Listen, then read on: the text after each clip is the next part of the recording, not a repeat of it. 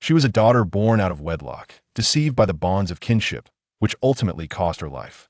Upon her rebirth, she returned to this place once again as an illegitimate daughter. Who among them still remembers the young woman whose life was claimed by this ostentation? Despite the myriad difficulties that lay ahead, she resolved to strive for her fate, determined to make them understand the true weight of her status as a daughter of lesser birth. Miss Chi-Chi rushed into the room, breathless and flustered, the door barely closed behind her. "It's bad, miss. The matriarch is coming this way." She glanced at the item in Ronghua's hand. "Quick, hide that. It'll be too late if you don't." Ronghua smiled lightly, understanding Kiki's panic. She held a man's cloak, and if the matriarch were to see it, it would spell disaster. Even though she enjoyed favor in her father's eyes, possessing a man's belongings in her chamber would not spare her from severe punishment. Moreover, as a daughter born out of wedlock, she would not receive leniency from the matriarch for such a transgression. Yet today was different. Her father had taken her hand and promised that as long as she revealed the identity of her heart's desire, he would take charge of the situation and personally deliver the cloak to him.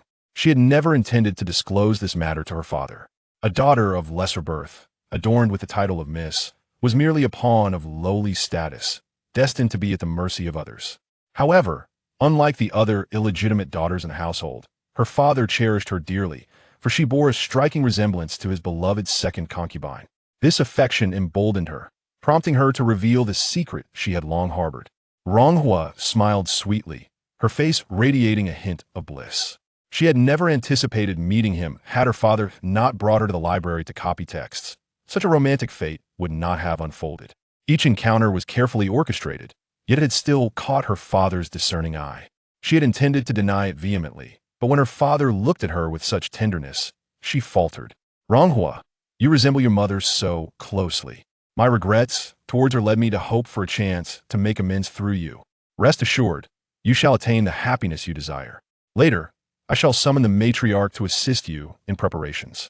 This was the kind of scenario she had envied in novels, a dream she never dared to hope for, now on the brink of reality. "It's so late, how could the matriarch possibly come?" Chi-Chi still appeared anxious. Her father had likely informed the matriarch of this matter. Whatever decision he made, she would not dare oppose him. Ronghua set the cloak aside and rose, as Chi-Chi opened the door. The footsteps drew nearer, and she stepped forward to welcome them. Ronghua had initially thought it would be just the matriarch, but to her surprise, along with her, there were two unfamiliar women accompanying her. The matriarch's once sharp gaze turned cold and somewhat fierce as it fell upon her.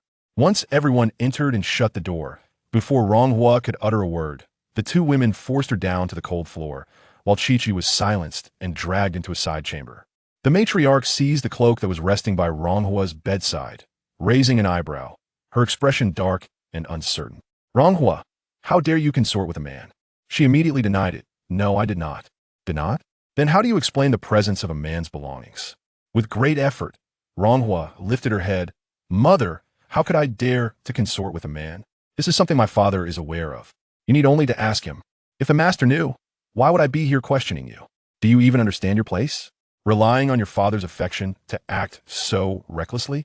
Ronghua, I thought you were a well-behaved girl, yet here you are, acting so foolishly." The matriarch approached her. "I believed you to be someone who understood propriety. Had you remained proper, I would have arranged a suitable marriage for you, yet you chose to." The matriarch wore a smile that held no warmth. Ronghua was pinned down by the two women, struggling for breath. She exerted all her strength to break free from the four hands that restrained her, faintly hearing Kiki's scream from the side chamber, her eyes widening in terror. She had foolishly believed her father's paternal affection could conquer all. Believing it wholeheartedly, she had laid everything bare. Now, not only was she in peril, but she had also implicated Chi-Chi. She truly regretted her naivety. After years of cautious navigation, she had stumbled at the final hurdle, all because she lacked the coldness and ruthlessness they possessed. The matriarch produced a golden hairpin from her sleeve, adorned with a quivering, colorful phoenix. She tossed it beside Ronghua. "How could the Tao family raise such a shameless girl like you? The noble lady from the front courtyard has been searching for this item, only to find it in your possession. Do you understand the gravity of your offense? Even if I wished to protect you, I could not explain this to the noble lady." What did the matriarch mean by that?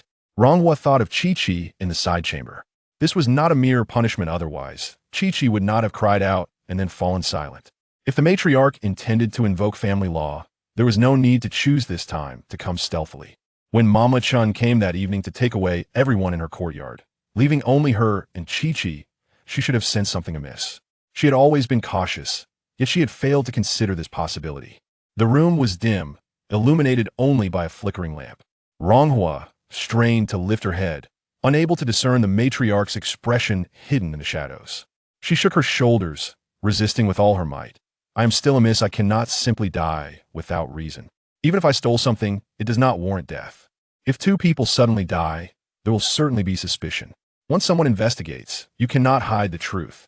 The matriarch's voice seemed to drift. No one will investigate. You foolish girl, do you not understand? The power of life and death in this household does not lie with me. The matriarch sighed. I have long told you to know your place and understand restraint. Now that you find yourself in this predicament, do not blame the wrong person. Ronghua's eyes widened in disbelief. It was impossible. How could they so easily decide her fate? Even if the matriarch were arrogant, such a precedent had never occurred. Though born of lesser status, she was still the blood of her father at most. They would arrange a hasty marriage for her, but they would never wish for her death. Glancing at the vibrant phoenix beside her, could it be that? Ronghua struggled to make sense of her thoughts, but time was running out. I am merely invoking family law. If your body cannot withstand it, then do not blame anyone. The matriarch adjusted her sleeves, concealing her hands, as two women approached with a bowl of water. Though Ronghua tightly sealed her lips, the bitter medicinal liquid still flowed into her mouth. The women pinched her nose, causing her to gasp, involuntarily opening her mouth as a deluge of the concoction poured down her throat. As for your promising marriage, our eldest daughter is far more suitable than you. Ronghua felt her insides burning with pain as the women released her, allowing her to curl up on the floor.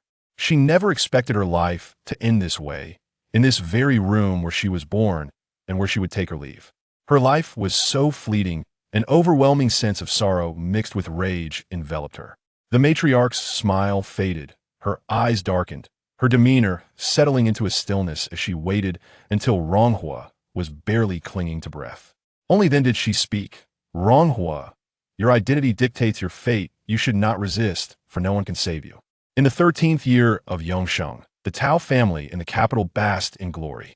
The eldest daughter of the Tao family, initially betrothed to a nondescript, fallen nobleman, Zhao Xuanhuan, unexpectedly saw her fiancé's family restored to nobility due to the emperor's appreciation for their ancestral military merits. Zhao Zhenhuan's father, Zhao Xian, inherited the title of the Earl of Yicheng. Half a year later, Tao Jing'an, having diligently served, was promoted to the 5th rank as a Longzhong in the Ministry of Revenue, enveloping the Tao residents in an atmosphere of joy. Very few are aware that in this year, a concubine-born young lady from the Tao family passed away, her body unceremoniously carried out through the back door and hastily buried on a desolate hillside. In the 16th year of Yongsheng, a horse-drawn carriage traversed the uninhabited wilderness. The humble carriage halted briefly, and a woman inside let out a wistful sigh. All conditioned phenomena are like dreams, illusions, bubbles, and shadows. Truly, the Buddha speaks no falsehood. Previously, she had died within that estate, and now she was to return to that very place. Yet, the outcome would surely differ. On a crisp autumn morning, the Tao residents remained as orderly as ever. The masters had completed their morning routines and partaken of breakfast, while the young ladies engaged in casual conversation with the matriarch. Today, the main house was unusually crowded, as everyone was eager to behold the mistress who had been kept outside the family for over 20 years. Regrettably, the concubine had succumbed to a sudden illness just 2 days prior to entering the estate, leaving behind a 15-year-old daughter who had come in alone. Merely a concubine-born young lady, her mother of exceedingly lowly origins. The matriarch had simply instructed the servants to prepare a somewhat clean courtyard for her accommodation. It was common knowledge that the matriarch harbored no fondness for this 8th young lady. Today, aside from curiosity about her appearance, the onlookers were keen to see how the matriarch would contrive to make things difficult for her. Upon entering, the 8th young lady respectfully performed the familial greetings. The matriarch instructed her to step closer and raise her head. The crowd scrutinized her features and collectively inhaled sharply. While the young ladies of the Tao family were all striking in their own right, none could compare to her. An oval face, willow-like eyebrows, sparkling eyes veiled in a mist, and lips as lush as cotton blossoms. curling into a captivating smile. No wonder the master had discreetly supported the concubine for over 2 decades from the eighth young lady. One could glimpse her mother's beauty, an exquisite rarity indeed. Now, this beauty had fallen into the hands of matriarch, and one could only ponder her fate, inevitably recalling the fifth young lady, Ronghua, who had perished after a brief illness. It is often said that beauty is accompanied by frailty. The eighth young lady entered the room, performed her greetings, and timidly addressed the matriarch, Mother. The matriarch set down her teacup, revealing a benevolent smile.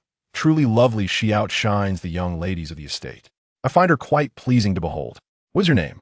The eighth young lady respectfully replied, My mother named me Ronghua. The name Ronghua struck like a discordant string, leaving the audience momentarily stunned. It was the matriarch who first regained her composure. What did you say? The eighth young lady cautiously responded, I heard my mother mention that my father once said, Beauty has its form what is called hua. The matriarch chuckled, glancing around as if seeking affirmation, and the onlookers offered polite smiles until she spoke again. How could the master be so careless as to let you keep this name? You have not grown up in the estate, so you may not know that our fifth young lady also bore the name Ronghua. The eighth young lady appeared alarmed. I was unaware I have inadvertently committed a faux pas against my sister's name. My mother named me without consulting the elders of the estate, and now that I have entered, I beseech the matriarch to bestow upon me a new name. The matriarch pondered for a moment, sipped her tea, her expression tinged with sorrow. Your fifth sister was a fragile soul, leaving us early. Since the master did not change her name before you entered, it must have been accepted. Wiping her eyes with her sleeve, she displayed a look of compassion. Alas, you too seem to bear a thin fortune, having been cast adrift since childhood, raised solely by your mother, never equaling the comforts of the estate. The eighth young lady, touched by her words, could not suppress the tears that streamed down her cheeks. Enough, there is much time ahead. I shall recount the matters of this estate to you on another day.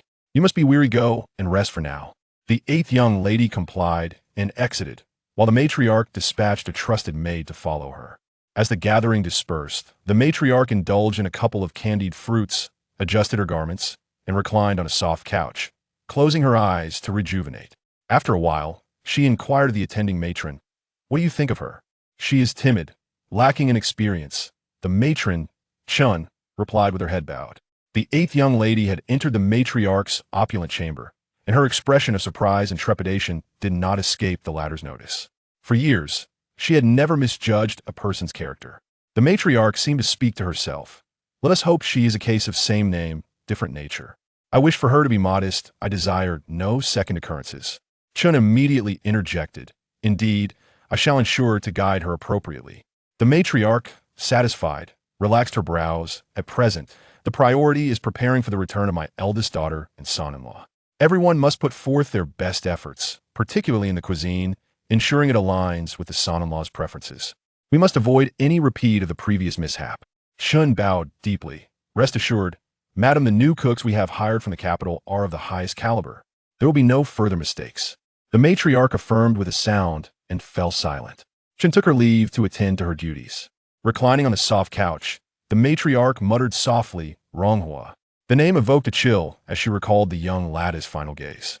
One had passed away, could she still fear retribution? Moreover, that incident was not her doing. Now, her daughter was wed to a commendable husband, and the entire family basked in prosperity. Her good fortune had just begun. Why dwell on such ill-fated matters? Everything unfolded according to plan, progressing step by step.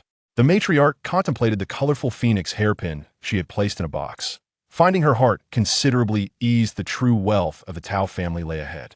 For the sake of this wealth, any sacrifice was justified. Within her chamber, the incense wafted gently, and the matriarch inhaled deeply, smiling as she cast aside all worries. In the eighth young lattice room, Chun Yao quietly observed her. Though she was ethereal in beauty, she failed to win the matriarch's favor. Lounging lazily in her chair, Chun Yao fiddled with her needlework. The eighth young lady poured herself tea, pretending not to notice. After all, she was an informant sent by the matriarch. As long as she reported the happenings here accurately, her task would be accomplished. Should the eighth young lady find fault with her service, causing a scene, it would be even better, allowing her to report back to the matriarch and reveal that this eighth young lady was no meek character, stirring trouble upon her arrival. Resolute in her plan, Chun Yao felt increasingly justified. She completed the embroidery of a hibiscus flower, and indeed, the eighth young lady soon lost her patience and approached her, demanding accountability. Chun Yao steadied her nerves, raising her head, only to be met with a warm, friendly smile. The young lattice's beautiful face radiated kindness, devoid of any irritation, simply exuding sincere goodwill. Do you also admire hibiscus flowers? I have a handkerchief here adorned with hibiscus. Perhaps you would like to see it? As she presented the handkerchief, she continued, I've heard that this particular embroidery technique is quite unique, differing from the ordinary methods. Chun Yao paused, taken aback by the eighth young lattice's sudden approach, then turned her gaze to the handkerchief. The hibiscus flowers were indeed vibrant, almost lifelike, particularly the stitching technique. A wave of panic surged through Chun Yao as her needle slipped from her grasp. She hastily bent down to retrieve it, her fingers trembling as she fumbled twice before finally securing the embroidery needle. Surely, no one would discover her secret, especially not the newly arrived eighth young lady. Yet, by mere coincidence, here she was. She had thought she would never again see such hibiscus flowers. Throughout her years in the Tao estate, she had encountered countless embroidery techniques, yet none could replicate such beauty. She had nearly given up hope, only to unexpectedly find this exquisite pattern in the eighth young lattice possession, the tender age of 6. She went missing, subsequently being trafficked multiple times until, at the age of 8, she was sold to the Tao family, where she finally found a semblance of stability. The only remnant of her past was a handkerchief left by her parents, a treasure she had discreetly inquired about on several occasions, only to learn that no one had ever seen such a unique embroidery technique. The matriarch treated her kindly, always regarding her as a confidant, yet she remained indifferent towards the matter of her biological parents. She was acutely aware of the matriarch's intentions, fearing that an emotional attachment to her parents might hinder her ability to serve wholeheartedly. Her heart, however, would not let go of the bittersweet memories of her childhood, filled with maternal affection. When the eighth young lady presented the embroidered handkerchief, Chun Yao accepted it, her hands trembling and voice quavering. Eighth miss, this handkerchief is truly exquisite. Then I shall gift it to you. Surely that cannot be appropriate. I am but a servant. Enough with the formalities. I have only just arrived at the residence, and the matriarch has brought you to me, which signifies our fate. We shall be together for a long time. There is no need for such politeness between us. This embroidery technique is remarkably unique. Indeed, I was drawn to it precisely because of its distinctiveness. Few are acquainted with this style. It is said to be a family heirloom, not widely practiced. Chun Yao hesitated, her heart racing, fingers ice cold. Do you wish to learn? A flicker of hope ignited within Chun Yao. Alas, my hands are clumsy and I could not master it.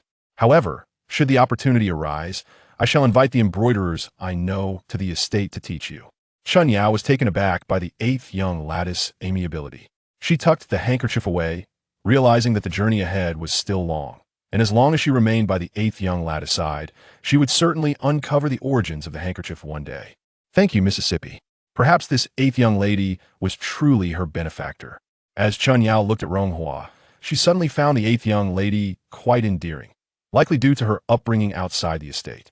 She exuded none of the arrogance or cunning characteristic of the other young ladies, appearing instead like a piece of translucent jade, easily comprehensible at first glance. Serving such a mistress felt remarkably lighthearted. Miss, allow me to prepare some fresh tea for you. Chun Yao replaced the tea with a special blend from the estate. This tea is exclusive, distinct from what one finds outside. Although it is scarce in this room, it offers a delightful rarity. Ronghua lifted the tea bowl and took a gentle sip, savoring the fragrant infusion. Is it not different?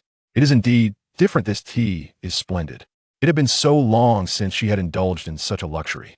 A full 3 years. In just 3 years, the Tao family had changed remarkably. Those who had ruthlessly taken her life had ascended to greater wealth and status. Yet, she found herself returning as a pitiful, illegitimate daughter. Never did she anticipate that she would one day reclaim this name and identity within these walls. Upon her death and rebirth into this body, she was initially startled, but once she regained her composure, she smiled. Perhaps this was fate's design. She could not escape this identity, but this time she would not submit as she had before. Years ago, the matriarch had forced poison down her throat, and even though she was born of lesser status, the matriarch would not have dared to dispose of her so casually. To eliminate a young lady raised for over a decade was simply too extravagant. Ronghua could never fathom the justification for a murder. Now that she had returned, she was determined to unravel the truth. It was time to settle the score, to make those culpable repay their transgressions. She would expose each of those responsible for her demise. She was resolute in her quest to bring the entire affair to light. Chapter 3. Entering the Manor, Part 2. Upon moving into the manor, it was certain that the matriarch would first seek a trusted confidant to keep a watchful eye on her. Ronghua was well aware of several of the matriarch's trusted aides and had made ample preparations during her time outside the manor. Everyone has their vulnerabilities, and she had spent a considerable amount of time finding them. Fortunately, everything unfolded according to her plans. As the matriarch dispatched Chun Yao, who had been raised by her side since childhood and was not easily swayed. For now, she could only employ some temporary measures to keep her steady. Other matters would require a more gradual approach. As Ronghua sipped her tea, she gazed outside, where the atmosphere seemed lively. Indeed, the eldest miss and her husband were returning. Ronghua feigned ignorance, recalling her aunt's words about the eldest miss's fortunate marriage. Chun Yao, brimming with pride, spoke of how splendid the son-in-law was. Not only was he well off, but he also treated the eldest miss with utmost kindness. After years of marriage, he had eyes only for her. Unbeknownst to her, Chun Yao gradually grew envious of the eldest miss's fortunate fate. Just as Chun Yao finished her words, footsteps were heard approaching the courtyard. She lifted the curtain to see that it was Jin Xiu, a servant who had been with the matriarch for a shorter time than Chun Yao. Jin Xiu greeted Chun Yao respectfully, addressing her as Miss and exchanging a few words before standing by, waiting for Chun Yao's orders. Chun Yao approached Ronghua, saying, "Eighth Miss, the eldest miss has requested the snacks I prepared, and the matriarch has sent me to fetch you." Upon seeing Ronghua nod, Chun Yao continued, "Jin Xiu is quite attentive. If the eighth miss requires anything, she can assist with it. I have instructed the kitchen to bring the meals in today.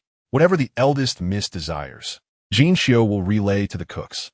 The eldest miss was returning to her family home, and no one would pay attention to this newly arrived illegitimate daughter.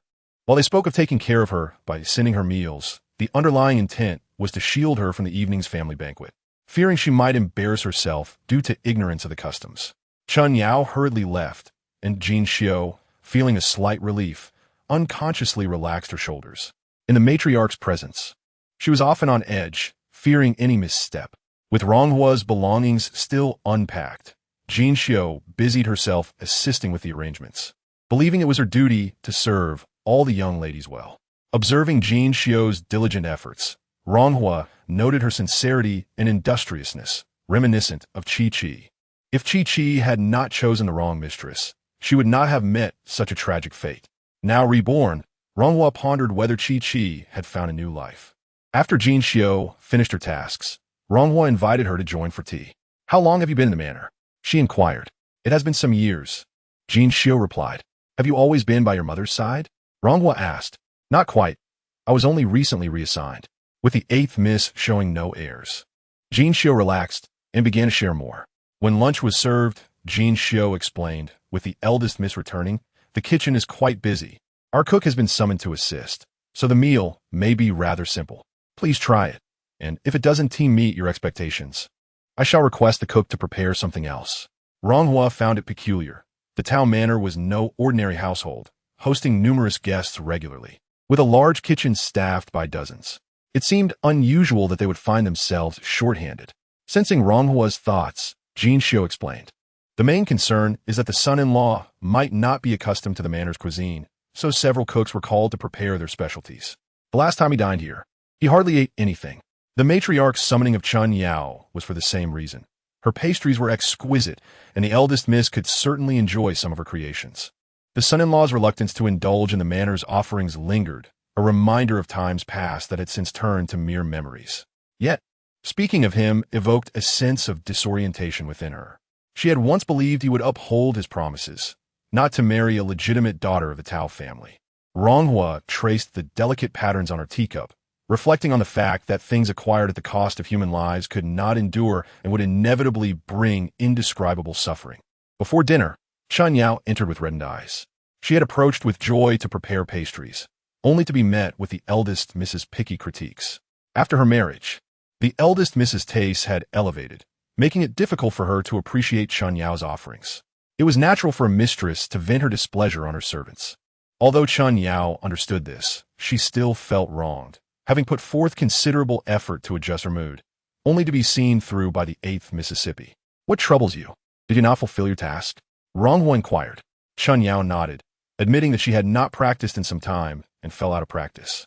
A flicker of resentment shone in her eyes. After flipping through a few pages of her book, Ronghua casually remarked, "My mother once hired a cook who made a delightful pastry with a unique appearance. I heard she had once served the royal family." Chun Yao's interest piqued as she lifted her head. "What kind of pastry was it?" she asked. Ronghua set her book aside and smiled. It was shaped like 10 blooming peonies, each in various stages of bloom, each piece a representation of a flower opening. Just from its appearance, it was quite extraordinary, and the filling was equally significant. She paused, noticing Chun Yao was thoroughly captivated by her words. "Would you like to try making it?" Chun Yao could hardly contain her excitement. "The 8th Miss is willing to teach me. How wonderful. I fear, however, that I may be too slow to learn." Ronghua reassured her, "You clearly possess dexterous hands. It is not difficult at all.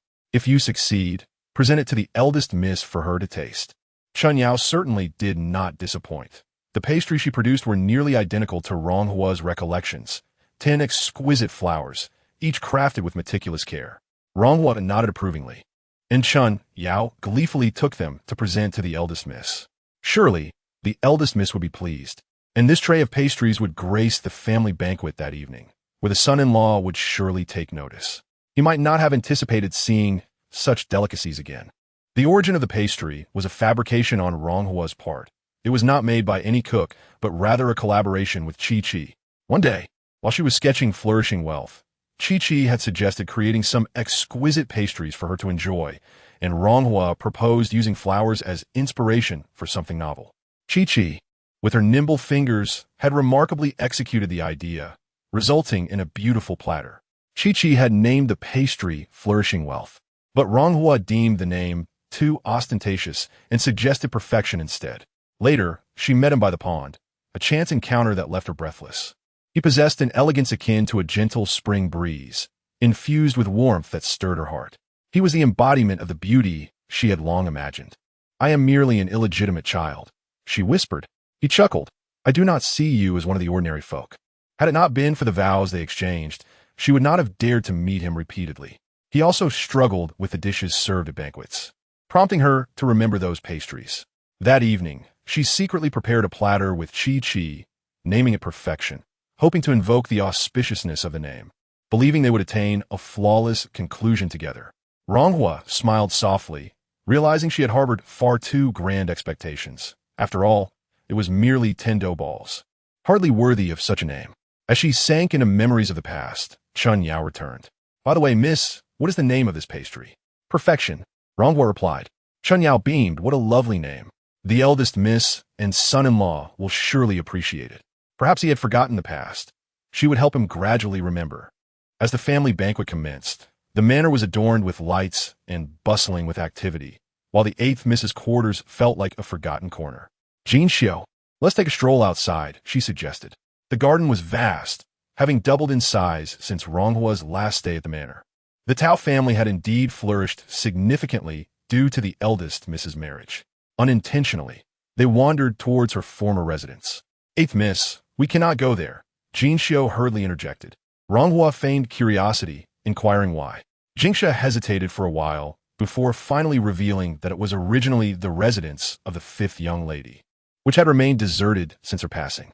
There were long-standing rumors that the house was haunted, and further gossip suggested that the 5th young lady's death was shrouded in mystery. Whenever she passed by, she hurried along, too afraid to cast even a glance, lest she encounter something unclean. As the whispers grew more frequent, the matriarch forbade anyone from mentioning the courtyard, let alone entering it. Now, under the cloak of night, the place felt particularly eerie. "8th young lady, perhaps we should return," Jingxia suggested. Ronghua smiled. Previously untroubled, she now felt a chill creeping down her spine. Deliberately looking around the garden, she feigned a lingering desire to explore further. "I still wish to see more places. Would you fetch me a cloak?" Seeing that the 8th young lady was in high spirits, Jingxia dared not press further. She settled Ronghua in a pavilion and hurried back. Watching Jingxia's figure fade into the distance, Ronghua turned towards the dilapidated courtyard. It was evident that no one had visited in quite some time, as wild weeds thrived everywhere. Pushing open the door, a cloud of dust rushed forth. Most items had been removed, leaving behind a disarray. As she approached the inner chamber, she moved aside several blue bricks from beneath the bed, revealing a brown box. Upon opening it, garments emerged. She reached in and felt the fabric, which remained intact. What would he think upon seeing this dress? Surely, he would be more astonished than tonight. Or perhaps he would come to believe in the existence of reincarnation. A slight smile graced Ronghua's lips as she closed the box. Just as she was about to exit the room, a trembling voice echoed from the courtyard, calling, "Eighth young lady, are you here?" Chapter 4. The Eldest Young Lady, Part 1. The matriarch sat in her chair, observing her eldest daughter. Since the alliance with the Marquis, good fortune had been in abundance. First, the in-laws received increasing favor, and now even her son-in-law had entered the Ministry of War. The matriarch's spirits soared, and seizing the moment before the family banquet commenced, she beckoned her daughter over for a chat. As soon as they were seated, Shu Hua suddenly recalled something and urgently asked her mother, "I hear you have brought Father's daughter with a concubine into the household?" The matriarch nodded. "Yes, your eighth sister arrived today." Shu Hua raised an eyebrow. Having always held a poor opinion of those raised by concubines, particularly one born outside the main household, why bring her in? It would be better to find her a husband outright. Feigning seriousness while her eyes sparkled with mirth, the matriarch replied, "She is still your father's flesh and blood.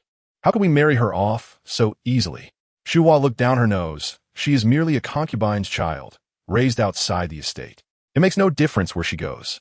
If she wishes for a good marriage, she must become a concubine herself. The matriarch sipped her tea, unconcerned. She is still a young lady of the household. She ought to marry into a respectable family. Shu Hua appeared to have an epiphany and smiled slyly. That may not be certain. Isn't father always eager to befriend the minister of personnel?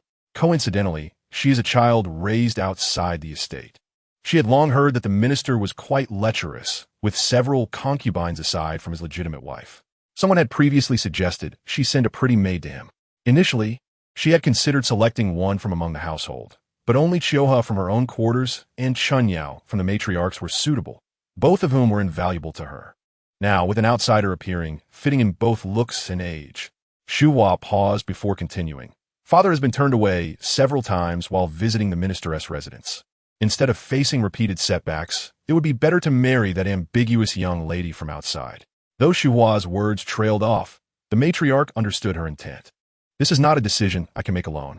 Besides, I have seen that child. She seems quite well behaved, and there are no precedents for such an arrangement. Realizing it was a critical moment for her father, the matriarch hesitated to part with her valued maid. Remembering Chunyao, her expression darkened. How could I bear to waste such a good maid? Calling her a concubine merely turns her into a plaything. Shu Hua observed her mother's demeanor and sensed that the matter had already progressed significantly. There was no better candidate than the eighth sister. Moreover, becoming a concubine to a minister was hardly a misfortune. Yet, despite her thoughts, the matriarch took another sip of tea, noting her husband's evident interest in the concubine's daughter. With the former concubine recently deceased, marrying her daughter to become a concubine might give the impression of jealousy. Though this could be arranged, it should not be rushed. Shu Hua was about to say more when the matriarch silenced her with a glance. As for you, having been married for 3 years, why is there still no news? It is imperative to bear a son or daughter soon. What kind of family is your husband from? Without any news, he will surely take a concubine. Shu Hua's previously raised brows fell suddenly. Oddly enough, 3 years had passed with no sign of conception, despite taking numerous tonics. Recently, she had consulted a physician who promised news within a year and a half. If this time proved fruitless, as Shu Hua pondered, Chunyao entered with a tray. As she presented pastries on the table, the matriarch smiled and remarked, "See, I told you this girl is skillful. These delicacies are exquisite, and it's my first time seeing such artistry." The matriarch picked one up. What is this called? Seeing her mistress pleased, Chunyao's own spirits lifted. They're called 10 perfect petals, a name that suits them well. The matriarch chuckled. With such a name, it wouldn't be right for me to take one. Take the rest to the table. Let us see if your brother-in-law enjoys them. Chunyao carried the pastries away. and everyone awaited the arrival of the master and brother-in-law to commence the feast. From a distance, they could hear the master speaking, while another voice, calm and steady, echoed in response.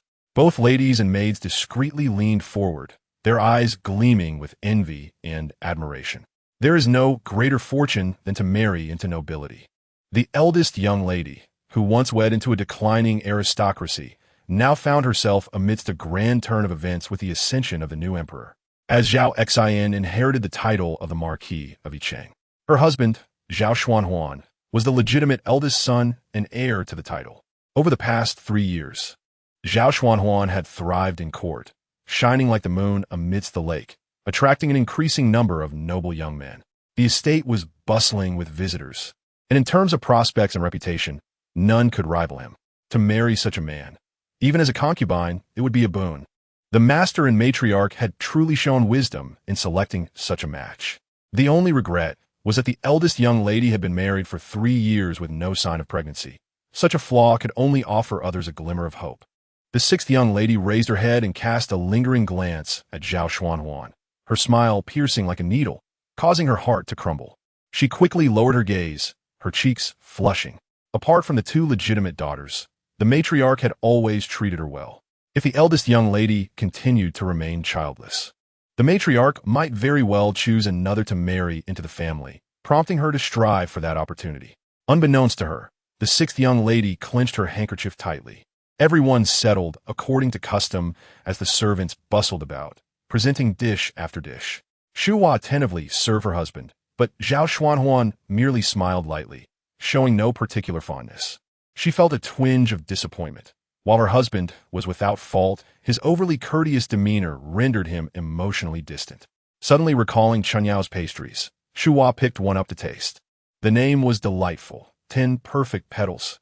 It is said that love comes in 2 forms, one deeply entwined and the other painfully unyielding. The things one believes to be carefully cherished can suddenly become glaringly apparent before one's eyes. Zhao Xuanhuan was momentarily taken aback, his fingers curling inwards, and after a long pause, he asked, "Is this what you call perfection?" 10 peonies from bud to bloom, each exhibiting a different form. What was once deemed unattainable now lay before him. Unable to resist, he picked one up to taste, and the flavor was identical to his memories. "I mentioned that girl, Chunyao. She made these. If you enjoy them, I shall bring her to you." Zhao Xuanhuan remained silent. Shu Hua could not help but laugh, insisting on calling Chunyao over, though she was uncertain if her mother would consent. Zhao Xuanhuan lifted his gaze to glance at Chunyao, who felt that look, radiant as morning light, was the most dazzling she had ever encountered, swirling with brilliance like a startled swan. At that moment, her heart raced, but when she looked again, the gaze had vanished, replaced by a serene smile. Zhao Xuanhuan replied, "There is no need for that." The matron finally smiled, turning to grasp Chunyao's hand. "Do not heed this girl's words. I know her thoughts all too well. She has long coveted my attention, and today's offering of pastries is merely a pretext. A single tray of pastries nearly cost me a companion. Fortunately, my son is perceptive. Otherwise, I would have suffered greatly." Laughter filled the room, and the family banquet was filled with warmth and joy. Chunyao looked up once more to steal a glance at Zhao Xuanhuan, only to find his gaze had already shifted, leaving her with an inexplicable sense of loss. Ronghua stealthily hid behind the door, listening to the commotion outside. It was Jinxiu. She had calculated the time it would take to fetch her cloak, and logically, she should have exited the room before Jinxiu returned. Yet, life is often unpredictable. 8th Miss, do not frighten me. I forgot to mention that the matron forbids entry here. 8th Mississippi.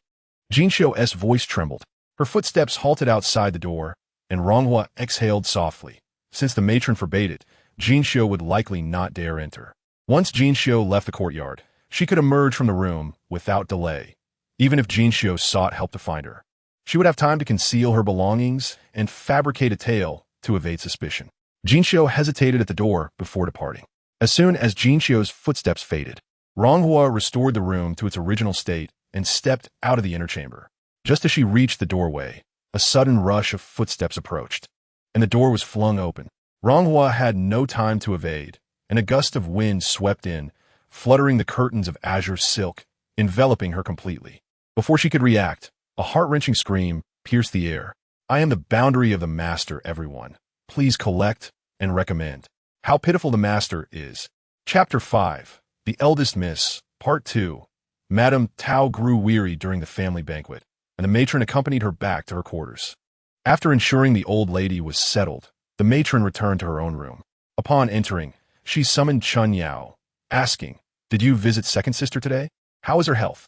As Chun Yao helped the matron remove her silver fox cloak, she replied, "I did visit. The second miss looks well." At that moment, she was lying in bed reading. A tender smile graced the matron's face, her words tinged with deep affection. That child only cares for her books. On fine days, she ought to venture outside. Even while resting, she should occasionally bask in the sunlight. The matron spoke as she approached the window, gazing at the starry sky. Nodding, she added, "It appears the weather will be fine tomorrow. I shall go early to take her for a stroll in the courtyard." Chun Yao agreed, yes. The matron continued, "Now go and check on her and bring her some fruit. Eldest sister will surely visit her sister shortly." Chun Yao busied herself with the task. The matron had given birth to 2 daughters and a son in the Tao residence. The eldest daughter Shuhua, the second daughter Yaohua, and the son Anghua. The eldest daughter was well, but the second daughter had, in her youth, fallen into a lotus pond. She was rescued, yet the cold water left her with lingering ailments, causing her to seldom leave the house during autumn and winter. The son Anghua was born robust, but unfortunately, he was mentally challenged. Many doctors had examined him, but to no avail. Mr. Tao had taken several concubines, most of whom bore daughters, with only the second and fourth concubines having given birth to sons, both of whom died before their first birthdays. After enduring the grief of losing 2 sons, Mr. Tao's heart was heavy, and he ceased seeking more children. Ironically, this led to a turn of fortune. 10 years ago, the 6th concubine gave birth to a son, bringing immense joy to Mr. Tao, who named the boy Honga. Sadly, the 6th concubine fell ill during childbirth, passing away shortly after Honga's birth, and he was adopted by the matron as her legitimate son. The matron sipped her tea, dismissing the other servants, leaving only Mama Chun to converse. "This tea was brought by eldest sister. You should try it," the matron said, setting aside another cup for Mama Chun.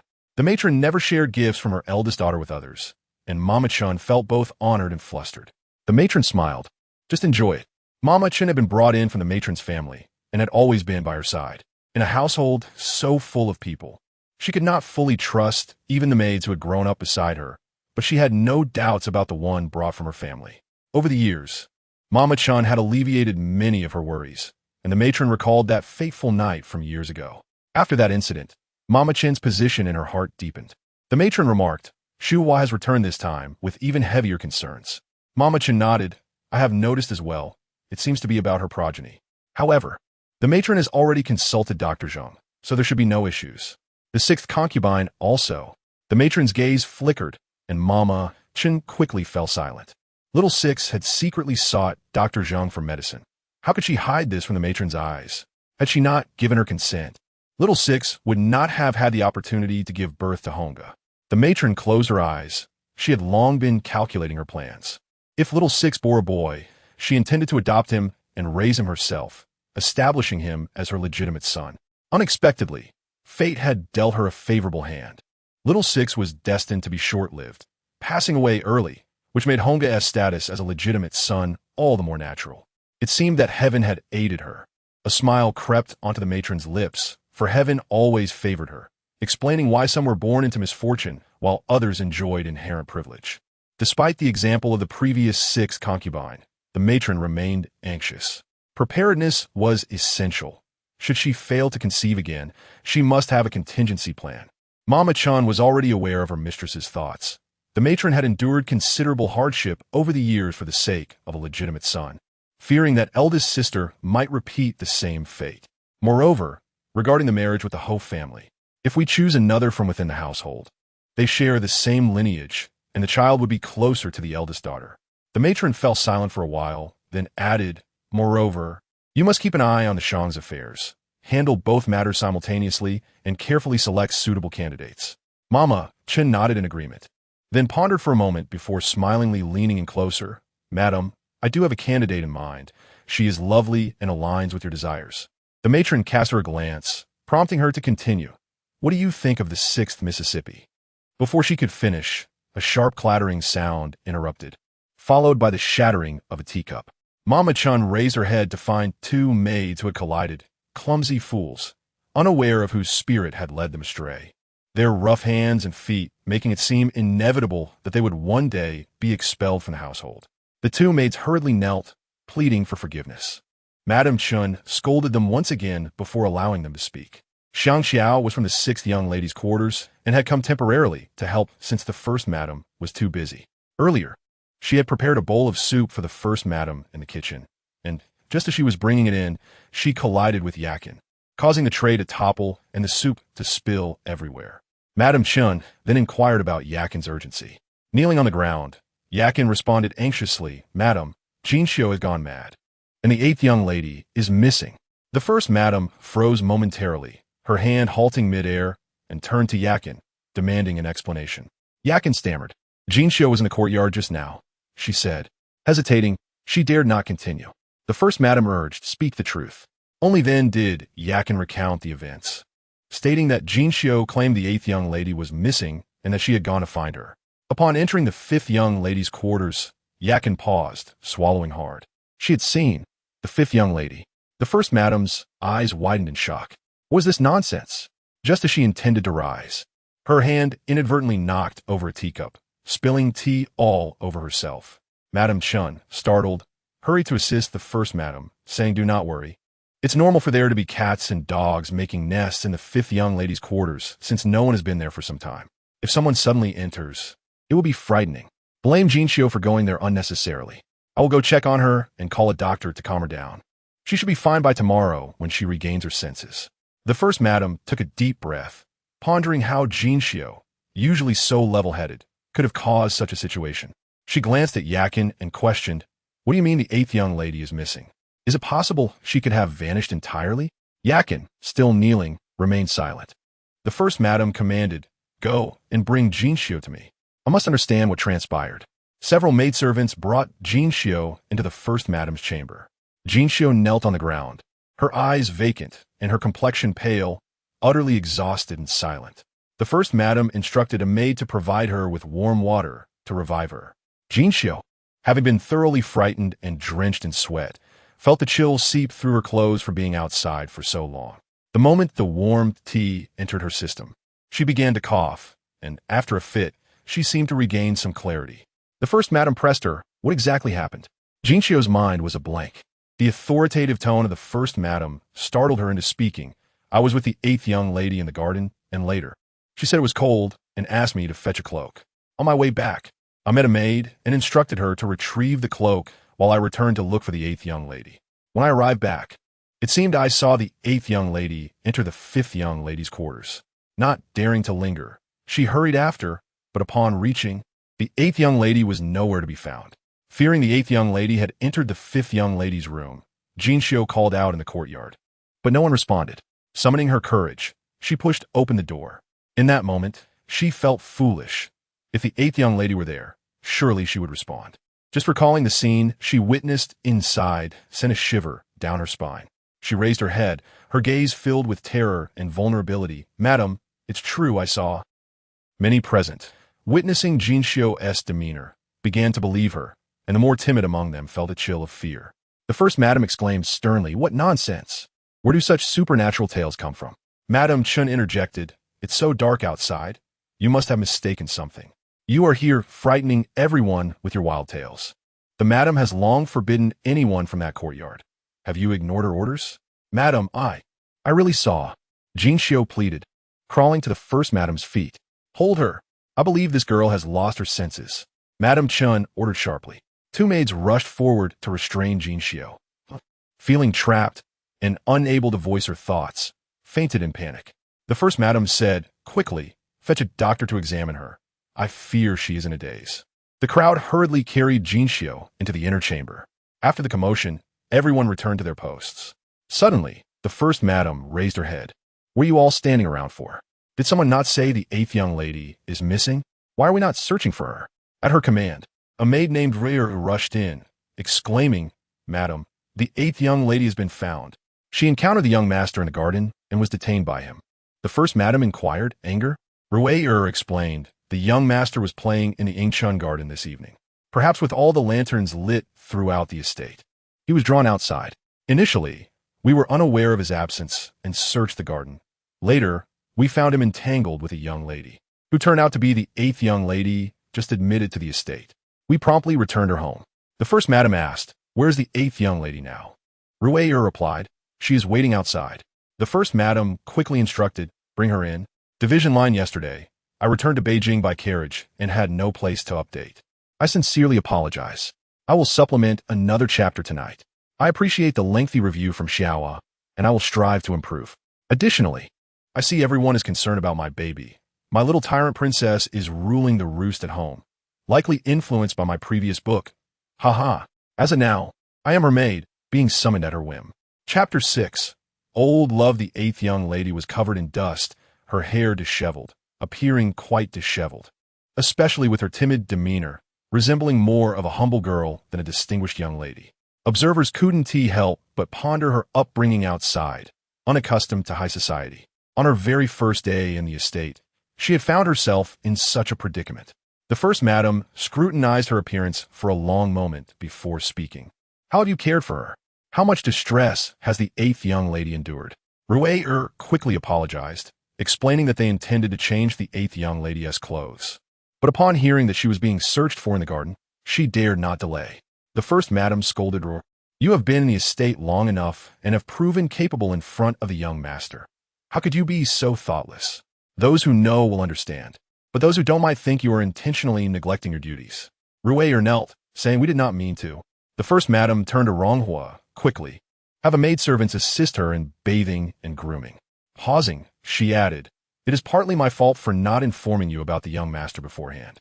Who could have anticipated you would encounter him so soon?"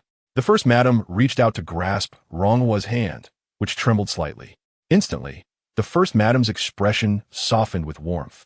"Look at you, your hands are cold. You must have been frightened. This is all Jinxiu's fault." The 8th young lady hurried to clarify, "No, it was my fault for wandering too far. Jinxiu could not find me. The young master did not trouble you, did he?" "No," the 8th young lady replied honestly. The first madam nodded approvingly. "That is good. Jinxiu is not feeling well, so I shall have Chun Yao accompany you. I will send a few maidservants to assist you, and there will be no repeat of today's events." The 8th young lady lowered her head in acknowledgement. The first madam smiled. "Child, this will soon be your home. There is no need to be so reserved. Tomorrow, I plan to stroll in the garden with your second sister. You should join us. And I will introduce you to the sisters in the household." Miss 8 nodded once more. Just as she spoke, a maid entered to announce the arrival of the eldest young lady. The matriarch was momentarily taken aback. How could Shuhua come here again? Had someone informed her of the matters at hand? Upon entering, the eldest young lady immediately fixed her gaze upon the face of Miss 8. Had she not heard it from second sister, she would have remained oblivious to the fact that Miss 8 shared the same name as fifth sister, both being called Ronghua. After a brief appraisal of Ronghua, the eldest young lady smiled. Although they shared the same name, this Miss 8, born and raised outside the estate, paled in comparison to fifth sister. At first glance, Miss 8 appeared rather ordinary, lacking any captivating charisma, unlike fifth sister, who possessed a tranquil beauty, her bright eyes reminiscent of a luminous crescent moon, coupled with a rare wisdom found in women. Miss 8, in contrast, was merely a pretty fade, suited only to be a plaything of the affluent, destined for fleeting favor. With this thought, a subtle smile began to grace Shuhua's taut face. After Ronghua greeted the eldest young lady, Shuhua responded nonchalantly. Just then, Chun Yao returned from an errand for second young lady. The matriarch instructed Chun Yao to look after Miss 8. Once Ronghua departed, Shuhua exchanged a few words with her mother and also took her leave, resulting in the room becoming entirely vacant. The matriarch ordered the maids to withdraw, stepping into the Baisha wardrobe, with Mama Chun discreetly following. The matriarch rubbed her shoulders a few times, and Mama Chun hastily took over to massage them. "Madam, regarding tonight's affair," the matriarch replied coolly, "investigate if anyone other than Jin Xiu has visited fifth sister's quarters." Mama Chun responded affirmatively. "Do you believe it is connected to Miss 8? It seemed the matriarch was still concerned that someone might exploit the events surrounding fifth sister to stir trouble, although few were privy to those occurrences. A newly arrived maid would be unaware of the matter and would have no reason to venture into that room. Mama Chin chuckled. Indeed, Miss 8 does not strike me as someone with ulterior motives. She should have no connection to this affair. The matriarch, gazing at Mama Chun through the dressing mirror on the table, said, "How many times have I told you not to hastily judge someone?" Mama Kin nodded, acknowledging. "You are right, madam. In this household, no one acts without self-interest. Over the years, I've witnessed many who wear a mask of sweetness while harboring daggers behind their smiles. Human nature is indeed inscrutable." The matriarch gave a cold smile. "Yet, there will always be a moment of revelation. I had intended to ignore this Ronghua for a while, but who could have foreseen today's events? Before everyone, if I do not offer some form of compensation to this pitiful Ronghua, I would appear excessively harsh. Tomorrow, I shall formally introduce the other young ladies in the garden to her, thereby acknowledging her status." The matriarch rubbed her temples, deciding to grant the girl a fleeting taste of favor. If she proved to be an earnest individual, it would suffice. If not, allowing her to revel for a time would only serve to remind her of her place. Those who become too self-satisfied are prone to forget themselves. Mama Chun then inquired softly, "And what of Jean Xiao?" The matriarch sighed. "For now, let her remain in the estate for recuperation. If she improves, she may stay. If not, she will have to be sent outside to convalesce, and regaining entry will be difficult. If she were to perish before recovering, it would merely cost a few dozen taels of silver to settle the matter." Mama Chin nodded and slowly exited, instructing the maids to assist the matriarch in settling down for the night before attending to Jean Xiao and departing. Ronghua and Chun Yao had not walked far when the eldest young lady called out to Ronghua from behind. Reluctantly, Ronghua turned to join Chun Yao. The eldest young lady's gaze lingered on Ronghua's face for a moment, her intense scrutiny making Ronghua feel as though she were being appraised for sale. Ronghua dutifully bowed to the eldest young lady. The eldest young lady said, "We are sisters. There is no need for such formality." Pausing, she continued, "It is said that Miss 8 is unfortunate, having spent over a decade outside. Yet, I see Miss 8 as the most fortunate of all. Who does not know that Chun Yao is a favored maid of our mother? Even I, wishing to have her, would find it difficult to secure her. Yet now, she is here to assist you. Is that not a tremendous favor? Should Miss 8 achieve success in the future, do remember the kindness of the household." Ronghua's eyes widened. The eldest young lady's words carried an unmistakable implication. Had they already devised plans for her so soon after her arrival? The eldest young lady seemed poised to speak further when a maid hurriedly entered, exclaiming, "Eldest young lady, the young master has arrived." A flicker of happiness crossed the eldest young lady's face. Her husband's lineage bestowed upon her boundless honor, and his refined demeanor attracted the admiration of many. Ronghua lifted her gaze. Not far away, a figure holding a lantern was being guided forward, the tall silhouette slowly approaching. How many times had this scene appeared in her dreams, the figure growing more indistinct with each passing day? Yet now, he stood before her within reach. His smile was always gentle, like pear blossoms shimmering in the light, cascading softly upon her. Time flowed like water, and in 3 years he had changed. Yet, his gentleness remained, though that previous smile seemed veiled by something, leaving only a faint expression at the corners of his mouth. Back then, as she copied books in her father's study, she had inadvertently encountered him. Thereafter, whenever she saw him, he would always send her a smile from afar. She dared not respond, but her heart would bloom sweetly. Now, everything had changed. She was but a mere shadow of her former self, while he had become a husband. Their bond had long been severed. Ronghua gently lowered her head, curtsying, "Greetings, brother-in-law." The eldest young lady interjected, "This is my Miss 8. You have yet to meet." Zhao Xuanhuan's smile was somewhat muted, lacking warmth. "Miss 8." The eldest young lady was unusually cheerful, having cast aside her previous worries. "I was just about to ask Chun Yao how those pastries were made, so that the kitchen maids could learn." Chun Yao glanced at Miss 8, unwilling to take credit. "That platter of pastries was not my idea. It was Miss 8 who taught me how to make them." "Ah, so was Miss 8. The eldest young lady seemed pleasantly surprised. Suddenly, Zhao Xuanhuan spoke up. "Did you also come up with a name for the pastries?" Under the lantern's glow, Miss 8 lowered her head, revealing a graceful neck, evoking a sense of familiarity in him. Upon hearing his question, she looked up and met his gaze directly. His inquiry mirrored those of the past, particularly the softness in his voice, gentle and serene. Ronghua smiled. "No, I merely heard it from someone else. Within Miss 8's reserved gaze, a hint of mirth flickered, causing Zhao Xuanhuan to pause momentarily before he regained his serene smile. The name for the pastries is quite clever. Shu Hua remarked, have Chun Yao teach the kitchen maids. If you enjoy them, they should make them for you regularly. Zhao Xuanhuan chuckled. No need, it is merely a novelty. Ronghua stood quietly, waiting for Zhao Xuanhuan and Shu Hua to drift further away. As Chun Yao guided her back to her quarters, she pondered how she had encountered the young master. Ronghua chose not to respond. Her first day in the estate had been far more tumultuous than she had anticipated. Had it not been for her thoughts of the young master, she might not have navigated the day so smoothly, though it had left Jin Xiu unwell. Upon returning to her quarters, the once silent room had transformed into a lively space, with 4 matrons and 4 rough maids standing attentively, hastily greeting her. The matriarch had been rather lenient toward her, the daughter born outside the estate, and the attendants were indeed reminiscent of those from Fifth Sister's time. As night deepened, the maids attended to Ronghua's needs, while Chun Yao remained outside to serve her. With the lamps extinguished, darkness enveloped the room, and gradually, the moonlight began to filter through the window panes. The once bustling estate returned to tranquility. Ronghua closed her eyes and smiled softly, her lips curving into a blossoming grin, radiant and resplendent. Those who deemed her timid, weak, and shallow would undoubtedly be taken aback.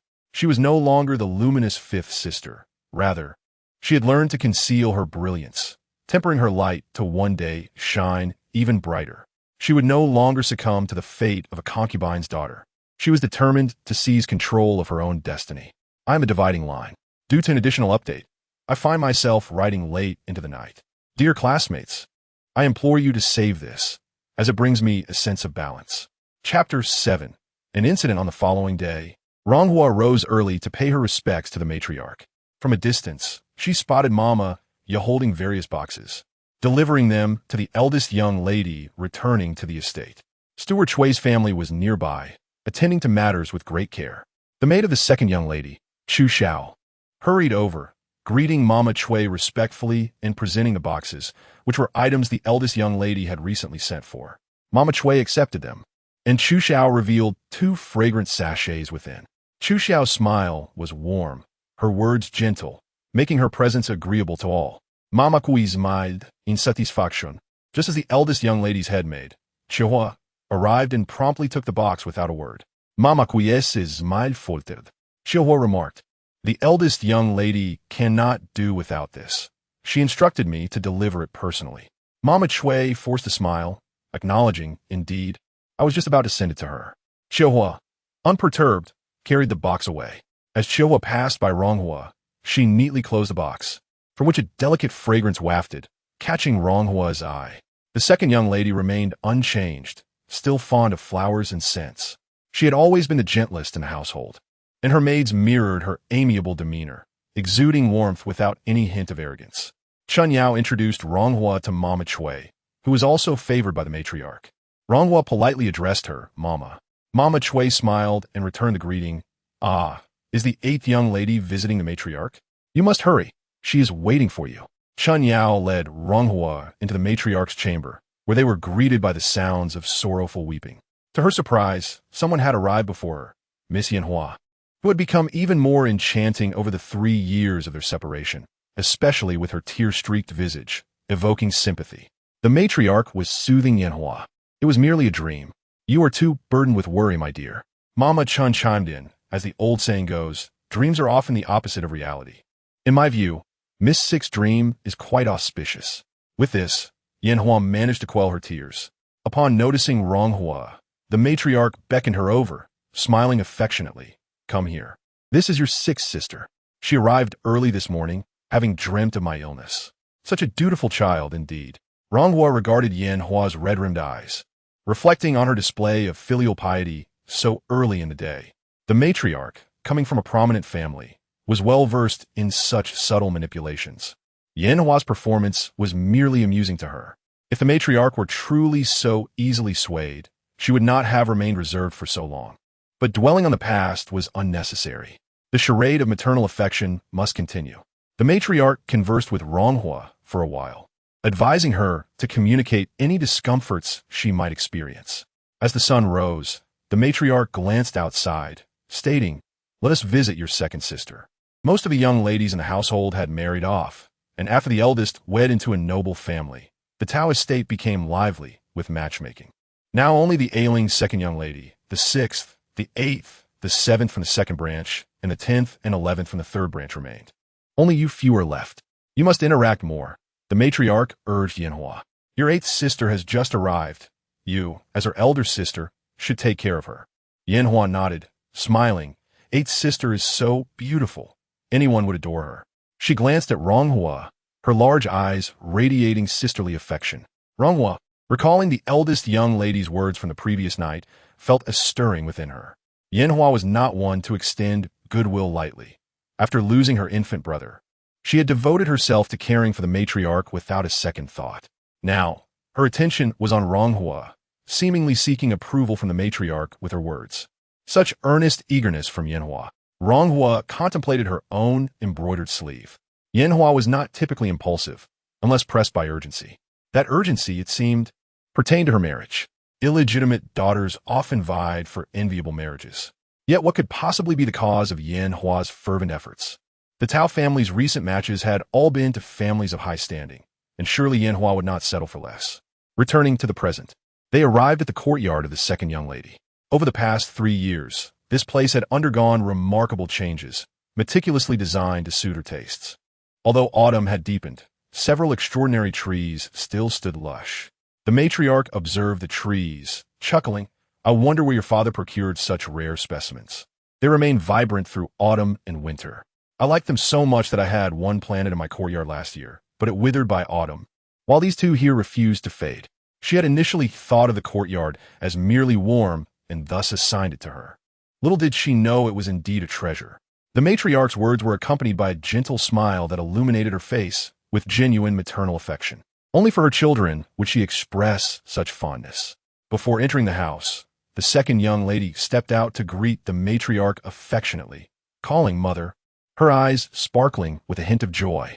Though her lips bore a faint pink hue, her pallor suggested fragility, evoking a pang of sympathy. The matriarch examined her closely. "What troubles you? Your complexion appears rather poor." Chu Xiao quickly interjected. The second young lady did not sleep well last night. She must have been thinking of the fifth young lady. Upon hearing this, Ronghua instinctively looked up, only to find Yao Hua gazing back at her. The matriarch sighed. "You have so many sisters. Why do you fixate on her?" Turning to Ronghua, she continued, "Your second sister and fifth sister were especially close. When the fifth sister passed, it devastated her, and she became ill from grief. Despite my efforts to console her over the years, it has been in vain." The matriarch took Yao Hua's hand. "Now you have another sister, a coincidence, and her name is also Ronghua. You should grow close and refrain from dwelling on the past. If you continue to neglect your health, you will truly vex me." The matriarch brought their hands together, and Ronghua felt the chill of Yao Hua's fingertips. Yao Hua smiled warmly. "Hello, eighth sister." Such a pure smile transported Ronghua back to their childhood. Whenever she saw Yao Hua's pale complexion and frail form, she instinctively felt drawn to her. Although Yao Hua was a legitimate daughter, she never looked down on Ronghua's status as an illegitimate child. They shared books and poetry, always in harmony, forming the closest bond in the household. After a leisurely stroll in the garden with the matriarch, Mama Chun approached and whispered a few words, prompting the matriarch to disperse the gathering. Chun Yao accompanied Ronghua into the house, where maids soon entered with a cup of tea. The maid, charming and bright-eyed, respectfully greeted Ronghua. Chun Yao then spoke. "This girl is named Mu Jin, selected by Mama Zhou. She is diligent and possesses good looks. Miss, you give her a try. If she proves useful, keep her by your side." Ronghua nodded, thus officially acquiring a personal maid. Chun Yao continued. "There are still some items bestowed by the elder madam that require arrangement. I shall attend to them first, and then return to serve you." Once Chun Yao exited, only Ronghua and Mu Jin remained in the room. Ronghua leisurely sipped her tea, while Mu Jin obediently knelt down to massage her legs. Placing her hands on Ronghua's right knee, she gently kneaded it for a moment before looking up and asking, "In this cold weather, does your old injury still ache, miss?" The eighth young lady had suffered a fall on her right leg during her childhood, and the site of the injury ached severely in cold weather. When Ronghua first awakened in this body, the old ailment had flared up. Her aunt had purchased a medicinal ointment from a distant land, and after several applications, it had gradually improved. Over the years, she had adapted to the discomfort, and the subtle pain had long ceased to trouble her. It is much better now, hardly painful at all. The name Mujin was chosen by her. Years ago, she had visited a potter's graveyard where she encountered the frail girl and brought her back. This too was fate. Mujin stood up with a smile. "Miss, I am so glad to see you." In the presence of this caring maid, a fleeting smile graced Ronghua's face, though it quickly vanished. "Did we not agree that I would find a way to have you by my side? How bold of you, this girl." Upon seeing Ronghua's stern expression, Mujin immediately pleaded, "Dear miss, I have been quite cautious. Since I entered the manor, I have always shown respect to Mama Zhou, waiting for this day." Ronghua sighed, relieved that Mama Zhou was somewhat greedy. As the 8th young lady born outside the manor, her status was lowly. Without specific instructions from the elder madam, Mujin had seized this opportunity. It was sheer luck. Had there been any misstep, Mujin would not have been able to come to her side, and the journey to acquire her would have been fraught with difficulties. Unaware of the gravity of the situation, Mujin quietly remarked, "Miss, you truly startled me last night, but thankfully you found a way to escape." This reminded Ronghua of something. "Have you heard how Jin Xiu is faring?" Mujin shook her head. The physician in the manor prescribed some medicine for Jin Xiu, but there has been no improvement. She has been babbling incoherently in bed. Mama Zhou mentioned that if there is no change in the next few days, she will be taken out of the manor. Ronghua was taken aback by the severity of Jin Xiu's condition. It is no wonder. Jin Xiu has always been timid. People say she is delusional, yet she refuses to believe it. Seeing is believing. Jin Xiu will not easily accept anything without proof. If she is taken out of the manor, her family may not afford further treatment, and the circumstances outside cannot compare to those within the manor. Ronghua furrowed her brow. She could not allow a life to be lost so soon after her arrival. Noticing the expression on Ronghua's face, Mujin recalled how, when she had slightly opened her eyes in the graveyard, the young lady had also furrowed her brow in contemplation. Startled, Mujin exclaimed, "Miss, you must not draw attention to yourself. Jin Xiu is from the elder madam's household. You cannot interfere. Moreover, you have just entered the manor, and the elder madam is observing your every move. At this point, there is little that can be done. Everyone has offered their advice. Even if you were to speak, she would not heed your words. If you are concerned for her, it might be better to wait until she is taken out of the manor and then find a way to send her family some silver to hire a better physician." While it sounds simple, once outside the manor, how could she send silver without being discovered?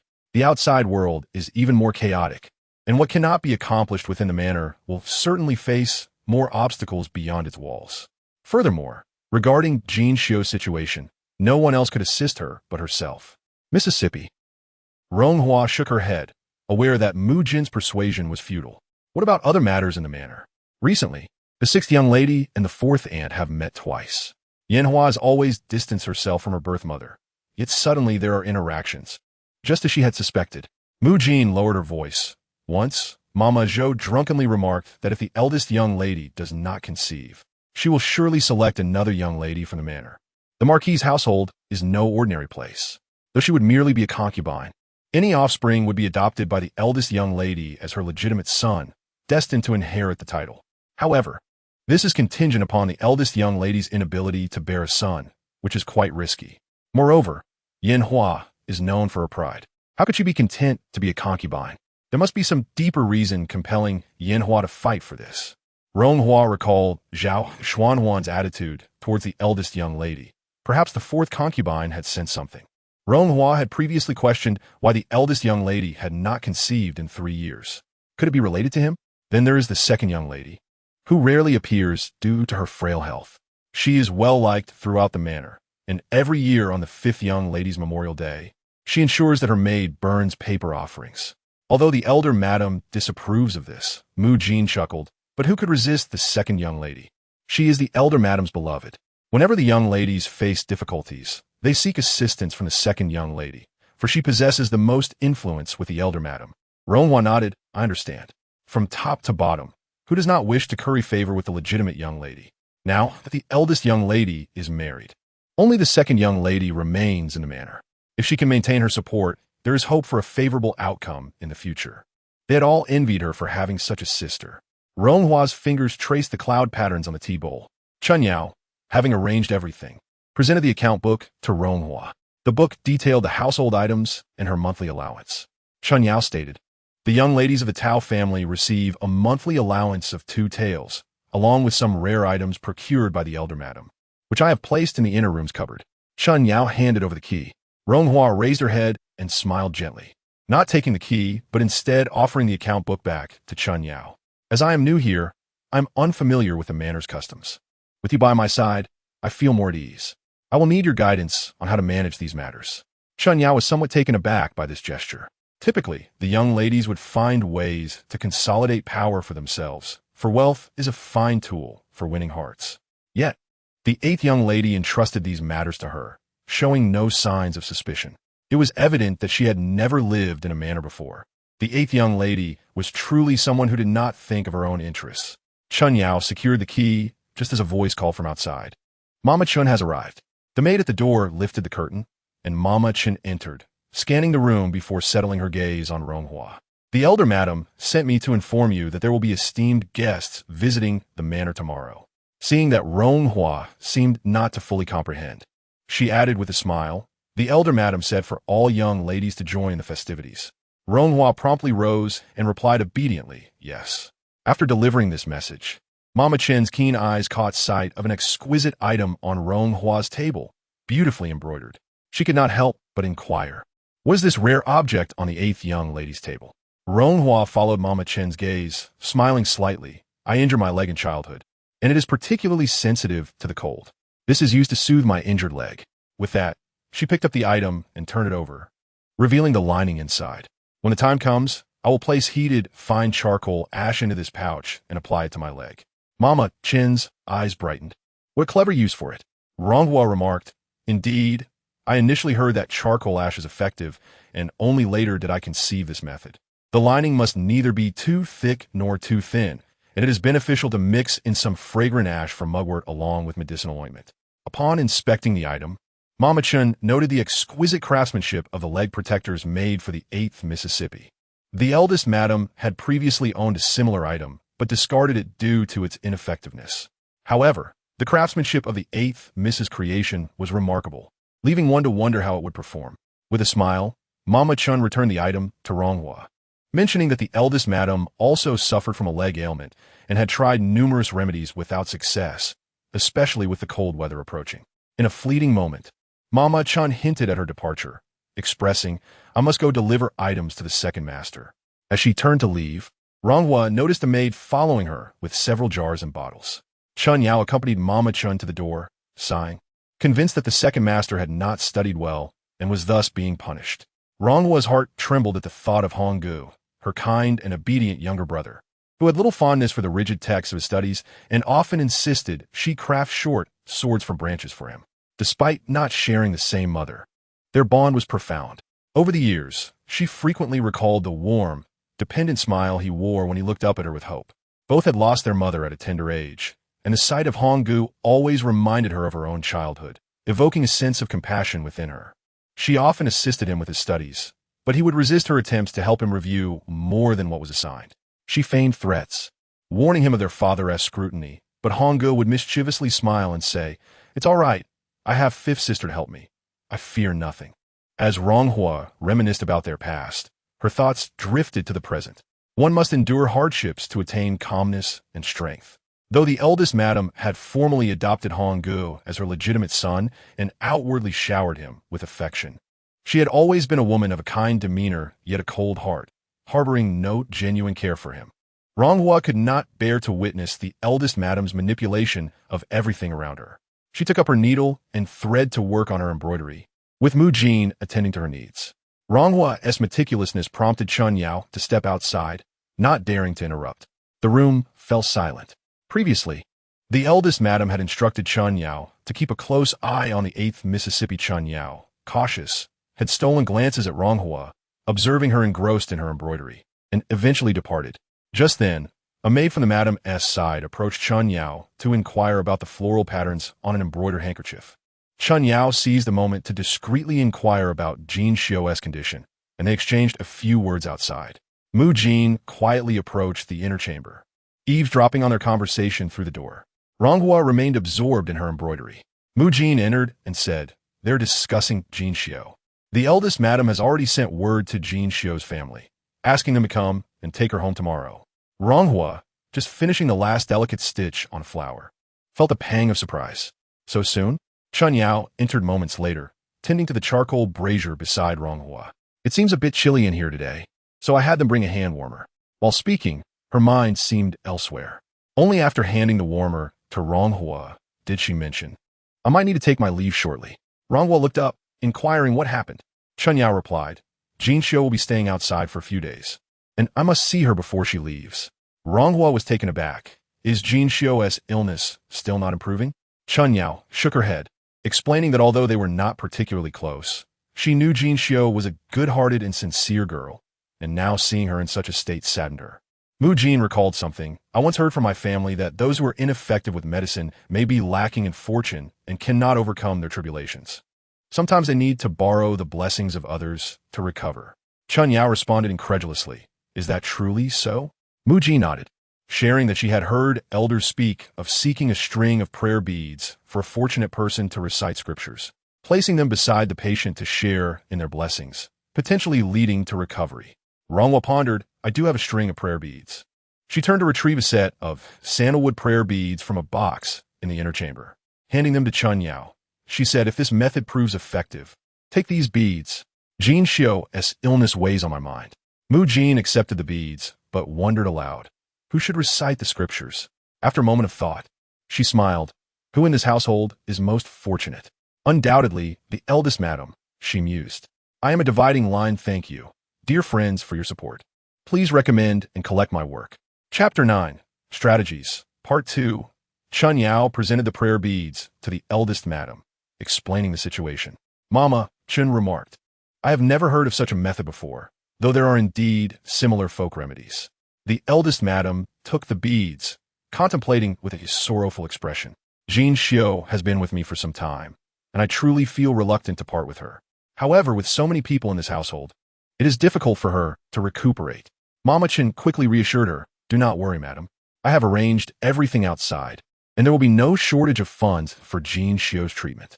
I will instruct her family to care for her well, and she can return once she recovers." The eldest madam sighed, "Though I'm doing my utmost, it pains me to part with this girl." She gently caressed the prayer beads, stating, "Reciting a few scriptures is not difficult. I shall try as a gesture of goodwill. Should this not suffice?" Mama Chun interjected with a smile. "It is indeed Jin Xiu's fortune that the madam cares for her so." The eldest madam fell silent, closing her eyes and rolling the beads in her hands, softly reciting scriptures twice before handing them back to Chun Yao. "You may take these and try. Regardless of the outcome, do not be too disheartened." Chun Yao nodded in agreement. Just as she was about to depart, the eldest madam suddenly asked, "You say these prayer beads belong to the eighth miss?" Chun Yao confirmed, "Yes, they are hers." The eldest madam mused, "So, the eighth miss practices Buddhism?" Chun Yao nodded, adding, "In addition to the prayer beads, the eighth miss has some scripture books, incense, and a censer. Just last night, she asked me to light an incense stick before bed." The eldest madam fell silent for a while before finally nodding slightly. "It is good to have faith. One should always possess something to believe in." Chun Yao took the beads to Jin Xiu, while the eldest madam and Mama Chun continued their conversation. "Is everything prepared for tomorrow?" Mama Chun replied, "Everything is arranged, and the young ladies have been notified." The eldest madam sipped her tea, remarking, "Yao Hua's health is poor. Only the sixth miss and the eighth miss remain in the household." Mama Chin quickly acknowledged, "Indeed, that matter is of utmost importance. We cannot afford to make a wrong choice." Mama Kin reiterated, "Absolutely." The eldest madam squinted, as if guessing what was on her mind. Mama Kin chuckled, but no one could ever anticipate the true thoughts of the madam. The eldest madam replied, "That may not be certain. The master dotes on someone. Should he carelessly reveal something?" She trailed off, aware that people in the household often took liberties due to favoritism, and such events had occurred in the past. Mama Chun recalled the fifth miss, who had once taken advantage of the master's affection to secretly bind herself to a man. The eldest madam cast a glance at Mama Chun, noting, "The sixth miss has been frequenting the household lately." Mama Chun acknowledged, "Yes. She even sent me a jar of preserved vegetables from her hometown today. I was considering whether to return the favor. The sixth miss is too impatient. The eldest madam noted. She even came crying early this morning. Not only I, but even she could tell the truth. The eldest madam's voice dropped. Foolish girl. If it was intended as a gift for you, just accept it. Otherwise, she would be uneasy. The matron chuckled coldly, indicating that it was nothing more than a request for you to speak well of her in my presence. I simply detest when people conspire behind my back, gathering ears to eavesdrop on conversations and engaging in restless acts unbeknownst to me. Particularly those who appear docile may not be as obedient as they seem. The matron raised an eyebrow, declaring her intention to observe who would make a move during tomorrow's banquet. Mama Chen leaned in to whisper a few words to the matron, suggesting a plan, her voice dwindling to a murmur. The matron smiled slightly, her brows relaxing.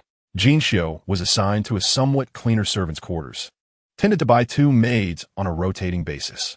Mama Chan had already sent word for Jinxiu's family to come collect her the next day. Once she departed, there would be no one left to care for her meticulously, only periodic deliveries of medicine. Jinxiu lay with her eyes wide open, feeling as though she were becoming weightless, akin to a kite ready to soar, destined to vanish the moment the tether was severed. Yet, at the same time, her body felt unbearably heavy, as if even breathing had become a laborious task. She was exhausted, utterly fatigued, yet dared not close her eyes, fearing that the encroaching darkness would engulf her. She was terrified. Years ago, she had overheard a conversation between the matron and Mama Chun through the window, leading to the sudden illness and demise of the fifth miss that very night. She should have informed the fifth miss. Perhaps then, she would not have perished. Her fear consumed her, for it felt as though countless eyes were watching her within this residence. She dared not move, nor could she afford to make a misstep. Now that the fifth miss had returned, it was undoubtedly out of resentment towards her. In her dazed state, Jinxiu heard her name being called, and she turned her head with great effort, catching a glimpse of a figure, though it remained indistinct. Jinxiu, the voice was clear. I know what you witnessed in the fifth miss's chamber. The words were spoken gently, jolting her to attention. The scene before her suddenly sharpened, revealing a pair of clear eyes. It was the 8th Mississippi. The 8th Miss produced a piece of white silk, which fluttered lightly upon Jinxiu's face as a gentle breeze passed. Jinxiu's heart tightened. The events of that night flooded her mind, the truth she had long struggled to convey, yet no one had believed her.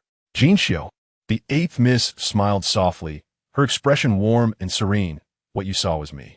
It took Jinxiu a moment to emerge from her shock. It was me. No one could articulate the details as vividly as that, nor possess such intricate knowledge, unless they had been in the same room with her. But how could the 8th Miss dare to speak so freely at this moment? Did she not fear that Jinxiu would relay this to the matron? The 8th Miss's gaze was unclouded, devoid of hesitation or fear.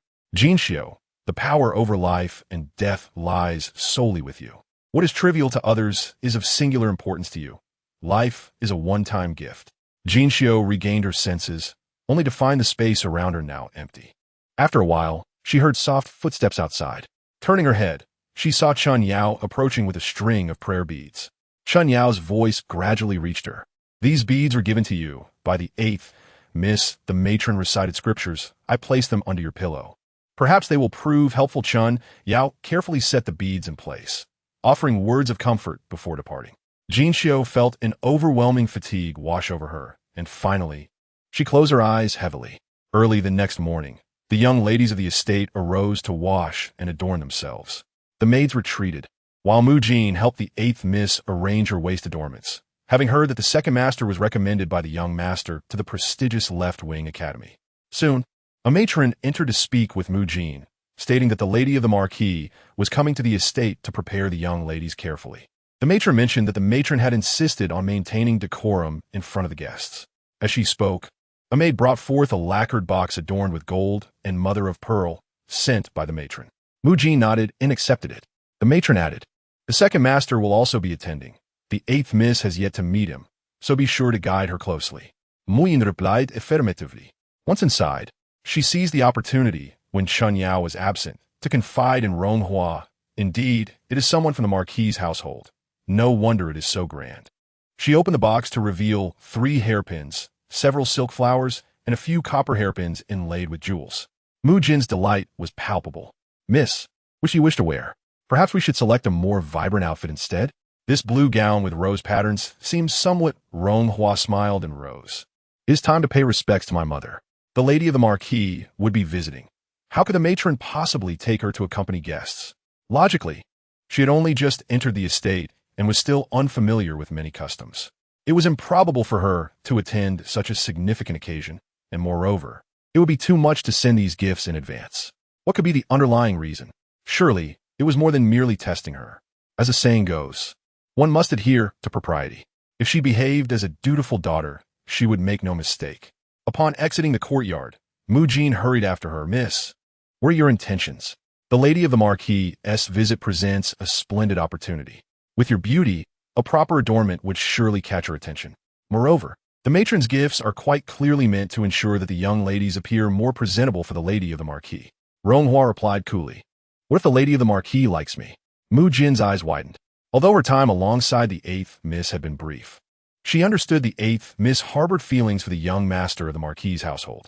Years prior, she had heard a concubine recount how the 8th Miss had turned pale upon learning of the eldest Miss's marriage to the young master. The 7th concubine had even advised the 8th Miss that it was merely fate that favored the legitimate daughter, despite the decline of their noble lineage, as they had once held titles. Indeed, the 7th concubine's prediction had proven accurate. Now, with this opportunity presenting itself, the eldest Miss had not yet borne any children. If she were an ordinary family, it might not matter, but the legitimate heir of the Zhao family would inherit the title. The matron would undoubtedly take measures to secure the eldest Miss's position, unwilling to place trust in an external bloodline. Those not of our kin harbor different intentions. Such phrases Mujin had also heard. She continued, with the Miss's talent and beauty, if she were to enter the family and bear a son, the position of the main wife would eventually be hers. It was said that the young master had not taken any concubines due to the eldest Miss. Who could be unaware that jealousy was one of the reasons for dismissal? Ronghua glanced at Mujin. You are aware of the 7 dismissals? Mujin's cheeks flushed as she lowered her head, whispering, I heard the maids gossiping. And what of being the main wife? Ronghua mused, gazing at the fluttering red lantern tassels in the wind, gracefully swaying, reminiscent of her first encounter with him, his clear eyes akin to a moonlit river, his garments dancing in the breeze, exuding a refined elegance. Countless meetings had passed, each filled with his warm smiles and deep affection. She had secretly dreamed of marrying him and spending a lifetime together. Yet now Mujin was astonished. Do you not wish to marry into the Yicheng Marquis's household? There is no better match than this. Ronghua smiled faintly, not necessarily. The matron was not one to place all her hopes solely upon the Yicheng Marquis's household. Moreover, the Yicheng Marquis situation in recent years was anything but ordinary. One rises with the rise of another, and one falls with the fall of another. It is too risky. Mujin's brows twitched slightly. So, miss, are you implying you wish to win the matroness' favor?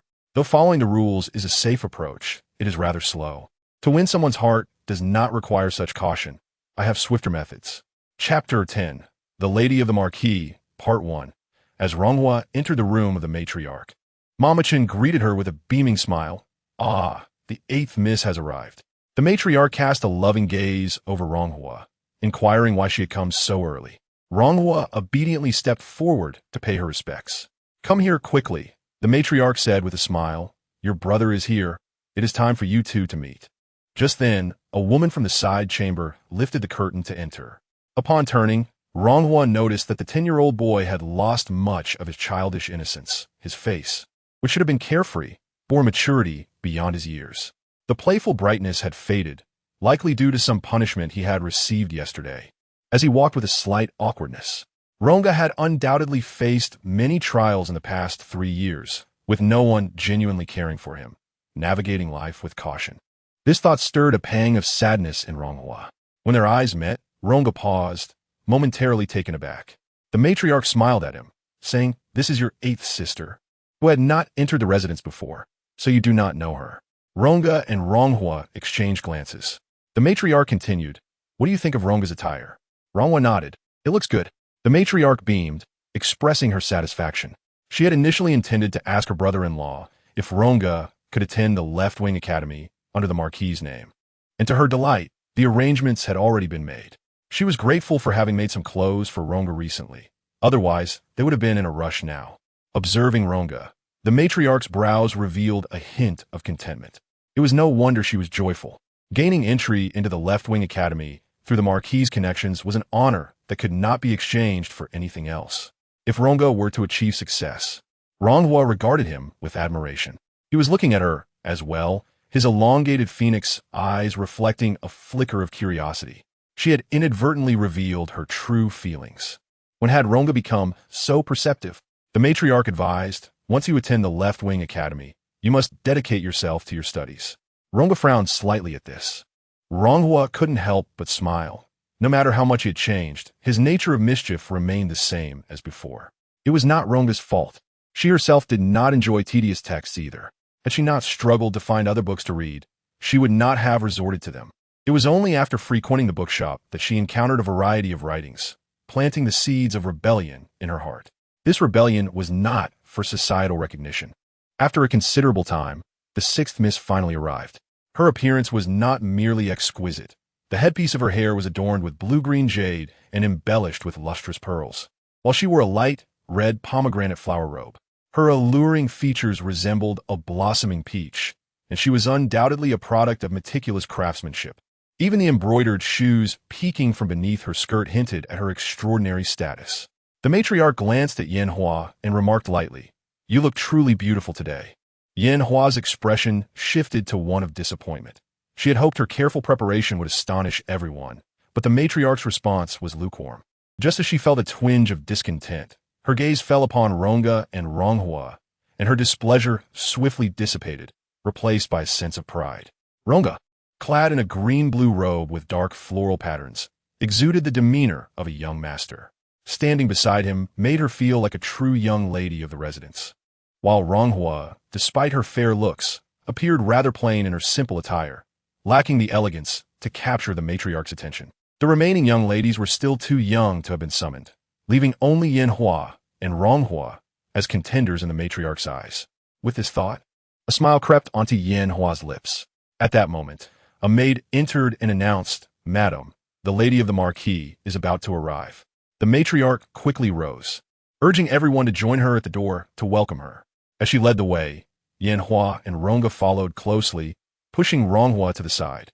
The lady of the Marquis, Lady Kai, hailed from a renowned family, her ancestors having been founding heroes, conferred as a prince due to military merit, though they lost their title due to a misstep in supporting the crown prince. Although the Kai family had not regained its former glory in recent years, with the father of Lady Kai triumphing against enemies at the borders and her second sister entering the palace as a consort, giving birth to a prince, and her third sister being conferred as Princess Honghua and marrying into another royal family, the Kai clan was on the rise once more. As the lady of the Marquis's carriage came to a halt, the matriarch promptly approached her. Yanhua watched in envy as everyone displayed such reverence. She longed for the day when she too would command such respect, no longer a lowly daughter of a concubine, fawning in public yet suffering in silence. Upon entering the residence, the matriarch introduced the family members, and when it came to Yanhua, she stepped forward to pay her respects, smiling gently. Her beauty reminiscent of a peach blossom, a smile lit up the face of the lady of the Marquis, who remarked, "I have seen many daughters from esteemed families, yet none compare to your 8th Mississippi." This compliment thrilled Yanhua, as she anticipated that the matriarch would now regard her with greater esteem. When it was Ronghua's turn to greet the lady of the Marquis, she stepped forward to pay her respects. The lady of the Marquis merely raised her hand with a smile, acknowledging her as a good child. The outcome was becoming clear. Yanhua chuckled inwardly, believing she would have to invest effort in dealing with Ronghua, but it seemed entirely unnecessary now. Ronghua stood there like a stick, dull and unremarkable. Unlike her, who stood out wherever she went, the matriarch had even remarked that she possessed a clever heart, a quality unmatched by the other maids. As the maids served tea and arranged fruits, the household servants stood respectfully by. The lady of the Marquis chatted amiably with the matriarch. "I have only one daughter, who married early. Unlike you, surrounded by daughters, a true blessing." The matriarch replied, "If you do not mind, please visit often. You have no idea the troubles that come with many children. I often find myself preoccupied with them." The lady of the Marquis sighed. "You have no idea. My maternal family has plenty of relatives, but they live far away, and we seldom interact. I cannot rely on them for support when I have troubles. Only my in-laws understand my heart." Hearing this, Yin Hua's heart raced. If Lady Kai were to mention that her eldest daughter had no children, then her own prospects would become half assured. Yet to her dismay, the conversation did not delve deeper. The matriarch remarked, "We have invited a troupe to perform. I wonder if the lady enjoys watching plays." The lady of the marquis responded, "Indeed, it has been some time since I last saw a performance. I have heard that a renowned actor has emerged in the capital." The matriarch smiled. "Indeed, it is he." She stood and led the lady of the marquis through the east side door to the eastern courtyard. As Yinhua, Ronga, and Ronghua prepared to follow, they were halted at the entrance by Mama Chun, who smiled, "There is no rush, young master and young ladies." Ronga and Ronghua paused, while Yinhua appeared anxious, glancing forward and saying, "How can my mother be left without company?" The voices of the lady of the marquis and the matriarch grew fainter, until Yinhua could hear nothing. Mama Chun hastily reassured her, "Do not worry, sixth miss, nothing will go awry." At that moment, Yinhua realized that the matriarch had intentionally drawn the lady of the marquis away, wishing to keep their conversation private. Yet, she was acutely aware that the contents of their discussion were intimately tied to her own fate, and she felt helpless to uncover more. Clenching her fists, she pondered how she could learn more. A glance at Ronghua made her consider that perhaps there were other methods. The front row of the stage was arranged with 2 seats. The lady of the marquis and the matriarch took their places before instructing Mama Chun not to wait on them any longer. "This is a rare day. You should also go and enjoy yourselves. Inform the young master and the 2 young ladies that I will accompany the lady, and they may return to rest if they tire." Mama Chun relayed the matriarch's words to Ronga, Yinhua, and Ronghua, then arranged 2 tables a short distance away, one for Ronga, Yinhua, and Ronghua to sit at, while the other was for the matriarch and the ladies accompanying the lady of the marquis. After 2 performances, Ronga departed with the maidservants, while Ronghua remained, savoring her tea and thoroughly enjoying the play. Yinhua, however, was already in a huff, feeling that today's fruits were inferior to those of the past. Noticing Ronghua's lack of response, Yinhua took her hand and kindly suggested, "Since we are of no use here, let me accompany you to stroll through the garden." Ronghua stood up, catching a glance from Mama Chun, which she feigned to ignore. The old madam and the lord's wife were engrossed in cheerful conversation, and the maids were equally joyous. As Ronghua surveyed her surroundings, she realized it was indeed a good time to leave. Even if the content of the old madam and the lord's wife's conversation was inaudible, there were always other channels to glean some insights. Among the servants brought by the lord's wife, there was bound to be one with loose lips. Ronghua noticed the Mama Chien who had come with the lord's wife. Mama Chun had been laughing and chatting with her. The glass bracelet that Mama Chun had worn on her wrist that morning had suddenly disappeared, presumably into her pocket. By catering to her interests, one could glean something from her. Even a tiny clue would help piece together the whole story. The lord's wife would not engage with the Tao family so frequently without reason. Contemplating the numerous joyous occasions the Tao family had hosted over the past 2 years, Ronghua glanced at Yinhua, who was dressed splendidly, seemingly fearful of being overshadowed. A faint smile escaped Ronghua's lips. Yinhua seemed to underestimate the complexities of the situation. A grand entrance did not necessarily guarantee universal admiration. With a confident stride, Yinhua moved ahead, and Ronghua followed closely behind. Upon passing through the moon gate, Ronghua spotted a courtyard adorned with 2 red maples, recognizing it as the old madam's residence. A few years prior, the old madam had been afflicted with a peculiar illness, which made her extremely sensitive to noise, prompting her to build this secluded abode in the garden. The old madam had long ceased to involve herself in household matters, delegating all affairs to the old madam of the main household, only making rare appearances during significant events and generally avoiding disturbances, even dismissing the customary morning and evening salutations from her juniors. Ronghua merely existed as an outsider, her name yet to be inscribed in the family lineage. Thus the old madam had not deemed it necessary for her to pay a visit. Ronghua recalled that during her earlier days in the household, the old madam's condition had not been as severe. The courtyard had been constructed for the old madam's occasional respite. Who would have guessed that, after moving in, she would never leave again? The old madam had not borne any sons or daughters for the Tao family. Her son, Tao Zheng'an, the illegitimate firstborn, was raised under her name and later inherited the family estate as the legitimate heir. Tao Zhengyan's filial piety towards the old madam became renowned until 3 years ago when his fortunes grew, eclipsing those of his 2 younger brothers, rendering the mother-son bond less significant, merely a facade to ward off gossip. This exemplifies the subtle dynamics between the legitimate wife and the adopted son. I hope everyone can leave comments and interact, so the author can write better. Please save and recommend. This chapter has undergone minor revisions that do not affect the plot. I hope everyone can bear with it. Chapter 11. The Lord's Wife, Part 2. Yanhua arrived at the old madam's door, casting a deliberate glance that instantly revealed a peculiar expression on her face, a blend of pride and disdain. What is the status of the legitimate wife? This is merely the outcome of such a position. In her joy, she could not help but gloat. Ronghua, you probably do not know much about the affairs of the Yicheng Marquis. As Yanhua spoke, her detailed account astonished Ronghua.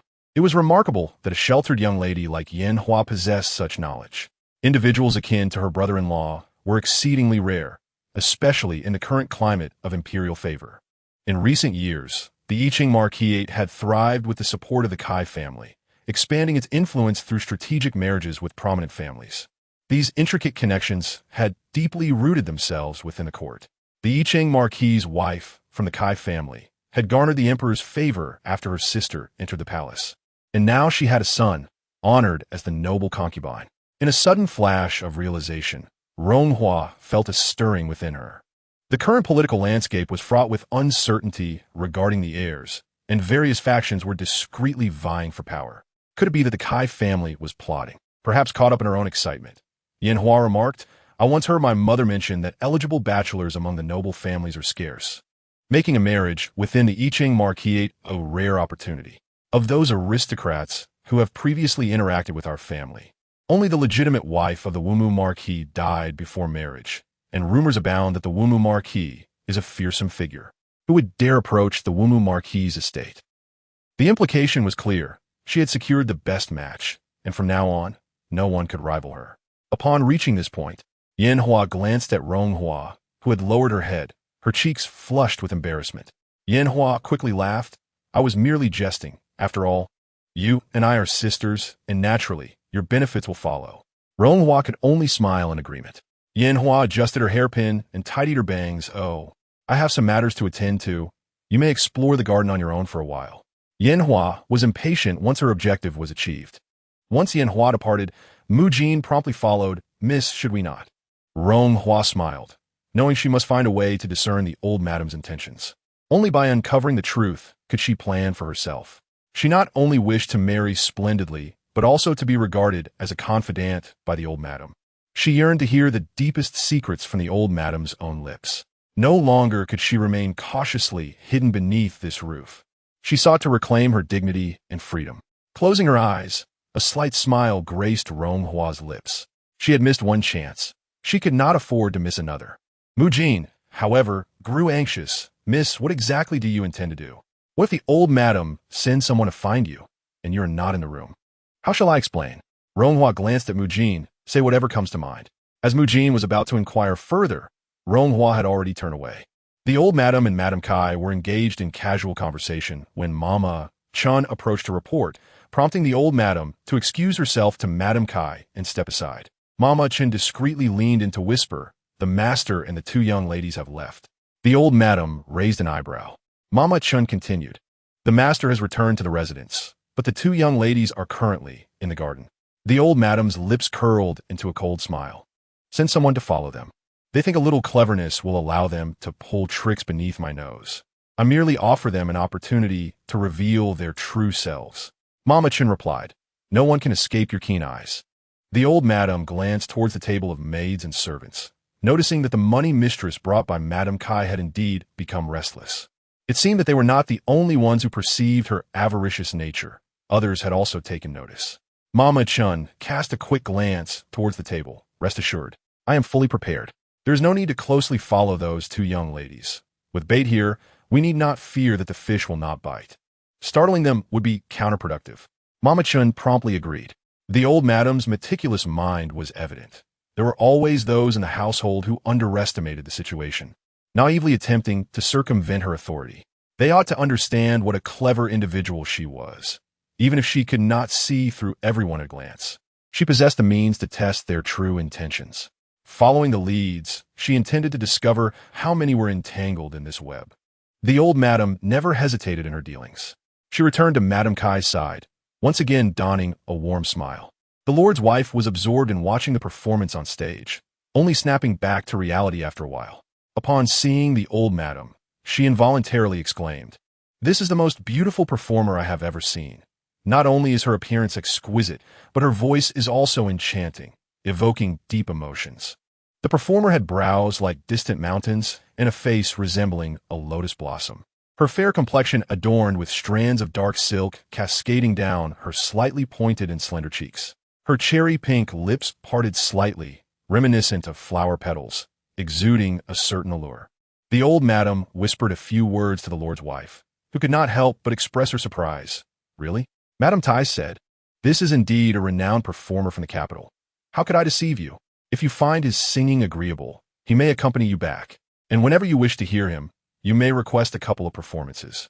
The lady of the marquis smiled and responded, "Were it not for your words, I would have assumed he was merely a charming maid." There was no need for further pleasantries. Madame Tai summoned Mama Chun and instructed her to have the entire troupe attend to the marquis's household, assuring her that any necessary arrangements would be handled without troubling Lady Kai.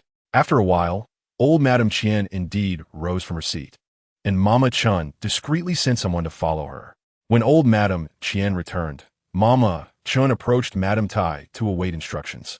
Seizing a moment, Madame Tai inquired whether Mama Chun had kept an eye on old Madame Chien. Mama Chun nodded, confirming she had done so, but did not observe any interaction between her and the two young ladies. Madame Tai shot a glance at Mama Chun, questioning whether they would be foolish enough to act directly. Surely, they had arranged for someone to act discreetly. After a brief pause, Madame Tai decided to visit the quarters of the two young ladies. Mama Chun hurriedly took a few people to attend to the matter. Madame Tai returned to her seat, and the lady of the marquis chuckled before adding, "On that matter, you can no longer be evasive with me, whether it is feasible or not.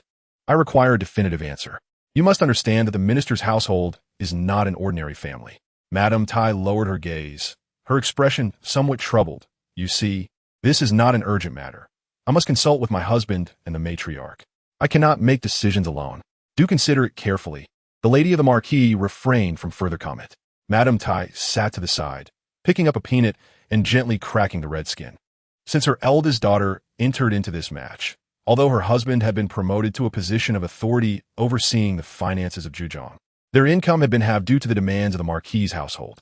In the intricate dealings of officialdom, the family had spent a considerable sum, ultimately benefiting only the marquis's household. The Tao family had long been a prominent family of officials, and becoming relatives to the noble house was supposed to be a stroke of fortune, yet they found themselves hindered at every turn. The lady of the marquis was particularly involved in the matrimonial affairs of the young ladies in the household. While she had patiently endured the matters concerning her third and fourth daughters, she could not allow this to continue indefinitely. She had hinted to Shu Hua on several occasions, but Shu Hua remained oblivious to the underlying implications.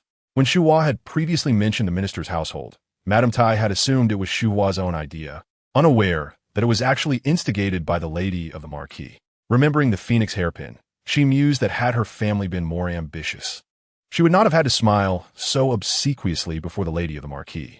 Now that she was on her path, everything was beyond her control. Yet, she could not resign herself to fate. Madame Tai meticulously peeled the peanut, savoring it slowly. One must not rush while eating, for only through patience can one truly appreciate the flavor. Mama Chun, accompanied by several maidservants, approached the sixth young lady's quarters, where Xiang Xiao was outside sewing. Upon seeing Mama Chun, she promptly stood and said, "Mama, what brings you here?" Mama Chun smiled and inquired, "Is the sixth young lady in?" Xiang Xiao nodded. "Miss is inside." She then stepped forward to draw aside the crystal curtain. Mama Chun peered in and saw the sixth young lady seated properly at her writing desk, engrossed in her work, with several completed pages already laid out before her. An incense burner held a stick of incense, which had burned down to a small stub, indicating that the sixth young lady had been in her room for some time. Looking at Xiang Xiao, her expression revealed nothing unusual. Everything appeared as it usually did. Mama Chun withdrew her head, wearing a smile. Since that is the case, I shall not disturb the sixth young lady. Just as she finished speaking, the sixth young lady lifted her head and spotted her. Mama, what brings you here? Has my mother sent for me? Mama Chun had no choice but to enter. No, I merely came to take a look. Approaching the sixth young lady, she deliberately glanced at the papers on the desk. I cannot decipher what you are writing, Mississippi. Yenhua smiled. Just now, eighth sister took me for a stroll in the garden, and we happened to pass by the plum garden, which inspired me to compose a few poems about plum blossoms. Mama Chun noted the elegant and refined characters, casually flipping through the pages, all of which bore similar grace. She then remarked, Indeed, miss, even if I were to glimpse mountains of gold and silver, I could never replicate such artistry. Laughter ensued, and Mama Chun apologized. I have other matters to attend to, so I shall take my leave. As she departed, they reached the courtyard when a maid hurriedly approached, whispering in Mama Chun's ear, Eighth young lady is not in her room. Mama Chun glanced at the maid. What are the other maidservants? The maid replied, Mu Jin and a few others are present. Mama Chun instructed, Let us go and investigate. Mama Chun and her entourage entered the eighth young lady's quarters. Mu Jin, who had been standing at the door, greeted Mama Chun immediately. Mama Chun wasted no time in asking, Where has the eighth young lady gone? Mu Jin's face, already pale with anxiety, grew even more so, and after a moment she stammered, I do not know. Mama Chun raised her voice, You do not know? How do you attend to the young lady? Mu Jin hastily replied, I truly do not know. When I returned, there was no one in the room. Mu Jin's fingers were clenched tightly, her lake green skirt trembling. Beyond her declaration of ignorance, she could utter nothing else. Mama Chun declared, Come, we shall report to Madam. I am a dividing line. A confrontation was imminent. The pink votes must be reserved for the esteemed leader. I extend my gratitude for your support. I appreciate the feedback regarding the previous passage. Indeed, I had not articulated it clearly, and without your input, I might have overlooked it. Emperor Gaozong is already a deceased monarch. My previous explanation was unclear. Chapter 12. The Lady of the Marquis. Part 2. Noticing that time was running short, the Lady of the Marquis summoned her attendants and maidservants, and the group returned to the Wang residence. Madame Tai hurriedly arranged for the prepared exquisite items, such as jade cups, brocade cloth, and fragrant beads, to accompany the troupe that had just performed. Before departing, the Lady of the Marquis recalled something and instructed a maid to present a lacquer box adorned with a carved plum blossom. Look at me. I was so pleased to see you that I nearly forgot. A few days ago, during the palace visit for the ceremony, the Empress asked me to bring this to you. Madame Tai quickly accepted the box, standing aside until Lady Kai's carriage vanished from sight before turning to return to the residence. Entering the inner courtyard through the covered walkways adorned with hanging flowers, Madame Tai opened the box to find a copy of the Buddhist Sutra for security and longevity. Lifting the scripture, she noticed a neatly folded handkerchief beneath it, crafted from the exquisite satin reserved for the palace, embroidered with a peony. Madame Tai could not help but scoff, recalling that had she not been impressed by her niece's graceful features and cultivated demeanor, born during an auspicious moment, she would not have sent her to the palace. Who could have predicted that she would prove so disappointing, merely attaining the status of a noblewoman? Mama Chun, seeing the scripture, smiled and reassured Madame Tai. Your niece is dutiful. Even in the palace, she remembers your fondness for Buddhist texts and has someone bring them out for you. Madame Tai snorted, What good is dutifulness? A fortune spent, yet no signs of her success. I must arrange for more funds to be sent her way, to ensure she can secure a higher position. Mama Chun quickly agreed, though she felt a pang of sympathy. Her niece was a paragon of virtue, possessing a kind heart and intellect that rivaled the fifth young lady of the household. At the time, she had wondered which family would be fortunate enough to wed such a young lady, only to have Madame Tai send her to the palace. Such a serene individual, now beseeching Madame Tai for assistance through the Empress, must surely be enduring a difficult life in the palace. Should she fail to win the Emperor's favor, as the years pass, her fate would be sealed. Madame Tai closed the box and handed it to Mama Chun. Mama Chun hurriedly followed up. There is nothing suspicious with the sixth young lady, but the eighth young lady's whereabouts are unknown. I have brought Mu Jin with me. Would you like to question her personally? Madame Tai replied, Bring her to my room. The atmosphere in the residence grew tense as the matriarch returned with her entourage, causing most of the maidservants and matrons to avoid glancing at her expression, diligently attending to their duties. Mother Chen reported, I have discreetly sent someone to search. She is not in the garden. What about the other young ladies? The matriarch inquired. They are also absent. She cast a scrutinizing glance at Mother Chen. Recount in detail your encounter with the sixth young lady. Mother Chen promptly relayed every detail, leaving nothing overlooked. I feared there might be deception, and upon careful inspection, it was indeed the sixth young lady's handwriting. This indicates that the eighth young lady is under greater suspicion, although she has only recently entered the household. I have heard that concubine 7 is not an ordinary person. She may have imparted knowledge to her. It is not unusual for her to have made preparations prior to her arrival, and interactions with other maidservants from different households could also be expected. Because she was raised outside, her intentions are even more inscrutable, which necessitates caution. Mother Chen concurred. The matriarch was never one to place her trust lightly in others, particularly when it came to daughters born of lesser status. Without having seen them grow up, it was even more challenging to ascertain their loyalty. Should we not summon those maidservants who have interacted with Aunt Qian for questioning? She suggested. Do you fear that there are too few people in the household who are aware of this? The matriarch retorted. The moment the Marquis and his wife departed, she stirred up trouble within the residence. If this matter reaches the Marquis's household, should they begin their own investigation, it may unearth her planted spies, leading to endless complications. Before her plan is executed, she desires to avoid any unforeseen complications. Only a few individuals privy to her heightened suspicions were present, all stemming from an incident involving the fifth young lady. Had it not been for the master discerning the signs, she would have remained oblivious, ultimately leading to the fifth young lady's demise, for which the master laid the blame squarely upon her, accusing her of poor oversight. Over the years, she had become increasingly paranoid, fearing the emergence of another fifth young lady, and thus grew meticulous in her dealings, allowing her suspicions to intensify with each passing year. Those around her, unless beneficiaries of her kindness, were not trusted, and she would not believe anyone without extensive scrutiny. Recalling the fifth young lady filled the matriarch with bitterness. Had she known that trouble would arise, it would have been better to deal with her decisively from the outset. Mother Chen observed the matriarch's fluctuating demeanor. Before the eighth young lady entered the household, the matriarch had already contemplated marrying her off quickly. If today's events came to light, the eighth young lady's prospects would be bleak. Mujin followed behind, hesitant to speak without being prompted. As they walked, she felt someone approach, and upon turning her head, she saw it was from the household of Steward Chui. Suddenly, pain shot through her arm as Steward Chui's servant pinched her sharply. Mujin dared not make sound, only hearing the servant's low reprimand. You troublemaker, what mess have you stirred up now? If you are at fault, admit it without dragging me down with you. After this exchange, Dong Rue, a maidservant beside the matriarch, cast a knowing glance at Mujin.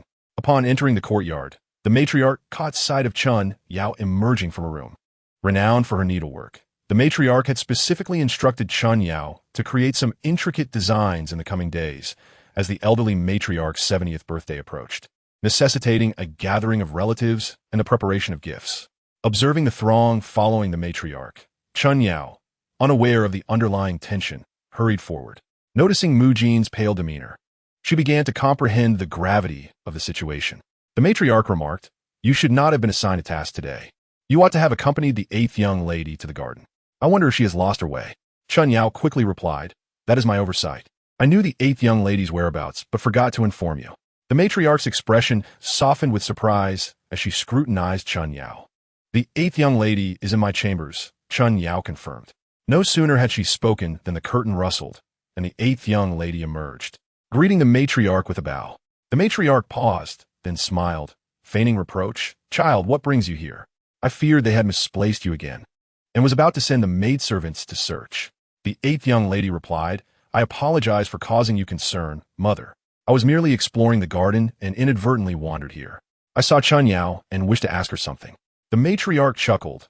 Under normal circumstances, that would be fine, but today, with performers in the inner courtyard, I worried you might encounter someone you shouldn't. She extended her hand to the eighth young lady. It is cold outside. Let's go inside to talk. Mother Chun, witnessing the eighth young lady's return, realized that her earlier plans were now moot and swiftly dismissed the unrelated individuals, leaving only Xia and Dong, along with Mujin, in the matriarch's quarters. The matriarch took her seat at the head of the table. gesturing for the eighth young lady to sit to her right. Once the maidservants had served tea, the matriarch took a sip and turned her gaze toward the eighth young lady. After the eighth young lady set down her cup, the matriarch smiled and asked, "What have you been up to in here?" The eighth young lady's cheeks flushed. She hesitated. "It is nothing, mother. You would only find it amusing." As they conversed, Chun Yao approached with a sewing basket, retrieving an item from within. The assembled company beheld a satin piece in the hue of autumn blossoms, which featured a delicate half-embroidered golden core. Chun Yao explained, "The eighth young lady intends to craft a leg warmer for you, as she desired to consult me about some sewing details." "Is this for warmth?" the matriarch inquired. The eighth young lady nodded, recalling Mother Chin's mention of her mother's leg ailment and her aversion to the cold. "As winter approaches, I thought it might be useful." Mother Chin chimed in, "I have seen this with the eighth young lady. It looks exquisite." I remarked on it, not realizing her thoughtfulness. The matriarch's face softened with a maternal smile. "Pray, show it to me." Chun Yao eagerly presented the item, and the matriarch examined it closely, commenting, "Those skilled in needlework possess equally admirable temperaments. There are many young ladies in this household, yet none can match your embroidery." Upon receiving the matriarch's praise, the eighth young lady shyly smiled. "I am not particularly skilled. I simply occupy my time with such endeavors." The matriarch gently patted her hand. "It is best for a young lady to learn such crafts. In my youth, I too enjoyed needlework, but age has dimmed my sight." She turned to Chun Yao, expressing her relief that a capable needleworker was now present to assist her in these matters. The matriarch continued, "The elderly matriarch's birthday is approaching, and we must prepare gifts for the female relatives. Such gifts should be crafted with care for a personal touch. Chun Yao, you are the finest seamstress here. You and the eighth young lady should collaborate on the designs, ensuring thoughtful consideration and not shying away from effort." The eighth young lady promptly agreed, "Yes, I shall do my utmost." The matriarch added, "If you require an embroiderer, let Chun Yao approach Steward Shui's household to find someone capable of creating a few patterns for me to review." As the discussion of embroiderers unfolded, Chun Yao recalled the handkerchief adorned with hibiscus flowers in her own lineage, stealing a few glances at the eighth young lady. Observing the calm and amiable demeanor of the eighth young lady, Chun Yao felt fortunate that this responsibility had fallen upon her. When the time came to request an introduction to the embroiderer skilled in hibiscus embroidery, the eighth young lady would likely acquiesce. The eighth young lady assured, "I shall strive diligently." The matriarch nodded in satisfaction. "Your sixth sister's embroidery is passable. I will enlist her assistance as well." With that, the matriarch summoned Mother Chun to fetch the sixth young lady. "I am the dividing line, seeking PK votes. Seeking pink votes. Recommendations and collections appreciated. Thank you for your support, and thank you for catching errors. This is precisely what I needed. Haha." Chapter 13. The Engagement, Part 1. Ronghua picked up the teacup from the table and continued sipping her tea. It was merely a matter of preparing gifts for her female relatives, yet the matriarch placed such importance on it, even personally overseeing the arrangements. If her memory served her correctly, in the past, they had merely followed the customary preparation, with only slight adjustments to the designs. After all, the second and third branches of the Tao family sent numerous tributes each year, and, as the head of the first branch, the matriarch had never been one to be overly formal. Was this year different from those that had come before? What changes might be afoot? Ronghua couldn't help but ponder the circumstances surrounding her second uncle, Tao Zhengxian, and her third uncle, Tao Zhengchuan, both of whom had recently secured minor official positions through their father's connections, yet had achieved little of note. The only significant change was that her third uncle's first wife, Chun, had passed away, and he had recently taken a new wife.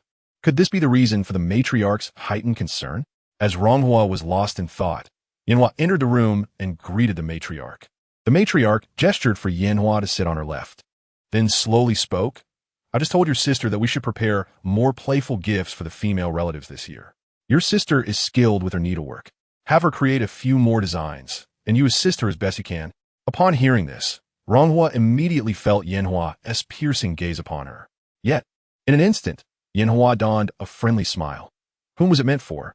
The matriarch chuckled. Who else could it be for but the women in our family?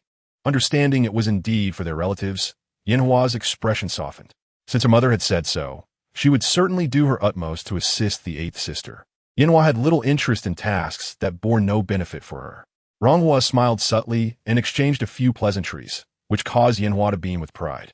As they conversed, a maid entered to announce, "Miss Jinxi has arrived." The matriarch promptly inquired, "Has someone from Jinxi's family come to fetch her?" The maid replied, "Jinxi's sister-in-law has come to get her.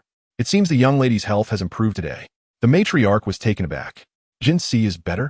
"Yes, she is feeling much improved. She is currently waiting outside to see you," the maid informed. Ronghua raised her eyebrows slightly, but remained silent.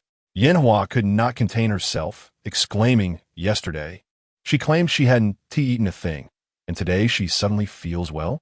Such oddities do occur. The maid confirmed, "Indeed." The matriarch urged, "What are you waiting for? Quickly let Jinxi in." As the maid withdrew, Jinxi entered, her complexion still pale, but her eyes sparkling with vitality. Clutching a string of purple sandalwood prayer beads, she knelt before the matriarch, expressing her profound gratitude for the gift of life. "From this day forth, my life belongs to you, and I am willing to serve like a horse or an ox." The matriarch hastily instructed someone to help Jinxi up, and, upon noticing the prayer beads in her hand, Chun Mama reacted with delight, realizing that the matriarch's recitation of Buddhist scriptures had indeed borne fruit. Some in the room were unaware of the significance of the prayer beads, prompting Chun Mama to seize the opportunity to recount the details, much to the astonishment of everyone present. Yanhua remarked with a smile, "This is indeed Jinxi's fortune. Not to mention the women in our household. Who could surpass our mother's blessings in the entire clan? It is well deserved. After all, mother is a compassionate soul. Where else could one find such a benevolent mistress?" Dongray, who stood beside the matriarch, chimed in, "Our matriarch is a woman of great wealth and status. She certainly holds some esteem in the presence of the Buddha." The room erupted into lively chatter, with everyone surrounding the matriarch, offering flattery and throwing in some compliments for the sixth Miss, Yanhua. Only Ronghua remained aloof on the sidelines. Yet, she appeared unperturbed, sitting quietly as usual. The matriarch laughed, dismissing the notion of wealth as mere coincidence. "I initially wished to test the waters, never anticipating it would yield such results. It seems you, my dear girl, share a connection with me. Since you are on the mend, remain here in the estate until you fully recover. Then return to my side." Jinxi quickly knelt again in gratitude. The matriarch commanded Chun Mama to provide Jinxi's sister-in-law with 10 taels of silver for her to return home. Upon hearing this, Jinxi felt the need to express her thanks once more, but the matriarch interrupted, "You have just begun to feel better. Don't overexert yourself. Go rest now." Jinxi slowly retreated, glancing back at Ronghua as she reached the door.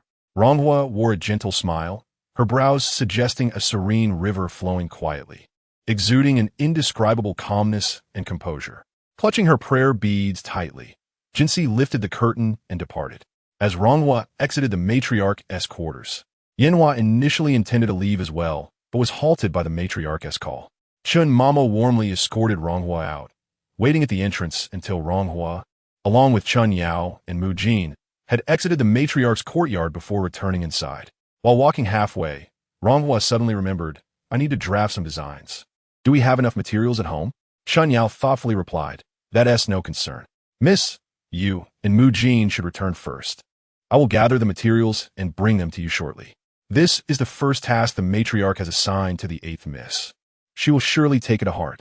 Besides, she likely wants to seize the opportunity to consult the embroiderer about the lotus flower, so she will be more than willing to put in the effort. As Chun Yao departed, Ronghua and Mu Jin traversed a narrow corridor, devoid of others. Mu Jin finally relaxed her tense demeanor. "Miss, you truly startled me. You should have informed me beforehand that you were going to the matriarch's chambers." Ronghua smiled. "I wanted you to remain unaware. As long as Mu Jin was oblivious to the details, their master-servant bond would pass muster. Given the past incident with Chi, the matriarch likely harbored a strong aversion to overly close master-servant relationships. Moreover, since Mu Jin had come to her through Steward Chui's household, the matriarch would certainly harbor suspicions. As long as there was no tacit understanding between Mu Jin and her, the matriarch would be at ease. In this household, from the eldest son to the young ladies, down to the maids and matrons, everyone must remain loyal to the matriarch and refrain from following others in private. Mu Jin still felt a twinge of reluctance, expressing, "Everyone says the 6th Miss is the matriarch's favorite among the illegitimate daughters. The others have either married or been married off, while the sixth miss remains because the matriarch intends to find her a better match. Did you not see the satisfaction in the matriarch's eyes when she looked at the sixth miss just now? I believe, miss, you cannot afford to be complacent. At critical moments, you must still curry favor with the matriarch. After all, she holds the reins in this household. Mujin turned her head just in time to catch a glimpse of Ronghua's gentle smile, her eyes shining brightly. You're only partially correct in what you say. It seemed even Mujin believed it was merely a burdensome task. Mujin was at a loss as to what she had misjudged, and could only add, according to custom, this work is typically assigned to the maids and embroiderers of the estate. This year, however, the task has fallen to the miss. It's arduous work, and it won't earn you any rewards. It's just meant to be sent out when completed. Ronghua smiled faintly. That may not necessarily be the case. Some matters are not as simple as they appear. Much like what? Muyin eagerly prompted. Ronghua merely smiled and fell silent. Like how the matriarch has kept the sixth miss here. It was as if she had already stepped onto a blade upon entering the estate. She tread carefully, for a misstep could lead to. The matriarch sat in the main hall for a while, feeling fatigued, and took the sixth miss to the bishop wardrobe for a private conversation, dismissing all the other maids and matrons, leaving only Chin Mama and Xiangxiao outside. Just as the matriarch settled in, Yanhua was about to join her when the matriarch's commanding voice rang out, "Kneel." Yanhua trembled, raising her head to meet the matriarch's furious gaze, her legs buckling in fear as she collapsed to the ground. Although the voice of the matriarch was not loud, it was imbued with a sternness that struck a chord within me. I have always regarded you as clever. Otherwise, your sisters would have long since been married off, leaving you in the lurch. Yet, to my dismay, you have proven to be rather foolish, despite the affection I have bestowed upon you all these years. Yanhua had never witnessed the matriarch in such a state. Her tone was icy, her gaze sharp as a blade, blending fury with an air of authority that sent chills down one's spine. After a long pause, Yanhua finally spoke. Mother, has the daughter done something wrong? I ask you this. Have you, today, secretly sent someone to offer silver to the officials of the Yicheng Marquis household? Yanhua's heart sank with shock. How could the matriarch know? She had taken every precaution, even sending a maid who usually dared not approach her in public. She had meticulously planned that even if the matriarch caught wind of something, it would not lead back to her. Besides, she had performed a play in front of Mama Chun, who seemed to have believed her. Perhaps the matriarch was merely suspicious, and these words were a mere ruse to extract a confession from her. Yanhua bit her lip. Mother, how could I dare do such a thing? If there was such an incident, why not inquire of others? There are simply too many people in the household. The matriarch let out a cold laugh. I see you will not shed tears until you see the coffin. Do you know what the Marquise has told me today? She has taken a liking to our sixth miss, appreciating her beauty and her composure. It seems someone has spoken well of you in her presence. Yanhua's expression fluctuated between hope and despair. Clearly, her silver had made an impact. Indeed, the Marquise had taken notice. Yet, would the matriarch obstruct this opportunity at such a critical juncture? The matriarch continued. You must be thinking that since the Marquise has taken a liking to you, I might impede your prospects. Yanhua was startled and quickly bowed her head. Daughter would not dare. I know mother has always cared for me. The matriarch raised an eyebrow.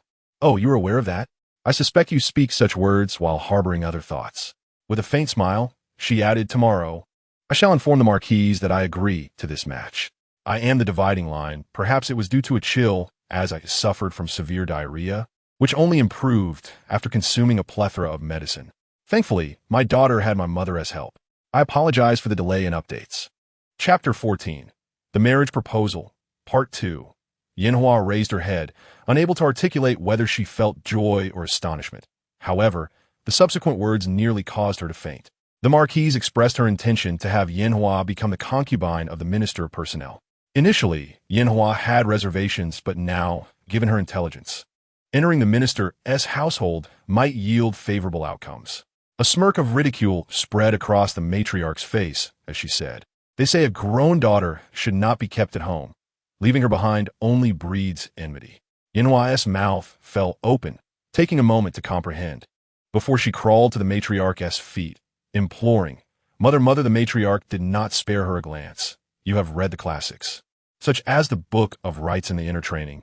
You should understand that marriage is a matter of parental arrangement and matchmaking.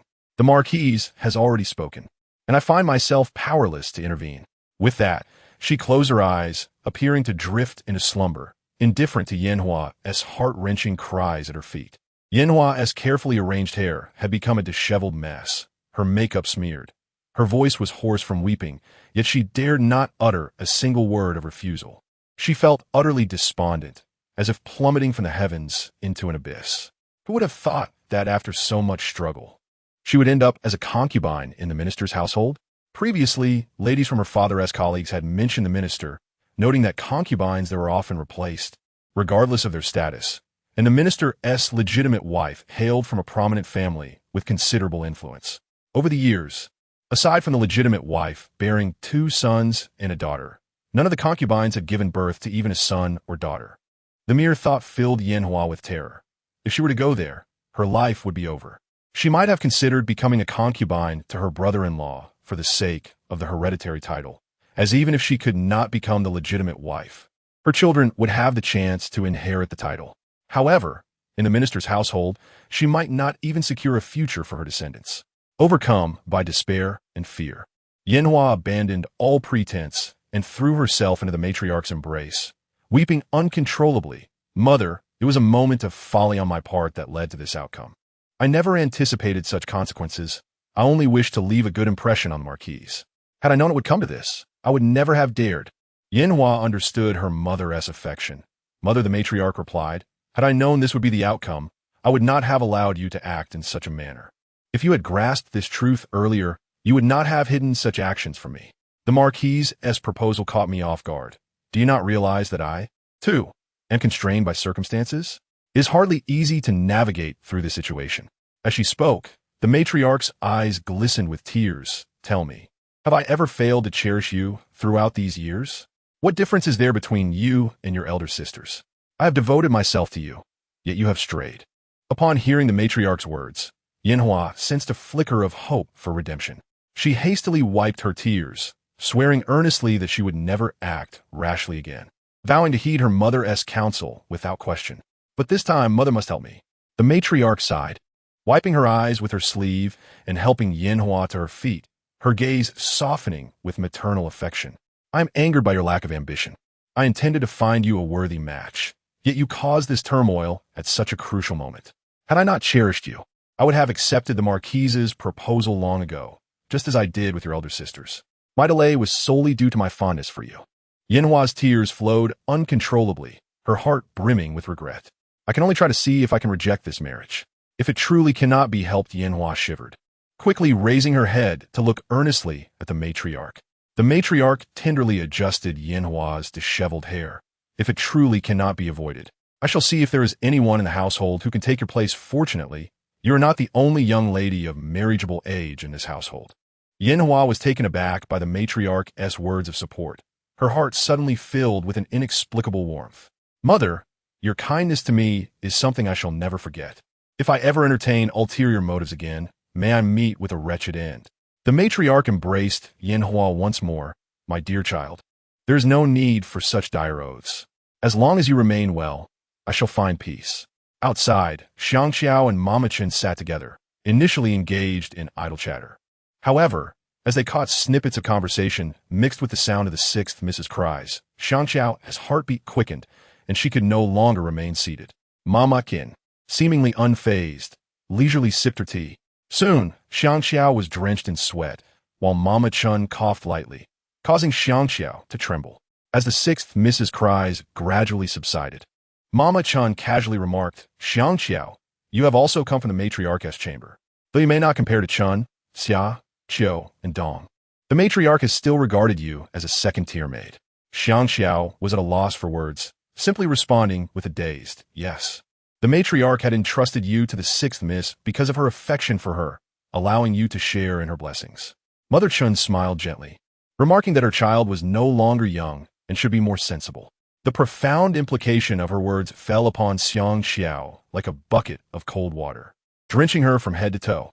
Indeed, Mother Chen spoke the truth. The elder madam was currently doting on the 6th young lady yet. The sound of weeping resonated from within the house once more. Change occurred in the blink of an eye. Before the elder madam and the 6th young lady emerged, Mother Chen's voice rang out from the outer room. announcing the arrival of the second master. The elder madam hurriedly patted Yan Hua's shoulder, advising her to wipe her face here and not let her younger brother notice anything. Yan Hua complied, and the elder madam smiled as she went out to greet him, while Xiang Qiao hurriedly entered the dressing room to attend to Yan Hua. When the elder madam lifted the curtain and stepped outside, Hong Ge, upon seeing that there were still people in the room, instinctively glanced inside. The elder madam, smiling, explained that it was the sixth sister, who had somehow gotten her face dirty and was tidying up inside. Hong Ge unexpectedly called out, "Sixth sister." Yan Hua, already startled, trembled at the sound and, without warning, met Hong Hushgeish. In that moment of eye contact, she suddenly recalled the disheveled state of her own face and hurriedly turned away, hoping that Hong Ge had not noticed anything. Regulating her breath, she managed to say in a low voice, "Younger brother, hello." Hong Ge was about to respond when the elder madam came over, taking his hand and cheerfully asking what he had been thinking about. He replied, "It's nothing much. I just remembered that I will be attending Zhuozong school tomorrow and wanted to ask mother if there were any instructions." The elder madam informed him, "Tomorrow will be your first visit to Zhuozong school. Your father was supposed to accompany you, but he had urgent matters to attend to outside the capital today. It is customary for an elder to accompany you. Unfortunately, both your uncles are not in the capital. After considering it, I decided to send a message to your eldest sister and have your brother-in-law take you there first thing in the morning. Zhuozong school is exclusive to the sons of nobility, so you must exercise caution. Should any issues arise, simply mention your brother-in-law's name, and they will treat you with respect." Hong Yi Nu did. The elder madam, still feeling uneasy, added, "Additionally, be cautious in choosing your friends. Even if you find those with whom you resonate, you must inform the family and plan accordingly." Hong Ge assured her mother, "Do not worry, and do not cause trouble inside," she admonished. "I would never dare," he quickly replied. The elder madam smiled approvingly, reaching out to adjust Hong Ji's attire. "While it's good to study outside, it is far less casual than at home. You are no longer a child. It is time for you to undergo some trials." As she spoke, the elder madam scrutinized the adornments at Hong Ji's waist, particularly the fragrant pouch embroidered with bamboo. She touched it delicately before placing it back. After exchanging a few more words, Hong Ge finally took his leave. Yan Hua had also finished tidying herself up and allowed Xiang Qiao to accompany her as they departed.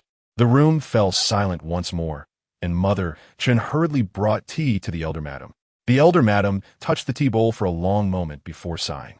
"If only Yao Hua's health were well, I would not have to worry so much." Mother Chen quickly replied, "The second young lady's health will improve. You need not fret." Moreover, she hesitated, not daring to continue, for the second young lady was a sensitive subject. After this incident, one can only hope Yan Hua learns to be more prudent. Mother Chen chuckled, "That is certainly true. Did you not see the expression of gratitude on the sixth young lady's face towards the elder madam?" She paused before adding, "But what about the lady of the marquee? Aside from the sixth young lady, the only eligible young lady in the mansion is the eighth young lady. Is the elder madam considering?" "I have said it before, there is no need to rush," she responded. Indeed, the elder madam then recalled, who recommended the maidservant beside the eighth young lady. Before Mother Chen could answer, Dong Rue, who had come in to assist, stated, "Are you referring to Mu Jin? I believe she is from Steward Chui's household. Just now, I saw her chatting with someone from the Chui family on the way." The elder madam took a sip of tea, her eyes closing slightly, her expression unreadable as she finally glanced at Mother Chen, saying, "She is one of my own, yet she is different from you. Over the years, she has not refrained from making a profit in the household. The couple serving as stewards had been brought in by the elder madam from her family, and as the years passed, her husband had taken on the role of steward in the mansion, emboldening her. The maids and matrons in the household would offer her money, and she would accept without hesitation. With the third and fourth young ladies married off, she had profited handsomely. The elder madam understood this well, but chose not to voice it. It seemed she was no longer inclined to indulge her, and at this moment, Mother Chen knew she must swiftly distance herself. "Indeed, I have spoken ill of her behind her back," she admitted. The elder madam delicately traced the intricate patterns on the teacup, stating that in minor matters, it was unnecessary to hold her accountable. However, she must remind her not to lose sight of the bigger picture. Should something significant occur, she must not hold me accountable for disregarding our years of friendship, leaving her in disgrace. Mother Chen hastily agreed, "Yes. What about that girl Mu Jin?" She continued, "She appears to be honest. Let her stay by the eighth young lady's side." Understood. I am the dividing line. I apologize to everyone. I did update yesterday, but I am unsure what went wrong. My computer has been crashing. I'm truly sorry. Chapter 15. Siblings, Part 1. Requesting PK votes, pink tickets sobbing. Mother Chen bowed and exited, hastily seeking out Steward Chui's household. The maidservant from Steward Chui's home, seeing that Mu Jin had not caused any trouble, felt pleased and brought 2 plates of dishes from the kitchen, warming a pot of wine as she prepared to enjoy it. Upon noticing Mother Chen enter the courtyard, she quickly approached and invited her to join in the drinking. Mother Chen entered the room but did not touch her chopsticks, instead recounting the elder madam's words from earlier that day. Upon hearing this, the steward's wife broke into a cold sweat. She had relied on the elder madam's trust to carry out her small schemes, but little did she know that the elder madam had long since seen through her tricks. The steward's wife, in a panic, implored, "Sister Chen, we have been with the elder madam for so many years. We have always gotten along well. At this critical moment, you must help me. What does the elder madam plan to do with me? What should I do?" Mother Chen sighed. "It is unfortunate that you are clever but have been blinded by greed. If only you had known this would come to pass. How could you have committed such foolish acts in the first place? Now that you have done so, there is no need to fear." With that, she turned to leave. The steward's wife quickly blocked her path, pleading desperately, "What am I to do? This is a matter of life and death for me." Mother Chen, feeling cornered, replied, "If the elder madam wishes to deal with you, would she need to send me to convey this? It is merely out of consideration for our past friendship. Your household is no longer what it used to be." The steward's wife interrupted, "Sister, please do tell the elder madam that I harbor no ulterior motives. My brother's family has also benefited from the Tao family as protection over the years, which is why we have not starved. I had initially intended to discuss bringing my brother's daughter into the mansion, but who would have thought my ungrateful brother would sell her off to the Marquis of Wumu for a few coins? By rights, we as the family servants should not have made such a decision without consulting the elder madam, let alone selling her off. It should have been the elder madam who decided. However, my brother was expelled from the mansion long ago and neglected these rules, and I failed to remind him, resulting in this situation." The steward's wife, contemplating the matter, realized the elder madam must have discovered this incident, which is why. Mother Chen listened intently as the steward's wife urged her to take action. After some thought, Mother Chen replied, "I cannot make decisions on such matters, especially since the elder madam has not mentioned it to me." Seeing the expression on Mother Chen's face, the steward's wife understood that she was not lying and immediately regretted having revealed this information, realizing that it was now too late to cover it up. "I advise you, while the elder madam has not yet inquired about it, you might as well make your plans early." Madame Chen emerged from the presence of Steward Chui, meticulously contemplating his words. Over the years, although the matriarch regarded her as a trusted confidant, there were matters she would not disclose, particularly pertaining to the affairs of Steward Chui's family. Could it be that the true purpose of her visit was related to this? Madame Chen had encountered the maid from Steward Chui's household. She was indeed strikingly beautiful, yet merely a young girl. What significance could she possibly hold? With a sigh, Madame Chen lamented how inscrutable the matriarch's thoughts were. Mu Jin attended to the side, while Ronghua meticulously decorated the flowers. Ronghua instructed Chen Yao to pay a visit to Jinxiu as a gesture of goodwill. Jinxiu had gained the matriarch's favor due to her recovery from illness, and many maids from the garden had gone to express their concern. Mu Jin, feeling indignant, remarked that despite the young lady's daring act of saving someone, no credit was given to her. All accolades were directed towards the matriarch. Ronghua smiled faintly, choosing not to respond. As Mu Jin was about to voice further grievances, they heard a maid announce, "The second master has arrived." Upon entering, Honggu immediately caught sight of Ronghua, who swiftly instructed Mu Jin to fetch a cup of tea for him. Mu Jin complied without hesitation. Honggu took a seat, observing Ronghua intently. Though young, his gaze was remarkably discerning, yet lacked patience. He awaited Ronghua to speak first, but she remained silent. After a prolonged silence, he could no longer restrain himself and inquired, "What exactly are you plotting?" His youthful voice carried a hint of irritation. Ronghua raised an eyebrow, retorting, "That is a question I should pose to you. Why have you sent a maid to follow me?" Honggu opened his mouth, but faltered, unable to articulate his thoughts. He felt that Ronghua's gaze held an unusual intrigue. The people in the household regarded him with respect and envy. None had ever shown him such pity. This led him to send a maid to observe her more closely. only for her to discover his intentions. Yet, what did it matter? What could she possibly do to him? Little did he know, she had cleverly turned the tables, sending Mujin to inform him that if he sought answers, he should visit the matriarch's quarters. Why should he be compelled to follow her directive? It seemed as though she understood him well enough, instructing Mujin to convey, "The young lady says that if the second master wishes to know something, he will understand upon visiting." Despite knowing she was playing a game, he still fell into her trap. Honggu regretted his decision. He should not have gone. How did he end up following her suggestion? Not only did he go, but he also presented himself willingly. As these thoughts crossed his mind, he scoffed and stood up to leave, defiantly stating, "Don't think I'm afraid to tell mother. What will you say?" "That you." Honggu found himself unable to counter Ronghua's words and turned back, glaring at her, only to find her smiling gently, her eyes crinkled in mirth. He was momentarily taken aback, as her serene smile evoked a sense of familiarity. As he gazed, he suddenly noticed her lips moving, and it was as if the sound of golden bells resonated in his ears, repeatedly echoing until he finally grasped her words. "Is your brocade hat and sable fur still with you?" Honggu was taken aback, transported back to his childhood, when he had been reprimanded by his father for poor grades and punished to stay indoors to study. Outside, the sounds of firecrackers filled the air, while he sat forlornly, unable to focus on his books, lost in thoughts of the merriment beyond. Just then, he heard someone exclaim, "The fifth miss has arrived." At the sound of those words, he perked up and rushed outside to see. Parting the curtain, he immediately spotted his fifth sister. It was snowing that day, and she walked gracefully through the snowflakes, her red skirt sweeping the ground, leaving behind traces of white, resembling morning dew on flower petals. She approached him with a smile, and before uttering a word, she draped her red fur coat over him and took his hand, ready to lead him away. The maids, fearing they would incur the master's wrath, hurriedly interjected, stating, "The master has ordered the second master to remain indoors for his studies." She laughed and replied, "But I have come to teach him." At that time, he was still small, having to look up at her, her eyes shining brilliantly. It was then she recited a poem to him, speaking of brocade hats and sable furs, 1,000 riders sweeping over the plain. Later, he hid her fur coat and refused to return it.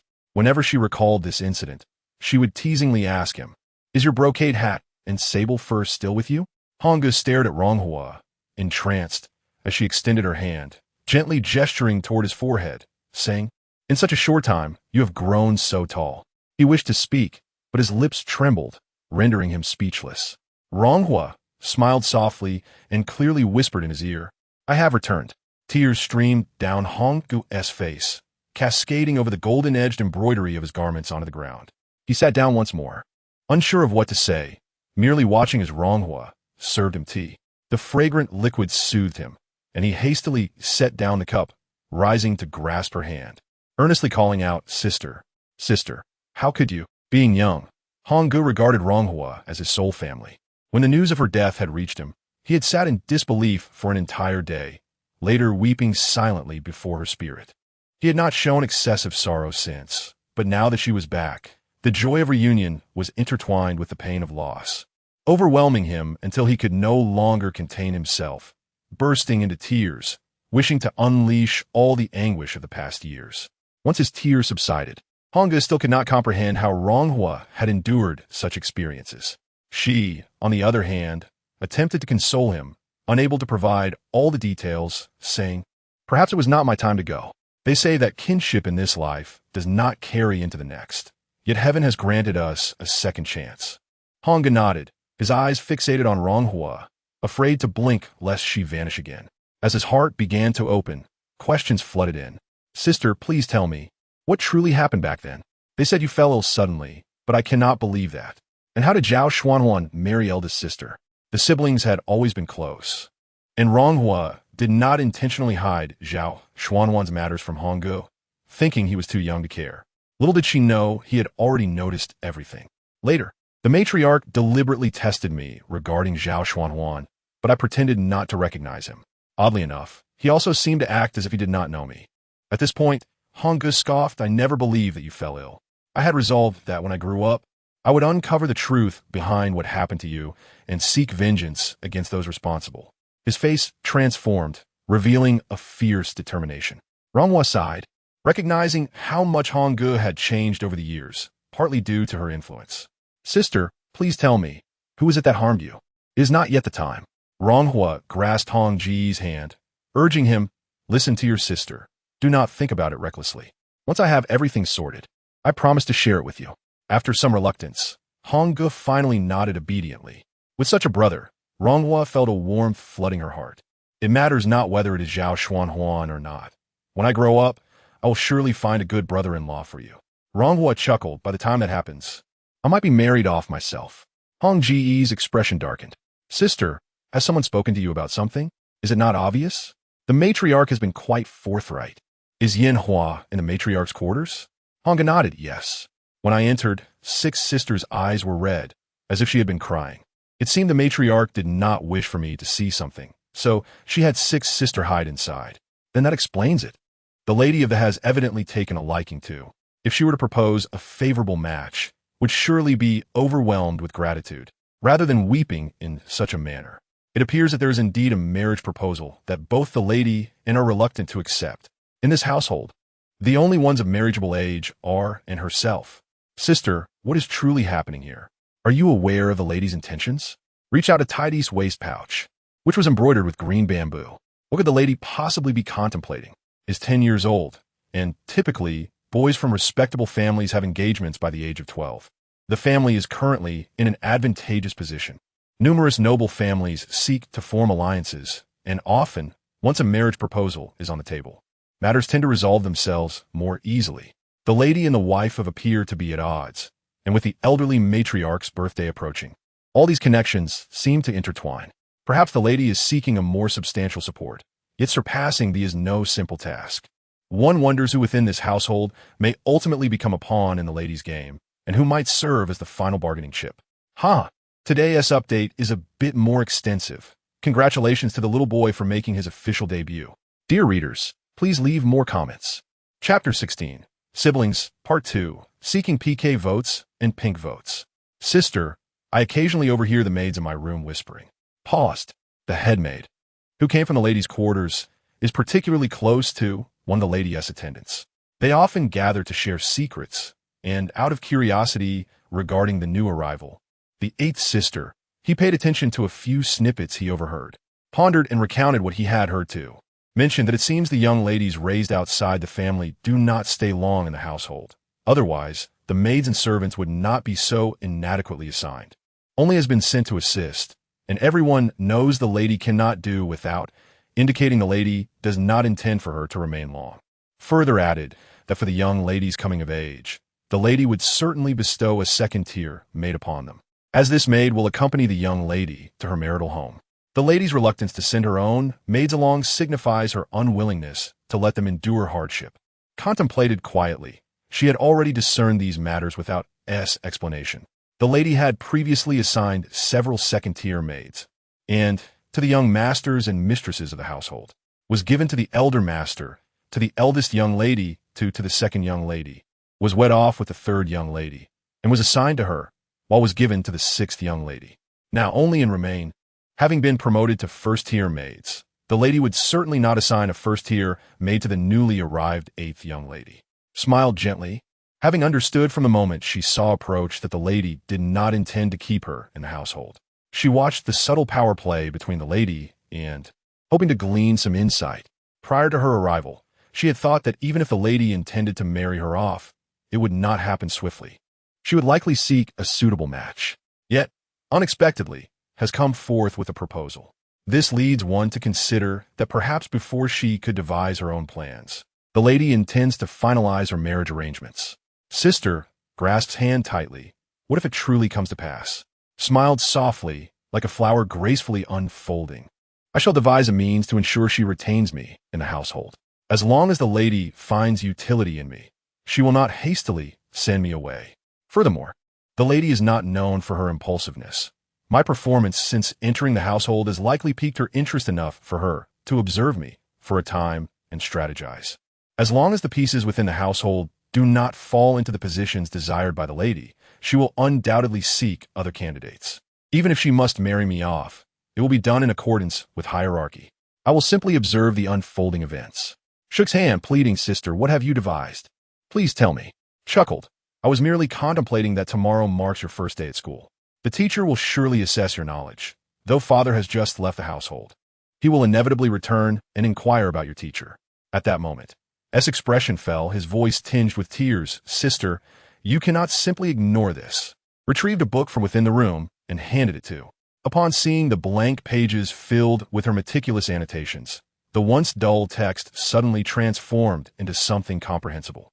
As gazed upon the book, he experienced a sense of being transported to another realm, instinctively reaching out to touch it, his eyes brimming with unshed tears. "Sister, your handwriting has changed. In the past, father often praised her, noting that despite being a girl, her script was dignified and grand, reminiscent of style. Now, her handwriting has become more rounded, lacking the sharpness it once possessed." Smiled, adjusting S garments. "But there is one condition. You must safeguard this book well. Regardless of who inquires, simply state that you obtained it from outside. Do not reveal that it was I who wrote it." Nodded vigorously. "Sister, rest assured, I am well aware of this. If anyone discovers it, I shall never admit it came from you." The following day rose unusually early. After respectfully greeting the lady, before she could utter a word, a servant announced, "Madam, the elder uncle has arrived." The lady promptly inquired about, wanting to ensure he was prepared. Just as she finished speaking, entered, responding to the sound, "Mother." As stepped over the threshold, his exquisitely embroidered robe billowed elegantly, presenting the appearance of a noble young master. He wore a royal blue satin robe adorned with white sleeves, cinched with a green floral cord that cascaded down to the hem. A young servant beside him held a white fox fur cloak. Upon seeing this, the lady beamed with delight, urging, "Quickly, do not delay," bowed slightly to take his leave, but the lady stepped out to see him off. As they exited the main house, approached. After exchanging formalities, wore a faint smile, assuring, "Rest assured, I will take good care of." The lady nodded, affirming that if misbehaves, he should certainly inform her. Merely smiled, his dark eyes filled with warmth as he glanced at. Two observed, who raised an eyebrow slightly at her, realizing that everyone's attention was focused on, and she seized the opportunity to smile subtly at. Hearing someone call out, "Sixth young lady," recognized it was approaching. She discreetly stepped back behind the lady, seeking a position where she would not be noticed. When she raised her gaze again, her eyes unexpectedly met S, who regarded her with a hint of curiosity, as though a gentle breeze had disturbed the surface of a lake. Fortunately, arrived calling out brother-in-law. Only then did shift his gaze. Though S' attire was not as splendid as the day before, she had still made an effort, executing a graceful bow with precision that accentuated her poise. However, S' demeanor remained as indifferent as ever, merely nodding at as a form of acknowledgement. S' expression faltered slightly. The lady interjected, "Enough, enough, let us focus on the matter at hand." Departed with, accompanied by his attendant and servants. The onlookers in the garden waited until and exited the main gate before dispersing. Ronghua wished to invite Yanhua into the room to discuss the designs, but Yanhua, displaying evident impatience, merely replied, "I have some matters to attend to. Let us postpone for another day." With that, she hurriedly departed alongside Xianxiao. Ronghua glanced at Chunyu, who appeared at a loss for what to do. Chunyu suggested, "Perhaps the 8th Miss could continue with the designs. Once completed, we can present them to the 6th Mississippi." Ronghua nodded in agreement, realizing there was no other option. Returning to the room, Ronghua and Chunyu resumed their work on the designs. Chunyu examined the patterns she had drawn, admiring their beauty. Such designs were entirely new to her. Ronghua smiled slightly, grateful to the 8th Miss for her exquisite craftsmanship. Otherwise, no amount of learning over the past 3 years would have equipped her with such skill. Although 7th Aunt was not of noble lineage, her family was scholarly. Thus, she understood that prominent families valued virtuous brides. Quietly, she had been planning for the 8th Miss's future. It was becoming increasingly challenging for a daughter born out of wedlock, lacking refinement and skill, to secure a good marriage. 7th Aunt sought several embroidery teachers to instruct the 8th Miss in needlework, and the 8th Miss proved to be quite adept, mastering the art in just a few years. However, after falling gravely ill upon awakening, her spirit had been replaced by that of Ronghua. Perhaps it was heaven's way of compensating Ronghua, for it seemed the 8th Miss's remarkable embroidery skills had also been bestowed upon her. When Ronghua picked up needle and thread, she found herself able to stitch effortlessly. Returning to the present, Ronghua smiled at Chunyu and said, "Which designs do you think are the most appealing? We should show them to Mother and see her thoughts." Chunyu carefully scrutinized the designs once more. "In my opinion, all the patterns are delightful, but perhaps we should present them all to the madam for her selection." Ronghua chuckled in agreement and decided to take Mukijin and Chunyu with her to the elder madam's quarters. Ronghua resided in the western courtyard of Luoying, and to reach the elder madam's room, they had to pass by the 6th Mrs. Yihong Pavilion. As they walked past the bamboo-lined path in front of the 6th Mrs. door, Ronghua casually glanced over and caught sight of Xiangxiao, who appeared anxious as she scanned the courtyard, accompanied by several third-rank maidservants. Beside Xiangxiao stood a maidservant, Jihua, who was in service to Yanhua's mother, 4th aunt. The situation suggested that something was amiss in the 6th Mrs. quarters. Ronghua halted, suddenly recalling that perhaps these designs should be shown to the 6th sister. Since Mother entrusted this task to us sisters, it would be inappropriate to bypass the 6th sister. Chunyu agreed, acknowledging that Ronghua's consideration was indeed thoughtful. As they entered the 6th Mrs. courtyard, Xiangxiao rushed out to greet them, bowing respectfully to Ronghua. 8th Miss, greetings, and then to Chunyu, Miss Chunyu, greetings. Chunyu inquired, "Is your miss at home?"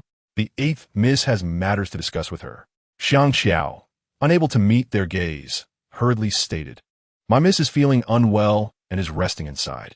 Just as she spoke, a sudden clatter echoed from within, as if something had fallen to the ground.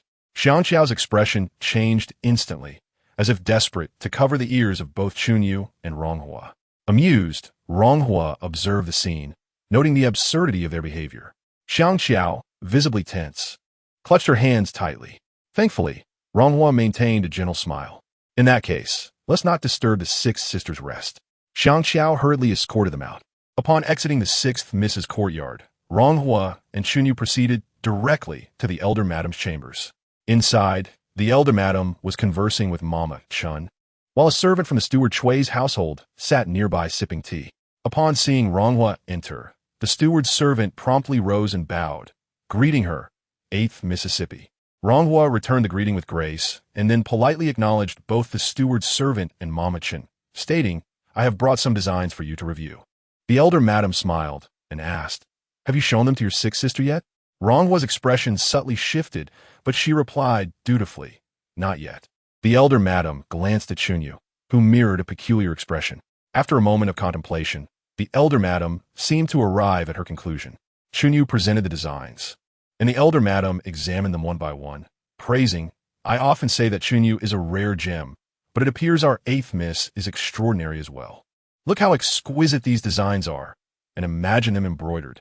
Mama Chun and the steward's servant eagerly approached to admire the work, exclaiming, "Truly remarkable. It is rare to find such beautiful patterns even in the renowned embroidery houses of the capital." The elder madam remarked, "With such patterns, our relatives will surely be pleased.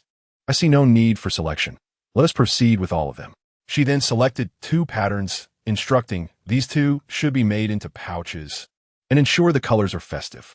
Ronghua respectfully acknowledged her request and accepted the designs. The elder madam's chosen patterns complemented each other beautifully. As Dongrue brought in tea, Ronghua settled into a chair beside the elder madam to sip her tea.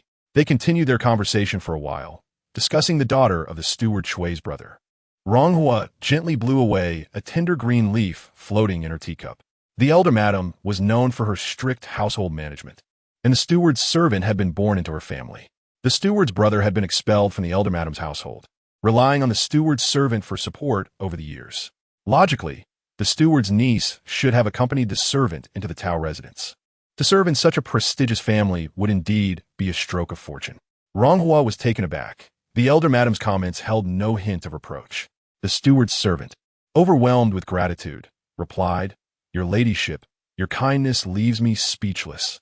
The elder madam replied, "Whenever she returns, bring her to me so that I may see her." The steward's servant quickly agreed. Such generosity from the elder madam was indeed rare. After sipping tea for a while, Ronghua, Chunyu, and the steward's servant took their leave. Once they had departed, the elder madam turned to Mama Chun, inquiring about the situation with the 6th Mississippi. Mama Chun replied, "The servant Tingshan from the 6th Mrs. household mentioned that 4th aunt visited early this morning, and the 6th Miss was in a fit of temper with her. After encountering a setback yesterday, It is only natural she would blame fourth aunt, which aligns with your intentions, madam. It seems the sixth miss may no longer heed fourth aunt's counsel. The elder madam remarked, that may not necessarily be the case. After all, she's her mother's daughter. At that moment, the elder madam's eyes reflected a hint of disdain, lamenting Yinhua's lack of composure. Despite her efforts to cultivate her character over the years, Yinhua had proven to be utterly unreliable at critical moments. Mama Chun sighed. It is indeed unfortunate. Other young ladies are either inherently dull-witted, lack beauty, or timid. The sixth miss is the only one who seems relatively capable. The elder madam mused. If only the master had entrusted me with the management of household affairs earlier, we might not find ourselves in this predicament. If only the deceased Ronghua had been handed over to me sooner, perhaps she could have been of use. The elder madam's expression shifted as she concluded that the eighth miss must have gone to visit the sixth Mississippi. She resolved to inquire further with Chunyu when the opportunity arose. Mama Chun nodded in agreement. The elder madam contemplated. Did not Chunyu mention that the eighth miss is devoted to Buddhism? Please fetch the few Buddhist scriptures I often read and present them to the eighth Mississippi. Mama Chun promptly went to retrieve the scriptures. Madam remarked, over the years, you have accompanied me in studying numerous scriptures. This time, you shall personally deliver the Buddhist texts. Mu Jin and a few maidservants were leisurely seated in the garden, basking in the sunlight and engaged in conversation. Although Mu Jin, now at the age of the eighth young lady, still held the position of a third-rank maid, it was already evident among the servants that she was destined for a promising future. Those who had previously shunned her were no longer dismissive and had begun to associate with her.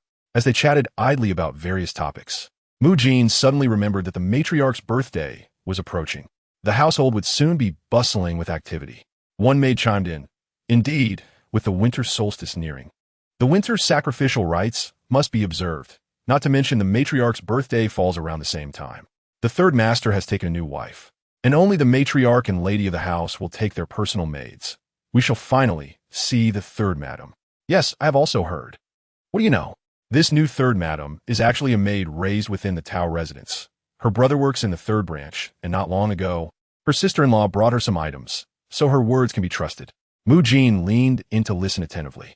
Upon returning to the eighth young lady's chamber, Mu Jin lifted the curtain and overheard Mama Chun conversing with the eighth young lady, who was likely discussing the contents of some Buddhist scriptures. The intricate language of the sutras was beyond her comprehension. She could only appreciate the eighth young lady's patience, while Mama Chun inquired and the eighth young lady explained. After a considerable time, the eighth young lady showed no signs of impatience, while Mama Chun felt somewhat embarrassed, remarking on her own tendency to burden the young lady with tasks. However, the lady of the house had indeed tasked her with delivering the scriptures, and she had rambled on endlessly. The lady was right. Studying Buddhist texts does require one to possess patience. It seems the eighth young lady is truly a person of good nature. Ronghua smiled shyly, admitting she often peruses such texts in her leisure.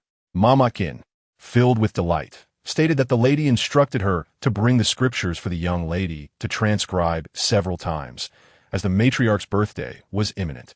And it was the lady's wish for the young ladies of the clan to copy them 100 times as a gesture of filial piety. As she spoke, she produced a small yellow silk pouch, revealing a copy of the Baohuan Yinsho Sutra along with several sheets of yellow-painted silver paper. This first portion was naturally meant for the young ladies of their residence to write. The lady had observed that the eighth young lady was fortunate, hence she had sent it to her, unaware that the young lady had previously transcribed it. Ronghua accepted the scriptures with both hands, expressing her commitment to fulfill her mother's trust and to display her filial piety before the matriarch. Mama Chun beamed with joy, exchanging a few more idle words before taking her leave. Once Mama Chun departed, Mu Jin joyfully approached, noting that such prominent tasks had previously been entrusted to the sixth young lady, indicating that the lady of the house had already begun to favor the young lady.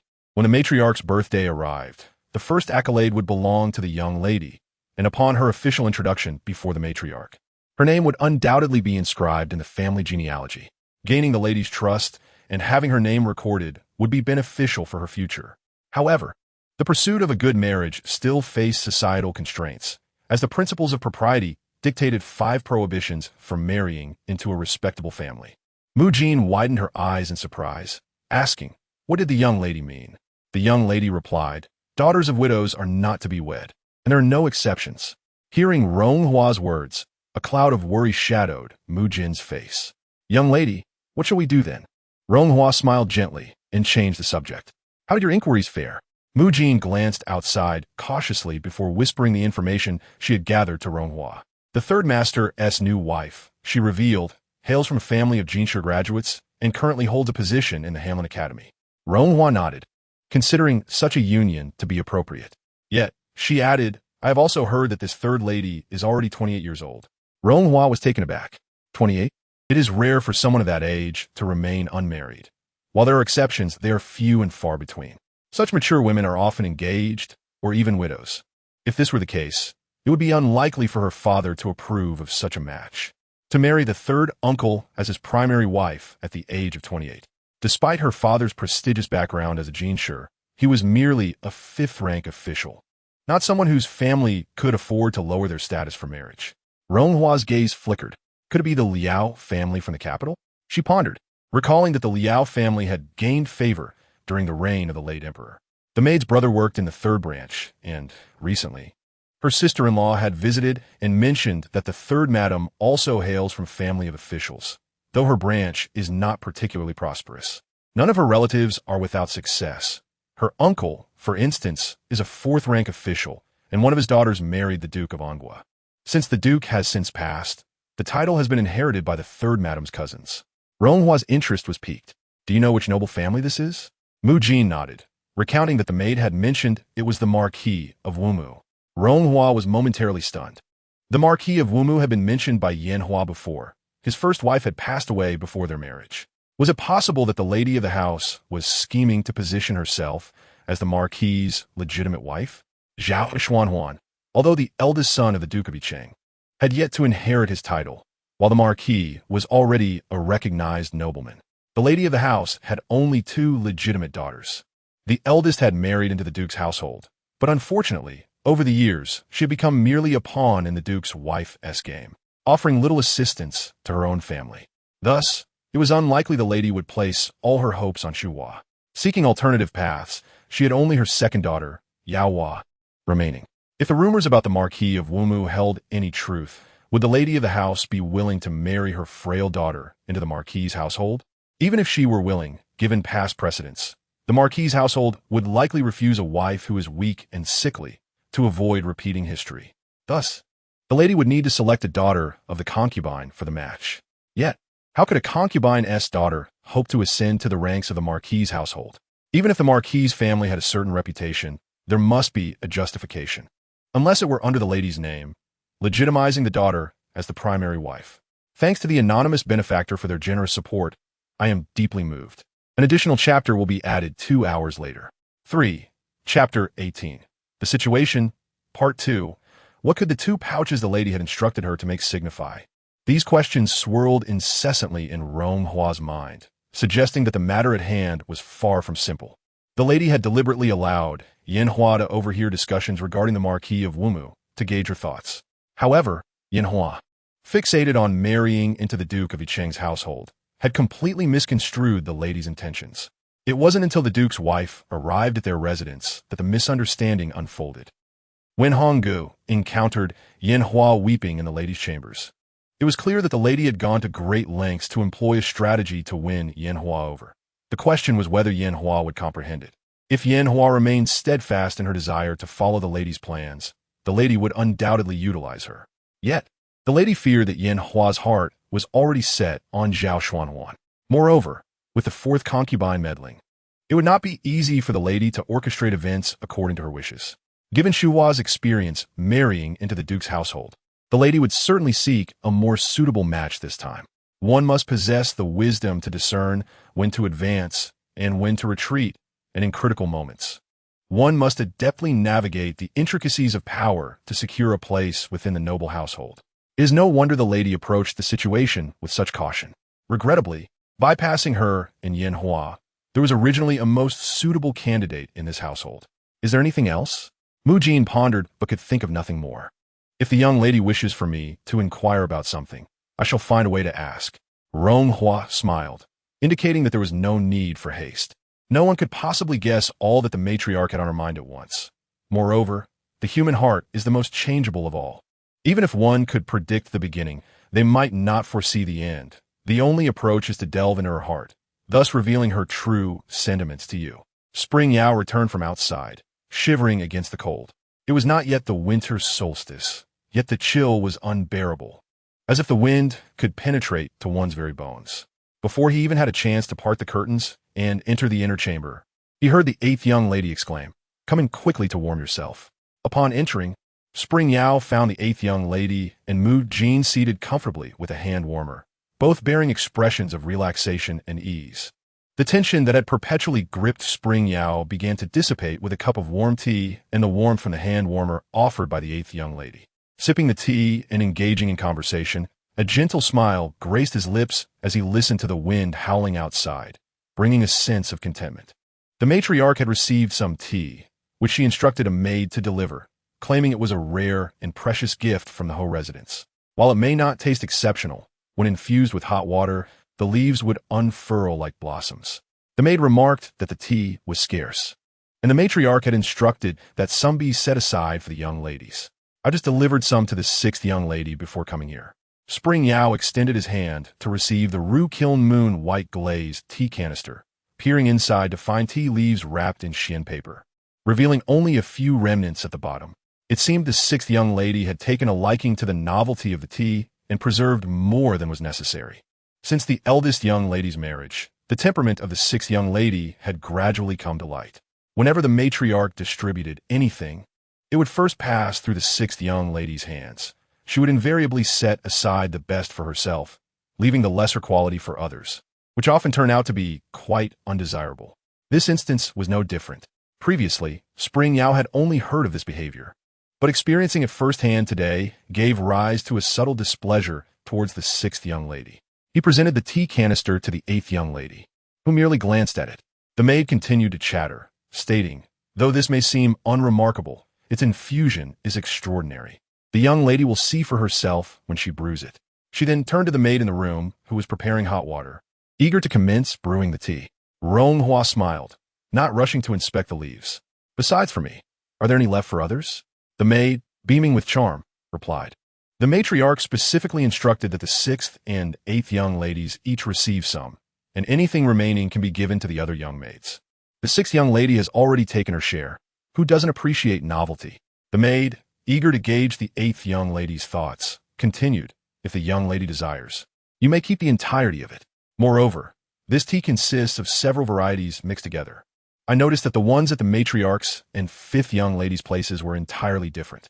The 8th young lady smiled, her expression soft yet lingering, and the maid believed she had interpreted the young lady's thoughts correctly. However, the 8th young lady instructed Mu Jin to prepare 3 leaves for brewing, then told the maid, "Return the remainder to 6th sister. Let us see how she distributes it." The maid was momentarily taken aback, her smile faltering as she processed the request.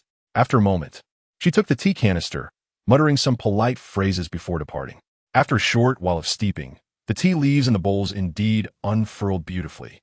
3 bowls yielded 3 distinct appearances. Ronhua's cup revealed tender green leaves that opened to reveal 3 blooming hang chrysanthemums, reflecting a clear yellow-green hue, akin to a picturesque embellishment. In contrast, Spring Yao's cup contained only upright tender green buds. Mu Jin's cup held a simple round flower, which, upon full bloom, revealed a vibrant heart.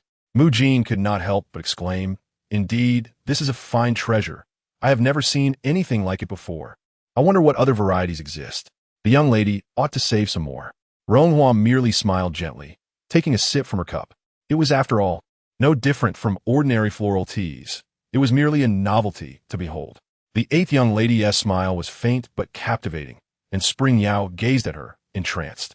This unrestrained demeanor, impervious to wealth or grandeur, and her tranquil poise amidst honor and disgrace, resembled the vibrant clouds in a distant sky, limitless and untouchable. Perhaps it was this very smile that inspired a sense of ease within him. Living alongside the matriarch, he had always been cautious, striving to be a favored attendant. Having grown up in the matriarch's quarters, he felt a deep sense of gratitude. The sisters in the garden often remarked that those who emerged from the matriarch's service were indeed of a higher caliber. As long as one devoted themselves wholeheartedly to the matriarch, a favorable outcome was assured. Chi-Chi's demise was attributed to her frail constitution, and Luoying, her closest companion, had sought the matriarch's permission to refrain from accompanying the third young lady on her distant marriage, wishing to return to the matriarch's household. Though the matriarch had no lack of attendants, there was always a need for more laborers in the outer quarters. Luoying's parents resided in the capital, and she wished to fulfill her filial duties. At that time, Spring Yao believed that the matriarch would undoubtedly agree. Yet, to his astonishment, the matriarch flatly refused without a second thought. The matriarch's coldness left him feeling unnerved, contemplating whether he might share a similar fate in the future. Whatever benefited the matriarch, she would not hesitate to part with. Reflecting on the tea brewed today, only his cup bore the tender green leaves that floated with a certain sense of adversity. With a heart full of thoughts, Spring Yao sipped the tea, continuing his needlework alongside the eighth young lady. The maid returned to the sixth young lady's quarters. Explaining the situation, Yin Hua could not suppress a disdainful chuckle, remarking that someone raised outside the household could hardly appreciate such treasures. They would spoil even the finest gifts. With her words, she resolved that the remaining tea should be distributed among the senior maids. The maid received her orders and set out to share the remaining tea leaves before finally reporting back to the matriarch. As she stepped into the courtyard, she noticed a gentleman, attired as a doctor, entering the estate, accompanied by a young servant carrying a redwood medicine chest adorned with silver embellishments. The maid quickly stepped aside, perplexed as to why a doctor had been summoned, given that she had not heard of any illness within the household, especially one that warranted such an esteemed physician. The gentleman was led to the matriarch's courtyard, where he was met with courteous exchanges. The matriarch, accompanied only by Dong Rue and Mama Chun, followed the gentleman deeper into the garden. Upon reaching the second young lady's quarters, Chu Xiao awaited outside and approached the matriarch immediately. Without allowing Chu Xiao to speak, the matriarch urgently inquired, "Is everything prepared?" Chu Xiao bowed respectfully, replying, "We are merely waiting for the doctor to enter and examine her." The matriarch urged quickly, "Please invite the doctor inside." The doctor entered the inner chamber with the matriarch and others, arriving at the second young lady's bedside, where the azure bed curtains had already been drawn. Chu Xiao took the large welcoming pillow from a maid and, reaching into the curtains, grasped the second young lady's hand, gently lifting her sleeve to reveal her wrist. The matriarch respectfully implored, "Doctor, please examine our second sister. What affliction does she suffer from, and can it be cured?" The doctor replied, "Prior to my arrival, the esteemed matriarch had already informed me that the second young lady has suffered from a cold since childhood, leaving her with a lingering ailment that is not easily remedied." The matriarch hastily affirmed, "Indeed, as I contemplated, we have only consulted local practitioners before. They pale in comparison to your expertise. Noble families rely on your guidance, yet we seldom have the opportunity to invite you. Were it not for this fortunate encounter, I humbly ask for your utmost diligence." The doctor exchanged pleasantries, stating, "I serve alongside Brother Tao in the same court, yet our paths seldom cross. Today, I am merely fulfilling my duty." With that, he extended his hand to commence the pulse diagnosis. The matriarch dared not disturb the atmosphere and retreated a few steps, clutching a string of rosewood prayer beads tightly in her hand. The others in the room fell silent, not daring to utter a word. At long last, they managed to catch up, time to return home and rest. After a brief interval, the gentleman rose to accompany the matriarch to the outer room to prepare a prescription. The matriarch instructed someone to serve tea, and after the gentleman took a sip, she eagerly inquired, "Can our second daughter's illness still be cured?" The gentleman pondered for a moment before responding, "In my opinion, while the second young lady's ailment stems from childhood exposure to cold, it is also exacerbated by a congenital weakness that has led to her current state. Over the years, I suspect she has lacked adequate care." The matriarch replied, "Indeed, we have engaged many physicians at home and have not been stingy with ginseng and other remedies. Yet, no matter how much she consumes, there seems to be little improvement. Spring and summer are tolerable, but as autumn and winter approach, she can scarcely rise from bed." The gentleman nodded, acknowledging that the second young lady's condition would not have suddenly deteriorated to this extent. He then looked at the matriarch, asking if there had been any signs of improvement over the years. A tremor coursed through the matriarch's heart, igniting a flicker of resentment. Although she felt the urge to express her frustration, the presence of the gentleman restrained her. She merely frowned, recalling a well-known physician from a few years prior whose prescriptions had shown promise, only to have the situation take a turn for the worse. With a sigh, she continued, her expression a mixture of sorrow and barely contained anger. Her fifth sister had met an untimely fate, which was distressing enough, but it had weighed heavily on the second daughter, who was deeply emotional and had always shared a close bond with her sisters. This loss had devastated her. The gentleman listened intently and concluded that the illness was most sensitive to mental strain. Excessive worry could be detrimental. Those with lofty aspirations and keen intellect often succumb to such ailments. One must learn to ease their mind and nurture their vitality, and thus, the condition could improve. The matriarch's heart lifted at this implication. Did it mean the illness was indeed treatable? The gentleman contemplated briefly and lowered his voice. There exists a specific medicinal ingredient that can remedy this ailment.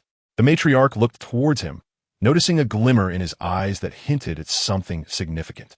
Understanding dawned upon her.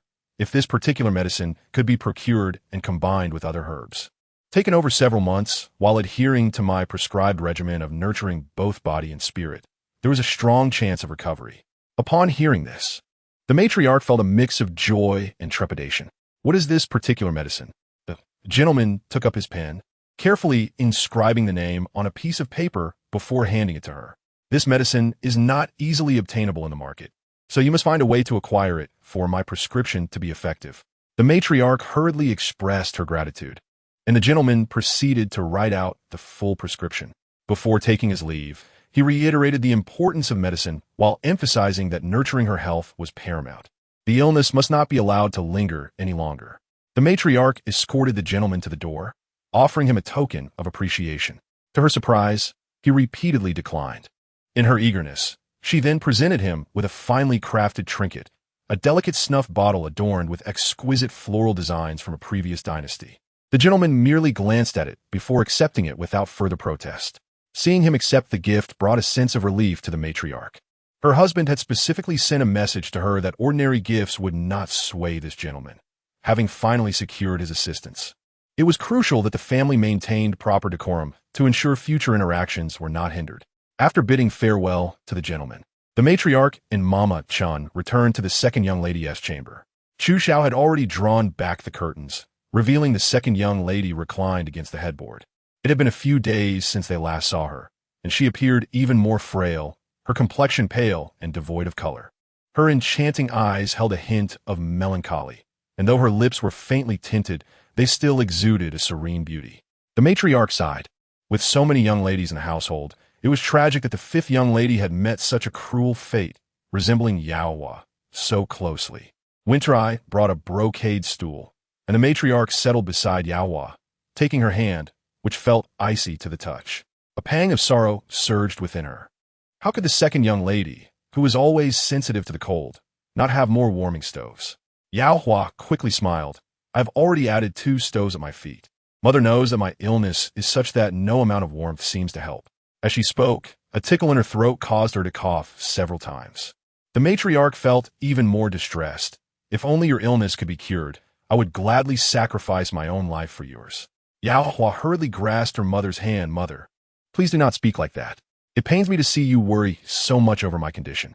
If you continue this way, I will be even more ashamed. If only you could be well, I would willingly accept my fate. Her words faltered, choked by emotion. The matriarch's eyes glistened with tears, fearing that Yao Hua would be further heartbroken by witnessing her own sorrow. She quickly wiped her eyes with her sleeve and forced a smile. Look at me. I actually have wonderful news to share with you today. Pausing for a moment, she continued, the gentleman who visited earlier has examined you and believes your illness is treatable. Yao Hua mustered a weak smile. I have seen many physicians over the years, yet none have proven effective. The matriarch cast a glance at Mama Chun, who understood the cue and sent Chu Xiao outside to guard against unwelcome interruptions. The matriarch continued, this time is different. Your sister has called upon the finest court physician, one who has the emperor's favor. She spoke with hope radiating from her face, believing that if this physician deemed it curable, there was indeed a chance. You must take good care of yourself. In a few months, you will surely see results. Finally, a flicker of vitality returned to Yao Hua's countenance. The matriarch patted her hand, but grew serious again. There is one thing to bear in mind.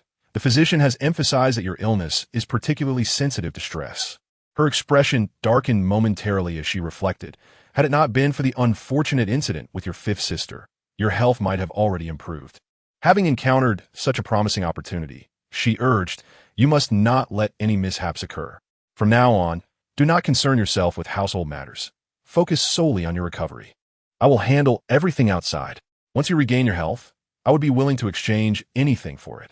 The matriarch's grip tightened. Seeing Yaohua nod in agreement brought her a sigh of relief. She then turned to Chu Xiao, instructing her to refrain from mentioning household affairs in front of the second young lady. Chu Xiao understood the implications and quickly complied. The matriarch spent a little more time conversing with Yaohua, inquiring about her daily needs, and emphasizing the importance of not overlooking any details. Only then did she reluctantly take her leave. Upon returning to her own quarters, the matriarch retained Mama Chun by her side. Sitting in a chair, she scrutinized the slip of paper in her hand. Mama Chun hesitated to speak, but noticing a glimmer of confidence on the matriarch's face, she finally asked, have you already devised a plan for obtaining this medicinal ingredient? The matriarch replied, not entirely. Before leaving, my husband instructed me to seek assistance, as no endeavor is without its challenges, and he reminded me to keep the greater picture in mind. I believe he anticipated today's developments. To acquire this particular medicine, she would undoubtedly need to seek the assistance of Lady Kai, the wife of Marquis Cheng, who enjoyed the Emperor's favor and could likely facilitate the acquisition. Mama Chun interjected, must we accept the marriage proposal discussed by the Marquis's wife? The matriarch's expression remained neutral, neither pleased nor displeased. If the Marquis's wife speaks, how could I refuse? She waved her hand, instructing Mama Chun to light the incense. My husband has mentioned that these matters are trivial and do not warrant much consideration. I merely need to prepare a dowry. Mama Chun agreed. As long as the second young lady recovers, there will be no need for others to ease your worries. The matriarch nodded, a smile of contentment gracing her lips. At long last, I have awaited this day. I once feared that Yaohua's illness was beyond remedy, which led me to consider other candidates. Now that the gentleman has assured me of her potential recovery, I need not pursue alternatives. Please retrieve the dowry I have prepared and tally it carefully, including the several large boxes I brought from my family home. Madame Chun was taken aback, for the dowry of the elder lady had remained untouched for many years, yet now it was to be utilized entirely? Although the elder lady's family had faced financial constraints over generations, they had accumulated a considerable fortune. When the elder lady married into the Tao family, the matriarch was still alive, and she bestowed numerous exquisite gifts as part of the dowry. Over the years, there had been occasions to use those funds, yet the elder lady had never revealed any of them. To think all of it was to be employed for this marriage. Might it be excessive? Even when the second and third branches took wives, they did not resort to these family assets. The elder lady glanced at Madame Chun, acknowledging that although it was her daughter's marriage, the dowry could not be scant. Only then would she be held in higher regard after entering her new home. Madame Chun agreed. The elder lady continued, this union must be more splendid than that of my eldest daughter. This match, which I have pursued with great effort, will be crucial not only for her, but for the entire Tao household. Regardless of the means, it is worthwhile. As for the other young ladies, without a second thought, the elder lady contemplated that according to tradition, preparing 300 to 500 taels of silver would suffice. Just as the elder lady and Madame Chun finished their discussion, Dong Rue entered the room to announce that the eldest daughter had sent Xiuhi back. The elder lady understood that Xu Hua wished to inquire about the physician's treatment of Yaohua, and promptly instructed Dong Rue to summon her. She detailed the events of the day and even had Dong Rue copy the medicinal formula for Xu Hua, advising her to prepare in advance. Once the elder lady had finished her instructions, Xiuhi stepped forward to report. The eldest daughter has asked me to return. The elder lady nodded, glancing around to ensure they were among familiar company, and deemed it appropriate to speak. Xiuhi continued. The lady of the Marquis praised the theater troupe he sent. She is currently preparing to host a gathering at home and wishes to invite you and the young ladies of the household to attend. Though the formal invitation has yet to be delivered, the eldest daughter wanted me to inform you so that you might prepare accordingly. The elder lady's eyes widened at once. What did Xu Hua say? Which young lady from her household should I take? Xiuhi replied, the eldest daughter did not specify. merely stating that you should decide as you see fit. The elder lady nodded in understanding. You may return home early. After Chio, he exited. She encountered a few familiar maidservants in the garden, exchanged a few words, and then, intending to leave the estate, veered towards the second young lady's courtyard. Exhausting as it is to write this. Chapter 20. The Transformation, Part 1. After dining, the eighth young lady arrived, bringing with her a warming leg wrap. The elder lady had been experiencing a slight discomfort in her legs lately. Upon seeing it, she smiled. Your filial piety is rare. I shall try it shortly. Ronghua opened her mouth twice, but hesitated to speak. Instead, she glanced at Madame Chun beside the elder lady, who smiled encouragingly. Finally, Ronghua said, Mother's first experience with this may not be well attended by others. Why not let your daughter assist you now? The elder lady chuckled. Is that necessary? This needs to be worn closely, does it not?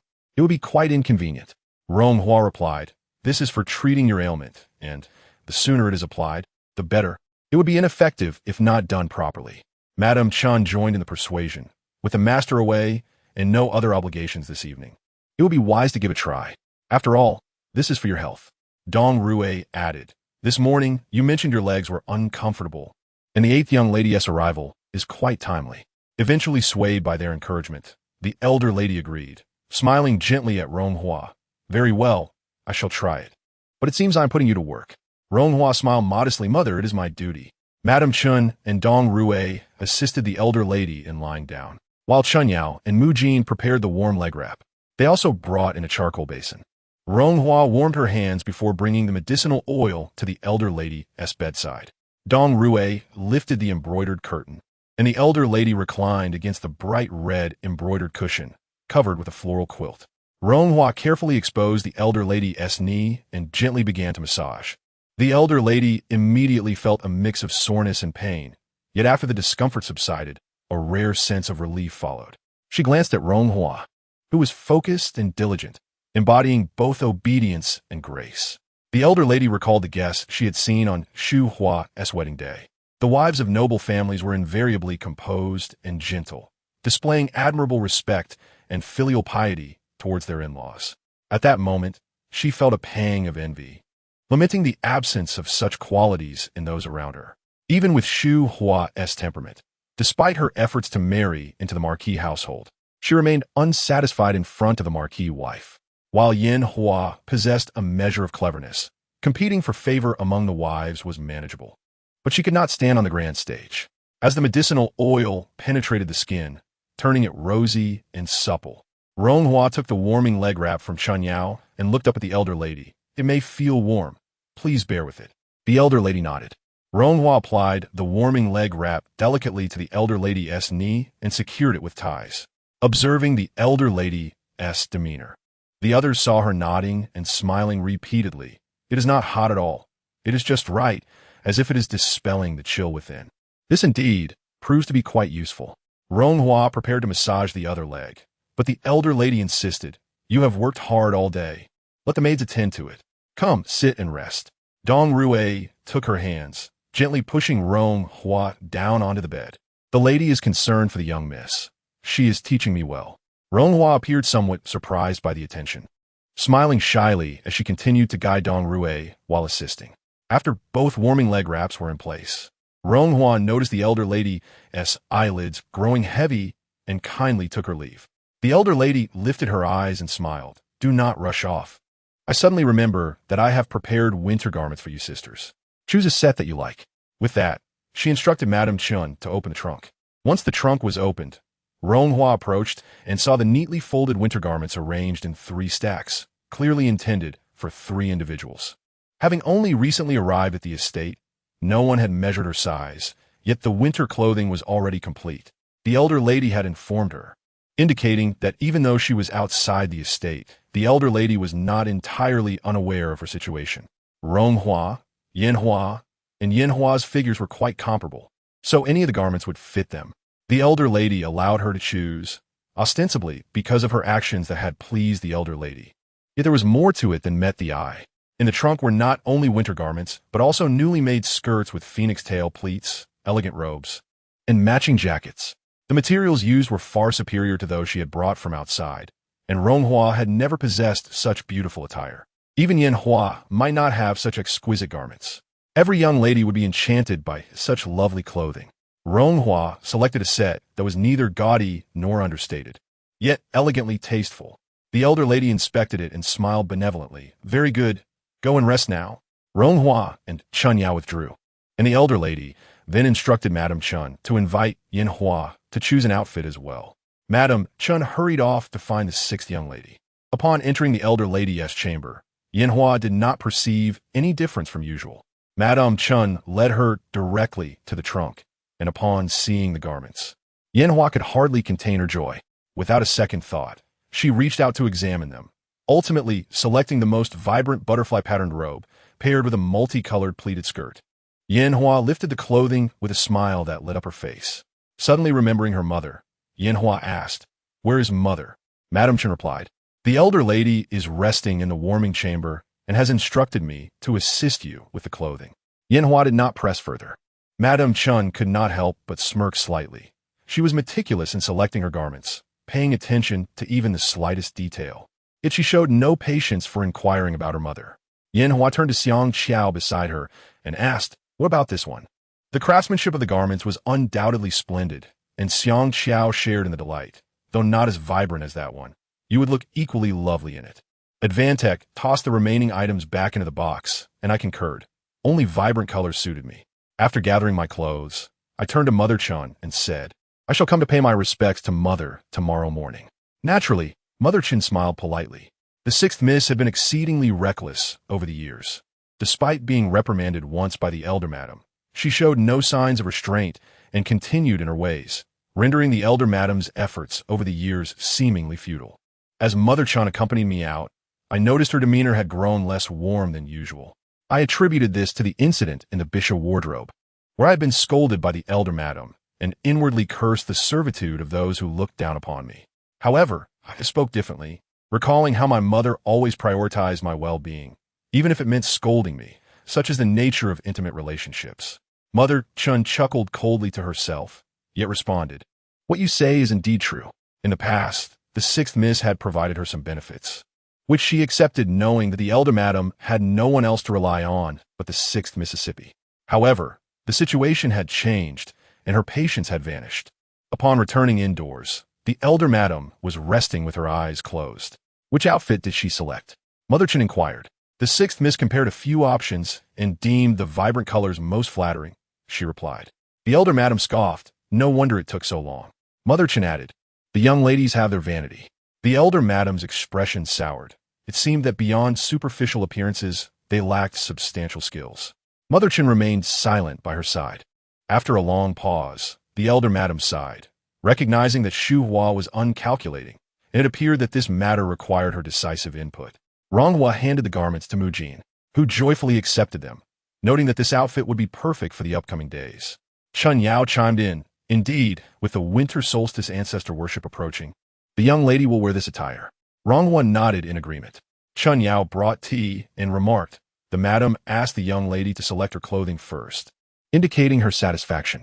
Chun Yao had never expressed such sentiments before. Having always been close to Rong Hua, she genuinely considered her well-being today. Although the elder madam did not voice her approval, she was truly content with the 8th Mississippi feeling weary. Rong Hua retired early, and Mu Jin lowered the curtains and extinguished the lamp before sleeping outside the warm chamber, while Chun Yao rested in the outer room. After a while, Mu Jin realized the sound from outside had ceased, indicating that Chun Yao had fallen asleep. She quietly rose, using the moonlight to navigate inside, gently calling out to Rong Hua, who opened her eyes, her gaze bright and alert.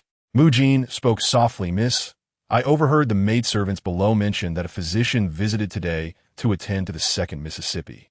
This was not surprising. The elder madam often summoned reputable physicians to examine the 2nd Mississippi. When the physician departed, the elder madam personally saw him off. What kind of physician could garner such attention from the elder madam?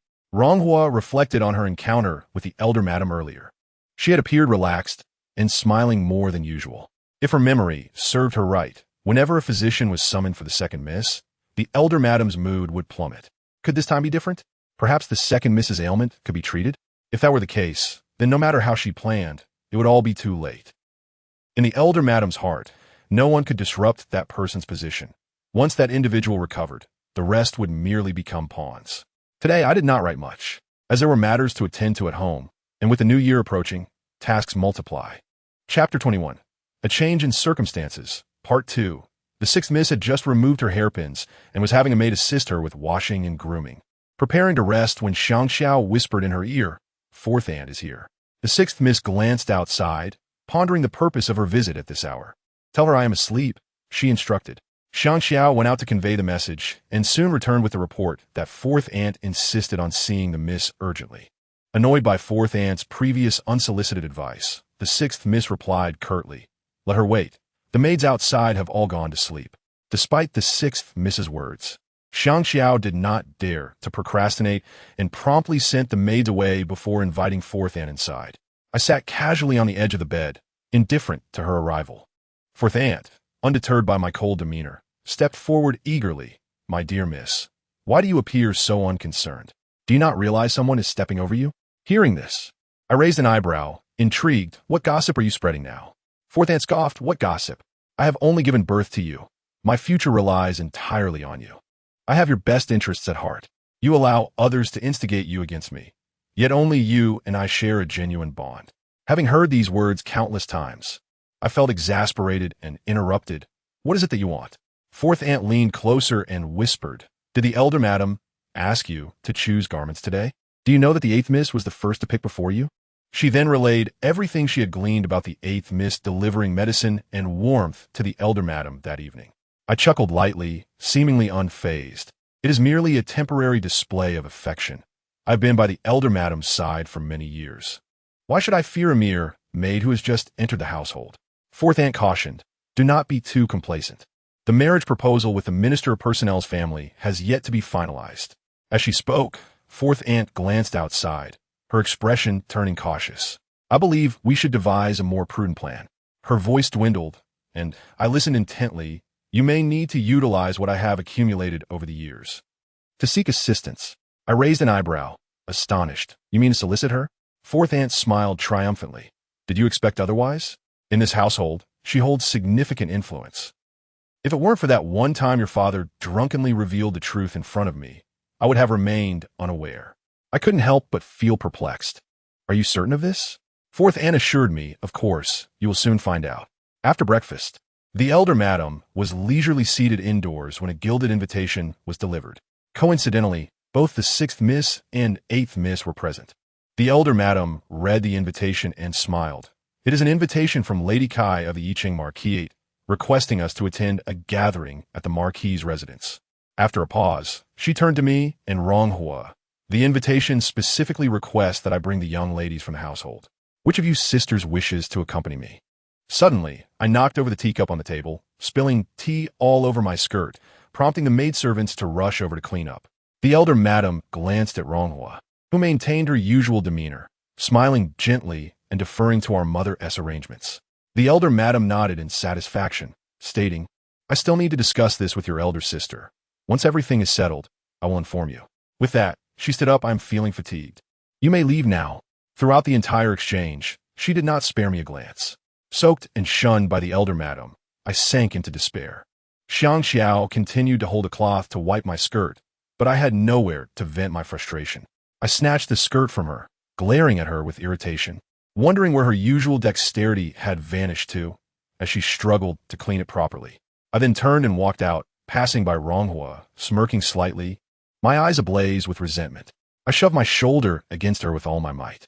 Seeing her wince in pain, I finally allowed myself a smug smile, exclaiming, "Oh dear. Sister, be careful. I'm glad I have my footing." I concluded with a provocative gaze directed at Ronghua. Yonghua's gaze resembled autumn waters, clear and profound.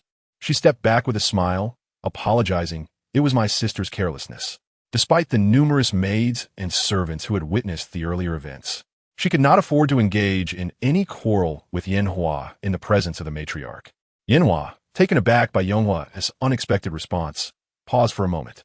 Convinced that Yonghua was too timid to confront her, she smirked triumphantly and held her head high as she exited. Once outside, Yonghua turned back and whispered in Yonghua's ear, "Do not think that for a fleeting moment of pleasing our mother, you can rise above me. Remember, I've been here far longer than you. Yonghwa's heart stirred. What did Yanhua mean by that? Was she hinting that there were other ways to alter the final outcome? Apart from the matriarch's influence? Yonghua could not help but glance towards the lush greenery of the garden, pondering that even the most meticulous plans could be subject to unforeseen changes. At noon, as the matriarch prepared to dine, news arrived that Shu Hua had returned. The matriarch quickly instructed for additional bowls and chopsticks to be set, beckoning Shu Hua to join her for the meal. Shu Hua sat down with a bright smile, serving dishes to the matriarch while refraining from eating herself. Instead, she requested Shu Hua to bring a box of pastries, a new recipe crafted by the family cook, specifically made for their mother to sample. The matriarch tasted a piece, the delicate outer crust melting in her mouth, the filling sweet yet not cloying. She nodded repeatedly, exclaiming how delicious it was and curious as to what had inspired such culinary endeavors. Shu Hua's face flushed slightly as she explained, "It was nothing really. After tasting the perfect peony cake made by Chun Yao, I thought to have someone create more varieties." The matriarch understood Shu Hua's intentions, recognizing that her daughter was motivated by her husband as a favorable impression. "What of it?" the matriarch inquired subtly. Shu Hua's face momentarily dimmed, yet she replied, "Mother also finds it delicious." The matriarch's tone turned cold. "With such effort, does your husband not appreciate it?" Shu Hua quickly clarified, "Not quite. He has never been fond of sweet foods." The matriarch's expression hardened. Shu Hua had always been competitive, but it was unexpected that after so long in the Marquis's household, she felt so constrained, constantly devising ways to please her husband without any apparent success. Zhao Xuanhuan, appearing cultured and refined, remained enigmatic, his intentions difficult to discern. Shu Hua believed him to be of such temperament. Otherwise, he would not have entangled himself with Yonghua in the past. Her greatest fear was that her daughter might never fathom her husband's heart, leading her to a lifetime of suppression if she failed to bear even one son or daughter. Shu Hua was also someone who never kept score. With this thought, the matriarch lost her appetite, signaling for Dong Rui and Shu Hua to eat while she took Shu Hua aside for a private conversation. "Mother," Shu Hua began, addressing a serious matter, "I have already given the prescription to my mother-in-law, who has promised to find a way to acquire the medicine." The matriarch nodded, having anticipated this, knowing that throughout the years, she had never acted against the interests of the Marquis's household, hoping it would prove useful in a critical moment. "Which sister do you plan to bring to the Marquis's residence?" Before the matriarch could respond, Shu Hua cheerfully interjected, "I believe we need not look elsewhere. The eighth sister is quite charming." The matriarch regarded Shu Hua with a discerning glance. It was a surprising proposal. Shu Hua continued, "After all, she was raised outside the household, and we are unaware of her true character. Yanhua, having spent more time with you, surely knows her true nature." She added, "Moreover, the eighth sister's beauty would surely be a delight in the minister's residence." The matriarch suppressed her doubts, asking, "What of Yanhua? Have you considered that propriety must be observed?" She added, "Your mother-in-law seems particularly fond of Yanhua." Shu Hua responded, "What harm is there in making an exception this once? Besides, we have the example of the second sister." She explained, "My mother-in-law desires a beautiful daughter-in-law, and with a bit of adornment, the eighth sister would surpass others." The matriarch replied, "When Shu Hua came, she mentioned you had no opinions. Why do you suddenly have such ideas today?" After a pause, she said, "A mother knows her child best. Do not share everything with her, and consider her feelings more often." Shu Hua's expression darkened.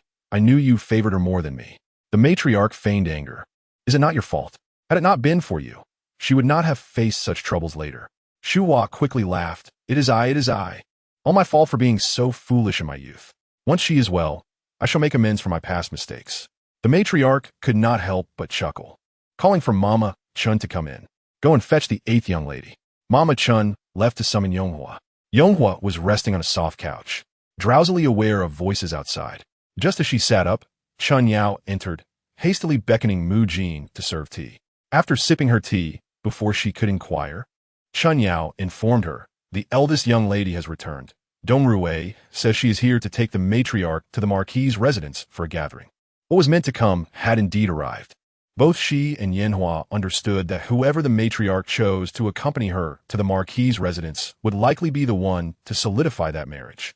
Rumors had circulated that the concubine of the Minister of Personnel was not without basis. As she pondered this, a maid announced from outside, "Mama Chun has arrived." Yonghua quickly adjusted her attire and descended from the bed. Mama Chun lifted the curtain and entered, smiling upon seeing Yonghua. "Eighth young lady, the matriarch requests your presence." Mama Chin's expression held significant meaning, and the atmosphere in the household over the past few days hinted at something deeper. Even the less perceptive maids sensed a shift. Mu Jin's face had already changed. Yonghua smiled and replied, "I will tidy myself and be there shortly." Mama Chun had to admire Yonghua. Whether it was the audacity of youth or an unflappable demeanor in the face of change, it was impressive. After Mama Chun left, Yonghua asked Mu Jin to adjust her hair ornaments. Sitting on the brocade stool, Yonghua noticed Mu Jin's hands trembling slightly.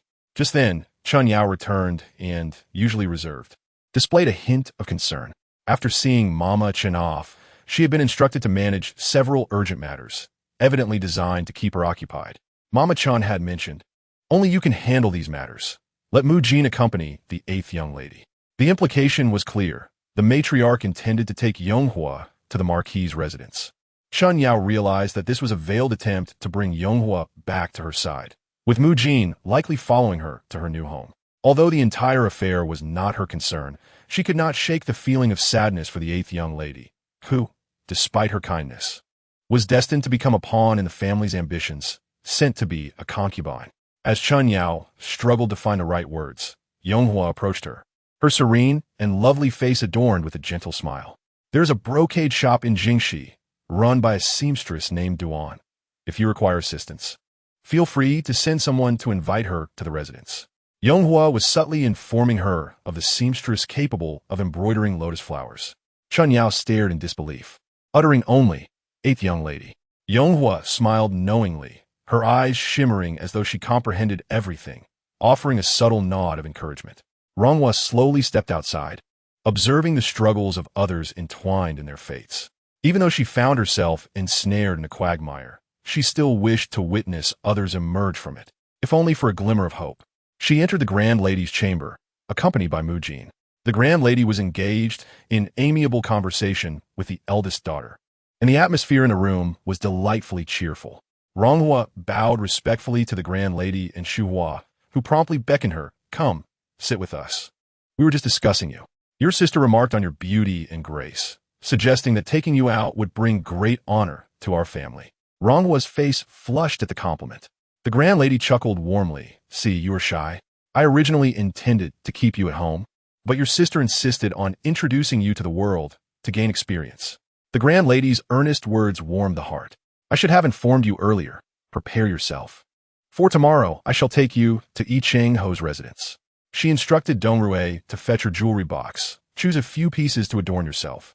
You must appear more splendid. The mansion is not as casual as home." Ronghua nodded, smiling in agreement. As Dong Rui opened the jewelry box, Ronghua selected a necklace of intricate beads and a jade hairpin adorned with osmanthus branches. Shu Hua, witnessing the unfolding events, felt a surge of joy and removed a jade bracelet from her own wrist, placing it on Ronghua's. This bracelet was hard-earned. The seller claimed its precious materials would bring blessings. "By gifting it to you, I hope it bestows fortune upon you." With the jade bracelet now gracing Ronghua's wrist, Shu Hua beamed, holding Ronghua's hand for the Grand Lady to see. "Mother, look, eighth sister wears it even more beautifully than I do."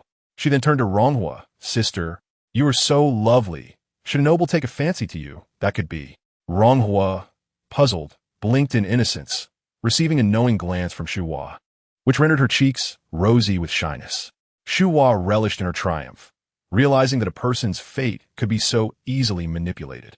She merely played along with her mother's charade, while Ronghua believed herself to be on the brink of some grand fortune. If only she knew that she was to become a concubine, her expression would be quite different. Manipulating the lives of the lesser beings brought a thrill unlike any other, explaining why so many yearned for power. Shu Hua meticulously adorned Ronghua with the selected jewelry, albeit her attire remained somewhat worn. "There are still a few new dresses in the trunk," Ronghua whispered softly. Shu Hua's smirk carried a hint of mockery, making anyone feel discomfort. Her intention was to transform Ronghua into a gift for another, finding amusement in the act of presenting her, casting her into the heights, only to see her shatter. Yet remaining grateful for the Grand Lady's arrangements, she would inevitably resent the injustice of fate. This had always been the Grand Lady's effective ploy. After watching for a while, the grand lady finally spoke. Don't keep holding on to your sister. Let her prepare, for we must leave early tomorrow. Reluctantly, Shuhua released Ronghua. Seeing you sisters so close fills me with joy. It's Shuhua's first time being so affectionate with her sister. Our Ronghua is indeed charming. Anyone would be drawn to her. Shuhua remarked, I feel a connection with Eight's sister. Upon first meeting, it felt as though we were already acquainted, perhaps due to ties from our past lives. Ronghua merely smiled faintly from the side. Once the grand lady and Shuhua had concluded their discussions, Ronghua exchanged a few more words before taking her leave with Mujin. Upon returning to her quarters, Chun Yao had already gone to fulfill the tasks assigned by Mama Chun. Ronghua settled into the warm chamber to sew, while Mujin stood silently beside her. As dusk approached, Mujin stepped closer, seemingly resolute. Miss, why don't we escape? The farther we go, the better. Even if it means living in poverty, it would be a far cry from being treated like an object to be given away. To become a concubine, wearing no wedding gown, merely being carried away in a sedan, and serving tea to the legitimate wife every day. It's a fate unworthy of a proper young lady. Ronghua did not lift her head, merely smiling faintly. Where would we escape to? You have fled before. Mujin immediately slumped, recalling her past. Indeed, I have escaped, but in the end, I was left in a graveyard. What then? Should we implore the master? Or perhaps the grand lady? Mujin pressed on. Miss, how can you remain so unfazed? What good is stitching those fabrics now?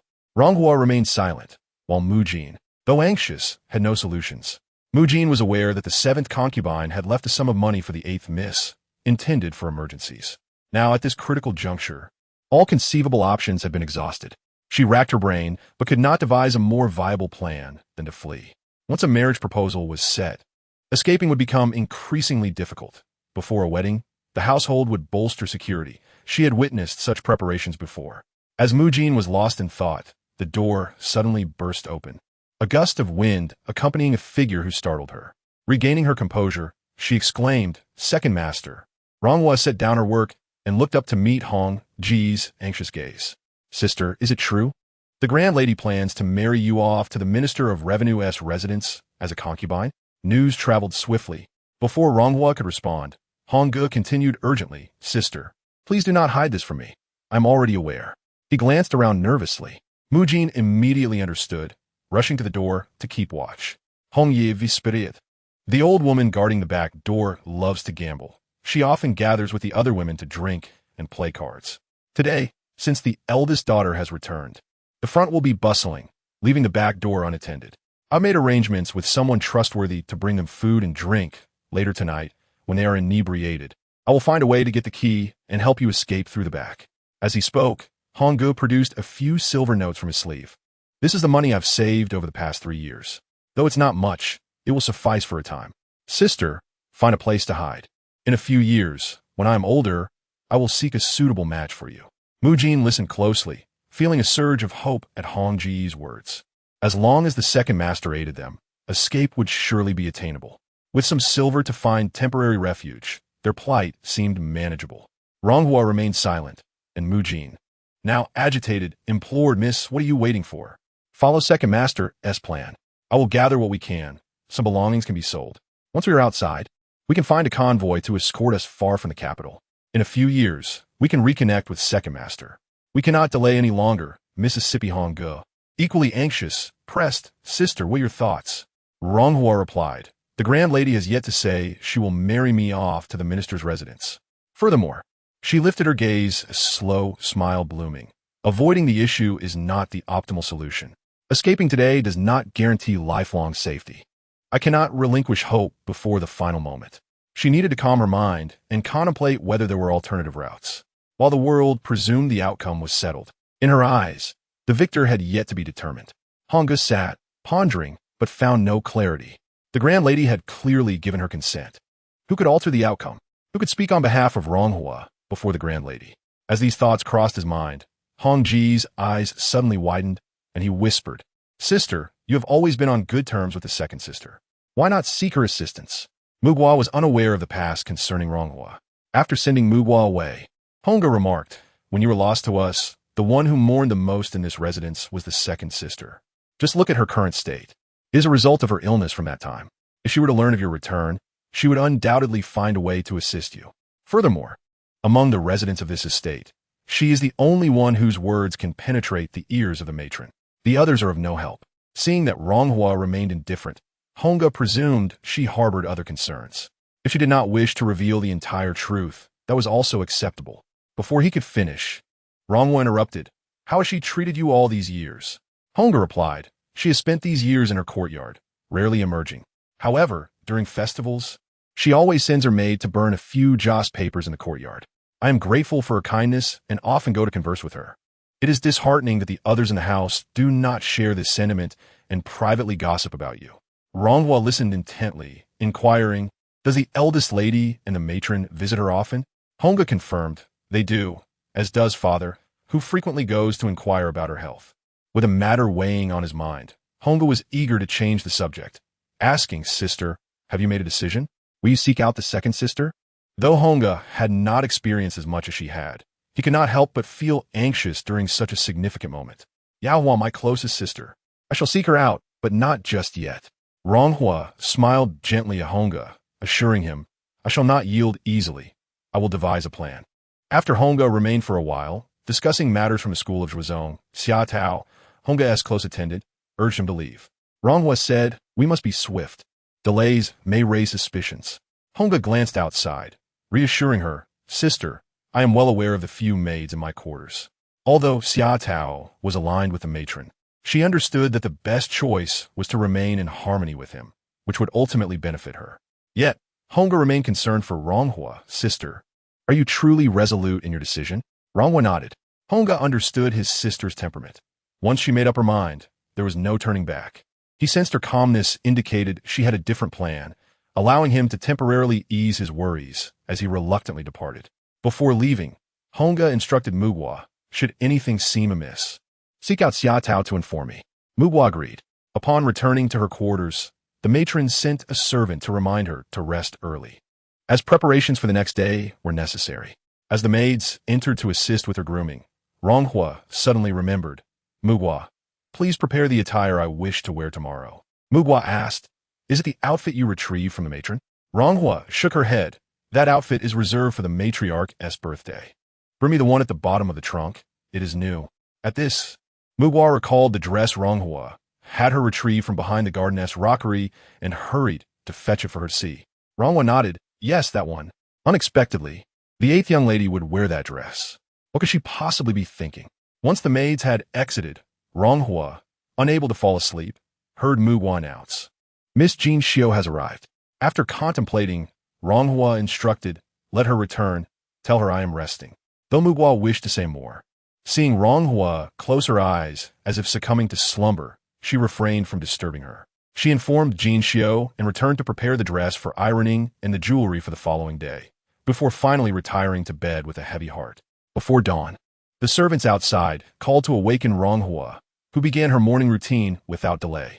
Just as she finished dressing, a maid entered with news that the matron requested her presence.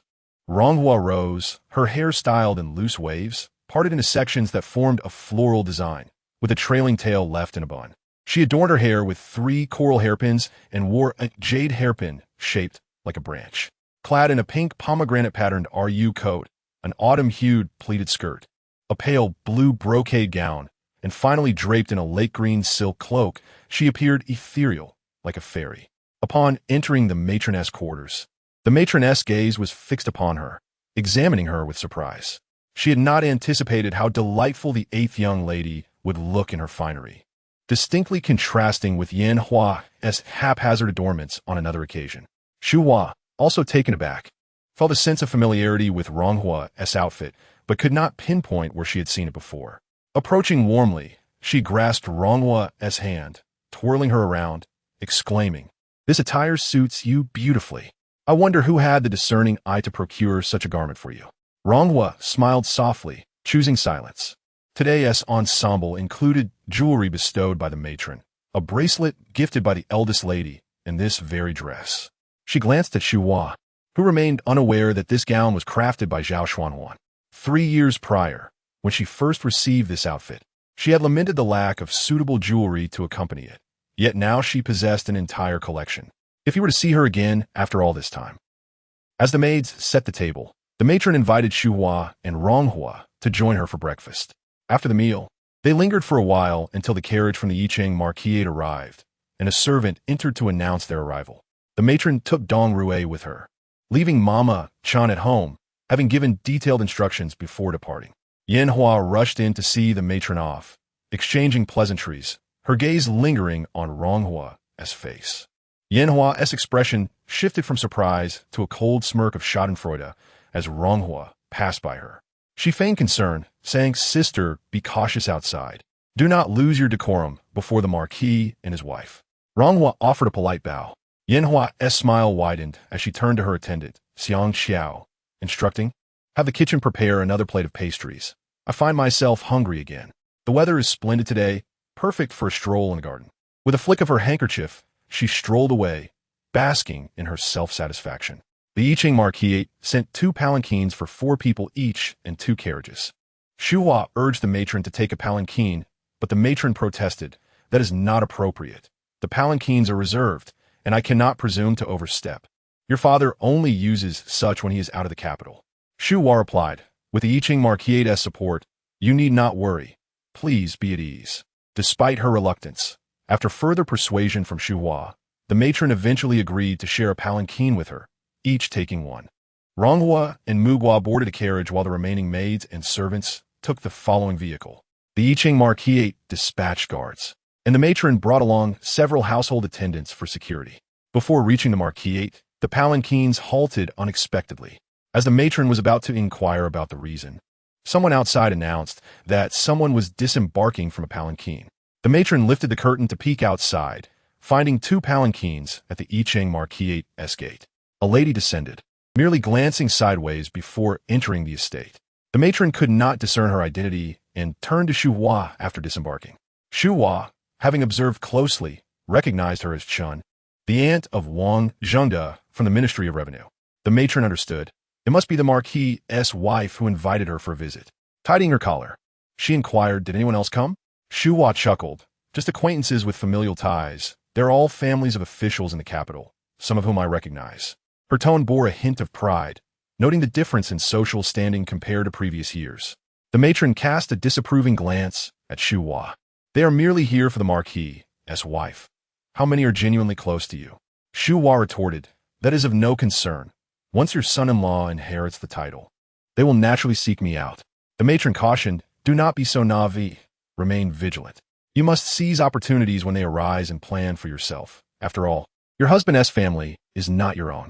Only what you hold in your hands is secure." Although Shuhua had agreed earlier, she swiftly forgot her promise, leading the elder madam to silently sigh, pondering how she had raised such a daughter. As the elder madam alighted from the carriage, Mu Jin assisted Ronghua down, and they entered the door. A young woman approached them, her hair elegantly styled in a high bun adorned with delicate golden flowers and a filigree hairpin embedded with agate. She wore a snow-blue floral jacket, her face radiating warmth akin to a gentle spring breeze. Upon seeing the elder madam, the young woman immediately offered her respects, exclaiming that she had come to welcome her and regretted her own tardiness. The elder madam smiled, replying that they were all family and such formality was unnecessary, then complimented the young woman, stating that she had grown even more beautiful in the months since they last met. Ronghua recognized her as the wife of Zhao Xuande, Zhao Xuanwan's brother, and approached her, greeting her as second madam. The second madam turned her gaze towards Ronghua and was momentarily taken aback, her heart racing as a rush of blood surged through her veins. However, upon closer inspection, she realized she had mistaken her for someone else. The young lady before her was indeed the 8th Miss of the Tao family. As the 8th Miss's eyes sparkled with vitality, she appeared strikingly similar to the person the second madam had initially thought of, which was no surprise given their stunning beauty. The second madam's expression darkened as Ronghua's eyes grew brighter, confirming that her attire was indeed appropriate. After regaining her composure, the second madam remarked, "So this is the 8th Miss of the Tao family." She paused, then quickly changed the subject. "Such beauty." Just then a young boy rushed in, with his nurse trailing behind, calling out, young master, young master." The second madam turned to greet him, saying, "Yuga, slow down, be careful not to fall." Ronghua observed that the boy was charming, with delicate features that did not resemble his mother, but rather took after the Zhao family males. As the second madam picked him up, the elder madam smiled and presented a piece of warm, jade-like stone to Yuge, who eagerly accepted it and began to play with it, grinning as he did so. The elder madam inquired, "Yuge is nearly 2 years old now, isn't he?" The second madam expressed her gratitude for the gift, her face glowing with joy. "In 5 months, he will be 2. Having entered the household a few months after Shuhua, the second madam had been blessed with a child, and despite having been born 2 months early, Yuge appeared to thrive, even surpassing his peers in growth. It was no wonder that Madame Kai often praised her for her fortune, subtly contrasting her with Shuhua, who had yet to bear children. The elder madam and the second madam engaged in casual conversation as they walked, discussing the second madam's sister who had given birth to a boy the previous year. "Indeed," the second madam replied, lifting her chin slightly, "it seems that not only my sister, but also my uncle's families have had more boys in recent years." At this point, she hesitated, shifting the topic, speaking of which, it has been a while since we last enjoyed a performance. Thanks to the elder madam's introduction, we have the privilege of attending.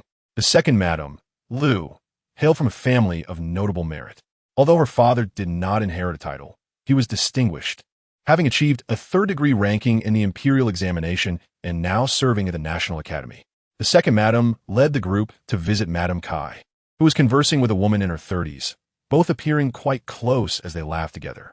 Upon noticing the elder madam, Madame Kai greeted her warmly, prompting everyone in the room to set aside their teacups to extend their greetings.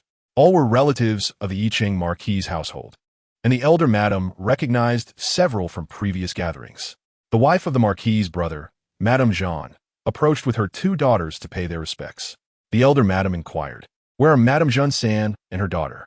Madame Kai chuckled. "Madame San is entertaining guests at her residence, hence her absence." The young ladies of the third household were known for their beauty, and Madame Kai typically kept them from public view during ordinary occasions. After the young ladies exchanged pleasantries, Ronghua also respectfully greeted each of the ladies present. Madame Kai's attention finally fell on Ronghua, and her expression mirrored that of the second madam, revealing her astonishment as she scrutinized Ronghua's attire, momentarily lost in thought. Approaching Ronghua, Madame Kai murmured, "8th Miss Tao, I failed to recognize you before." Madame Chun, who stood beside Madame Kai, was particularly intrigued by Ronghua, inspecting her from head to toe, her intense gaze seeming to sear through any pretense. After an exhaustive examination, she smiled, declaring, "You are indeed the 8th Miss of the Tao family." Madame Kai introduced Ronghua to Madame Chun, who graciously returned her greeting. After exchanging pleasantries with the elder madam, she inquired about a girl dressed in a rosy floral jacket. "Who is this young lady?" Madame Kai replied, "I almost forgot. This is Miss Jia, the third daughter of my sister-in-law's family. She came to visit her sister a few days ago, and I liked her so much that I invited her to stay with us for a few days." Miss Jia possessed large, expressive eyes and a melodious voice, radiating sweetness and gentleness. She approached the elder madam with a graceful bow, and the elder madam praised her before discreetly glancing at Shuhua, who was engaged in conversation with Madame Chun, her expression rather neutral. The elder madam's smile faltered slightly. Soon after, 2 more ladies, acquaintances of the Kai family, arrived. Upon seeing Ronghua, their expressions shifted, and while the group chatted and laughed, the 2 ladies exchanged glances with Ronghua. When Madame Jean approached to converse with them, they leaned in to whisper, "Look at the 8th Miss of the Tao family. Doesn't she resemble someone?" Madame Jean turned to observe Ronghua, stating, "I haven't seen her before, so I wouldn't know, but I can see some similarities, especially with her current attire." While the elder madam maintained a composed exterior, she found herself momentarily distracted by the conversation, even sending Dong Rue away for a brief respite. Once all the guests had arrived, they proceeded to the flower hall for the banquet. As the host, the elder madam was attended to by Madame Kai, who ensured her needs were met while frequently inquiring about her preferences. The maidservants attended to the guests, providing them with clean hands as they arranged tables and seating according to their respective ranks. Dishes were continuously brought forth as laughter and conversation filled the air. While many participated actively in the meal, Ronghua remained respectfully seated, barely touching her food. After the banquet, the entertainment commenced, prompting the elder madam to inquire, "Where are the Marquis, the son-in-law, and the second master?" Madame Kai replied, "The gentlemen have their own matters to attend to. Let us enjoy ourselves without concern for them." When Huaner and Daira return, they will surely come to pay their respects. At this, the elder madam couldn't help but chuckle. Madam Kai added, the younger generation may not be fond of performances, so let the second madam take them around. Ronghua understood that Madam Kai's words were intended to disperse the group. After the instructions were given, the young ladies began to rise from their seats. The second madam, smiling, approached Ronghua, saying, this is your first visit to the Marquis's residence, isn't it? Ronghua smiled shyly and nodded. The second madam said, the garden to the west has been newly renovated, presenting a refreshing sight. Allow me to take you there. With that, she led the two young ladies of the second household, Miss Jia San and Ronghua, accompanied by several maids, toward the garden. Just as the performance commenced, the eldest madam began to feel slightly dizzy. Madam Kai promptly summoned a maid to prepare some hangover soup, as the matriarch had drunk rather hastily. The eldest madam remarked, I rarely indulge in wine. I do not know why today it has come to me twice in succession. Madam Chun, having also consumed a couple of cups, spoke without restraint, suggesting it was a good omen, indicating that the eldest madam might soon receive joyous news. At the moment Madam Chen's words fell, the lengthy lyrics on stage reached their conclusion, and a sudden stillness enveloped the surroundings. The ladies turned to look, yet Madam Chun remained oblivious, her face aglow, remarking on the fortune of the eldest madam and the beauty of the young ladies in her household, foreseeing a promising future. Seeing the situation take a turn for the worse, Madame Jean hurriedly approached to refill Madame Chen's tea, unsure if she was accustomed to the household's brew. Madame Chun, however, continued, as for the Wang family it is. The eldest madam, sensing Madame Chen's lack of awareness, felt a chill in her heart and stood up.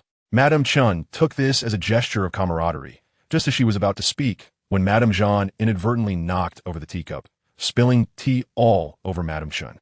Startled, Madame Chun quickly rose, while Madame Jean repeatedly apologized. Look at me. So clumsy. How could I have drenched your attire? Madame Kai also chided Madame Jean lightly, then whispered a few comforting words to Madame Chun, whose awkward expression gradually transformed into a smile. Madame Kai then instructed Madame Jean, quickly assist Madame Chun in changing her clothes. I would not tolerate her dissatisfaction. Madame Jean quickly responded, I would never be careless. She led Madame Chun away. The eldest madam, suppressing a sneer, mused that despite their noble lineage, Madame Chun was remarkably shallow, openly speaking such frivolous words, as if her family had conferred immense favor upon them. Without Madame Kai's connections, the Tao family would never have been so eager to forge this alliance. Although the other party belonged to the Ministry of Personnel, they had previously been a concubine family. What girl would not prefer to marry into a lesser household as a primary wife rather than become a concubine in a prominent family? It was well known that the Ministry of Personnel's taking of concubines was akin to purchasing a maid. Moreover, Madame Chun merely basked in the glory of her sister. Her own family bore no merit, and now that her nephew held a high office, her pride had soared. The eldest madam's indignation grew, particularly at Madame Chen's air of superiority. The eldest madam pressed her forehead, revealing hints of inebriation. Today, I had matters to attend to and have only just begun to compose my words. I wish to introduce my newly published book. Those interested may wish to purchase it. It is a rather touching tale. No Such Person by Yun and I. Available at Dang Dang. Original title, When a Spring Breeze Arrives at Night.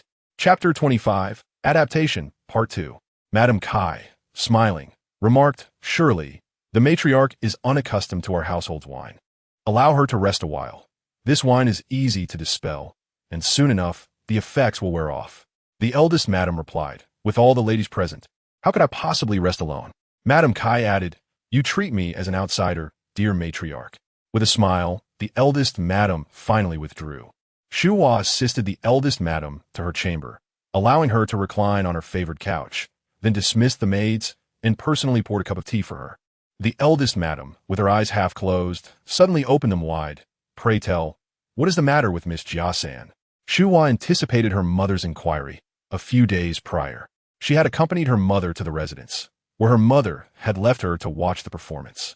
The eldest madam's gaze sharpened, propping herself up. Do you genuinely not feel it, or are you feigning ignorance?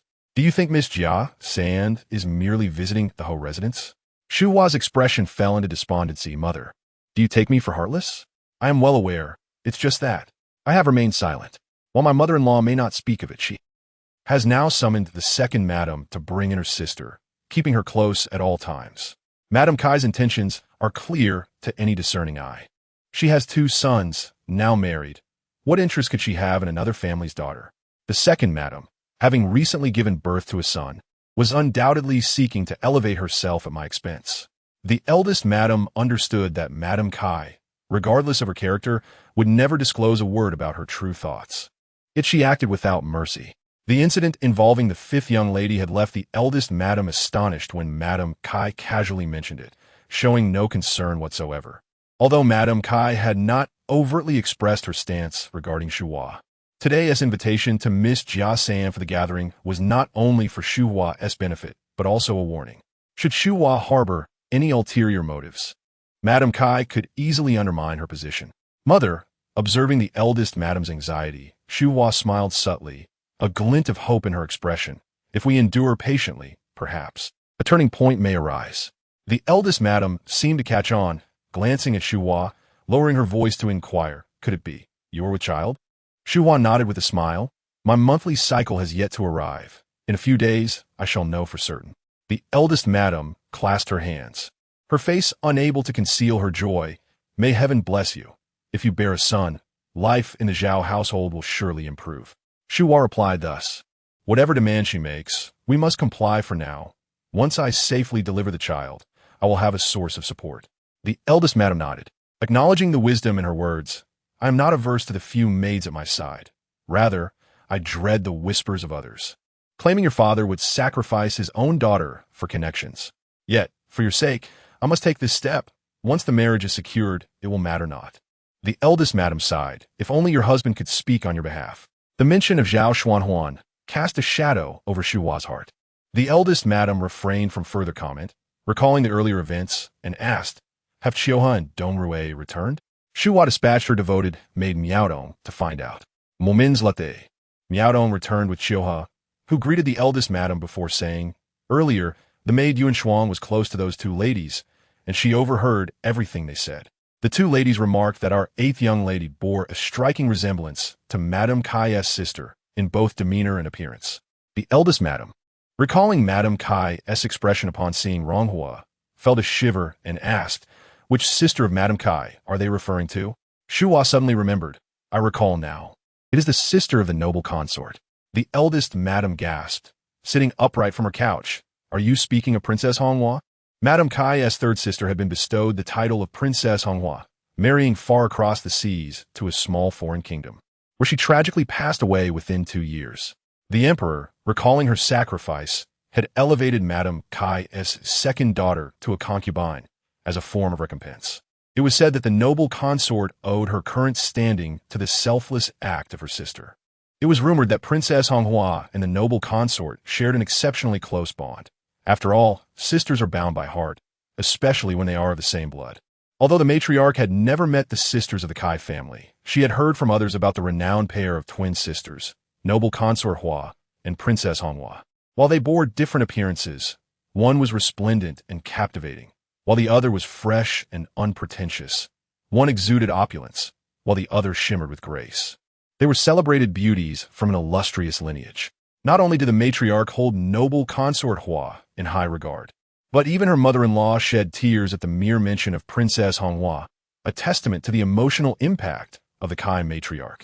Today, seeing the 8th sister adorned in such a manner, the matriarch felt a sense of familiarity, though she could not quite place it, until it dawned on her that there was a portrait of Princess Honghua in her mother-in-law's chamber. Having seen it once, she now recognized that the 8th sister's appearance bore a striking resemblance to that of Princess Honghua.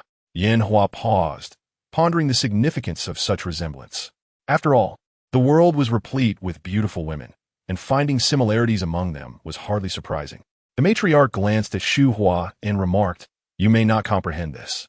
During the banquet, she noticed that Madame Kai's gaze frequently lingered on Ronghua. After a prolonged sigh, the matriarch continued, "Ronghua does indeed possess the demeanor of a noble lady. If she were to marry into a prestigious family, she would undoubtedly manage affairs with great care. It is a pity she is to be a concubine instead." Soon, word of the gathering would spread, and everyone would come to know of the 8th Miss Tao. who resembled the current noble consort Hua's sister, Princess Honghua. The once famous twin beauties had stirred the desires of numerous scions from affluent families. Alas, one remained hidden within the imperial palace, while the other had tragically passed away. After resting for a moment, the matriarch returned to watch the performance, while Madame Kai eagerly presented the playbill, requesting the matriarch to personally select a few plays. Reluctantly, the matriarch acquiesced. Madame Kai insiste. This gathering was indeed organized for our esteemed in-laws. If you do not choose, we shall have nothing to watch. It seemed their relationship had grown even closer. Unable to refuse, the matriarch selected 2 plays. Meanwhile, 2 other ladies friendly with Madame Kai seized the opportunity to engage the matriarch in conversation, while the audience enjoyed the performance amidst laughter. In the rear garden, the second lady and the other young ladies had arrived. The 2 missies from the second household, frequent visitors to the Ho residence, had long since lost interest in its scenery and sought a spot to drink tea and play chess. The second lady only brought Miss Jia San and Ronghua for a stroll. The trio passed through the winding corridor, revealing the newly renovated garden. On the left was an artificial lake, with a pavilion at its center, while on the right, a rockery constructed from Taihu stone stood, encircled by a platform with a railing. Remnants of exotic flowers and grasses adorned the edges, and a glimpse of an ancient well could be seen behind the stones, along with a few unassuming bamboo structures. Ronghua paused at this sight, but the second lady was busy introducing the scenery, and Miss San's gaze was fixed on the courtyard, leaving no one to notice. As Ronghua's heart gradually calmed, she finally heard the second lady's voice. These 2 houses were built according to Master Huan's wishes and are named Wuwei Pavilion. Though they appear unremarkable from the outside, they are quite elegant within. Miss San, intrigued, remarked, I have seen these 2 houses before, but I never knew their purpose. Having been at the Ho residence for some time, she was surprised to discover she had been unaware of their function. Ronghua smiled subtly. It was all too apparent. It seemed that Xu Hua's position as the legitimate wife was not entirely comfortable, with many perhaps coveting it. Who was not in such a predicament? Those who married well often found themselves in similar situations. Zhao Xuanhuan, known for his humility and widespread acclaim, was regarded as an ideal husband by many. Miss San's thoughts were not unlike Ronghua's own. Despite the matriarch's astuteness, she could not prevent her father from taking multiple concubines. The calculations and coldness within their marriage might one day manifest in her own life. She had once envisioned the affectionate couples portrayed in novels, but those dreams were now distant. She would no longer easily fall into such traps. Seemingly oblivious to her sister's unspoken thoughts, the second lady smiled and said, Inside, we store some books and paintings. Upon hearing this, Miss Anne's eyes lit up, and she insisted on going to take a look. The second lady, unable to refuse her sister's enthusiasm, suggested, My sister has always had a penchant for reading. 8th Miss, would you care to join us? Ronghua smiled and replied, The scenery over there seems delightful. I wish to sit in the pavilion ahead. The second lady, pleased, responded, Very well, I shall have some maids accompany you. With that, she arranged for 2 maids and 2 matrons to follow Ronghua, while she and Miss San proceeded to Wuwei Pavilion. As Ronghua settled in the pavilion, a maid presented fish food to feed the koi. As the food was scattered, the koi surged forth in a frenzy, their heads and tails intertwining in a delightful chaos. She had previously expressed a desire to build 2 humble abodes in the tranquil corners of the garden, where only the arts of music, chess, calligraphy, and painting would reside. A small plot of land would be cultivated with various flowers, and at the center, an ancient well would provide water for ink and brushes. The name Wuwei was perfectly suited. Doing nothing, yet being unable to do anything, was the essence of leisure and elegance. Surely, Zhao Xuanhuan, having constructed such a place, would often visit, for otherwise, Miss Sim would not exhibit such enthusiasm, and the second lady would not have taken the opportunity to facilitate her sister's visit under the guise of a leisurely outing. As Ronghua reflected on this, the second lady and Miss San reemerged, with Miss San insistent on exploring the unusual rocks and hills near the drooping flower gate, as passage from the outer to the inner residence necessitated passing through this area. Ronghua, intrigued, followed along without objection. As they traversed the archway of the rockery, footsteps echoed nearby. Ronghua observed Miss San halt abruptly, only to hear the second lady exclaim, The master has returned. Seemingly caught off guard by the presence of Zhao Xuanhuan, Ronghua hastily concealed herself behind the stones, attempting to avoid detection. In her fluster, her outer cloak inadvertently snagged against the rocks. Just as she was uncertain of how to proceed, the eager Miss Jia San beside her quickly extended her hand to assist in untangling the fabric. In her haste, Miss San collided directly with Zhao Xuanhuan, blushing profusely as she greeted him with a slight bow, inquiring after his well-being. She found Zhao Xuanhuan to be as striking as ever, his poise and charm heightening her heartbeat, and she nervously tightened her grip on the very corner of Ronghua's garment, momentarily forgetting her own embarrassment. Zhao Xuanhuan's gaze lingered briefly on Miss San before settling on the hand that clutched Ronghua's clothing. Miss San trembled slightly, and after a moment, Zhao Xuanhuan responded to her in a composed manner before departing. Emerging from behind the stones, Ronghua glanced at the flustered Miss San, uncertain if Zhao Xuanhuan had noticed the garment she held. The second lady turned to reprimand her sister. "You should not be playing here. It is fortunate we encountered family. What would you have done had there been outsiders?" Miss San still clutched the corner of Ronghua's garment, and upon receiving a pointed look from the second lady, she quickly released it, offering Ronghua an apologetic smile.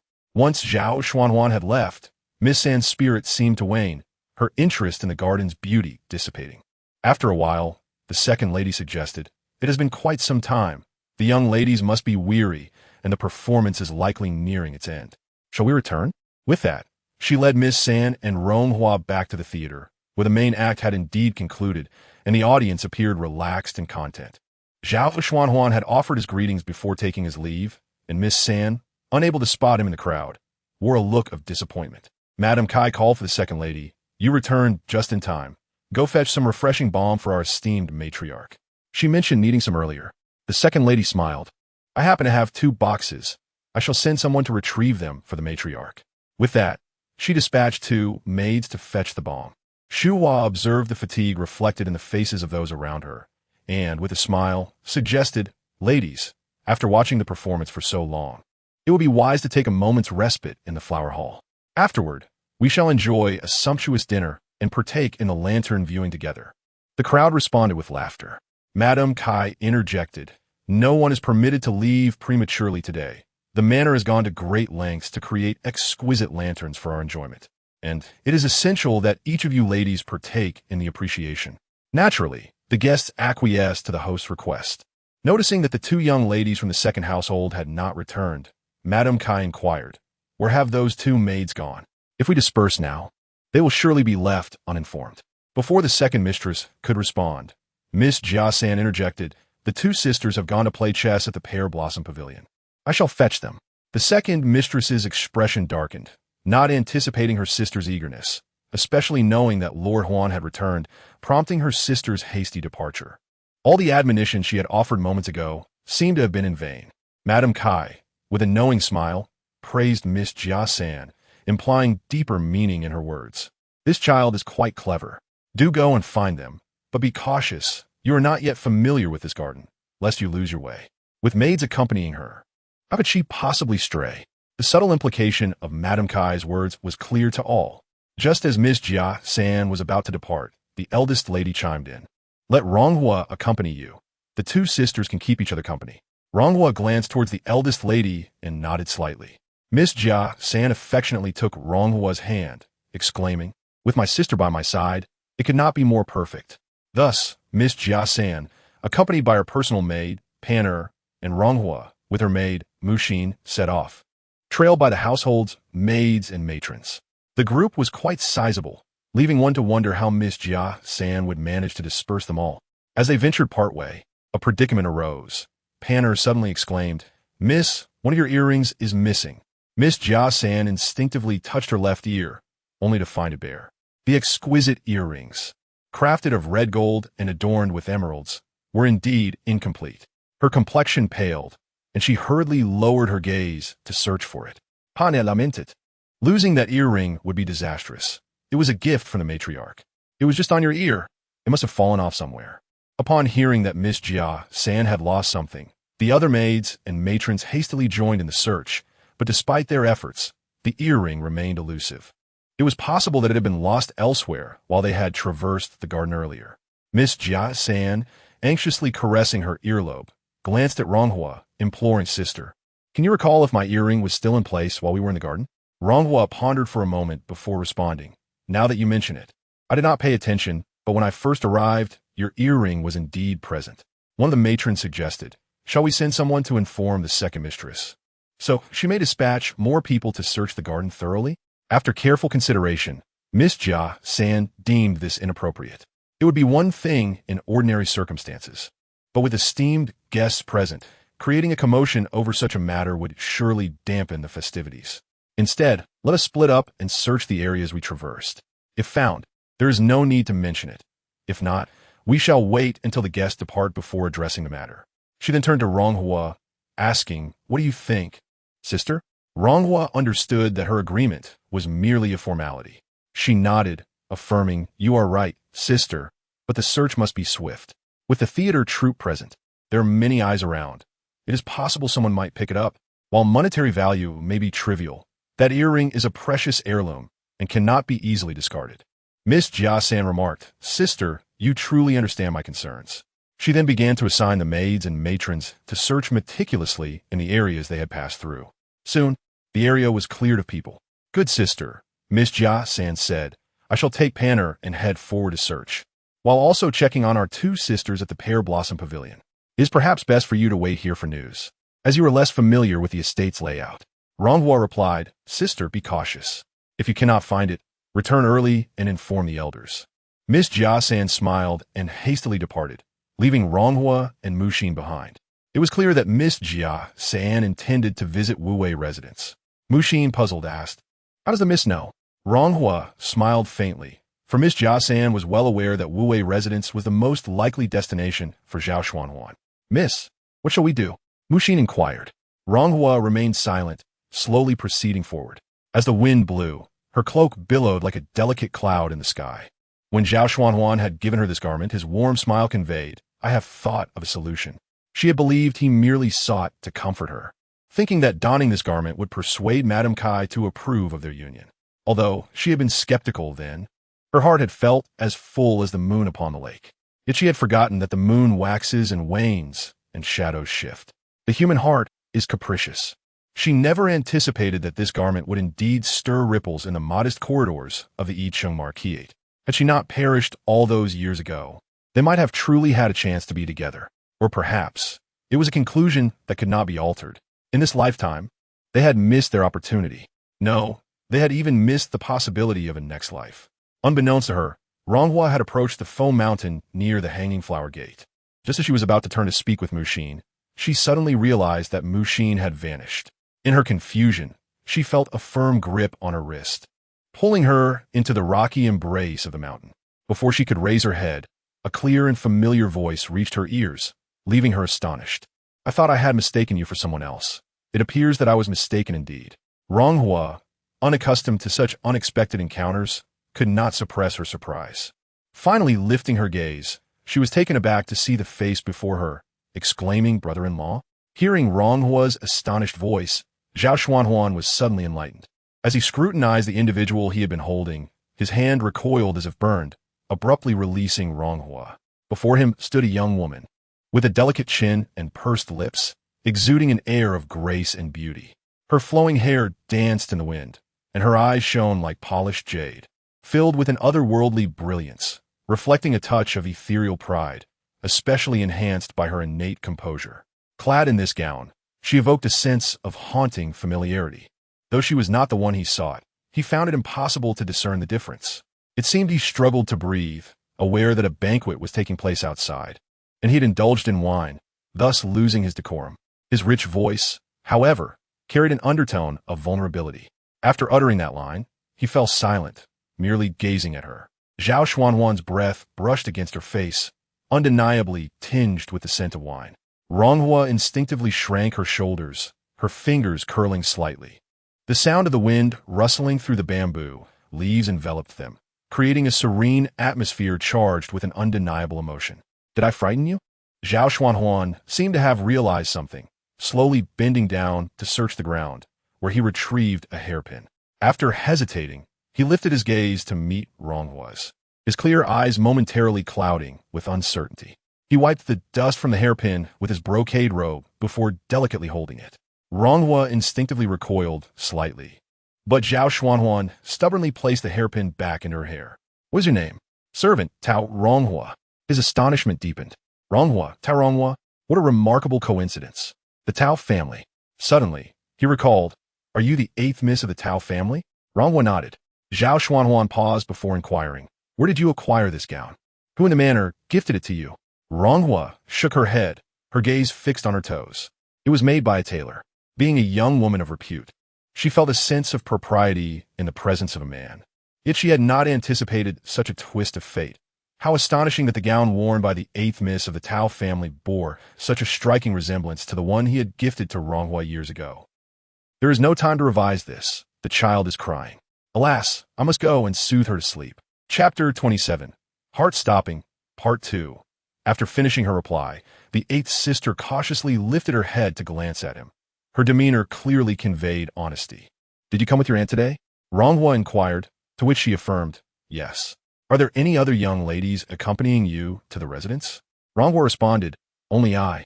Zhao Xuanhuan meticulously recalled the scene at the theater earlier that day when he had inquired after the matriarch. Madame Kai had specifically mentioned Aunt Chun of Minister Wan. A chill coursed through Zhao Xuanhuan, causing him to furrow his brow as he scrutinized Ronghua. Just as he was about to speak again, he heard someone nearby exclaim, "Check if anything has fallen over there." Ronghua was momentarily startled. If they were discovered here with Zhao Xuanhuan, it would be utterly indefensible. She instinctively took a step back. "Master Huan," she whispered as they approached the rock formation. Upon seeing Zhao Xuanhuan there, the maidservant was taken aback and quickly bowed to him, her eyes subtly catching a glimpse of another figure near the stone cave. "What are you doing here?" Zhao Xuanhuan demanded sharply. The maidservant, startled, quickly lowered her head, fearful of inciting his wrath. "We were sent to find the 3rd young lady's earring, and we did not mean to offend you, master. Please pardon us. Have you found it?" Zhao Xuanhuan pressed, noticing her slight tremor. "Not yet," she admitted. "Will you not search elsewhere?" At his instruction, the maidservant promptly turned to leave. Having been in the residence for quite some time, she was accustomed to its various affairs. Today, with the 3rd young lady having lost her earring, the maidservants had searched thoroughly, only to stumble upon the master here, suggesting something unusual was afoot. The maidservant, eager to curry favor with Zhao Xuanhuan, did not dare linger and hastily summoned all the nearby maidservants to depart, choosing to seek out Madame Kai's confidant, Ding Guijia, instead. Ronghua tightened her grip on her garments, fearful that the hem might betray her presence behind Zhao Xuanhuan.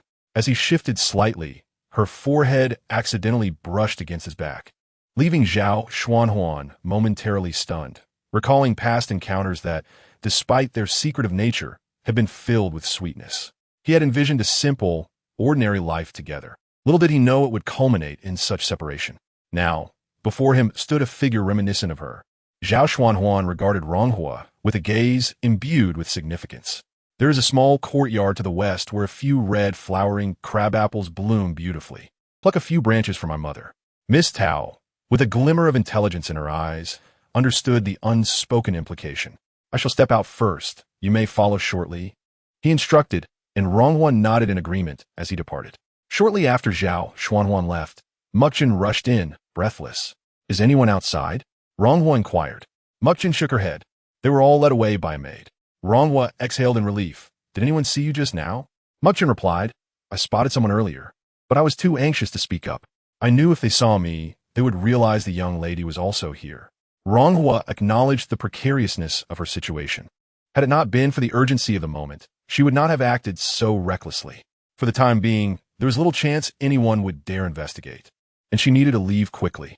Thus, she led Mukjin toward the west. Madame Kai, accompanied by her guests, had arrived at the flower hall in the courtyard. After a brief conversation, she noted the absence of several young ladies, perplexed at their failure to return despite having summoned them. Could it be that they truly took a wrong turn? The second lady smiled stiffly. There were several maids and servants with them. It cannot be mistaken. They must be engrossed in a game. Madame Kai's gaze shifted, and she chuckled. The young ones have their own ways of enjoying themselves. With us around, they feel less inclined to engage. Mrs. Jean, the second matriarch, seemed to echo this sentiment, stating, Those two girls have been longing to play with the warm jade chess pieces from the Ho residence. Today they finally have them to play with, and they surely won't let go easily. It was indeed strange. Even if the young ladies did not return, none of the maidservants who followed them had returned either. Mrs. Jean turned to call for another maid to search for them, just as her two daughters walked in, deep in conversation. Yet the third young lady of the Jia family and the eighth young lady of the Tao family were nowhere to be seen. Mrs. Jean hurried to greet them, lowering her voice to ask, "Where are your elder sister Jia and younger sister Tao?" The two young ladies exchanged puzzled glances. One quietly replied, "Did not the second lady lead them to the garden to play?" This implied they had not seen either the third young lady Jia or the eighth young lady Tao. Mrs. Jean pondered briefly, sensing that something was amiss, yet she chose to conceal her thoughts, merely remarking, "You all are truly something. Sisters should enjoy themselves together. Yet you did not return as a group." The two young ladies caught their mother's knowing gaze and obediently replied, "We merely lag behind.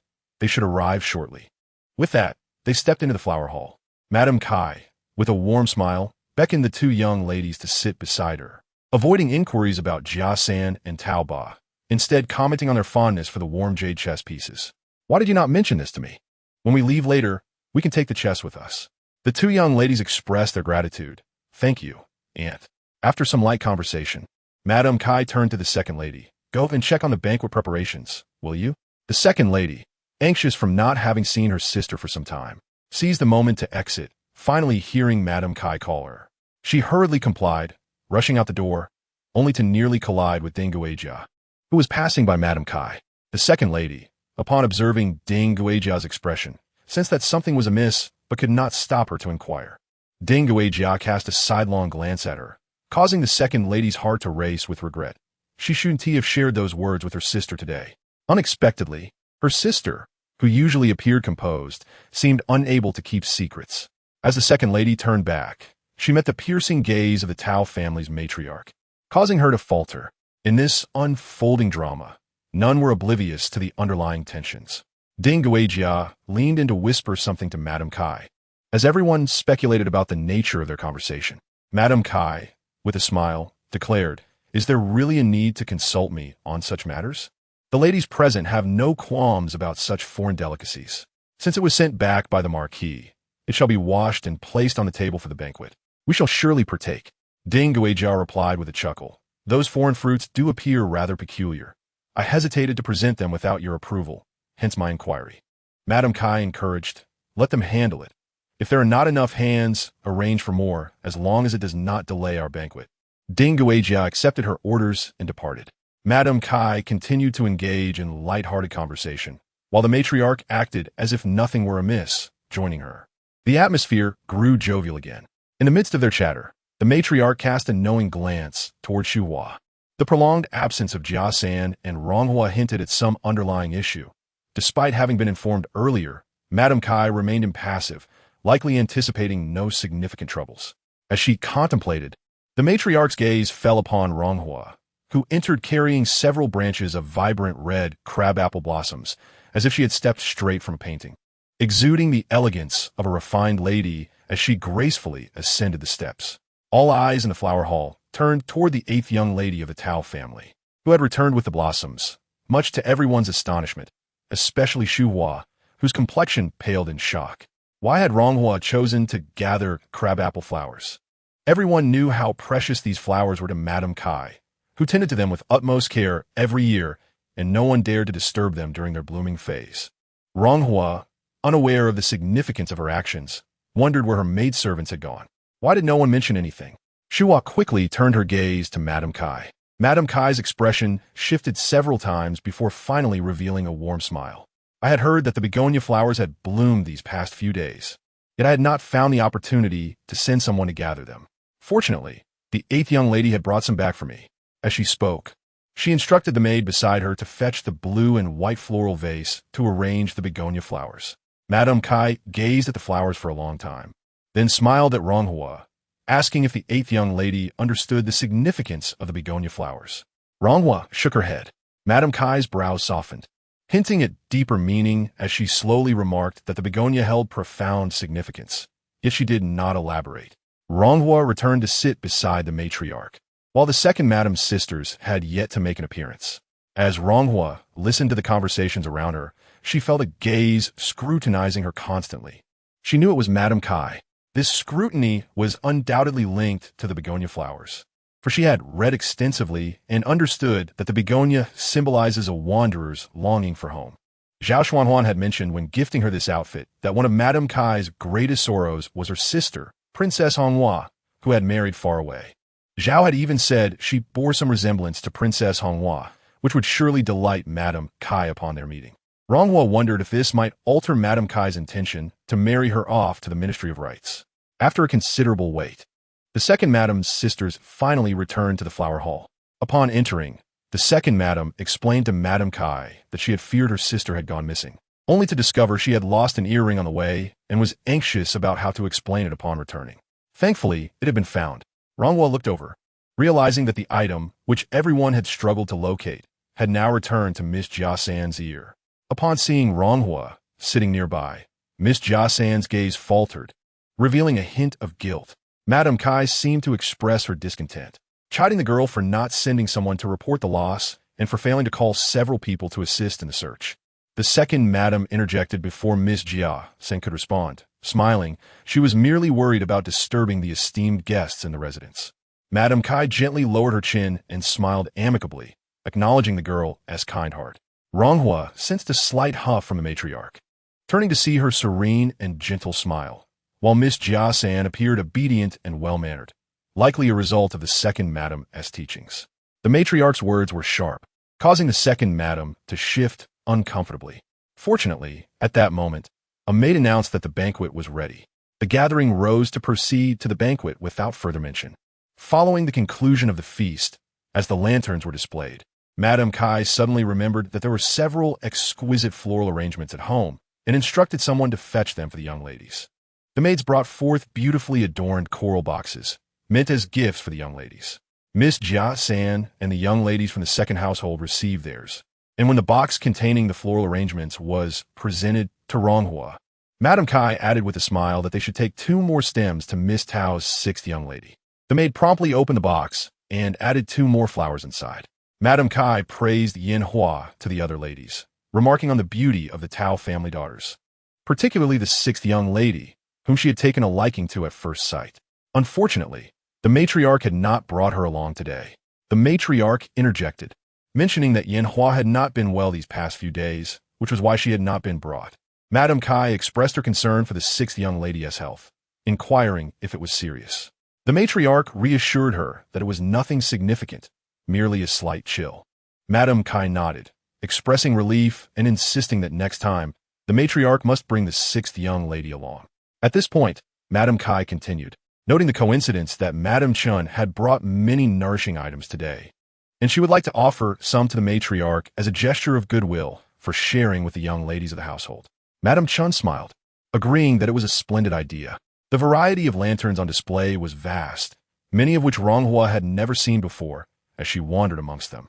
2 ladies, connected to the Kai family, whispered to each other discreetly, speculating that with so many lanterns created, the rumors of the event must indeed hold truth. It was unlikely that such a display was intended solely for the. Madame Kai was well aware of the preferences of the imperial concubine, which suggested that there were matters she was orchestrating. It seemed that the arrangements for the event were nearly confirmed. The 2 ladies lowered their voices further, and Ronghua caught snippets of their conversation, imperial concubine, family visit. Suddenly, her eyes brightened at the mention of the imperial concubine's visit. The matriarch moved forward while admiring the lanterns, gradually distancing herself from the crowd, and Shuhua followed closely, observing the intricate designs of the lanterns. Crafted with delicate wooden frameworks and adorned with intricately painted flowers and birds, the matriarch wondered if esteemed guests were indeed arriving. Shuhua clarified that it was not for their household, but rather for her mother-in-law's family. The matriarch's heart raced at the implication that the imperial concubine's visit was indeed true. Shuhua nodded, indicating that although it had not been officially confirmed, the bustle in the residence suggested as much. The matriarch queried why the arrangements for the visit were suddenly made at this time. Shuhua replied quietly that she had overheard her mother-in-law discussing with the Kai family members that the emperor's health seemed to be declining. The matriarch stiffened, a flicker of fear crossing her face at the thought of being overheard, admonishing Shu Hua not to speak such words carelessly. Shu Hua explained that it was only in response to the matriarch's inquiry that she mentioned it. The matriarch then inquired about the 8th young lady bringing back the begonia. Noticing a change in Shu Hua's demeanor, Shu Hua recalled the begonia, which had been planted in her mother-in-law's garden before Princess Hong Hua's marriage. After her passing, her mother-in-law had moved 2 of the begonia trees from her family home, tending to them with great care, ensuring no one dared to touch them. The matriarch had not considered this layer of significance. After viewing the lanterns, the guests were finally sent off from the Yicheng Marquisate. Madame Kai escorted them through the flower-laden gates, while the Marquisate had arranged for palanquins. The matriarch firmly declined, insisting it was unnecessary, stating she would share a carriage with Ronghua. Madame Kai, seeing the matriarch's resolute stance, acquiesced, and as they gathered their belongings, she remarked that she would send the elder madam to visit her another day. Madame Kai specifically mentioned the medicinal remedy for Yaohua, eliciting gratitude from the matriarch. Shu Hua stepped forward to assist the matriarch onto the carriage, but the matriarch gently patted Shu Hua's hand, calling for Ronghua to come over. Ronghua helped the matriarch into the carriage, and as they departed the Marquisate, the matriarch sat quietly, pondering for a long while before finally asking Ronghua why she had thought to gather a few branches of begonia. She did not inquire about Miss Jia San's lost earring. Ronghua adjusted the cushion in the carriage for the matriarch's comfort, and explained that she had merely picked some begonia flowers while passing by, having regretted it afterward. Realizing that she was in the Marquisate, not her own home, the matriarch sighed, acknowledging that she was still a child, with some playful tendencies, and advised that she should be more careful in the future. Ronghua nodded in agreement. The matriarch closed her eyes in the carriage, seemingly on the verge of sleep. Ronghua hastily called upon the maid attending to them, instructing her to pass the matriarch's silver fox fur cloak from the carriage behind. Dong Rui disembarked, personally handing the cloak to Ronghua, who then carefully draped it over the matriarch. Upon reaching the Tao family gate, Ronghua assisted the matriarch down from the carriage, where Mama Chun awaited by the flower-laden gate.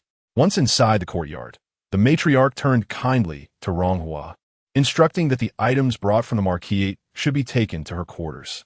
The gift for Yin Hua should be sent tomorrow. Acknowledging that Ronghua had worked hard and advising her to rest early. Was the last remark a form of approval? Ronghua responded obediently, yes. After entering her room, the matriarch changed into a scholarly robe, and only then did she proceed to the Baisha wardrobe. Madame Chun instructed the maids to withdraw, leaving only Dong Rui outside, before moving to the Baisha cabinet to respond. The master had sent someone back to inform the lady that the 2nd and 3rd households had departed for the capital yesterday. The elder lady calculated that they would likely arrive in 4 or 5 days. Madame Chen smiled, acknowledging the lady's foresight in preparing the 2 courtyards in advance. Otherwise, based on previous years, it would have taken longer. The elder lady pondered that more furniture and decorations were needed in the house, suggesting that if there was a shortage, they could borrow from her own quarters since it was the 3rd lady's first visit and should not be taken lightly. Madame Chun understood the implications and had already made preparations, promptly informing the elder lady about the items that could be moved. The elder lady expressed her satisfaction, stating that she trusted Madame Chun with her arrangements and requested her to select a few capable maids to assist, ensuring they could be relied upon. Madame Chen nodded and stepped forward to massage the elder lady's shoulders, finally asking if everything had gone smoothly during her visit to the Ho residence. The elder lady revealed a hint of jest, remarking that it was unlikely the Wang family would express dissatisfaction, given the many concubines in the Ministry of Revenue, not all of whom had legitimate backgrounds. She paused, reflecting on how, in recent years, the gentleman, emboldened by the emperor's leniency, had taken liberties in marrying multiple wives, while many discreetly supported mistresses outside. Over the years, as the master took concubines one after another, the elder lady had suppressed her frustrations. It was only natural for her to vent a little now. Madame Chen quietly listened. The elder lady continued, stating that had it not been for the absence of respectable concubines in the Ministry of Revenue and Mrs. Kai's repeated assurances of a formal marriage, she would not have acquiesced. Madame Chun concurred, noting that although the child was born out of wedlock, it still reflected on the Tao family's reputation. Madame Chun added that the marriages of the young ladies in the household were all meticulously chosen by the elder lady. And even if one were to join the Ministry of Revenue, being a concubine in a prominent family held its own status, especially with the possibility of bearing a child in the future, which could be seen as a fortunate union. The elder lady's consideration for the young lady's futures was indeed a blessing for them, yet their illegitimate status could not be overlooked. With a sigh, the elder lady acknowledged that Madame Chun understood her well. She then recalled Mrs. Kai's mention of Renhua before her departure, pondering whether it might imply something significant. Additionally, thoughts of Miss Jia Sen caused her lips to tighten in displeasure. It was conceivable that the son-in-law might not take a concubine, but with Xu Hua's position being unstable, bringing in another concubine could lead to complications should a firstborn son arise. Once Xu Hua had a child, she would feel at ease. Having accompanied the elder lady for many years, Madame Chun was somewhat attuned to her moods. Observing the slight uplift in the elder lady's brow and the hint of joy on her face, Madame Chun paused, her expression filled with surprise. "Madam, could it be that the eldest young lady is with child? That would indeed be wonderful news." The elder lady smiled, knowing that Mrs. Kai was still unaware of the possibility of Xu Hua's pregnancy. If this were confirmed, she would be able to hold her head high in front of Mrs. Kai. The elder lady then remembered the matter she had instructed Madame Chun to clarify before her departure. "Have you ascertained the details?" Madame Chun promptly replied that it was understood. Fourth Aunt had asked Xu Xiao to plead for Sixth Miss in front of Second Miss, who then interceded on behalf of Sixth Miss, allowing the eldest young lady to take Eighth Miss to the Ho residence. The elder lady reclined against the soft couch, adjusting her attire, recalling the disdainful smile of Fourth Aunt. It was clear that the master had unwittingly mentioned something in front of her, revealing how much Yao Hua had been concerned about the household, which had led to such calculations. The day Xu Hua returned, the elder lady had sensed it. A mother knows her child best, and Xu Hua, who had never shown initiative, suddenly seemed to have a choice in mind. Considering her daughter's future, she felt relieved that there had been no significant missteps and decided not to delve deeper into the matter. Until it was settled, she would keep a close eye on her, ensuring no trouble arose, as there would come a time when she would need her support. With that, the elder lady stood up, saying, "All right, you may leave now. I need a rest." Madame Chun hastily assisted the elder lady in settling into bed, extinguishing the lamp before stepping outside. In the darkness, the elder lady opened her eyes again, surprised to think that Ronghua might resemble Princess Honghua, Mrs. Kai's sister. The last time she had accompanied Mrs. Kai to the temple to pay respects, she had overheard a conversation between Mrs. Kai and her mother about the well-known and wealthy son of the Duke of Sujing, who had sought a marriage with Princess Honghua but was rebuffed by the Kai family. Despite repeated attempts, he was still unsuccessful. In recent years, the Kai family had reaped considerable benefits due to the connections of concubine Hua and Princess Honghua. If she could leverage even a fraction of that advantage. Please write more and update often. The marriage has encountered some minor complications. Ronghua and Mu Jin entered the courtyard, where Chun Yao, who had been anxiously waiting, immediately approached them. Observing the serene expression on 8th Miss's face, Chun Yao deduced that the marriage had not yet been finalized and felt relieved. Ronghua lay on her bed, gently closing her eyes, knowing she had done all she could. Now, it was a matter of patiently waiting to see how events would unfold. Having seen to Ronghua's affairs, Chun Yao returned to the elder lady's quarters for the night watch, while Mu Jin selected one of the third-rank maids to stay outside, choosing to sleep in the warm pavilion herself. Once everything was in order, Mu Jin was about to put away the items brought back from the Ho residence when a maid called out urgently that 6th Miss and 8th Miss had already gone to bed. Ren Hua stormed in, noticing the items in Mu Jin's hands, and without a word, seized them, declaring they were gifts from the wife of the Duke of Yicheng. Given that the maidservants of the Tao household had been present when Mrs. Kai conveyed the instructions, it was no wonder Ren Hua received the news so swiftly. With a smug expression, Ren Hua thought that although she had not visited the Duke of Yicheng's residence, Mrs. Kai had entrusted her with these gifts, which even the ailing second miss had not received. Clearly, she was held in high regard. Realizing that Ren Hua was already set to marry into the Ministry of Revenue as a concubine, Ren Hua felt emboldened and opened the box to inspect the contents. Finding the palace flowers to be more exquisite than usual, she decided to take them all, instructing Xiang Xiao to convey that since the younger sister had already gone to sleep, she would not disturb her.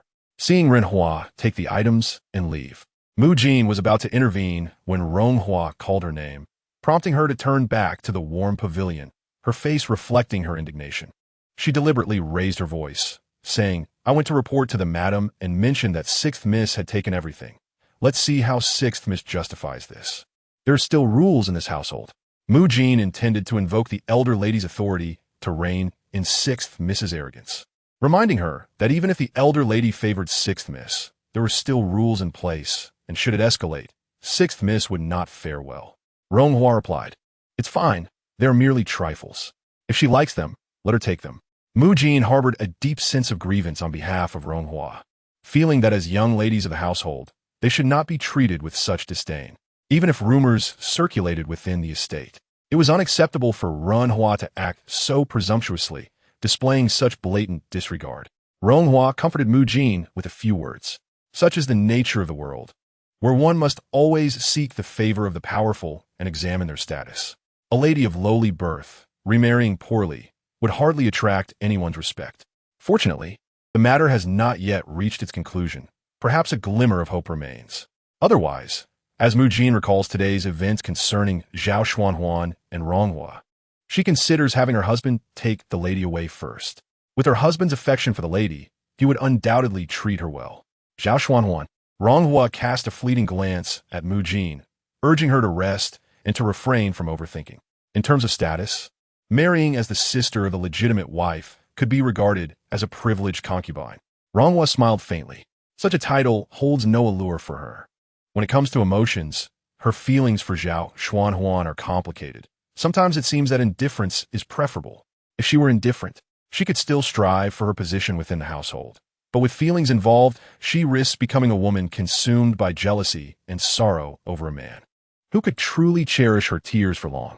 What man understands the difficulty of unrequited love? Besides, Zhao Xuanhuan is nothing but a mediocre man, unworthy of her lingering thoughts. This time, she has utilized Zhao Xuanhuan's support, and regardless of the outcome, their relationship can be considered settled. The Tao residence gradually fell silent, while the bustling Yicheng Marquise remained ablaze with lights, particularly within the main ladies' chambers, which were alive with activity. Xu Hua inquired of Qiu Hua about whom the master had encountered in the garden. Qiu Hua shook her head, explaining that the old woman had not seen clearly. The incident occurred unexpectedly, and the master had dismissed everyone, leaving no witnesses. When the servant sent by Ding returned to check, the person had long departed. Perhaps the old woman had merely misjudged. Misjudged? Xu Hua raised her voice, questioning whom such remarks were meant to dismiss. She deliberately sauntered to the doorway, dressed provocatively as if to catch attention in the garden, believing her thoughts were unbeknownst to others. Her intentions were clear. The mere thought of Zhao Xuanhuan being captivated by the meticulously adorned Miss Jia San ignited a fury within her. And now, with her pregnancy, she feared any further schemes might lead to a failed endeavor. Just as she pondered this, Xu Hua caught sight of a young maid trembling in fear at the door, and she commanded sternly, "Come in." The maid hurriedly bowed, reporting that the master had said he would be sleeping in the study tonight, preferring the study over returning to her side. Zhao Xuanhuan seemed to have little desire to share their bed. If not for his mother's constant reminders, he might go an entire year without spending a night with her. Their marital life was woefully dull. He had never fully disrobed before her. And when she dared to glimpse his expression during their intimate moments, disappointment washed over her. His face remained impassive, as if he were avoiding her gaze altogether. In that moment, she understood that Zhao Xuanhuan's lack of desire was a choice. He would rather live a colorless existence than share joy with her. She could not comprehend for whom his affections were truly reserved. He seemed to disregard every woman in the household, yet he chose to protect that other woman. As long as she pleased him, Xu Hua was determined that Miss Jia San would never cross the threshold of the Marquise. Had it not been for Qiu Hua's reminder, Xu Hua's long nails would have surely pierced her palm in frustration. Qiu Hua advised, "Madam, you must not lose your temper at this moment. Be cautious." Yes, caution was essential. Xu Hua's hand unconsciously moved to her abdomen. If she were indeed pregnant, this child would have been conceived during that fateful night of intoxication. The thought was bitterly ironic, yet she could not dwell on it. Xu Hua steadied her mind and instructed Qiu Hua to fetch the fragrance pouch from the second lady. Since entering the Yicheng Marquise, she had found solace in the scent gifted by Yao Hua during moments of solitude and despair. Reflecting on Yao Hua, a wave of guilt washed over Xu Hua. The household believed Yao Hua's ailment stemmed from a childhood mishap in a pond. But the truth was that her own folly, coveting their mother's sewing pouch, had led to her sister's fall. After saving her, Yaohua had suffered from illness ever since, and despite the years, it remained untreated. She had feared her sister would harbor resentment, yet Yaohua had never blamed her, nor mentioned the incident to anyone else. It was Shuhua who revealed the truth to their parents. The last time her mother spoke of it, she remarked that had it not been for Shuhua, Yaohua would not have suffered so. Though spoken in jest, there was truth to it. Over the years, guilt had weighed heavily on her heart, yet Yaohua reassured her that it was acceptable if she could not be cured. Yaohua's unyielding disposition and lack of temper only served to endear her further to others. Shuhua hurriedly presented the second lady's fragrance pouch, and Shuhua inhaled deeply, the refreshing aroma calming her tumultuous spirit. Rest now, she instructed, retreating into her inner chamber. She removed her outer garments, lay upon her bed, and placed the fragrance pouch beneath her pillow, closing her eyes and surrendering to slumber. As she drifted into a dream, she found herself in a nightmarish abyss, surrounded by grotesque spirits clawing at her. Deeper within, she saw a woman bound to a massive stone mill, a bare-chested spirit mercilessly whipping her, eliciting pitiful cries. The spirit, relentless, hurled a heavy stone onto the woman's abdomen. In that moment, Shuhua felt herself transform into that woman, experiencing a crushing pain in her stomach, awakening in terror. She was feverish and in agony, particularly in her frequently aching back, unable to bear it any longer and longing to lie down. This flu was particularly severe. She had contracted it from a coughing passenger during a long journey. Chapter 30. The Bitter Harvest, Part 2. Upon hearing the commotion, Shuhua hurriedly entered with a lamp to check on Shuhua, who was sweating profusely, her face devoid of color. Madam, she exclaimed. It took Shuhua a moment to regain her senses, and upon noticing the dimly lit room, she inquired, "Where is the master? Go summon him back." Shuhua promptly set down the lamp and lit another for the outer room, instructing the maids outside to urgently find the master and ask him to return, saying that Madam was in distress. The maid hurried off to relay the message, and Shuhua re-entered the room, finding Shuhua sitting listlessly on the bed. "You must have been frightened by those grotesque performers today," she comforted. "Are you feeling unwell?" Reminded by Shuhua, Shuhua recalled a moment of abdominal discomfort but saw no sign of blood, allowing her to breathe easier, though her lower abdomen still felt oddly heavy. After a while, the maid finally returned with Zhao Xuanhuan. Entering the room, Zhao Xuanhuan observed Shuhua's pallor before she grasped his arm, her hair damp and her eyes filled with a hint of despair. "I just dreamt of a room full of spirits. It was terrifying." Shuhua's hand slipped down, clutching his fingers tightly, her touch cold and clammy. Zhao Xuanhuan remained his usual calm self, dismissing her fears. "There are no spirits. It was merely a dream. Have Mu Jin light more lamps." As he stepped back, Shuhua's grip faltered. Master, she implored, a hint of resentment creeping into her voice. "Where are you going? Can't you stay here? After all these years of marriage, do you prefer the company of a stranger over me?" Zhao Xuanhuan frowned. "What are you saying?" Shuhua felt stung by his indifference. "That wretched woman didn't lure you in the garden? Do not assume that I am oblivious to everything. Within those stony mountains, you and that little hoofed creature." Zhao Xuanhuan suddenly cast a piercing glance at Shuhua, his gaze sharp as a blade. Shuhua shuddered, aware that Zhao Xuanhuan despised her manner of speaking, yet she could not help but succumb to it every time. By the time she gathered herself to utter softer words, Zhao Xuanhuan had already turned and exited. Reflecting on her upbringing, where she had been cherished by her mother, she realized that despite her seemingly glamorous marriage, she could never earn even a sliver of genuine affection from the master. Today, she had summoned him to discuss a potential pregnancy, but before she could articulate her thoughts, he had walked away, utterly heartless. A wave of sorrow washed over Shuhua as she rose and approached the table. Seizing the blue and white porcelain vase adorned with intertwined lotus patterns and forcefully shattering it on the floor. As the vase shattered, the joyful characters transformed into fragments. In that moment, a sharp pain surged through her abdomen, causing her to bend over and clutch her stomach. Chua hurried to support Shuhua, and upon seeing her in silent agony, her expression shifted to one of alarm, prompting her to call for the other maidservants urgently. Quick, go find Madam." The maidservants rushed outside to locate Madame Kai, but one slipped and fell in the courtyard, jolted awake by the cold wind, realizing that the eldest lady's condition seemed dire. Scrambling to her feet, She hastily continued forward. In the Tao residence, the matriarch had just finished breakfast when word arrived of a visit from the wife of Shui Zhongyun of the left spring court. The matriarch was puzzled, as their families had no prior association. Why would Mrs. Shui come unexpectedly? Could it be related to the Wang family? The matriarch instructed, quickly invite her in. She then changed her attire and emerged to welcome Mrs. Shui. As the two ladies met for the first time, Mrs. Shui's face was adorned with smiles as she walked beside the matriarch, frequently praising the beauty of the Tao residence's inner courtyard. The matriarch, though smiling, maintained an appropriate demeanor, neither obsequious nor disrespectful. After they settled, Dong Rui promptly served tea. Mrs. Shui engaged in trivial conversation before steering the topic back to the matter at hand. Feigning to glance outside, I have heard that the daughters of the Tao family are all virtuous and beautiful. Why do I not see any today? The matriarch smiled. They are all in their own chambers at the moment. Mrs. Shui's smile deepened. That is fortunate. We can converse more freely. As she spoke, she retrieved a lacquered box resembling a lotus leaf filled with crimson from her maid and handed it to the matriarch. Please take a look. Will it suffice? Opening the box, the matriarch found a red invitation inside, detailing a person's lineage and birth details among other particulars. Although she initially felt composed, upon closer inspection, her heart seized with anxiety, and even the most composed demeanor could not prevent her fingers from trembling. She looked up urgently at Mrs. Shui and inquired, "What is this?" Mrs. Shui replied, "This is a message from the Wang family, requesting your assistance." Just as she began to elaborate, a maid rushed in, and Dong Rui hurried to greet her.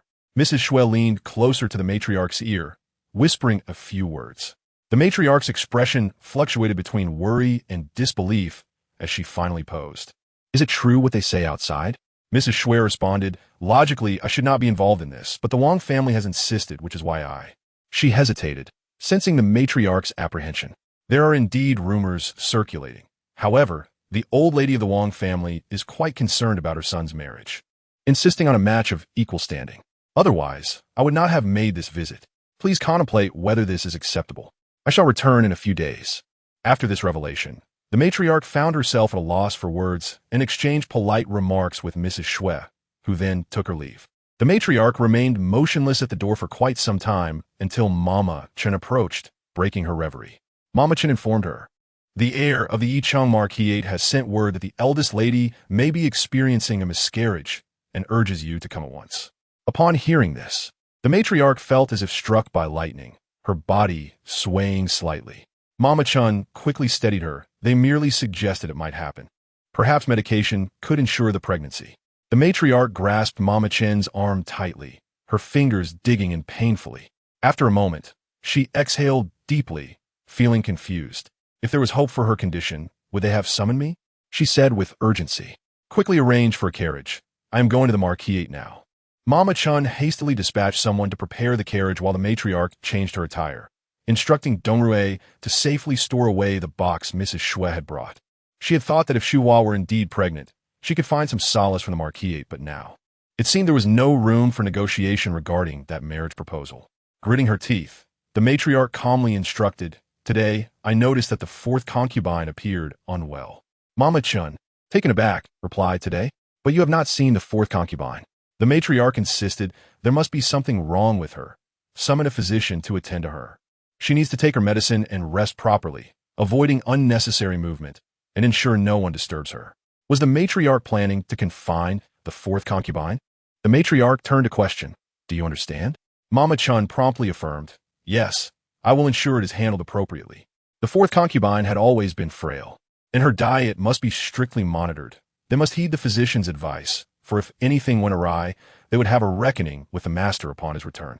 Despite her vast experience, Mama Chen felt a shiver of apprehension.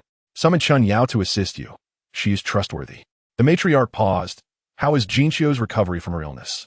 Mama Chen replied, "She is well now and was about to come to see you. Should I have her come to your chamber?" The matriarch considered. "What do you think of Jinqiu?" Mama Chen carefully draped a camel-colored satin cloak lined with fur around the matriarch, fastening it at the collar. After the last incident, the matriarch had saved her life. She had no ulterior motives. During her recovery, Mama Chen had visited her several times. and each time she expressed her desire to serve the matriarch to repay her kindness. The matriarch exchanged glances with Mama Chun, deciding it was time to employ Jinxiu. Let her stay with the 8th Miss for now. The news of Mrs. Shue's visit could not be concealed, and the matriarch wished to observe how they would react. Having given her instructions, she led Dongruei to the Yicheng Marquis while Mama Chun hurried to arrange the tasks entrusted to her. Ronghua did not respond, turning to return indoors. As she settled down, Jinxiu poured a cup of tea, kneeling and holding it high above her head. If it weren't for you, miss, I would have long been expelled from the manor by the eldest madam. This kindness will forever be etched in my heart. Ronghua hurriedly accepted the tea and helped Jinxiu to her feet. In the past, she had recognized Jinxiu as a diligent maid, which is why she had dared to take such risks. You act this way because of me, so I cannot stand idly by. Jinxiu managed a faint smile, admitting, It is not solely due to you, miss. I carry my own guilt as well. Had it not been for her remorse towards the 5th Miss, she would not have felt so uneasy. The eldest madam had once plotted against the 5th Miss, and the 2nd Miss turned out to be such a person. Few knew these secrets.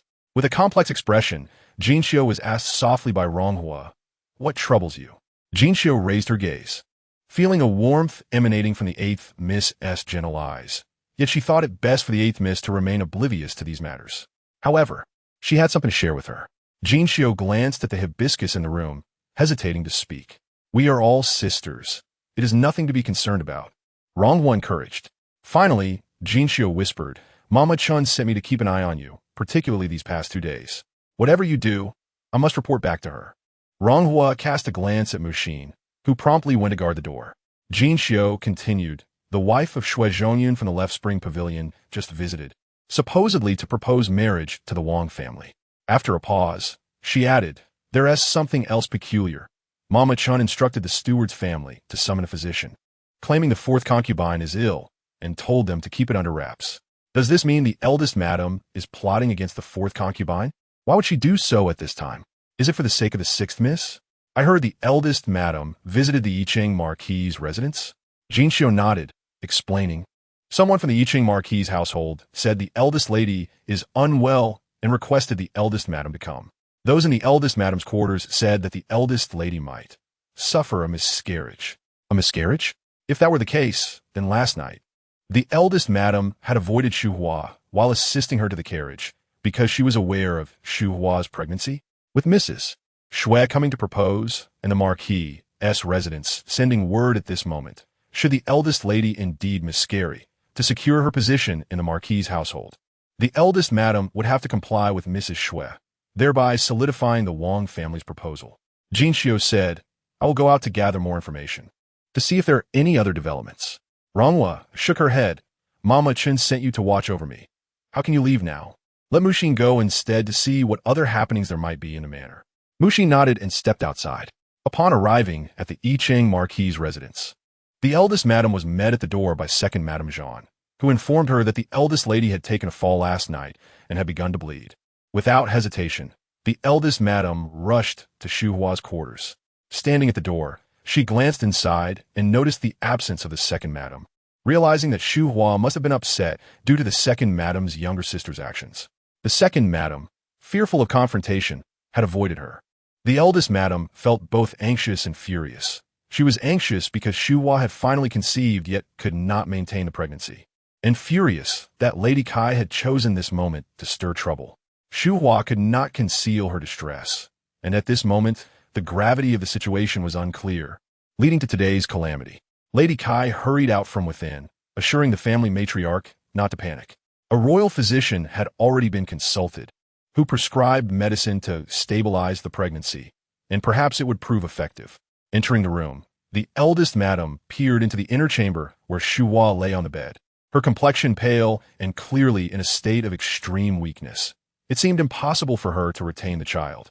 Just then, Shu Hua called for her, prompting the eldest madam to turn to Lady Kai, saying, I will go in and check on her.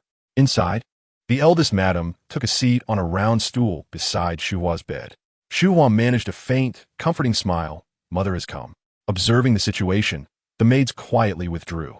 The eldest madam nodded and softly inquired, You seemed well when I left last night. What happened? The dispute with Zhao Xuanhuan had not been disclosed to anyone, save for Chiu Hua. who knew the truth.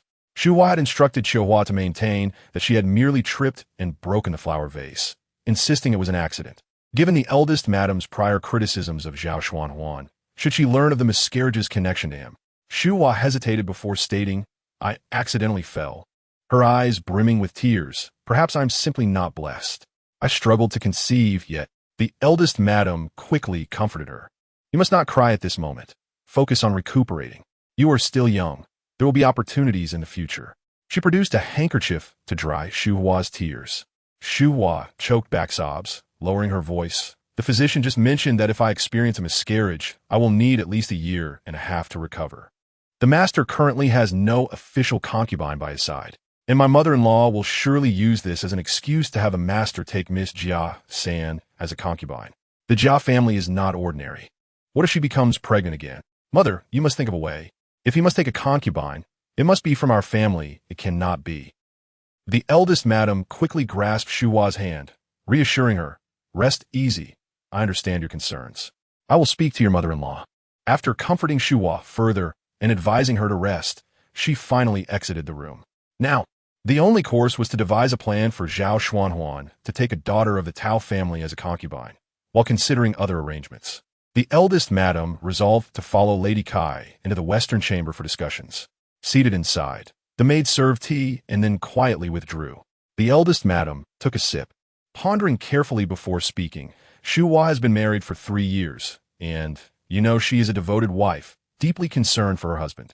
Otherwise, this predicament would not have arisen. I am indeed frustrated with her lack of understanding, but witnessing her first pregnancy is of utmost importance. Should she miscarry and fail to recuperate, the future ramifications could be dire. Lady Kai responded, "I understand the gravity of the situation, which is why I called for you." "Dear matriarch," the eldest madam dabbed at her eyes, recalling her own past hardships. "I have endured similar losses, and I know how challenging these years have been." Tears streamed down her face once more. Lady Kai hurried to console her. "Hearing you speak this way makes me equally sorrowful. It is my failure to care for Shu Hua that has led to this misfortune."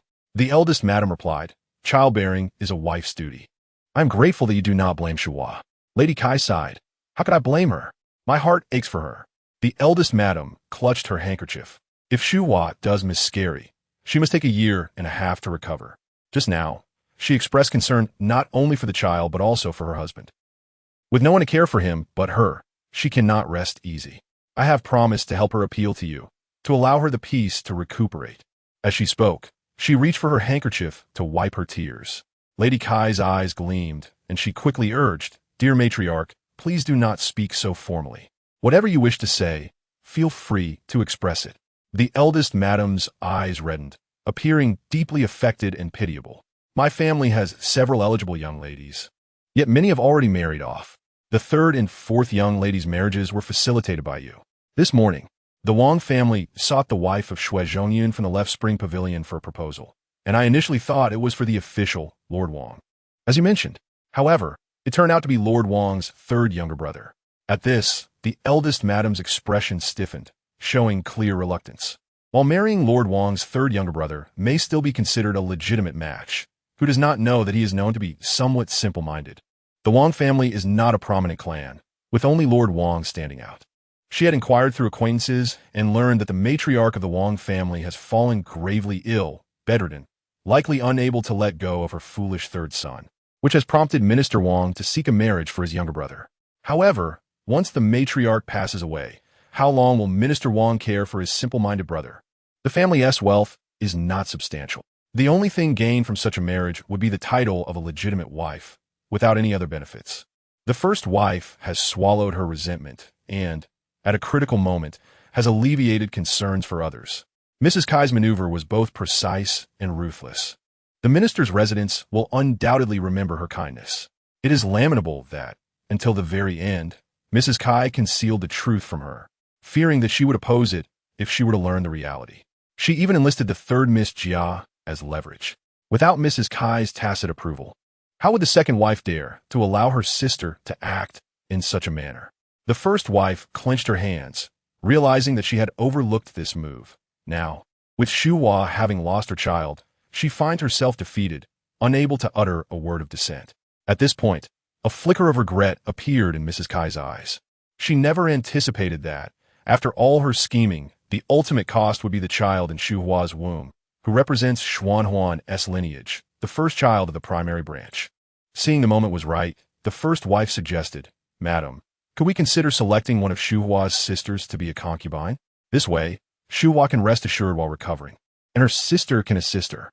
The first wife understood that these matters were solely at Mrs. Kai's discretion. Once Mrs. Kai agreed, the arrangement would be settled. After much contemplation, Mrs. Kai finally nodded in agreement. The first wife felt a surge of joy and inquired, "Which young lady from my household do you think would be suitable?" "Soon, it will be time for the second Mrs. Play. Everyone should retire early, as I must stay up late to continue writing." Chapter 32. The Deal, Part 2, Mrs. Kai replied. "It depends entirely on the arrangement of the esteemed matriarch, as long as the horoscopes are compatible." The frown on the first wife's brow gradually eased, and a hint of a smile finally graced her face as she thanked Mrs. Kai. Just as she took a sip from her teacup, a maid entered to report that the eldest lady had suffered a miscarriage. Despite being mentally prepared, the first wife's hand trembled, spilling the water. Without a moment's hesitation, she hurried toward the main house.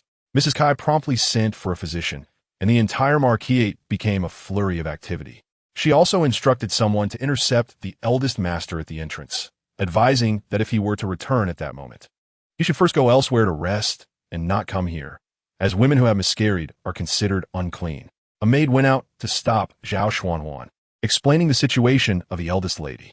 Zhao Xuanhuan's mind conjured the image of Shu Hua awakening from a nightmare last night, causing him to frown. "Is the lady in?" "Yes, both the lady and the esteemed matriarch are present. The lady says to reassure the eldest master. Once everything is settled, she will summon you." "Which physician is attending?" "It is the usual Dr. Li." Zhao Xuanhuan hesitated for a moment, nodded, and then turned to the study. Inside Shu Hua's room, maids bustled about, ensuring all windows were tightly shut and heavy curtains drawn both inside and out. Following the physician's prescription, the medicine was prepared, and the first wife personally fed Shu Hua, watching over her as she finally fell asleep, feeling a sense of relief. Once the first wife emerged from the room, Mrs. Kai approached her quietly, saying, "Esteemed matriarch, after such a long day, I have arranged for some food. You must eat something." The first wife sighed, "At this moment, I have little appetite. There are many matters awaiting my attention at home. With you looking after things here, I feel reassured, so I shall take my leave." Her tone was resolute, leaving no room for discussion, and Mrs. Kai did not press further, personally escorting the first wife out. As they traversed the garden, they spotted Yugu playing joyfully with his wet nurse. Upon noticing Mrs. Kai, Yugu immediately rushed into her embrace, calling out, "Grandmother! Grandmother!" Mrs. Kai bent down affectionately, stroking Yuji's forehead, noticing he was sweaty, and instructed his nurse to be careful and not let him catch a chill. The nurse, smiling broadly, helped Yugu into his outer garment, having just played with the eldest master in the study, causing him to sweat. Yugu earnestly proclaimed, "Uncle, lift." "Hi." Zhao Xuanhuan was indeed home, yet he had not shown himself amid such a significant event concerning Shu Hua, causing the first wife's expression to darken. The nurse, sensing the tension, changed the subject, explaining that the eldest master was about to leave, while Yugu clung to him, preventing him from departing. Thus the eldest master indulged him for a little while longer. Mrs. Kai exchanged glances with the nurse, who quickly fell silent. Mrs. Kai, aware of the first wife's displeasure regarding Zhao Xuanhuan's absence from Shu Hua's side, did not shy away from the implication that he favored children, subtly hinting that it was Shu Hua's failure to bear him a child that drew his indifference. With a feigned sadness, she remarked, "Look at this." Mrs. Kai then turned to Yugu, instructing him to pay respects to the esteemed matriarch. Yugu, with his clever eyes, glanced at the first wife, then pointed a finger at her, exclaiming, "Tai." The first wife smiled, "Good boy, Yugu." After handing Yugu back to the nurse, Mrs. Kai walked alongside the first wife, engaging her in conversation. In a few days, the winter solstice will arrive. The second and third branches of the family should be returning. Correct? The first wife affirmed, "Indeed, the matriarch's birthday is also approaching." Mrs. Kai appeared to recall something suddenly, asking, "I heard that the third master of the Tao family has recently taken a new concubine?" Before the first wife could respond, Mrs. Kai continued with a smile, "I hear she is from the Liao family, which has connections to the former Emperor Gaozong. After a brief pause, she added coincidentally, I am quite close with the sister of her uncle, the legitimate wife of the Duke of Angua. The first wife was taken aback. It was clear that Mrs. Ka was fully aware of her schemes. As she sat in the carriage, memories of her own first miscarriage flooded back. It had been during the second branch's wedding, a time when she managed the household single-handedly. Fearing her mother-in-law's displeasure over any oversight, she took on every task herself, ultimately exhausting herself, leading to her own miscarriage on the very day of the second branch's celebration. Rather than offering her consolation, her mother-in-law reproached her for not caring for the child in her womb, leaving her feeling utterly wronged. Had it not been for her husband by her side, holding her hand, she would not have known how to endure such a trial. Although her mother-in-law forbade her husband from visiting, in the end, many formalities were overlooked. Xu Hua had been married to the Zhao family for only 3 years and found herself in such dire circumstances, while Zhao Xuanhuan remained indifferent, even finding time to play with Yu Ge. The first wife felt tears welling up in her eyes once more. Upon arriving at the Tao residence, the first wife disembarked from the carriage. As she passed through the archflower gate, she spotted Yan Hua waiting for her. The first wife smirked inwardly. Clearly, the bond between mother and daughter was strong, and Yan Hua must have learned of the fourth concubine's illness. She had ordered that no one be permitted to visit the fourth concubine, so it was natural for Yan Hua to be anxious. Although the first wife could temporarily pacify Yan Hua with her words, it was inevitable that she would inquire further, so delaying her for a few days seemed prudent. Resolutely, the first wife approached Yan Hua with a sorrowful expression. Yan Hua, surprised, grasped the first wife's hand, which felt cold and trembled slightly at her fingertips. Mother, what is the matter? The moment she spoke, the first wife's tears fell. With her voice choked with emotion, she struggled to maintain composure. Xu Hua has suffered a miscarriage. Yan Hua was momentarily taken aback by this revelation. Mother, what happened? Recognizing that the surroundings were not appropriate for discussion, she hastily wiped her eyes with her sleeve, feigning calmness, and quickly moved to shield the first wife from prying eyes. The matron entered the house with Yan Hua, dismissing the maidservants before she pulled out a handkerchief to wipe her tears. I initially believed that your elder sister had become pregnant, and that life would become more pleasant. Little did I know that her fate was so cruel. Just yesterday, when I visited the Ho residence, she was in good spirits, yet overnight, as she spoke, her voice broke, realizing too late that I should not have allowed Xu Hua to marry. The matron abruptly halted her words, but Yan Hua discerned the underlying meaning. Taking a sip of tea, the matron sighed heavily, rubbing her chest in sorrow. We, as mother and daughter, need to share some intimate words, she remarked, pulling Yan Hua into the cozy back room and inviting her to sit beside her. You have grown up, and there will come a day when you must marry. The matron spoke earnestly to Yan Hua. No matter where you marry, your family here will always be your home. Just like your third sister, even though she is married far away, we continue to support her. Our family's actions are motivated by the desire for you to have a reliable foundation in the future, ensuring a more comfortable life. Yan Hua nodded, understanding the implications of the matron's words. Having a strong maternal family is of utmost importance. The more illustrious the Tao family becomes, the more esteemed they will be in their marital home. In any case, they must never lose the support of their maternal family. Yan Hua contemplated quietly, sensing the matron's sorrow was intertwined with resentment. This thought sent a chill through her, as tales of the depths of the Ho family echoed in her mind. The matron's words conveyed a sense of helplessness and regret. After comforting the matron, Yan Hua helped her lie down and covered her with a brocade quilt. It was only then that she remembered she had been waiting in the courtyard to inquire about the illness of the fourth concubine. However, seeing the matron's eyes closed as if asleep, she refrained from speaking further and quietly withdrew. Upon returning to her quarters, Xiang Qiao, noticing no one was around, whispered to the sixth young lady, I heard from Mama Chun that the Wang family has come to propose, not for the concubine of the Minister Wang, but for the legitimate wife of the minister's brother. Yan Hua couldn't help but raise her eyebrows in surprise. Indeed, it was the legitimate wife of a high-ranking official's brother. Reflecting on what the matron had just said, Xiang Xiao's face lit up with delight. Miss, this is a splendid match. Indeed, it is a fine match. Just a moment ago, she had been watching the eighth young lady's antics, preparing to see her reaction when she learned she was to become a concubine, never anticipating such a turn of events. The prospect of the Yi Cheng Ho residence, which she had long coveted, now appeared to be an unfathomable abyss, where even the eldest legitimate daughter had met such a fate. After years in the household, she had never witnessed the matron in such despair, signifying that the Yi Chung-ho residence was not a desirable place.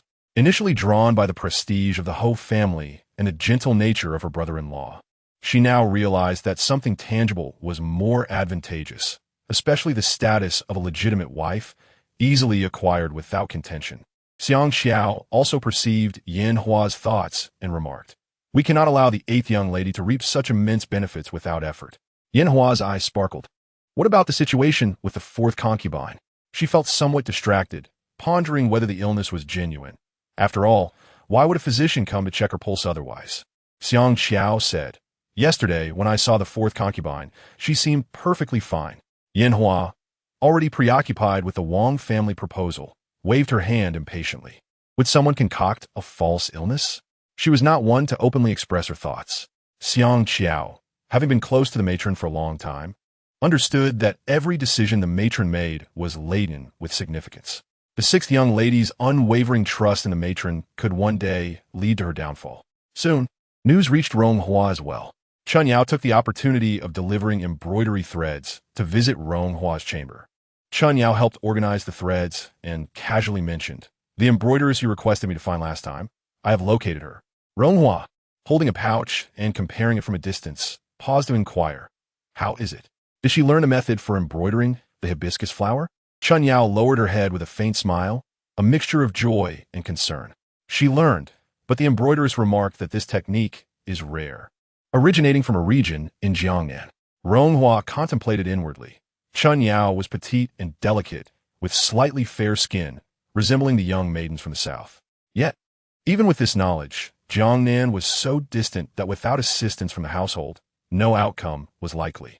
The matron would never agree to such an endeavor, nor could she provide help in her current situation, unless one day she were to marry, and Chun Yao could accompany her to her husband's home, where she would gain status and the right to voice her opinions. However, her own marriage prospects were still uncertain. Rong Hua showed Chun Yao the pouch she had been working on, saying, "I spent a long time embroidering this flower, undoing and redoing it. This particular design is the most challenging, and I have finally completed it, proving that good things often require perseverance." Good things require perseverance. Chun Yao's face brightened with hope. Mu Jin brought tea for Chun Yao. After taking a sip, Chun Yao exchanged glances with Rong Hua, prompting her to pull Chun Yao into the inner chamber for a private conversation. After hesitating twice, Chun Yao finally spoke. "Miss, are you aware that a Mrs. Shui has come to the residence today?" Rong Hua nodded, having heard the maidservants mention it. Chun Yao continued, "Does the 8th young lady know that Mrs. Shui is here to propose a marriage? Rumors have circulated in the household that a member of the Wang family intends to marry one of our young ladies as a concubine." Rong Hua could not pretend to be oblivious. There had been whispers that the Minister of Personnel wished to take one of their daughters as a concubine. Chun Yao confirmed, "Yes, Mrs. Shui is indeed here on behalf of the Wang family, proposing for the legitimate wife of the minister's brother." Rong Hua was taken aback. How had it suddenly transformed into the legitimate wife of a high-ranking official's brother? Chun Yao added, "There is one more matter to inform you of. The matron hurried to the Ho residence today because the eldest young lady has suffered a miscarriage." Although she had suspected it, Rong Hua was still momentarily stunned. Shu Hua had lost her child. With Shu Hua's child gone, the threat from Miss Jia San would loom larger, and the matron would certainly seek remedies. In this context, the Yi Chung-ho residence, the Wang family, and the Wu Mu-ho residence all appear to be excellent matches on the surface. Yet any one of them could lead to a quagmire where one could easily become ensnared. "8th young lady," Chun Yao said earnestly, "you must carefully consider your future." With that, she took a few completed pouches and departed. As Chun Yao left, Jin Xiu returned from outside. Rong Hua inquired, "How soon will the members of the 2nd and 3rd households arrive?" Jin Xiu replied, "I heard they will be here in 4 or 5 days." Just as they were speaking, Mama Chen entered the courtyard. Mu Jin lifted the curtain, and Mama Chen entered with her arms crossed, immediately spotting the pouch Rong Hua was embroidering. Rong Hua smiled and stood up. "Mama, what brings you here?" Mama Kin chuckled, pointing at the pouch in Rong Hua's hands. "I came to see how well you are preparing for this occasion. The day is approaching." Rong Hua showed her the basket beside her, Most of the pouches have already been given to Chun Yao. Only a few intricate ones remain unfinished, but they will be completed in the next couple of days. Please return and assure Mother that I will handle these matters appropriately. Mu Jin brought over a brocade stool for Mama Chun to sit on, and while examining the pouches, she remarked, "The 8th young lady is meticulous, especially in her serene disposition, which is often praised by the matron and the eldest young lady." Ronghua lowered her head, her cheeks flushing. "You are too kind." Mama Chun chatted with Ronghua for quite a while, alternately complimenting her full earlobes as a sign of good fortune and noting her compatibility with the eldest young lady. Ronghua recognized that these compliments were mere flattery, yet upon reflection, she still managed to glean some useful insights. After the arrival of Madame Shui, the matriarch began to take action, and a slight comparison reveals the truth. On Miss Lu's side, the 4th concubine suddenly fell ill, while here, a second-class maid named Jin Xiu was sent over. When Madame Shui visited the Yicheng Marca residence, Mama Chen blocked Miss Lu, preventing her from entering the 4th concubine's quarters, leading to a minor quarrel. Mu Jin overheard a maid remark that after Miss Lu left, Mama Chen coldly stated, "Let us see how long she can remain proud." Conversely, Mama Chen's demeanor towards her was even more affectionate than usual, especially when discussing the eldest daughter, causing her eyes to glimmer with unspoken words. It thus appears that the matriarch has a candidate in mind, likely intending to marry into the marquis as a concubine for Zhao Xuanhuan, while Yanhua is destined for the Wang family. The engagement of the second daughter has been painstakingly selected from the esteemed Wu Muho family. Contrary to external rumors depicting the Wu Muho as a fierce tyrant, the matriarch has played her cards well. The second daughter can marry splendidly, while the 2 illegitimate daughters contribute to the family's prosperity. Although the marquis may seem decent compared to the Wang family, Ronghua smiled to herself, pondering that had she not experienced death once, she might have felt grateful to marry into such a family. Eventually, should she bear children, she would meet the same fate as the 6th concubine, an untimely end. The marquis's wife and the matriarch engage in a silent contest, and she is reluctant to embroil herself in this murky affair. Ronghua summoned Jin Xiu and Mu Jin to her side, indicating there were matters on which she needed their vigilance. First, the second daughter of the household. Second, the Yicheng Marca residence. If the second daughter's health improved, the matriarch's plans would falter, and she would have to devise a way to circumvent the matriarch, perhaps even seize an opportunity. The following day, indeed, the Yicheng Marca residence sent over gifts. After inquiring, Mu Jin reported that the second daughter's illness could truly be cured, but the medicine was exceedingly rare. Hence the marquis dispatched someone to deliver it. Lowering her voice, Mu Jin added that the second daughter must not be overworked and should rest adequately to recover. Ronghua recalled that a highly skilled physician had once visited to treat Yao Hua, expressing similar sentiments. If Yao Hua could truly cultivate her mind and spirit this time. Ronghua smiled faintly, for had she truly been able to heal years ago, why wait until now? Master Tao returned from his duties outside the capital. Ronghua was embroidering a sachet in the matriarch's chamber, while Yanhua, as usual, went out to greet her father. The father and daughter entered the courtyard together, chatting and laughing, displaying a warm closeness. Having lived outside the residence with the 7th concubine for several years, Master Tao rarely visited them, and when he did, Ronghua would intentionally avoid him. Thus, this formal meeting felt like a reunion after 3 years. Master Tao, being 7 or 8 years older than the matriarch, appeared no less youthful. Aside from slight weight gain, he showed little change. Ronghua cast a casual glance before diverting her gaze, feigning a modicum of trepidation towards her father, and respectfully approached to greet him, calling, "Father." Master Tao found Yanhua's playful demeanor delightful, while he perceived the 8th miss, Ronghua, as somewhat too serious, lacking in vivacity, and instead displaying excessive propriety. The matriarch presented the sachet embroidered by Ronghua to Master Tao, who merely glanced at it and remarked, "Good," before turning his attention back to Yanhua. Yanhua, feeling triumphant in this moment of familial favoritism, reveled in her father's affection and the matriarch's newfound regard. She felt she could obtain anything she desired, unlike the overlooked Ronghua, who was often disregarded. As the maidservants brought forth the tea set, Yanhua personally prepared the kung fu tea, expertly selecting the leaves and performing the intricate process with grace. She presented the tea to Master Tao, who, upon lifting the lid and inhaling the fragrant aroma, revealed a pleased expression. Yanhua's tea-making style mirrored that of Yu Er, the fourth concubine's given name, suggesting that Yanhua had intentionally evoked memories of her. Indeed, Master Tao inquired about Yu Er, to which Yanhua, fearing an interruption, quickly replied, "The fourth concubine has been ill these past few days." "Ill?" Master Tao raised an eyebrow. "Has a physician been consulted?" The matriarch interjected, "Yes, she is currently taking medicine." Before she could finish, Master Tao nodded. "I shall visit her shortly." Yanhua smiled in satisfaction. The next day marked the arrival of Monday. After conversing for a while, Master Tao expressed his fatigue and desired to rest. Ronghua and Yanhua, along with the maidservants, withdrew, leaving Master Tao and the matriarch to enter the main house. The matriarch instructed Dong Rue to prepare foot-washing water, then dismissed the maidservants, kneeling to wash Master Tao's feet. This journey must have been exhausting. "I shall tend to those blisters shortly." Master Tao nodded with his eyes closed.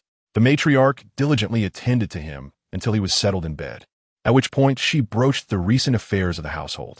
Upon hearing of Shu Hua's miscarriage, Master Tao opened his eyes, concerned. Shu Hua has always been in good health. How could she suffer a miscarriage? You mustn't solely focus on the aftermath. Consider whether there was any negligence from the marquisate. The matriarch sat beside him, gently massaging his knees. "I have contemplated that, but Lady Kai does not seem to be at fault. Besides, this was the first child of the main branch. Even a tiger does not consume its young. Shu Hua has committed no wrongdoing, so why would this occur?" Master Tao remained non-committal. The matriarch continued, "The Wang family has entrusted Madame Shui, wife of the esteemed Zhou Chun Fong, to propose a match for us. They are seeking the third brother of Minister Wang, a legitimate spouse." Master Tao's gaze flickered, his brow furrowing. "That foolish brother of Minister Wang? This is unacceptable." The matriarch sighed. "It is unfortunate, but we have no choice. The marquisate has long since arranged this. Under normal circumstances, we could negotiate, but with Shu Hua's recent miscarriage, I have already conveyed to Lady Kai our intention to select a daughter from our family to marry into the marquisate as a concubine. Sisters serving the same husband is a common practice." Master Tao finally nodded in agreement, acknowledging the importance of maintaining ties with the Yicheng marquis residence after years of effort invested. "We cannot afford to lose this connection, for any disruption now would render our previous endeavors in vain." However, the matriarch's expression darkened, her words faltering. "Speak freely," Master Tao urged. With a glimmer of tears in her eyes, the matriarch confessed, "Shu Hua's miscarriage has led Lady Kai to blame her for being careless. I must comfort Shu Hua while also being mindful of Lady Kai's disposition, fearing any misstep." Master Tao recalled the matriarch's own miscarriage under the pressure from the elder matriarch, and a wave of sympathy washed over him. "I regret that these burdens have fallen upon you in my absence. You have endured much." The matriarch, moved by his words, found her tears flowing more freely, prompting Master Tao to reach out and wipe them away. Over the years, the intimacy between them had diminished, and Master Tao consoled her. "You have faced challenges as well. The elder matriarch's oversight combined with the trivialities of household management has not been easy. Now that the elder matriarch has withdrawn from governance and the children have grown, your worries are inevitable. Once Hong Gu marries, there will be someone to assist you." With a quivering voice, the matriarch replied, "Yet there is one more matter about which I am truly at a loss." Typically a strong-willed person, the matriarch seldom showed vulnerability to Master Tao unless confronted with genuine difficulties. "What troubles you? Speak. I am here to listen," he encouraged gently. The matriarch hesitated. "A few days ago, the Yicheng marquis residence invited us to a gathering and included Aunt Shun from the Wang family, knowing they intended to arrange a match. I brought Rong Hua along." She paused, gauging Master Tao's reaction. The esteemed elder gentleman appeared at ease, and the matriarch was acutely aware that among the remaining daughters, the one he cared for the least was the newly arrived Ronghua. Marrying Ronghua into the Wang family was in accordance with the elder gentleman's wishes. I observed that the Wang family was equally pleased with Ronghua. However, just before our return to the estate, Madame Kai unexpectedly praised Yanhua before Aunt Shun, extolling her virtues and even preparing gifts for her. I initially presumed it was merely Madame Kai's fondness for Yanhua, yet little did I know. The matriarch's expression tightened. It soon became evident that the Wang family had come to propose marriage, specifically requesting our sixth sister Yanhua. The elder gentleman was momentarily taken aback, rising from his bed in astonishment. What? The matriarch grew anxious, exclaiming that she had no desire to marry Yanhua to the Wang family. Tears streamed down her face as she lamented that Yanhua had been by her side for so many years. Aside from Shuhua and Yaohua, she cherished her the most. Yanhua's needs were no different from those of her two elder sisters, and she had always hoped to secure a good match for her. To think, it was simply unbearable. I had intended for Shuhua to speak with Madame Kai about marrying Ronghua into the Wang family, but then Shuhua encountered this unfortunate circumstance. The elder gentleman remarked, if the Wang family had set their sights on Ronghua, they would not have requested Yanhua. It appeared the Wang family had learned that Ronghua was raised outside the estate, hence their interest in Yanhua. The matriarch countered, that is not necessarily true. I heard from Shuhua that the residents of the Yicheng Marquisate believe Ronghua resembles the beloved concubine's twin sister, Princess Honghua. The elder gentleman was astonished. Princess Honghua? The matriarch lowered her gaze, affirming that indeed it was Princess Honghua, and speculated that Madame Kai's reluctance to let Ronghua marry into the Wang family stemmed from this resemblance. She felt quite troubled. The estate now lacked any other eligible young ladies. Should they select someone from the clan to marry Yanhua instead? I had initially planned to discuss the matter with the elder gentleman before informing Fourth Aunt. Yet unbeknownst to me, Fourth Aunt had already caught wind of the news and insisted that I immediately withdraw from the engagement. Otherwise, she would take Yanhua to confront the elder gentleman. The matriarch's tears flowed anew, feeling wronged. Did she believe I was willing to agree? After all these years, how could Yanhua not know my sentiments towards her? Fourth Aunt, too, was spreading wild rumors, asserting that I was cold-hearted and ruthless, capable of selling or even killing my own daughters. The elder gentleman, as if struck in the heart, furrowed his brow in irritation. Such talk is utterly absurd. What is her status, to dare speak so freely before you? The young ladies of the Tao family ought to contribute to the family. And as for her, even the esteemed Princess Honghua was married off to a distant land. After pondering for a moment, the elder gentleman concluded, since the Wang family has specifically come to seek a match, let us acquiesce. The matriarch blinked in surprise. Elder. She began to protest, but the elder gentleman waved his hand. After all, they were in the capital. He could still provide for her, unlike the distant marriages of the third and fourth sisters. The matriarch reluctantly agreed. However, regarding Fourth Aunt, I claimed she was ill, fearing she might say something to Yanhua. Should Yanhua be unable to accept it and cause a scene? If any complications arose, it would be a matter of face, and I could not keep Fourth Aunt confined indefinitely. The elder gentleman dismissively suggested, keep her confined for now. Once Yanhua has successfully married into the Wang family, we shall release her to avoid any unnecessary complications. The matriarch complied with the elder gentleman's wishes and conveyed the instructions. Upon exiting the warm chamber, Mama Chun had been waiting outside. A brief exchange of glances between the matriarch and Mama Chun resulted in satisfied smiles. That evening, Mu Jin attended to Ronghua as she prepared for bed. Ronghua picked up a poetry collection beside her, encountering her favorite verses when Honggu entered. Mu Jin and Jin Xiu naturally withdrew from the room. As Ronghua looked up to converse with Honggu, she suddenly noticed a scratch on his cheek. Frowning, she inquired, "What happened to your face? Did you fall?" Honggu chuckled as he approached. "I got into a scuffle and accidentally scraped it." Ronghua set her book aside, raising an eyebrow. "A fight? In the Zhua clan academy?" Honggu grinned. "It started with others, but I went over to join the fun, and something was thrown my way, hitting my face." Ronghua examined the injury, relieved to see it was merely superficial. "Sister, guess who was fighting?" It was the son of the Marquis of Chongning, who has been close to the elder brother-in-law. This young man loves to discuss the glories of noble achievements. And today, he mentioned the most promising of the current noble offspring, including our elder brother-in-law. He continued, when the subject turned to the Marquis of Wumu. The son of the Marquis of Chongning dismissed him as insignificant, which angered two noble youths who were friendly with the Marquis of Wumu. Before long, they found themselves in a brawl. "Onge possède, amichez-vous smile la péaring." Eventually, someone sought out the Marquis of Wumu, who intervened and separated the two young gentlemen. Ronghua's eyes sparkled. "The Marquis of Wumu?"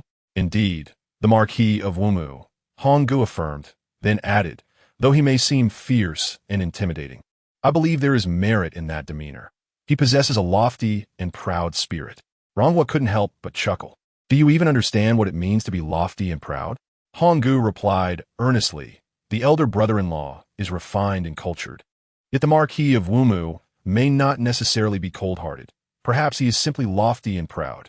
After all, sister, did you not say that one should not judge by appearances? Ronghua affectionately ruffled her brother's hair. It is not as simple as you think. Honggu puffed out his chest. I admire that kind of person. Lofty and proud? She once believed Zhao Xuanhuan to be gentle on the outside, yet formidable within, only to find he ultimately conformed. Initially, she thought that even if Zhao Xuanhuan took multiple wives, as long as he did not marry the eldest daughter of the Tao family, she could forgive him. Yet now, she would rather marry into the Wang family than have Xu Hua as a primary wife, constantly reminding her of her unassailable position. Moreover, having suffered a tragic fate, she felt as though she had resigned herself to her destiny, yielding to it. After conversing for a while, Honggu departed, leaving Ronghua to ponder deeply. The family often spoke of Yao Hua's good nature. Should Yao Hua successfully marry into the marquisate and be granted the title of noble lady, would that not be a testament to virtue rewarded? Alas, it grew late. What a misstep. Chapter 35, The Test, Part 1, the following day. The second elder sent word to the estate, stating that their return to the capital had been delayed and they would arrive in 2 to 3 days. The steward Chui hurried to the inner estate to report. Yanhua and Ronghua happened to be in the matriarch's quarters, paying their respects. The matriarch, not avoiding them, directly inquired of Chui, asking whether the messenger had mentioned the reason for the delay. Chui replied, it was said that they encountered the family of the third elder, the wife of Duke Onghua, and they would be entering the capital together. Ronghua discreetly glanced at the matriarch, who could hardly suppress her smile. It seemed unlikely this was mere coincidence. Rather, it appeared intentional. After all, how could the second and third branches arrive earlier than usual this year? Leveraging the connection with the third matriarch would surely facilitate matters. The Duke Onghua's residence was an even grander backing than the Yicheng Marquisate, especially since the Marquis of Wumu had already inherited his title. In the future, the Tao family would boast 2 sons-in-law of nobility, eliciting envy from many. The matriarch spoke gently. There are still a few days until the winter solstice, so there is no rush. Let us prepare here. As long as they can return before the ancestral rites, that will suffice. After a pause, she instructed Mama Chun. Once you return to the old lady, inform her that the second and third branches will not arrive for a few days, so she need not grow anxious. Upon receiving the command, Steward Chui made his way to the outside of the flower-hanging gate to relay the words of the eldest madam. He quickly busied himself, arranging for a young servant from the second household to deliver the message. Not daring to delay, he proceeded directly to the old madam. The old madam was reclining on a soft couch, attended by her chief maid, Ruiqing, who was gently massaging her shoulders. Mama Chun repeated the instructions given by the eldest madam. Old Madam Tao nodded, understanding that she had something to discuss with the eldest madam. She instructed Ruiqing to fetch a letter from the inner chamber. Take this letter to her and let her decide what to do with it. Ruiqing handed the letter to Mama Chun and returned to attend to the old madam. Tao's eyelids barely lifted. In her advanced age, fatigue came easily, and she remarked, I shall not keep you any longer. Mama Chun, aware of the old madam's long-standing aversion towards her, refrained from uttering any pleasantries, knowing full well that any attempt to flatter would be met with dismissive remarks about her hearing. Thus, she retreated, holding the letter awkwardly. Old Madam Tao sighed, pondering the ill intentions of those around her. This household is nearly exhausted by her machinations. Now, under the guise of preparing for my birthday, she seeks to entrap yet more individuals to serve her purposes. After a brief pause, she lamented, I am simply too old to be burdened with such concerns. Ruiqing agreed. Indeed, madam. Tao instructed Ruiqing to bring her tea, taking a moment to moisten her throat, and suddenly smiled. I cannot allow her to bask in too much triumph. Mama Chun took the letter to the eldest madam. Upon receiving it, the eldest madam noted that the letter was clearly addressed to old Madam Tao and hesitated to open it. She hurried to consult old Madam Tao for clarification. Initially, Tao feigned fatigue, but after the eldest madam's second visit, she finally opened the letter and said, Your third sister will be returning soon. If it is inconvenient, write to her and ask her not to come. The eldest madam, upon hearing this, promptly stated, As you say, mother, if she does not come, I must still write and inquire about her. With your birthday approaching, having more hands around here will be most welcome. After speaking, she attentively observed old Madame Tao's expression. Tao merely murmured in acknowledgement, and thus the matter was settled.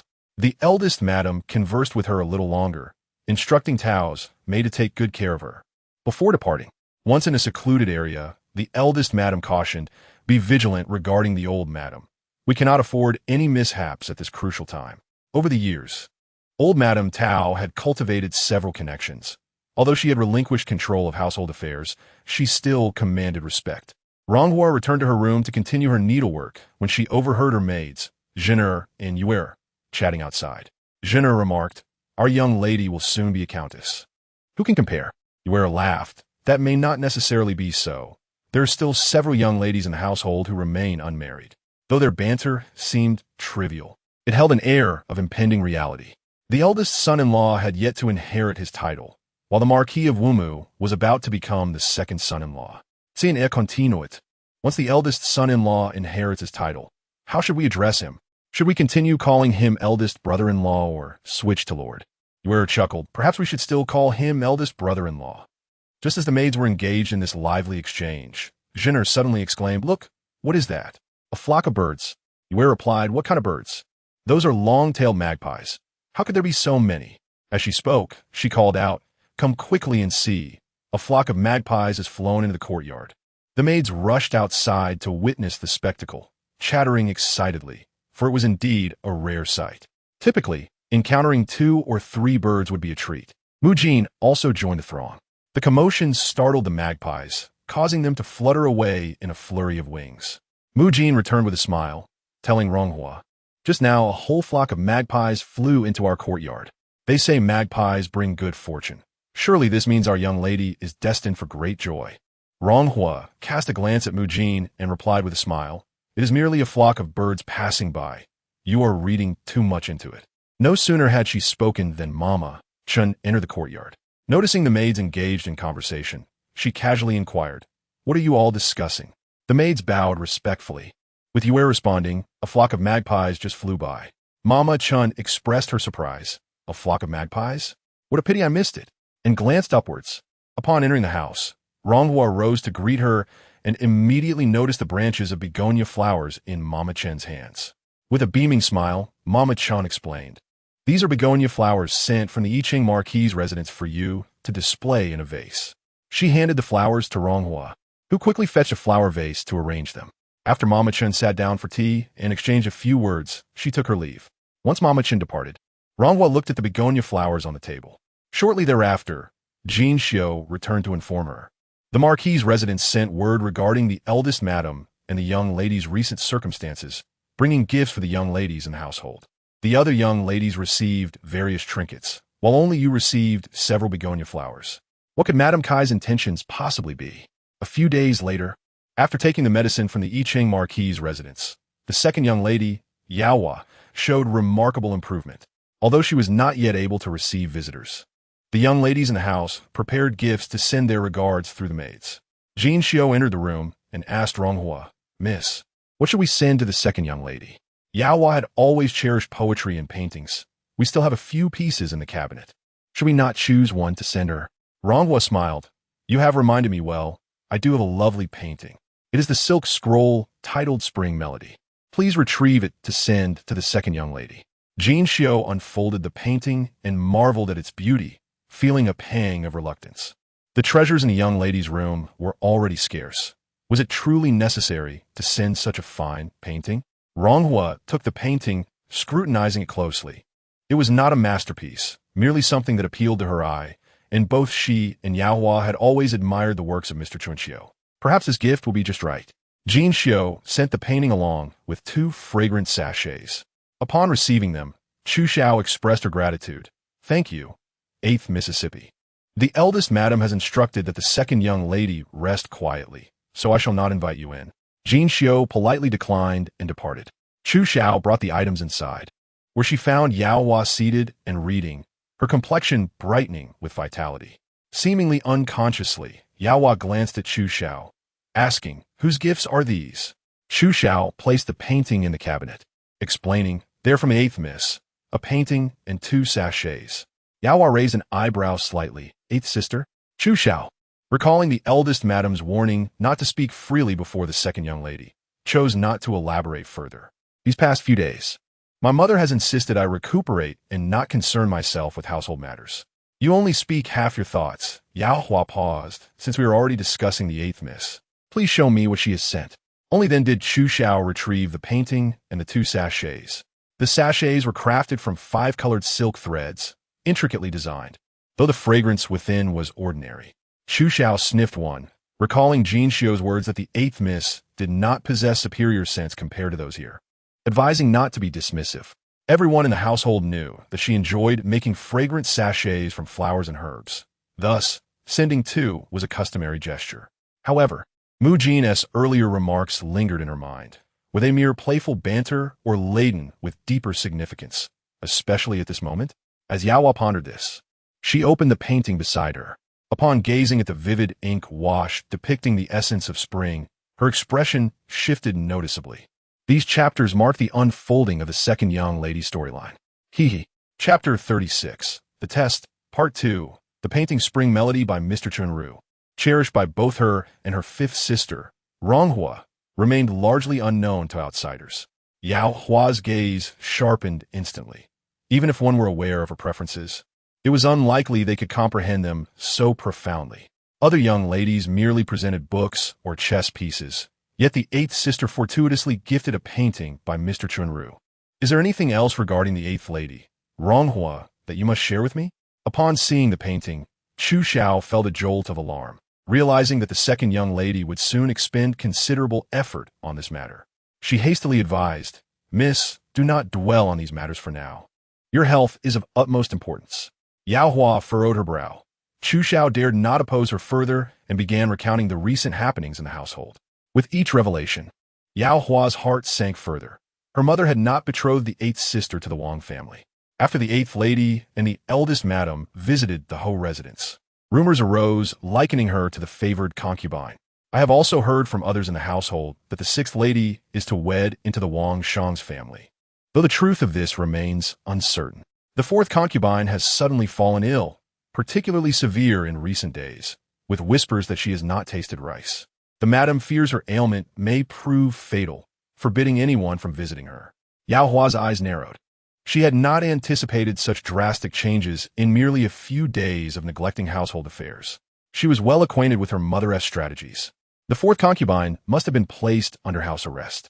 This confirmed that Yanhua's marriage into the Shangshu family was assured. The newly entered 8th lady, Yanhua, seemed to navigate this predicament without peril, although she had heard that the 8th lady was mild and humble. To rely solely on such qualities in this household would indeed be a gross underestimation. Keep a close watch on the 8th lady. Inform me promptly of any developments. I must also clarify the situation regarding the Wang family's proposed marriage. Chu Xiao promptly agreed. Yaohua instructed, do not divulge what I have shared with you to mother, lest she worry. After a pause, she added, you must have had some interaction with Jinxio in daily life. Chu Xiao replied, we often exchange a few words when we encounter each other in the courtyard. Yaohua contemplated, rising to extract a chess piece from the rosewood box on the table. I've heard that Jinxio's family is not faring well. Chu Xiao remarked, Jinxio's brother is often away, making little money throughout the year. Though his wife does some odd jobs, their parents require medical care, and with so many mouths to feed, they struggle to make ends meet. Yaohua nodded. Speak with the steward Shui's family, and see if they can find some work for Jinxio's sister-in-law. She is not just anyone. It would be fitting to assist her. Chu Xiao was already well acquainted with such matters. I shall go find a steward's family shortly. Also, take 300 or 400 coins with you. Of course. The steward's family quickly arranged the matter and called in Jinxio's sister-in-law to discuss it. Naturally, Jinxio's sister-in-law was immensely grateful and wished to reward the steward's family. But upon searching her pockets, she found only 2 copper coins. Blushing with embarrassment, she smiled, saying, I will remember your kindness, and I shall repay it in the future. The steward's family, having already received a few hundred coins from the second young lady, did not wish to impose further. With a smile, they said, there is no need for thanks. This is merely the arrangement of our second young lady, who has always possessed a compassionate heart. She expects nothing in return. All you need to do is perform your duties well. After a moment, they continued, return home, tidy yourself up, and change into clean clothes. This afternoon, I will have time to take you into the manor to be arranged. Jinxio's sister-in-law hurried home to prepare, rummaging through her belongings to find a somewhat tidy outfit. Sitting on the clay kong, she reflected on this unexpected stroke of fortune, reveling in her joy for a moment before remembering to summon her husband, recounting the events to him. Jinxio's brother was equally astonished. Together they calculated that working for the Tao family would at least double their income for the month. Jinxio's brother suggested, "We have nothing to offer as thanks to the second young lady, so we might as well convert some items into silver and bring a few gifts as a token of our gratitude. Let us also inform the eldest sister to express our thanks to the second young lady on our behalf." Jinxio's sister-in-law gathered what silver and grains they could spare, purchasing some trinkets and pastries to take with her to the Tao residence. Jinxio was inside the 8th lady's quarters, organizing her clothing, when a maid entered to announce, "Miss Jinxio, your sister-in-law is in the garden, waiting for you." Assuming there was trouble at home, Jinxio's brow furrowed in concern. Before she could excuse herself to the 8th lady emerged from the inner chamber, urging her to see what was amiss. Jinxio complied, hastily making her way outside. Her sister-in-law awaited her along the bamboo-lined path, her face beaming with joy. "Dear girl, how have you been lately? Let's find a place to converse." Jinxio led her sister-in-law to a cool pavilion in the west. As they settled down, her sister-in-law placed her belongings on her lap, smiling warmly as she said, "The second young lady of the Tao family is truly kind-hearted." Upon hearing this, Jinxio's heart tightened, though she had yet to fully comprehend the situation. Before she could ponder further, her sister-in-law continued, "The second young lady had Mama Chui find me some work in the manor. Now our family will surely be better off." Jinxio was momentarily stunned. How could the second young lady suddenly provide her sister-in-law with work? "Otherwise, your brother intended for me to come in and discuss how we might arrange for Sanya to join us here." "What?" Jinxio's brows knitted in irritation. "Are you considering selling Sanya?" Her sister-in-law quickly apologized. "Do not be angered, dear girl. This is merely a matter of survival. Aside from your meager monthly allowance, your brother is the only laborer in the family, and with his leg condition, we rely on medicine to sustain our parents. You have so many younger siblings and nieces and nephews to feed. We had no choice back then. However, things are better now. The second young lady has secured me work, and according to Mama Chui, there may be hope for your brother as well. This way, we can manage to support the family without needing to send Sanya away. Your brother hopes to save some silver to negotiate with the eldest madam one day, to see if he can redeem you." Jinxio was acutely aware of her family's plight, yet the second young lady's unprovoked kindness left her feeling uneasy. The thought of her own hardships in being sold into the manor was still fresh in her mind, and she could not bear to see her younger sister endure a similar fate. In this moment of hesitation, her sister-in-law pressed the items she had brought into her hands. "There is little of value at home, so we bought these with what we could. Please take them to the second young lady as a token of our gratitude." Realizing the pastries were the result of their utmost efforts to gather funds, Jinxio felt a warmth in her hands as she held the gifts. After seeing her sister-in-law off, she lingered outside for a moment, hesitating before making her way toward the 8th lady's courtyard. Halfway there, she stopped, turning back toward the second young lady's quarters. Upon arriving at the second young lady's place, she waited for a maid to announce her entry, her heart a tumult of anxiety, fearing that the second young lady might use her sister-in-law's employment as leverage to coerce her into something undesirable. Yet, to her surprise, Chu Xiao emerged with a smile, relaying the second young lady's message. "She understands your intentions and has accepted the items your sister-in-law entrusted to you as a gesture of thanks." Jinxio was astonished. It was as simple as that. Returning to the 8th lady's room, she was greeted with concern. "Is there something troubling your family?" Gazing at the 8th lady's warm smile, Jinxio felt an overwhelming urge to confide everything, but when the words reached her lips, they transformed, and she simply replied, "Nothing is amiss." That evening, after sending away the serving girls, Ronghua conversed with Jinxio and Mukin in the warm chamber. Mukin spoke of household matters, mentioning that the original plan had been for the 4th young lady to marry far away. Yet somehow, it was the 3rd young lady who ended up betrothed. Miss Four married into a prominent family in Taiyuan, well known locally and connected in the capital. Her husband, the 4th master, is well-educated and obtained his degree last year, preparing to take the provincial examination in the coming year. Mukjin set down her needlework and, lowering her voice, recounted that the first madam had ultimately changed her mind due to a report made against Miss 3 by someone close to her. Although the specifics remain unknown, the first madam expressed her disdain for those who conspire behind others' backs, spreading rumors and expecting favoritism. Consequently, the engagements of Miss 3 and Miss 4 were indeed exchanged. Mukjin added that it was said this happened because Miss 4 had grown close to Miss 2, resulting in such favorable circumstances. Even now, Miss 4 frequently corresponds with Miss 2. Is Yao Hua cultivating her own connections? It seems she is winning hearts by reserving benefits for those with whom she shares a bond, ultimately seeking greater rewards in the future. Both Miss 1 and Miss 4 have regarded Yao Hua as their closest sister, and the first madam has been exceedingly protective of her due to Yao Hua's illness, allowing Yao Hua to seize all advantages within the household. Should Yao Hua decide to employ the same tactics used against Miss 3 and Miss 4 against Yan Hua and herself, her position would leave her with little power to resist. However, everyone in the household is aware of Miss 2's kind nature. Ronghua inquired of Mukjin if she had heard who reported Miss 3. Mukjin shook her head, admitting she had not asked. Finally, Jinxiu spoke up, revealing that it was Falling Blossom, Miss 3's personal maid. Falling Blossom's family resides in the capital, and she did not wish to accompany Miss 3 to her marriage. She believed that by exposing Miss 3's situation to the first madam, she would be retained, but little did she know. The first madam still sent her away with Miss 3. On the surface, it appeared that Miss 3 failed to secure the loyalty of her companions, while Falling Blossom, a treacherous servant, ultimately faced retribution. Yet, who can truly discern the reality of the matter? Thank you to the insightful cat for the excellent suggestions. I have revised the text extensively.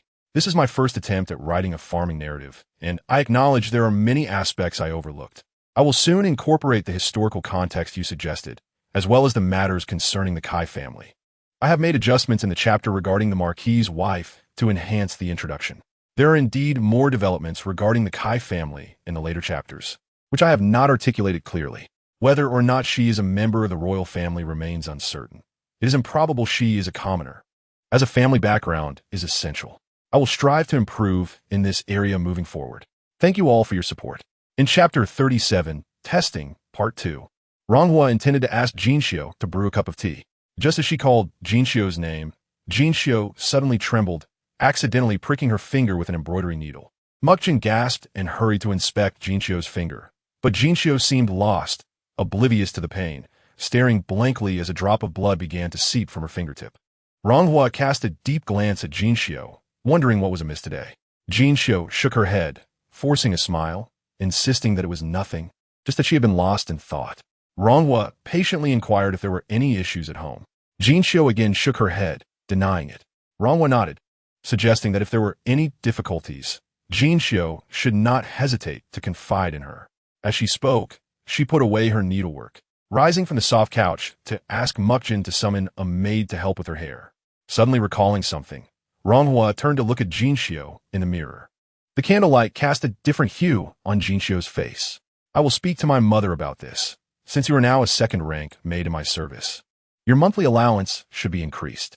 Upon hearing this, Jinxiu hurriedly thanked Ronghua. Ronghua smiled as Jinxiu said about preparing a bed for her, attending to her needs without further mention. However, little did they know, the very next day, a matron from the household came to find Jinxiu. Previously, you were classified as a third-rank maid in the first madam's quarters, but now that you are with the 8th miss, it was agreed that you would be a second-rank maid, so your allowance will be adjusted accordingly. The first madam has also stated that your family is struggling, so last month's allowance will be compensated. The matron handed Jinxiu the silver. Jinxiu realized that the 8th miss must have mentioned this to the first madam and smiled as she accepted the silver, bidding farewell to the matron. Just as she was about to enter her room, she was called out. Turning around, she saw Chu Xiao approaching from the bamboo grove. Chu Xiao smiled and took a few steps closer, her eyes twinkling with implication. Your allowance has increased, hasn't it? Last month's should also be compensated. Jinxiu felt a jolt of surprise, realizing it was Miss 2. After Chu Xiao left, Jinxiu's unease deepened. She muddled through the morning, and in the afternoon, Jinxiu's sister-in-law came to visit her, announcing that their parents' health had improved significantly, thanks to Miss Tu sending the household physician to check on them. Your brother has also found work in the household. Jinxio's heart raced. Is my brother no longer working outside? Her sister-in-law chuckled. No, he wasn't earning much anyway. After a moment of hesitation, Jinxio struggled to voice her concern. If he no longer works outside, what will our family do if the household no longer needs you? Jinxio's sister-in-law paused, her expression shifting. Yet, seeing Jinxio, she smiled again. You are now a second-rank maid in the 8th Mrs. Quarters. What is there to fear? Besides, these jobs were all arranged by Miss Tu, so who could possibly replace you? She then handed Jinxio a gift, urging her to thank Miss Tu. Jinxio pondered for a long while, then took the gift to Miss Tu's residence. Chu Xiao came out, eyeing the items in Jinxio's hands with a smile. Miss Tu has already said, you need not be so courteous. Since you've brought gifts again, I cannot help you deliver them this time. Her expression shifted playfully. To avoid Miss Tu accusing me of accepting your gift and then resenting me for it, I would rather not be in such a position. Just as Jinxio was about to flatter Chu Xiao with kind words, Chu Xiao's gaze flickered. You should deliver it yourself this time. Jinxio followed Chu Xiao into Miss Tu's chamber. Upon entering, she was greeted by the scent of ink. The warm room was adorned with light green glass curtains, with a few golden bells that jingled gently in the breeze. Jinxio assumed Chu Xiao would lead her into the warm chamber, but instead, Chu Xiao smiled and said, Miss Tu has recently recovered from her illness and is currently writing in the outer room. Jinxio followed Chu Xiao over to take a look. Indeed, Miss Tu was seated at her writing desk, pen in hand, engrossed in her work. This was Jinxio's first visit to Yao Hua's room, where an exquisite inkstone sat on the desk, surrounded by various brushes. The walls behind the desk were adorned with 2 ink wash paintings, one of which Jinxio recognized as the one 8th Miss had asked her to deliver a few days prior. After finishing her writing, Miss Tu lifted her head, saw Jinxio, and smiled warmly. Jinxio, you've come.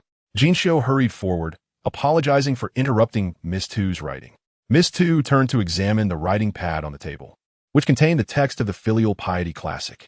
Though Miss Tu spoke lightly, Jinxio felt a knot form in her heart. Was Miss Tu subtly reminding her of something?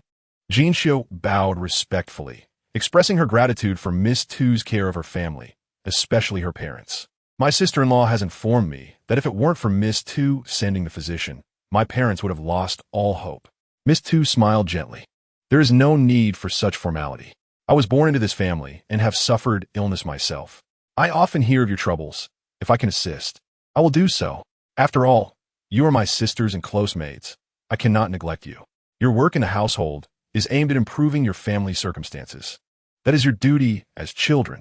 Should you encounter any difficulties in the future, do not hesitate to reach out to me. There is no need for pretense. Miss Tu and Jinxio chatted for a while longer, exchanging trivialities devoid of significance. As Chu Xiao was sending Jinxio away, she spoke at length. Chu Xiao, not a young girl anymore, should have been married by now if she hadn't been sold to the household as a maidservant. For maids like us, although we are currently at our mistress's side, we shall eventually find our own paths. The maids in the household are bound by contracts, and in the future, all decisions lie with the mistress.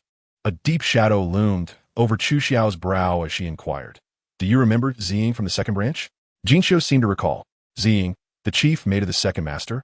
Chu Xiao replied, Indeed. That girl, believing the second master could not do without her, dismissed the second madam entirely, only to be sold off by her in the end. Jinxio gasped in shock. Being expelled from the household was one thing, but being sold was far worse. Chu Xiao continued, Ziying appeared to be a clever girl. How could she not understand who truly holds the power in this household? Hearing this, Jinxio's expression darkened, her thoughts evidently heavy, her gaze distant and unfocused. Seeing the moment was ripe, Chu Xiao pointed to a nearby pavilion, suggesting, Shall we sit over there? Once seated, Chu Xiao cautiously asked, How does the 8th Miss treat you? Jinxio nodded, stating that the 8th Miss was kind-hearted and never difficult with the servants. Chu Xiao smiled slightly. There have been many rumors lately about a suitor from the Wang family. Has there been any news from the 8th Miss? After a moment of contemplation, Jinxio tightened her handkerchief and spoke hesitantly. Sister, given my current situation, there are some things I cannot say. I will only tell you this. The 8th Miss intends to marry into the Yicheng Marquisate. Chu Xiao was taken aback by the revelation. Later, Jinxio returned to the 8th Miss, while Chu Xiao went back to the 2nd Miss's chamber.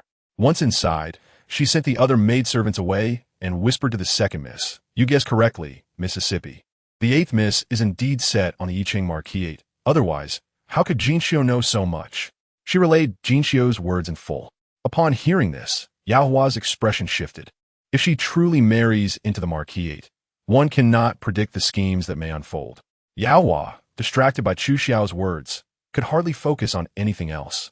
Should the eighth miss, Ronghua, marry Zhao Xuanhuan, her very name would inevitably evoke memories of the past for him. Though they are not the same individuals, some affection may linger, leading to a greater fondness. Meanwhile, Xu Hua and Zhao Xuanhuan have always seemed distant. The feelings he harbors might just find a new home with the eighth miss, resulting in an enviable union. A maid brought in a medicinal concoction, but Yao Hua waved her hand dismissively. Chu Xiao took the bowl, sending the maid away, and gently urged, "Miss, do not overthink. As long as you take care of your health, the eighth miss, being a mere concubine, won't be able to cause much trouble." Yao Hua sighed. "Do you think I worry for myself? For years, I have been ill, yet still concerned with the matters of the household. It is merely—" She began to cough.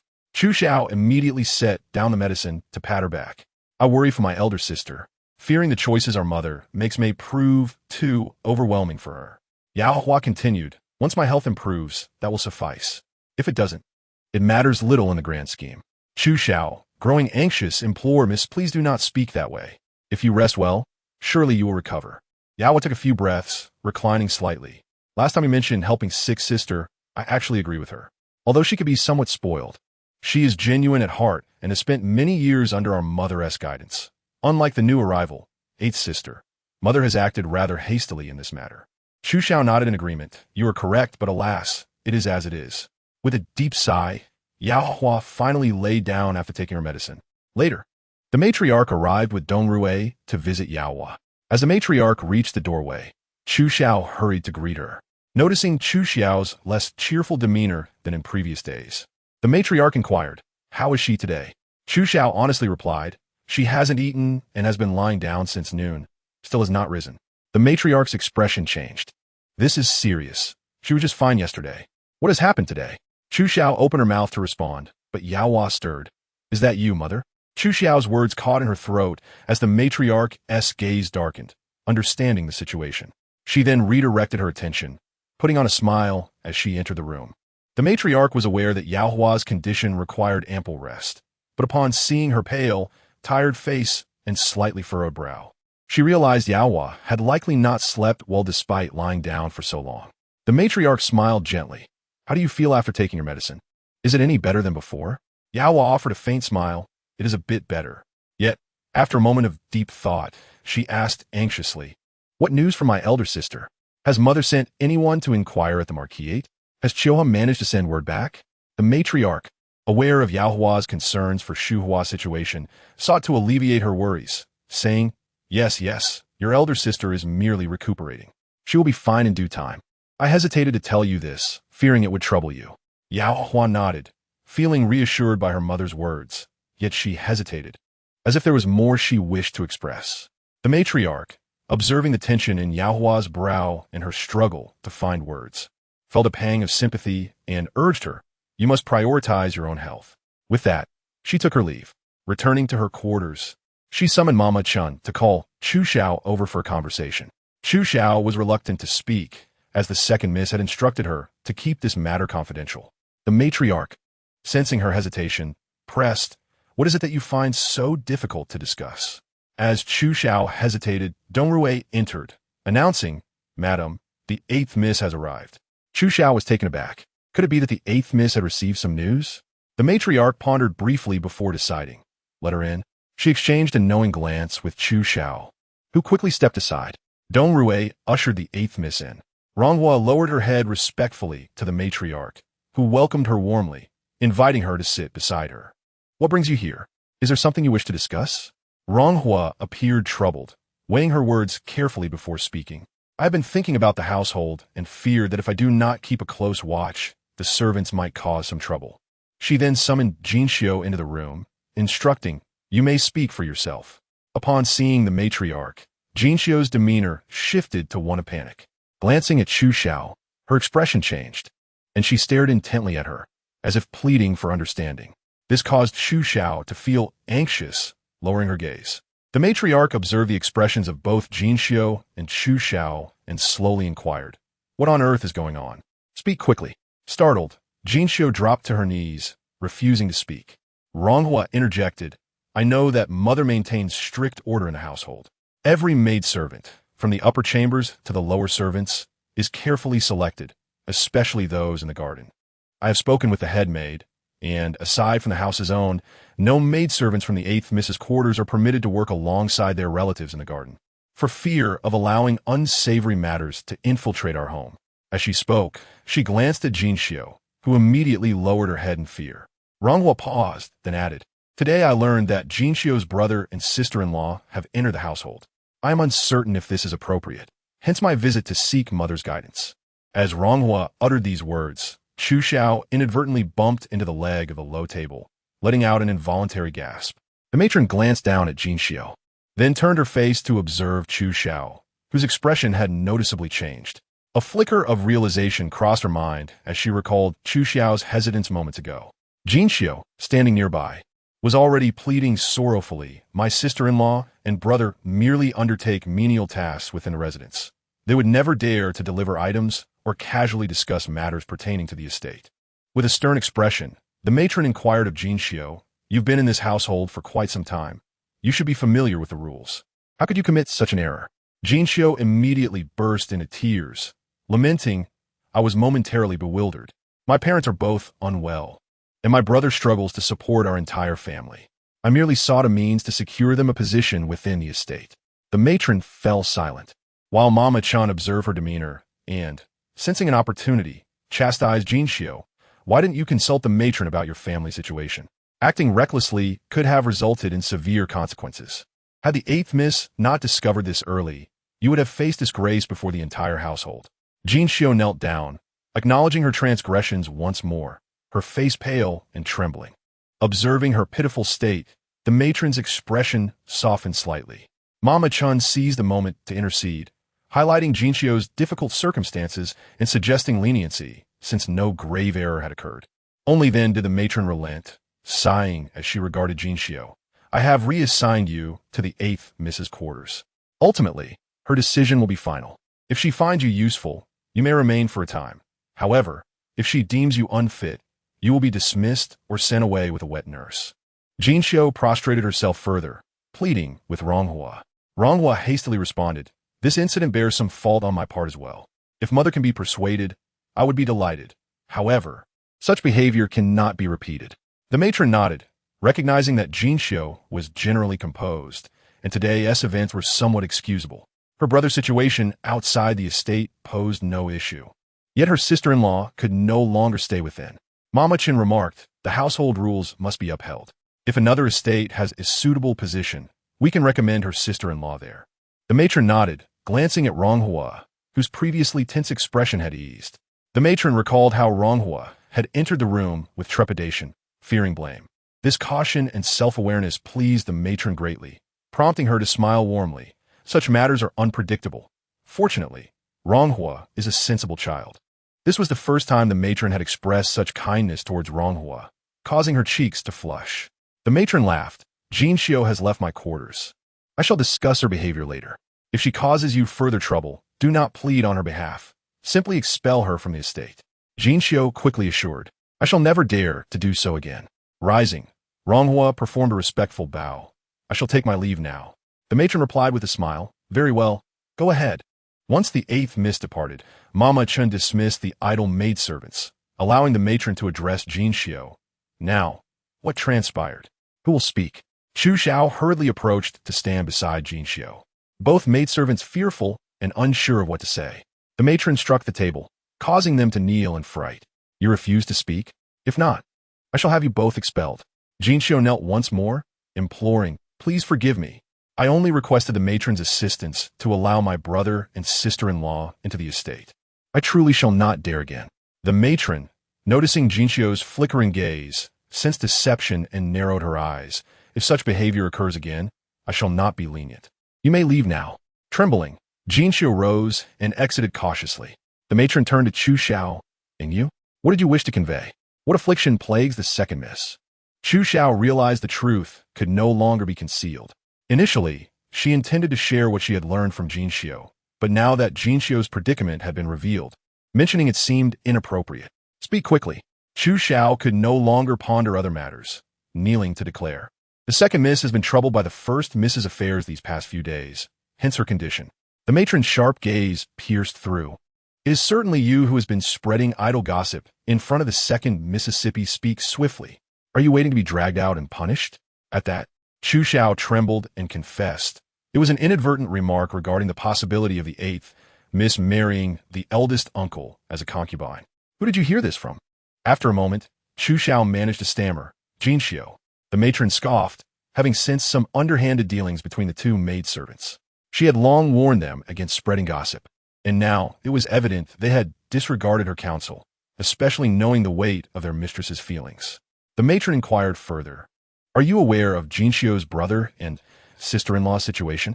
Chu Xiao hurriedly replied, yes. When Jin Xiu assisted the eighth miss with delivering items, I mentioned her family's plight, prompting the second miss to arrange work for them out of pity. The matron scolded, why did you not inform me of this? Is Yao Hua harboring ulterior motives by conducting such actions without my knowledge? Especially since Shu Hua's departure has drawn her closer to Yao Hua. A mother's concern for her ailing child often leads to excessive care and attention. However, I have noticed Yao Hua's involvement has increased, and Shu Hua frequently visits her.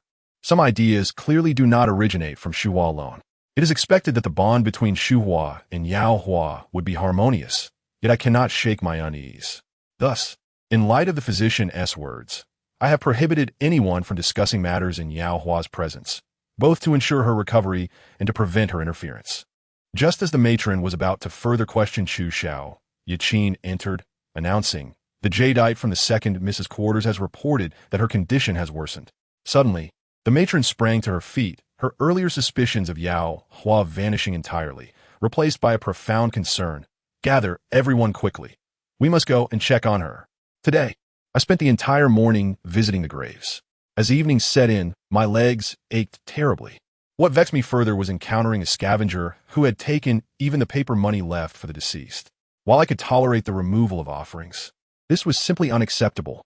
What purpose could they possibly have for those paper offerings? Chapter 39. Actions. Part 2. Upon returning to her quarters, Ronghua awaited Jin Xiu's return. Adopting a deliberately stern expression, Ronghua remained seated. Jin Xiu, before all the maidservants present, once again confessed her faults. Acknowledging that Jin Xiu was a gift from the matron, Ronghua refrained from making things more difficult for her. The other maidservants, already frightened into silence, were astonished to witness the usually gentle eighth miss exhibiting a hint of stubbornness. Jin Xiu's appearance was one of dread, her eyes swollen from tears, revealing she had suffered rebuke from the matron. Jin Xiu's predicament served as a cautionary tale for all the maidservants, instilling them with a newfound wariness. Once the others dispersed, Jin Xiu prepared a cup of tea for Ronghua, who accepted it and softly expressed, thank you for your efforts. Had it not been for the previous evening's tumult caused by Honggu, she would not have felt compelled to probe Yao Hua. After dinner that day, Honggu came to Ronghua's room and mentioned that his maid, Shan Hua, had recently proven to be more capable than Xiaotao. While Xiaotao occasionally displayed a temper, Shan Hua was much more obedient, never uttering a word of dissent in his presence. As he spoke, Honggu raised his voice, stating that he was in need of a second-class maid and intended to inform his mother the next day about promoting Shan Hua, so it wouldn't seem as if he had no one to assist him. Ronghua, unaware of the dispositions of the maids in Hong Ji's household, remained silent. Outside, Xiaotao was eavesdropping on their conversation when she was unexpectedly discovered by Mu Xin, who deliberately lifted the curtain and called out loudly, Sister Xiaotao, come in. Upon entering, Xiaotao noticed Hong Ji's expression darken, and Ronghua realized that Hong Ji's remarks were due to a disagreement with Xiaotao. Honggu attempted to draw Ronghua into a private discussion, but with Xiaotao's entrance, she coldly scoffed and insisted that they seek Ronghua's judgment. Eighth miss, please tell me, what does the second master want? Do we have any say in this matter? I merely reminded the second master a few times, and he became angry. As she spoke, Xiaotao's eyes reddened. I only pointed out that if the second master wishes to promote a maid, there are many options besides Shanhua. Bickyuan and Hong Chuan have long been with the second master. Why not consider them? Honggu, displaying childlike stubbornness, declared, "I am the master. I will choose whomever I wish. You have no say in this matter. Do not presume that just because you are from my mother's household, everyone must look up to you." His words were laced with both insult and sarcasm, which Xiaotao discerned immediately. Shanhua was once in the second Mrs. room. "Who among my maids has been with me since entering the mansion? Why do you single out Shanhua as inferior? By your logic, you were once in the first madam's household. How do you surpass Shanhua?" Hearing this, Xiaotao's eyes turned red. By heaven's conscience, when have I ever relied on being from the first madam's household? If that were the case, I would have long sought her out. Honggu, still sulking, retorted dismissively, "Do not think that just because you are in front of the first madam, you will receive any favor."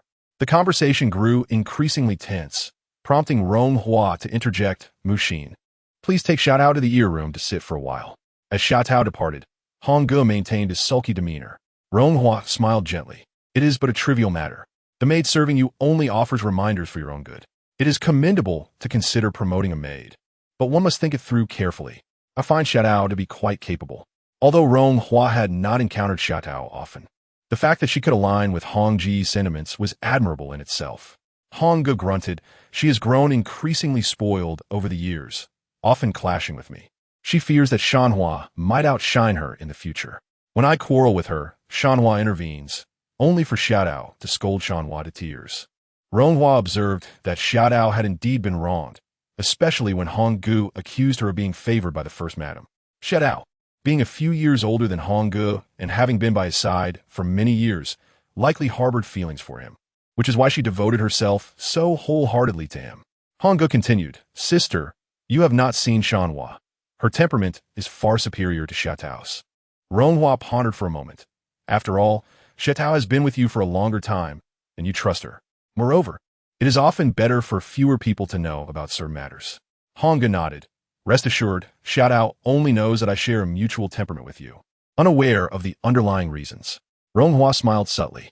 Hongji's maturity set him apart, allowing him to remain composed despite the conflict over a maid named Shanhua. "Shanhua came from the second Mrs. household?" Honggu confirmed yes. This warranted caution. Indeed, Shanhua appeared to possess the innocence and gentleness that Honggu described.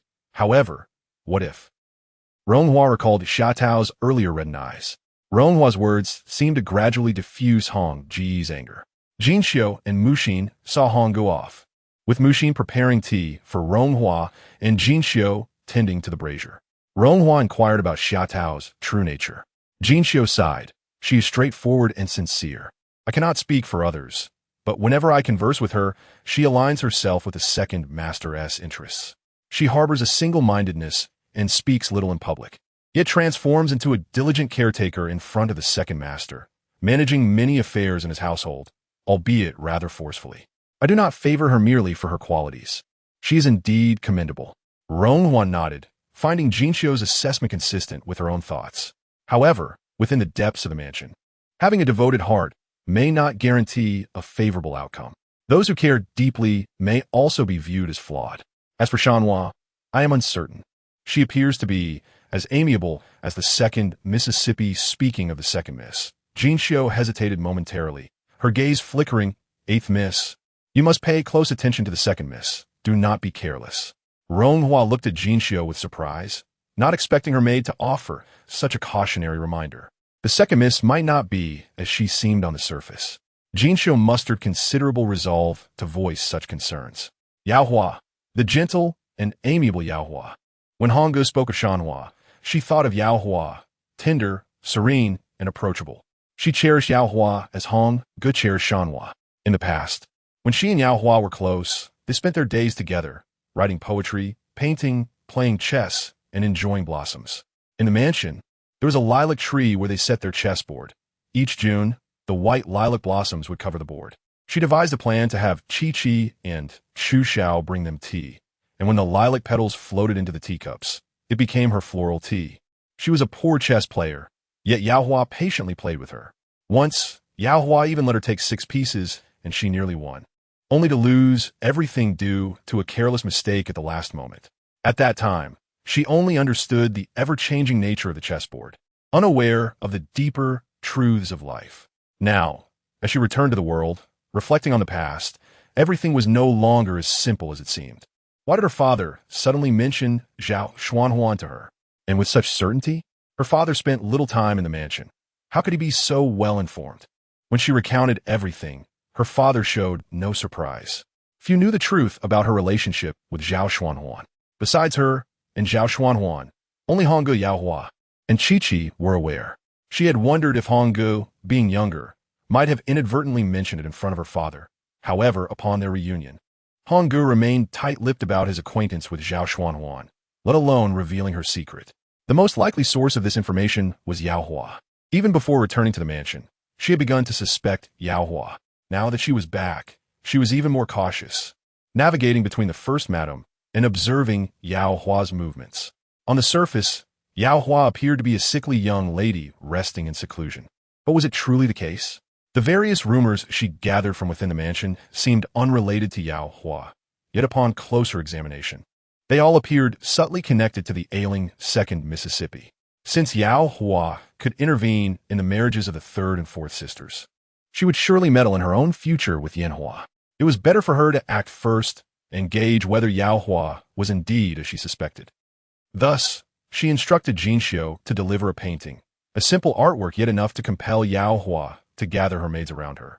Compared to Jinxiu's flustered demeanor, Ronghua maintained a certain composure. Some matters, if anticipated, could still be managed. Her greatest fear was being caught unawares. Ronghua retraced the events of the past few days. Today's outcome was both expected and the last thing she desired. Yaohua, her father, and Zhao Xuanhuan together could negate her entire existence. Jinxiu remained visibly shaken. Miss, after you left. The first madam indeed inquired again about who arranged for my brother and sister-in-law, and I followed your instructions, refraining from disclosing that it was the second Mississippi, Ronghua remarked. Even if you did not expose Yaohua, the eldest madam has already noticed. Some matters do not require explicit explanation. Besides, your gratitude and protection towards the second miss are evident. She is the eldest madam as cherished one. So how could the eldest madam possibly make things difficult for you? Ronghua glanced at Jinxiu and continued with a smile. You're not the only one who secretly arranged for your own relatives to serve as maids in the residence. The eldest madam merely turns a blind eye to it. Now that your situation is laid bare, the eldest madam must take a stance. Years ago, it was due to the connection of Mama Ho, a relative of Qiqi, that she frequently had Qiqi send messages through Mama Ho. After the incident involving her and Zhao Xuanhuan, the eldest madam replaced many of the maids and matrons in the household. She had instructed Mu Xin to investigate, and this rule was likely established during that time. Presently, nearly all the young ladies are under the eldest madam's control, and this rule is no longer as stringent as it once was. Jinxiu then asked, Miss, what shall we do next? Ronghua contemplated for a moment. It seemed that Yaohua held significant importance in the matters concerning the Ho residence. When she first met Zhao Xuanhuan, she and Yaohua had been hiding behind screen, and through a gap, she inadvertently caught sight of Zhao Xuanhuan. Yaohua must have seen him as well. She found herself drawn to Zhao Xuanhuan. Could it be that Yaohua felt the same? Yaohua had always been inscrutable in her emotions, leaving others unable to decipher her thoughts. Ronghua gazed out the window. Perhaps the eldest madam, like herself, had made a grave error. Neither had truly understood Yaohua's feelings. Miss, Jinxiu interjected, what exactly is on your mind? Ronghua turned to Jinxiu. What was she thinking? Over the past few days, she had repeatedly questioned herself, and it was only today that she grasped the truth. What she desired was the dignified status of a legitimate wife, a position that could ensure her self-preservation, enabling her to protect and care for herself as much as possible. Beyond that, she had no desire to seek further. Updates have arrived. Chapter 40. Intrigue, Part 1. The eldest madam hurried to the second Mrs. quarters, and before she could even enter the door, she was met with a series of violent coughs. Inside, Xiangju was anxiously exclaiming, What are we to do? What are we to do? Her voice was tinged with tears. Miss, please do not frighten us. What is there to panic about? The eldest madam briskly entered the warm chamber, her heart racing with anxiety, and her anger flared as she observed Xiangju's helpless demeanor. She could not contain herself and scolded Xiangju sharply. After a bout of coughing, Yaohua's face, once pale as snow, now bore an unusual flush. Chu Xiao hurriedly stepped forward to rub Yaohua's chest, while the eldest madam gently urged, "Once you catch your breath, it will be all right." After a few more coughs, Yao Hua finally ceased. The eldest madam turned to the maid Fei Cui. "Where is the medicine? Hurry and bring it." Fei Cui quickly fetched the prepared medicinal paste and handed it to the eldest madam, who personally fed it to Yao Hua. After swallowing, Yao Hua leaned against the headboard, exhaling deeply as her coughs gradually weakened, and she finally seemed to recover. Yao Hua slightly opened her eyes, her expression frail and laced with guilt. "Mother, I have caused you worry again." The eldest madam patted Yao Hua's hand. "The physician has advised you to rest. You must listen. If you continue to behave recklessly, all my efforts will be in vain." She shifted her gaze to Chu Xiao. "If the maids in your quarters are of no use, I shall replace them with 2 capable ones, lest they chatter incessantly in your ear." Yao Hua grasped the eldest madam's hand tightly. "Mother, please do not blame them. It was I who insisted they speak. I genuinely care for my elder sister. How can I not be concerned after all that has happened?" Coughing again, she leaned against the headrest, her unpinned hair cascading down.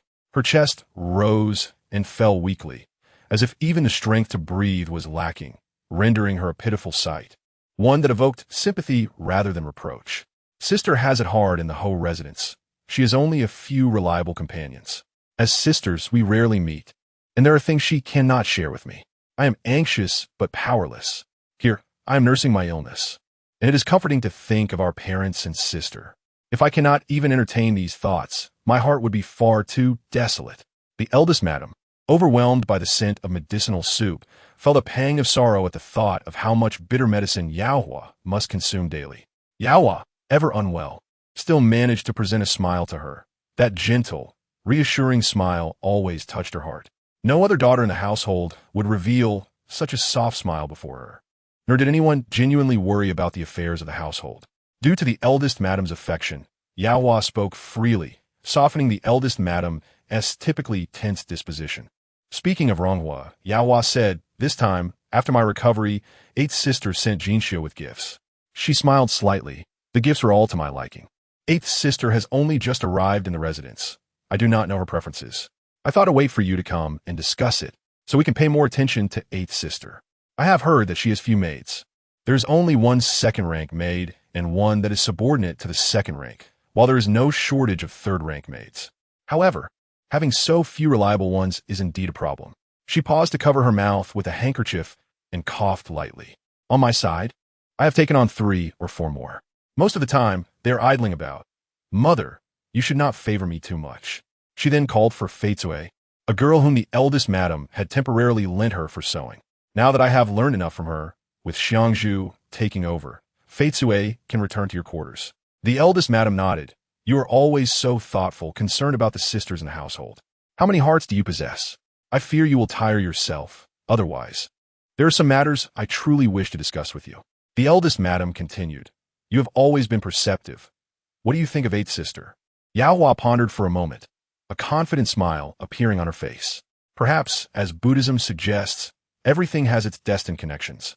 Previously, with the absence of 5th sister, Mother was deeply saddened. Now we have 8th sister returned. I have always been close with 5th sister, and it is clear that 8th sister, like her, is intelligent and perceptive. For 5th sister's sake, Mother should also show more affection to 8th sister.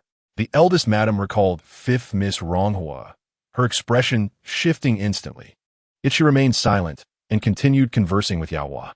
With the winter solstice approaching, the household was already bustling. "You must take good care of yourself. When the ancestral worship day arrives, you should properly engage with the relatives you haven't met before, as it is only right to show them that our second miss is well on the road to recovery." Yao Hua smiled faintly in agreement.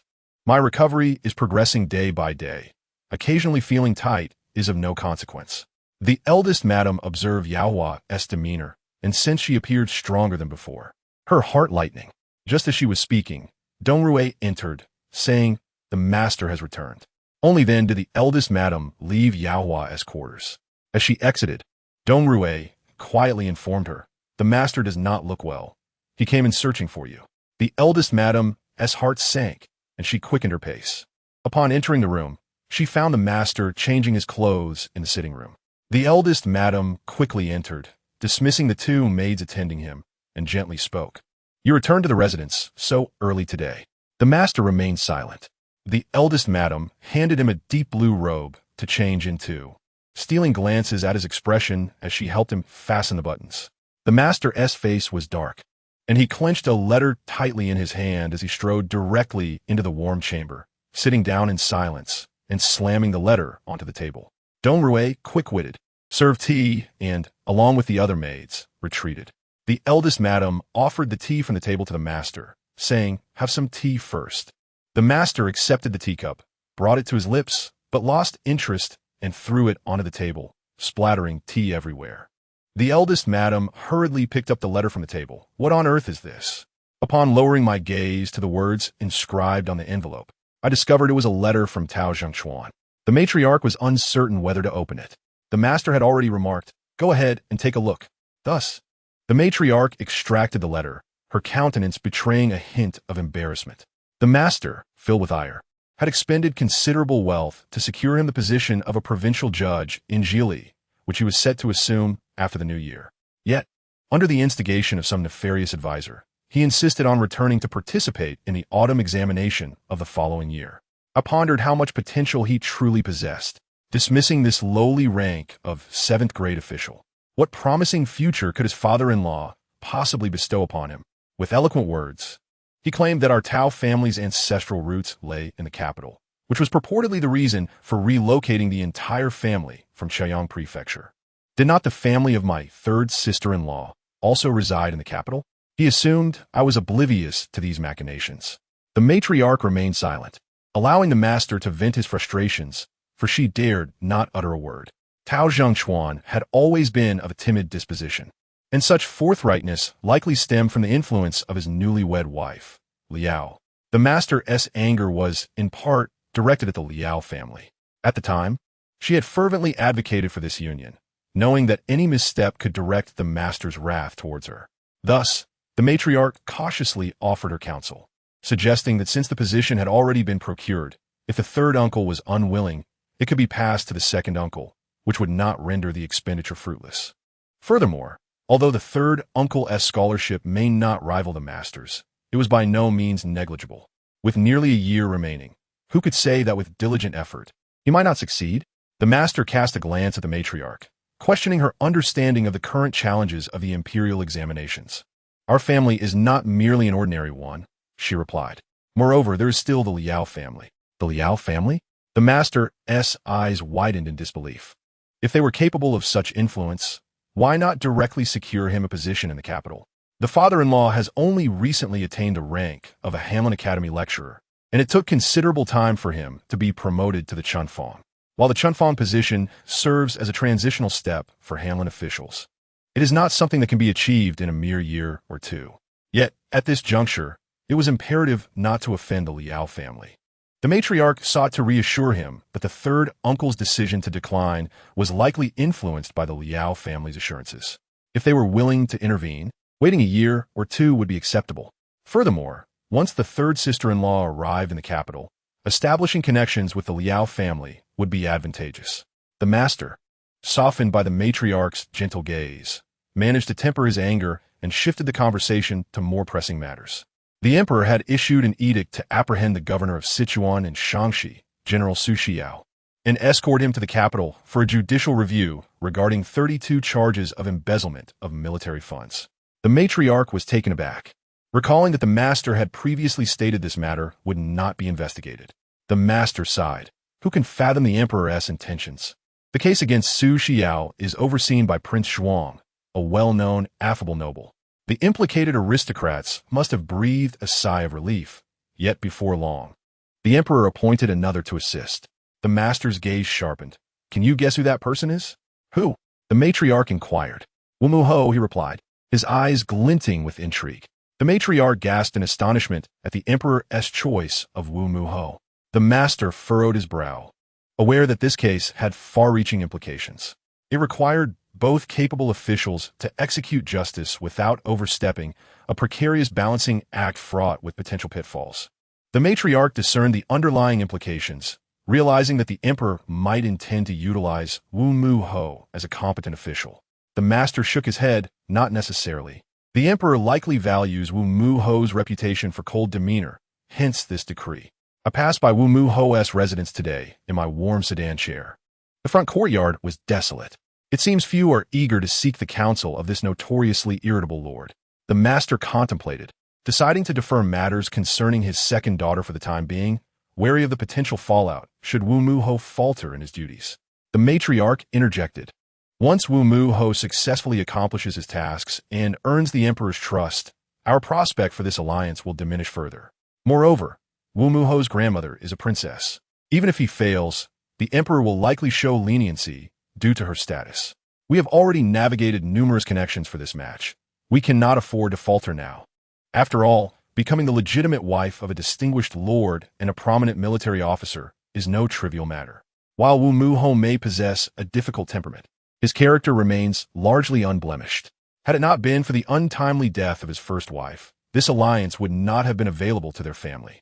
The master remained unconvinced, observing that Wu Mu Ho differed from the elder brother-in-law, possessing many traits typical of noble offspring and exhibiting a reticent demeanor, unlike the elder brother-in-law. The matriarch quickly countered, "My second sister is no longer young. Suitable matches are scarce. If she marries into a family with a promising future, that is sufficient. Besides, your own affairs take precedence, as you have mentioned, the current political climate. We cannot place all our eggs in one basket." It is indeed this sentiment that has led many to ruin due to misplacing their trust in a new master. Should any issues arise with the I Ching Marquisate in the future, the Tao family will need to rely on even greater support. This matter concerns the entire Tao family, and caution is paramount. With this in mind, the master acquiesced, acknowledging Wu Mu Ho's elevated status and inevitable pride. The master glanced at the teacup, and the matriarch, recognizing his desire for tea, promptly summoned Dong Rue to replace it. After sipping a few mouthfuls, the master appeared somewhat more relaxed. The matriarch seized the opportunity to inquire. "The case involving General Janwei. Will it implicate you?" The master, distracted, replied, "This is a minor branch. It is unlikely to reach me anytime soon." Feeling reassured, the matriarch then broached the subject of the third branch's relocation to the capital. "I suggest we vacate the 3-entry courtyard in Samyao Hutong for them to reside in temporarily until a suitable residence can be procured." The master expressed gratitude for the matriarch's generosity, his tone softening. "That courtyard was allocated to our branch during the division of the family estate. After I began my duties in the capital, I initially occupied it but later deemed it too small, leading to our current residence. The eastern main house, Chinchi Hall, is where the matriarch resides.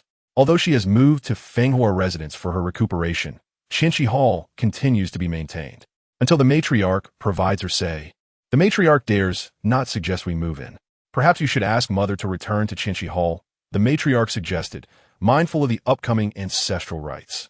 Recalling Yao Hua's earlier comments, she proposed, "I believe we should wait until my second sister's match is finalized before initiating discussions regarding the Wang family and the I Ching Marquisate."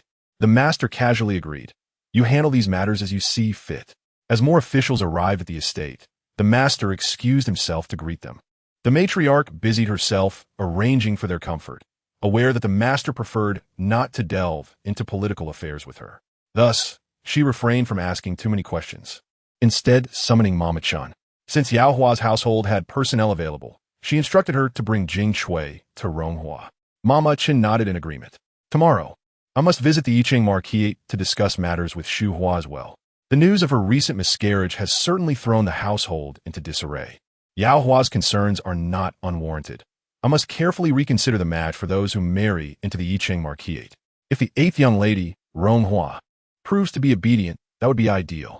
However, should she possess ulterior motives akin to the 5th young lady, I too have my methods." "Madam," Chen remarked, "I shall inquire further with Jin Xiao. It is possible that Jin Xiao's mention to Chu Xiao about the 8th young lady marrying the elder uncle as a concubine did not originate from the 8th young lady herself. During my last admonition to Jin Xiao to pay closer attention to the 8th young lady, she likely misinterpreted my words, leading her to jump to conclusions." Hearing this, the matriarch added, "If there were any developments regarding Ronghua, Jin Xiao ought to have reported to me by now." At this point, the matriarch suddenly recalled, "I remember that last time when the Taoist priestess from Sansheng Temple visited the estate to pay her respects. She mentioned that the eldest daughter might be facing a calamity. Is that true? Upon hearing the matriarch's words, Madame Chen suddenly remembered that the matriarch had faith in the ascetic from Tong Jiao Temple and thus regarded the Taoist priestess's words with skepticism. Had it not been for the need to treat the second young lady's ailment, she would not have allowed the Taoist priestess from Sansheng Temple to frequent the estate. The matriarch's mention reminded her of this occurrence.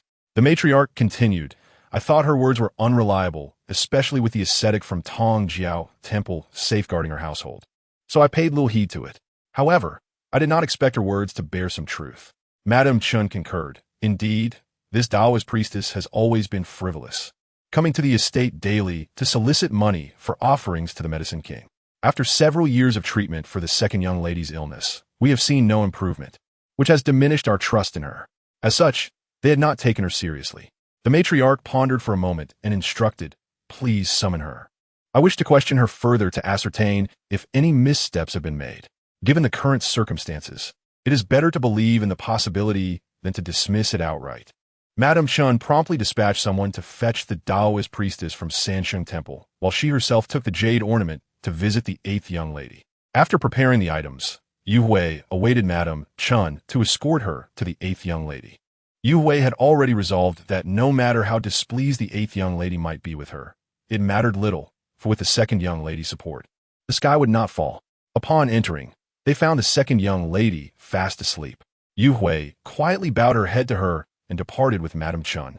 Once in the eighth young lady's chamber, Yu Hui stood silently behind Madame Chen, her head bowed. Madame Chen conveyed her intentions, explaining that due to the lack of attendance in the eighth young lady's quarters, she had brought Yu Hui over, as 3 second-tier maids were barely sufficient. Without waiting for any objections from the eighth young lady, Madame Chen urged, Yu Hui, go and greet the eighth young lady. With Madame Chen's presence, Yu Hui acted with great deference, performing a deep bow to Rong Hua, thereby acknowledging her new position. When she lifted her head, she was met with the eighth young lady's smiling face. What skills do you excel in? The eighth young lady inquired. Yu Hui replied honestly, needlework. Rong Hua smiled with satisfaction. Excellent. Now I have an additional helper.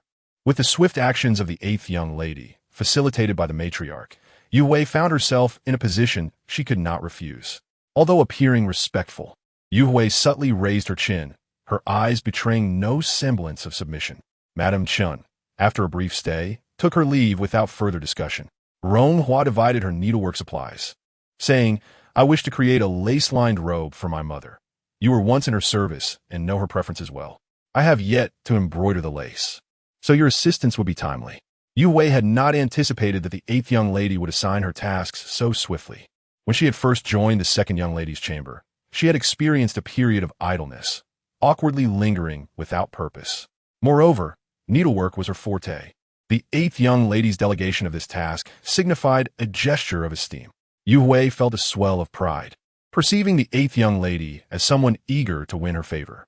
As she raised her brows, a sense of arrogance filled her.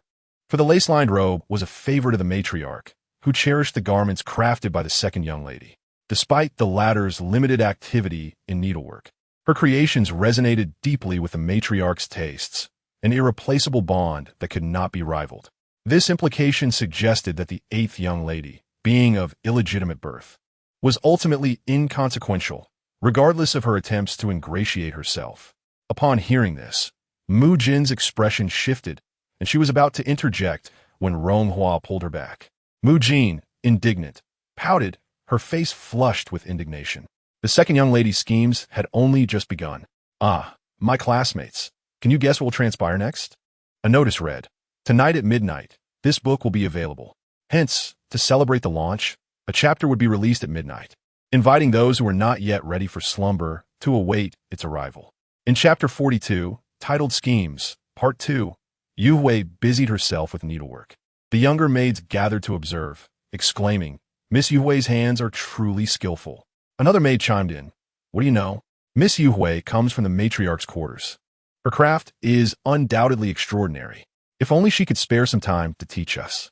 Yu Hui smiled, thinking that had she not been reassigned to the second young lady, she would have remained in the matriarch's quarters, where needlework would have been appreciated. After a while, Yu Hui quietly returned to the main house. discovering the eighth young lady napping in the warm chamber, while Mu Jin and Jin Xiu conversed outside. Mu Ying remarked, "I heard it said that the matriarch has prepared a carriage again, claiming she intends to visit the Yi Cheng Marquis's residence. There were rumors about selecting a maiden to serve as a concubine for the elder uncle, but who knows if there's any truth to that?" Jin Xiu simply replied, "Such matters are never clear-cut." Yu Hui could not help but scoff. Jin Xiu was clearly aware of the situation, yet pretended ignorance. Mu Jin then quietly inquired, "Do you think our miss has any hope?" Jin Xiu cautioned, "Such matters should not be spoken of lightly." Mu Jin laughed, "We are merely conversing indoors, and besides, who isn't speculating?" After a pause, she added, "Though, speculations hold little weight. Only the matriarch can decide this." Jin Xiu acknowledged, "Your words carry truth." Listening for a while longer, Yu Hui found the conversation increasingly dull and thus departed in frustration. Inside the room, Mu Jin glanced outside, turning back to exchange a knowing smile with Jin Xiu. Their miss was right. Such eavesdropping had become audacious. The more they believed, they would not be discovered. The bolder their actions became, drawing ever closer. Just moments ago, Yu Hui had nearly pressed herself against the door. It was surprising that the ailing second young lady could wield such influence. Jin Xiu had not succeeded in her endeavors, only to be replaced by Yu Hui. Had she not witnessed it firsthand, Mu Jin would hardly have believed the second young lady capable of such manipulation. She scoffed at Yu Hui's departing figure and wondered why their miss did not find a way to send Yu Hui back. Crafting a convenient excuse of her inefficiency or disrespect toward her superiors, any reason would suffice. Being young, Mu Jin was unaware of the intricacies involved.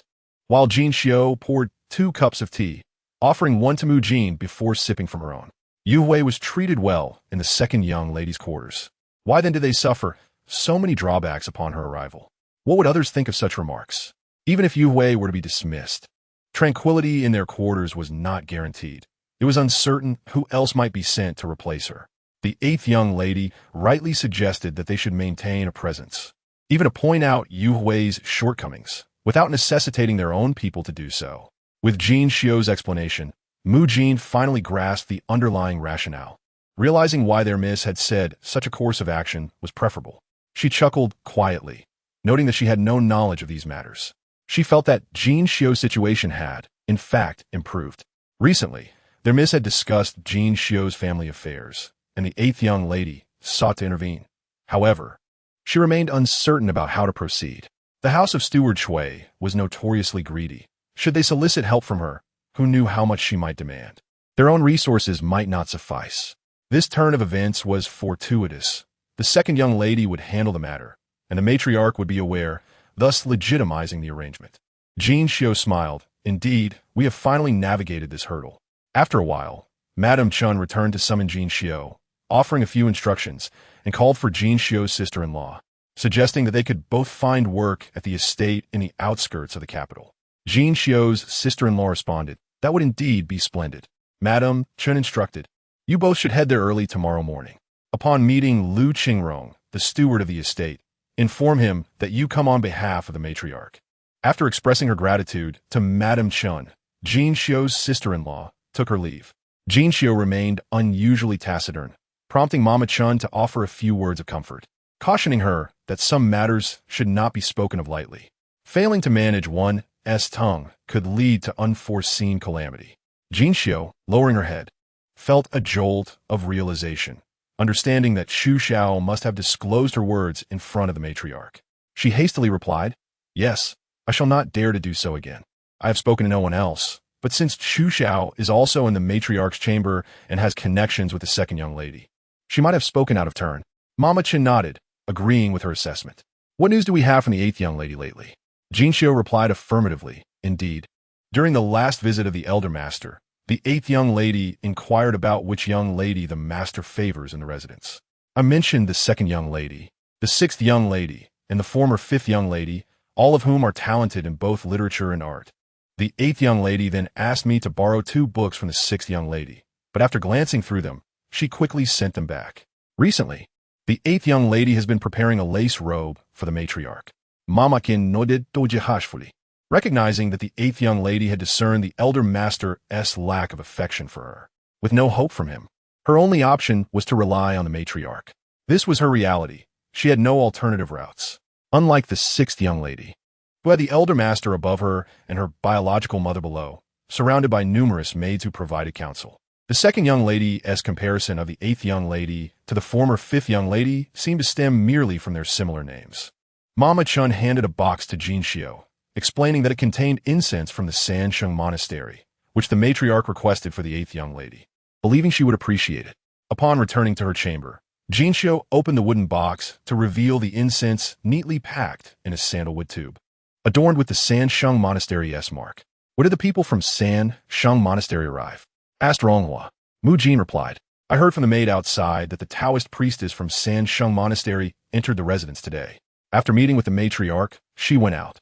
Ronghua's brow furrowed in curiosity. "Where did she go?" Mu Jin continued, "It is said she has gone to the Yicheng Marquis' residence." Recalling a previous encounter with a rather unsightly Taoist priestess at Yaohua's, Ronghua felt a wave of distaste. She had once asked Yaohua about the purpose of the priestess's visit, to which Yaohua replied, "Mother wishes to pay homage to the Medicine King. She believes it would be beneficial to meet her." Ronghua inquired, "Does that Taoist priestess have a dark mole on her forehead?" Jinxiu confirmed, "Yes, how did you know?" After a moment of contemplation, Ronghua casually mentioned that she had heard of such a person from the maids. Jinxiu, intrigued, recounted, while in the matriarch's chamber, "I witnessed the matriarch's furious outburst, declaring that she would not permit that priestess into the residence again. This was due to the priestess's prediction that the eldest young lady would face misfortune this year. The matriarch claimed the priestess spoke nonsense, merely seeking to swindle offerings." Ronghua gasped, realizing that the priestess's words had proven prophetic. The matriarch must have summoned the priestess for counsel and was now hastily proceeding to the Yicheng Marquis' residence, presumably to discuss matters with Shuhua. Jinxiu added, "The priestess boasts of her ability to read fortunes, analyze birth dates, and assess feng shui. Each time she enters, she brags about how esteemed families seek her services." Noticing Ronghua's furrowed brow, Jinxiu tentatively suggested, "Shall I inquire further?" Ronghua hesitated, shaking her head. "There is no wall that does not allow sound to pass through. If the matriarch has taken action, news should surface soon. Moreover, one can easily deduce it revolves around two matters, status and offspring." Jinxiu remarked, however, "The Yicheng Marquis' residence does not adhere to such beliefs." Once, the eldest young lady returned and mentioned wanting to invite the Astronomical Bureau to assess the feng shui, but Madame Kai found a reason to obstruct it. Ronghua's gaze flickered with surprise. "But why is that? In every prominent family, belief in the Astronomical Bureau is widespread." Jinxiu shook her head. The eldest young lady did not elaborate, and the matriarch advised her not to rush into things. Perhaps Yaohua knew more. Ronghua pondered, recognizing that with so many people in the matriarch's chamber, conversations could be inconvenient, whereas sisters often shared more amongst themselves. It was possible that Yaohua had gleaned the truth behind the priestess's recent visit. This could lead to significant upheaval at the Yicheng Marquis' residence in the coming days. It was conceivable that such turmoil could extend to her as well. Upon arriving at the Yicheng Marquis' residence, the matriarch was promptly greeted by the second mistress, who inquired about her well-being. "Have you been well these past few days? My sister-in-law is waiting for you inside." The second mistress, known for her gentle demeanor, refrained from mentioning Madame Kai, subtly implying. As the matriarch ascended the steps, aided by the second mistress, she inquired, "Is Madame Kai not at home?" The second mistress smiled. "You have arrived at an opportune time. My mistress returned to her family early this morning to visit the matriarch of the Kai family." This was fortuitous, facilitating her conversation with Shuhua. The second mistress accompanied the matriarch to Shuhua's chamber, where Shuhua reclined against the headboard, adorned with an orange-red plum blossom headdress. Dressed in a pale orange-red floral narrow jacket, appearing quite lively. Upon noticing the matriarch, Shuhua hastily rose, but the matriarch quickly urged her to rest. "Lie down. Your health is fragile, and you must take care. Do not be careless." Shuhua nodded as Chiuhua adjusted the quilt.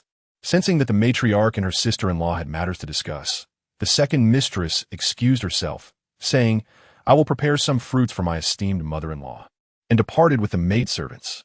Shuhua then inquired, "What brings you here today, mother?" The matriarch seized the moment to speak. "How have you been feeling these past few days?"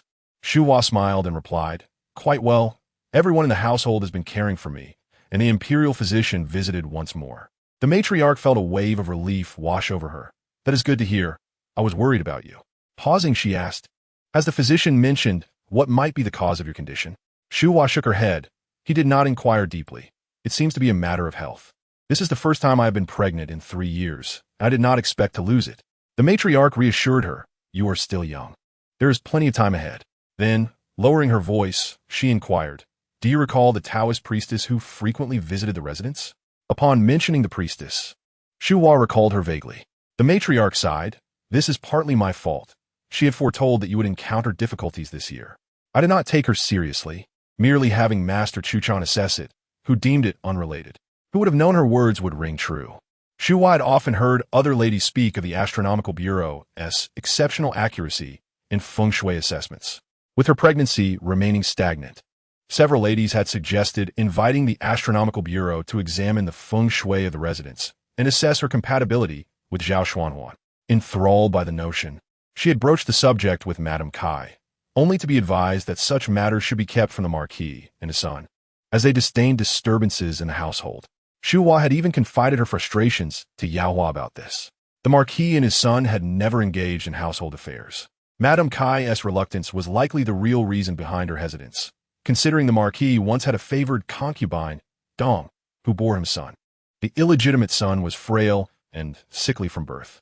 Just as he began to improve with the medicine from the Imperial Hospital, concubine Dong heard that the Astronomical Bureau had excellent feng shui and urged the Lord to invite someone from the Bureau to examine the situation. The Bureau did send someone, and they even changed the child's residence. However, to everyone's surprise, his condition worsened significantly after the move, and he passed away within a few days. Zhao Xuanhuan had a fondness for this half-brother, which led him to harbor resentment towards the Astronomical Bureau's representatives. Shuhua did not elaborate on these matters to the first madam, sharing only a few words with Yaohua. Noticing Shuhua's troubled expression, the first madam recalled her previous conversation, where Shuhua had mentioned that Madame Kai was obstructing her from seeking assistance from the Bureau, and she wondered if there were rules in the Lord's household. Shuhua hurriedly replied that it was not that. She feared the first madam might dissuade her from discussing further, possibly thinking that their youth rendered such matters unnecessary. The first madam said, I am also somewhat skeptical. Yet there is some truth in what the fortune-teller Madaopo said. Your fortunes seem perpetually a step behind. If only you had someone capable by your side to shield you, it would suffice. Shuhua's eyes brightened. What sort of shielding? The first madam explained. Your elder brother has an excess of vigor that burdens your fate, consequently affecting your offspring. If we could elevate someone close to you to a favored status, it would benefit both your elder brother and yourself. I believe this is indeed feasible. I was contemplating whether your 8th sister could marry in to support you. However, this cannot be rushed. Perhaps we could select one of your maids to elevate her status and ease the situation, giving us time to think things through. Shuhua had a trustworthy candidate in mind, Chioha, who had earned praise even from Yaohua. She nodded, Mother, I think we should follow Madaopo's advice and elevate Chioha. The first madam cautioned. Madaopo mentioned that today is an auspicious day. Let us proceed discreetly. Shuhua replied, I understand. When my husband returns tonight, I will discuss it with him. The first madam then left, feeling reassured. After the first madam departed, Shuhua summoned Chioha to discuss the matter of her elevation. Chioha's face flushed crimson. She had already harbored feelings for Zhao Xuanhuan, and now, with Shuhua's words, she could only silently acquiesce, knowing that the midwives in the household were experienced. Shuhua called for one to use colorful silk threads to elevate Chioha's status. With her eyes closed, Chioha felt a slight sting as the thread grazed her face, her heart racing uncontrollably. The midwife reassured her, Do not be afraid, my dear. It will soon be over. Once the elevation was completed, Shuhua beckoned. Come here and let me see. Chioha stood, blushing like a graceful willow. Strangely, Shuhua was reminded of her own wedding day, and a pang of nostalgia struck her heart. When Zhao Xuanhuan finally returned, before he could say anything, Shuhua eagerly spoke of Chioha. I need someone by my side to assist me. Chioha has been with me for years, and I know her temperament. Zhao Xuanhuan initially intended to visit Shuhua, but upon hearing her words, he frowned and glanced at Chioha. There is no need for that. I am quite busy with state affairs and will be in the study, he said, preparing to leave. Shuhua felt a surge of anxiety, and her tone became more rigid. You just elevated Chioha. Can't we wait until after tonight? Zhao Xuanhuan replied. I have stated that there are state matters tonight. His indifferent demeanor frustrated her. She had hoped to have a meaningful conversation, but each of her attempts always ended in failure. In desperation, she cried out, Zhao Xuanhuan, stop! At that moment, Madame Kai entered the room, and Ding Guijia reported. The lady and the lord are having a quarrel. Madame Kai furrowed her brow, recalling discussions about General Su Xiao's case during her visit to her family. Her uncle's son had once served under General Su and had gained a governorship due to his achievements, but now he had garnered a notorious reputation locally. And any entanglement in the case could lead to dire consequences. Madame Kai gathered her family to deliberate, aware that the emperor had issued a strict decree against such matters, making it unwise for anyone to seek favors openly. The Prince of Zhuang was known for his cunning. Even if they sought his aid, the outcome was uncertain. Only the Marquis of Wumu could potentially assist. At the mention of the Marquis of Wumu, the room fell silent. Although Madame Kai had maintained a friendly relationship with the Duchess of Anghua, she knew that the latter refrained from meddling in political affairs, making a direct appeal inappropriate. Perhaps a marriage alliance would be more prudent, as familial connections could be advantageous. Though her uncle's suggestion had merit, it was not a new idea. Suitable young women existed within their clan, yet the Duchess of Anghua showed no interest in such alliances. Given the current tensions surrounding succession, many relationships had soured. The Marquis of Wumu, however, remained neutral. The family of the late Duke of Cheng had previously visited the Marquis, yet he had chosen to marry the daughter of the head scholar of the Hamlin Academy, whose family was not embroiled in the political turmoil. Madame Kai contemplated this situation, feeling increasingly agitated. She was puzzled by the recent developments, especially the disturbance caused by Ding Guijia's words. What is the meaning of this? She asked. Ding Guijia leaned in, revealing that it was the lady's mother-in-law who had suggested the idea. Madame Kai was taken aback. So, this is a suggestion from the family? Ding Guijia confirmed, and Madame Kai sat down, sipping her tea. After all, Zhao Xuanhuan was merely taking a concubine. Why had it stirred such chaos? Ding Guijia discreetly sent the others away and whispered. The maid in the main house mentioned that the lord did not object. He simply stated he was busy with state affairs and needed to go to the study. The lady became anxious. Madame Kai furrowed her brow in displeasure. Ding Guijia continued. The lady insisted that the lord should not leave, claiming that this pregnancy was lost due to him. Xu Hua had concealed the reason for her miscarriage. Madame Kai was well aware of this. Given Xu Hua's virtuous behavior, Madame Kai had often advised Zhao Xuanhuan to cherish her, ensuring she received ample care, particularly with the frequent visits from the imperial hospital staff and the precious medicinal herbs provided. Yet now, Xu Hua caused another uproar. While taking a concubine was a minor issue, why did it require such turmoil? Ding Guijia replied, the lord shares this sentiment. Yet the lady insists today is an auspicious day for her and the lord's future offspring. She urged him to consider her feelings, regardless of how he perceives her. Madame Kai detected a deeper implication in those words and frowned. Was there a fortune-teller involved? Previously, Xu Hua had mentioned the Astronomical Bureau, which Madame Kai had prevented. Could she be seeking outside counsel once more? Ding Guijia reported that apart from the lady's mother-in-law, no one else had come to the household, and before her arrival, there had been no activity in Xu Hua's quarters. The implications were clear. It seemed Xu Hua had enlisted her maternal family for divination, prompting a heavy sigh from Madame Kai. And where is Xuanhuan? Ding Guijia replied. The lord was upset by these words and has already gone to the study. Madame Kai pondered whether she should summon her son to inquire about the situation when a maid announced, the lady has arrived with Xioha. At this moment, it seemed they had come to lodge a complaint. Ding Guijia remarked, Xioha is no innocent bystander. When the lord and lady quarreled, she chimed in, and the lady, who usually treats her well, likely encouraged her. Madame Kai recalled the time when Xu Hua first entered the household, and how Xioha meticulously selected the maidservants assigned to her. There were 2 third-rate maids, whom Ding Guijia claimed were quite decent on ordinary days, yet Xioha managed to have them exchanged through the housekeeper. As a most capable senior maid beside Xu Hua, Xioha had her moments of authority among the younger maids, but her brazen demeanor was unprecedented in the Yicheng Marquis. Hearing that Xioha was stirring trouble, Madame Kai's expression soured. It was no wonder that Xuanhuan held her in disdain, sharing the same temperament as her mistress. With the cold weather, it was best to send the eldest lady back, while Xioha could wait. Outside, the chilling wind howled, and Ding Guijia first respectfully greeted the eldest lady, then reprimanded the surrounding maids, questioning their service. How could you allow the eldest lady to leave the room in her condition? She scolded. Hastily, she summoned a maid to bring a fox fur cloak for the eldest lady and rushed to escort Shuhua back inside. The madam must have caught a chill today. She felt cold and dizzy. After lying down on the couch and resting her eyes for a moment, she inquired about the eldest lady, wanted to check on her, but hesitated, fearing it might upset her. Perhaps it would be best to let Shuhua wait here. Once the madam regained consciousness, she would surely ask after her. Shuhua, initially consumed by anger, stormed towards Madame Kai, but as clarity returned, her mind felt blank. Ding Guijia's earnest words dissuaded her from opposing. So she allowed Shuhua to stay, while she was escorted back to her quarters by Ding Guijia. The maids had not even mentioned that the eldest lady was coming. Ding Guijia protected Shuhua as they entered the room, helping her remove her outer garments, only to discover that Shuhua was dressed far too lightly underneath. Her arms and hands were icy cold, prompting Ding Guijia to quickly summon a warming stove for Shuhua. The sudden change from cold to warm caused Shuhua to shiver, and soon she felt a sharp pain in her lower abdomen. Bending slightly, she bore it, assisted by the maids as she climbed into bed. Ding Guijia reassured her. "Do not worry, madam. I will be here with the madam." With that, she took her leave.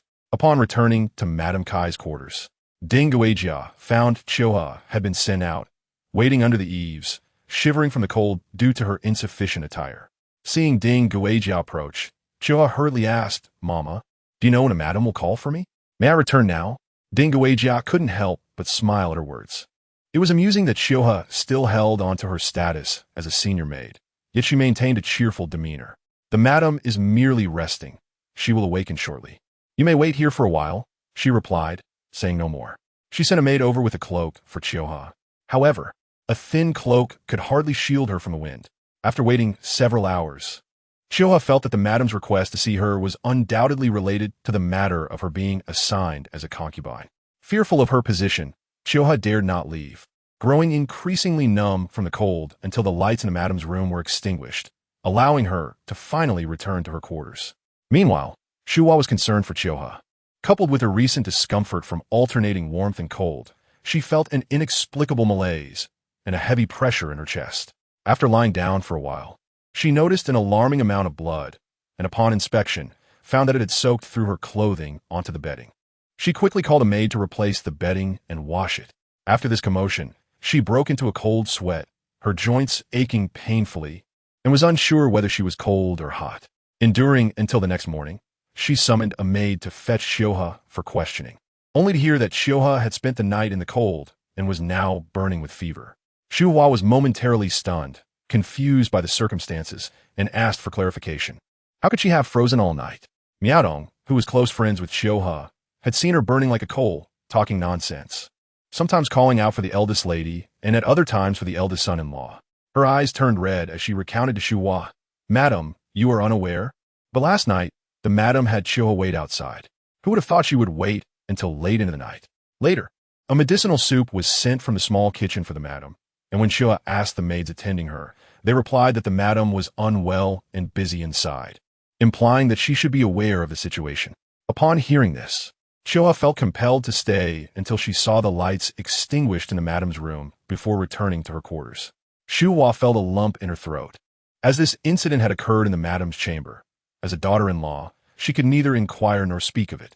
Just as she contemplated seeking out a maid from the madam's quarters to ask more thoroughly, someone arrived with a message. "The madam has sent me to deliver nourishment to the eldest lady." It was a bowl of bird's nest soup. Shuhua could hardly swallow it. "Where is the madam?" she inquired. The maid replied, "The madam left early this morning, saying she was going to the eldest lady's family." Shuhua felt a pang in her heart. How could the madam leave without mentioning it to her? Reflecting on her two younger sisters' marriages, she remembered how she had been running errands for the Marquis. Although her third and fourth sisters had married well, it was all at Madame Kai's behest. Aimed at the Marquis. What was the purpose of this situation now? Madame Kai hadn't even mentioned visiting her family. At the very least, she should have asked if Shuhua wished to convey any messages. Having felt neglected by Zhao Xuanhuan last night, and now worrying about Shuhua's illness, Shuhua reminisced about the days when her parents had showered her with affection in her family home. Whenever she fell ill, her mother would visit repeatedly. Unlike now when she lay alone in bed, a profound sadness enveloped her. Miaodong urged Shuhua to eat the bird's nest soup, emphasizing the importance of her health. Shuhua, lacking strength, managed to sit up and consume the bowl of soup. However, not long after, she felt an unsettling mix of warmth and chill within her, believing it merely to be an illusion, compounded by her fatigue. She instructed Miaodong to find a doctor to check on Shuhua before drifting into a hazy sleep. As Mukijin entered the room, Jinxiu immediately inquired, "Did you arrive?" Mukijin replied, "They should be arriving soon. Yakin from the Madame S room has summoned the 8th Miss to her chamber. The 2nd and 3rd houses were set to enter the manor today, and they would surely come to pay their respects." Ronghua, already having overheard, called for Mukijin to come in. She donned a pale yellow scholar's robe and a light green bordered coat. As Mukijin helped Ronghua adjust her attire, she remarked, "The Zhao family from the back door enjoys tending to flowers and plants. Jadeite and I invited her to teach us how to care for the potted plants. It seems she knows much more than we do." Mukijin smiled. The Zhao family mentioned that the previous engagement for the Wumu Ho was with the daughter of Sun, the former head of the Hamlin Academy. However, by the time the engagement was announced, Sun had already retired, and the Sun family was dwindling in numbers. Ronghua was taken aback that such a marriage proposal had been made. Mukijin paused before continuing. The Zhao family also mentioned that both the Chengguogong and the Guangping Kai family had sought to form a union with Wumu Ho. While Mukijin was unsure about the Chengguogong family, Ronghua asked, "You mean Madame Kai of the Yicheng Marquis from Guangping Kai family?" Mukijin nodded. The patriarch of the Guangping Kai family was a meritorious noble at the founding of the dynasty, granted a princely title in the 3rd month of the Chongyuan year. However, after supporting the crown prince and making a mistake, the title was lost. Madame Kaishe Fato Kaizong was a successful scholar during the Jingda era and died in service on the western frontier, leaving no heirs. His 3 legitimate daughters include the eldest, who married the Yicheng Marquis, the 2nd, who is the current favored consort, and the 3rd, who was made Princess Honghua and married far away. Madame Kai's uncle is currently the commander of the Shishan Rue Jian camp. It is clear that the Kai family has a more substantial foundation than the retired Sun family. Yet the Wumu Ho chose the Sun family over both the Chengguogong and the Kai family. Ronghua realized she still knew little about the Wumu Ho. What sort of individual could have such a fearsome reputation? Suddenly, she remembered, "Where's Jadeite?" Mukijin laughed. "Jadeite has, of course, gone out for business." She went to deliver a message to her master, the 2nd young lady. How would Yaohua react upon learning this? Jinxiu entered again, saying, "What a coincidence today. The Yicheng Marquis' residence has also sent someone to say that Madame Kai is coming over." Everything seems to converge at once. Ronghua had everything prepared. Before leaving, she donned a newly made deep green outer garment with dark rose patterns bordered in fishnet silk. How did the matter with Madame Madai turn out? Mushin shook her head, revealing that she had not been able to gather any information. However, with Madame Kai visiting the residence today, she might bring news. At that time, "I will speak with the maid from the Yicheng Marquis' residence," she added. Ronghua nodded, advising her to be cautious and not let anyone see through their intentions. It would be best to stay close to Chu Xiao and Fei Cui. If she refrained from asking, others would naturally inquire. Upon arriving at the senior matriarch's quarters, Yaohua was indeed present, wearing a pink ceremonial robe adorned with mandarin duck flowers and a peach-red brocade coat. She wore a coral-inlaid golden hairpin, a gentle smile illuminating her face, complemented by the vibrant red of her lips and the rosy hue of her earlobes. She exuded elegance and grace, showing no signs of illness. Latecomer Yanhua was also dressed strikingly, in a bright red flower and green leaf brocade with a colorful patterned skirt. However, compared to Yaohua, her outfit appeared somewhat gaudy. In contrast, she appeared more subdued when compared to the 2nd and 6th young ladies. Yaohua had already taken her seat to the right of the senior matriarch, while Yanhua, without waiting for Ronghua to sit down, proudly positioned herself to the left, raising her eyebrows at Ronghua in a display of self-satisfaction. One was a legitimate daughter, and the other a favored 6th young lady. There was simply no place for the 8th young lady. Yakin brought over a cushion, and Ronghua sat down. The senior matriarch gazed at her 3 daughters, her smile radiating warmth and affection, as she had Dongrue served tea brought back by the master to the 3 young ladies, creating an atmosphere of familial harmony.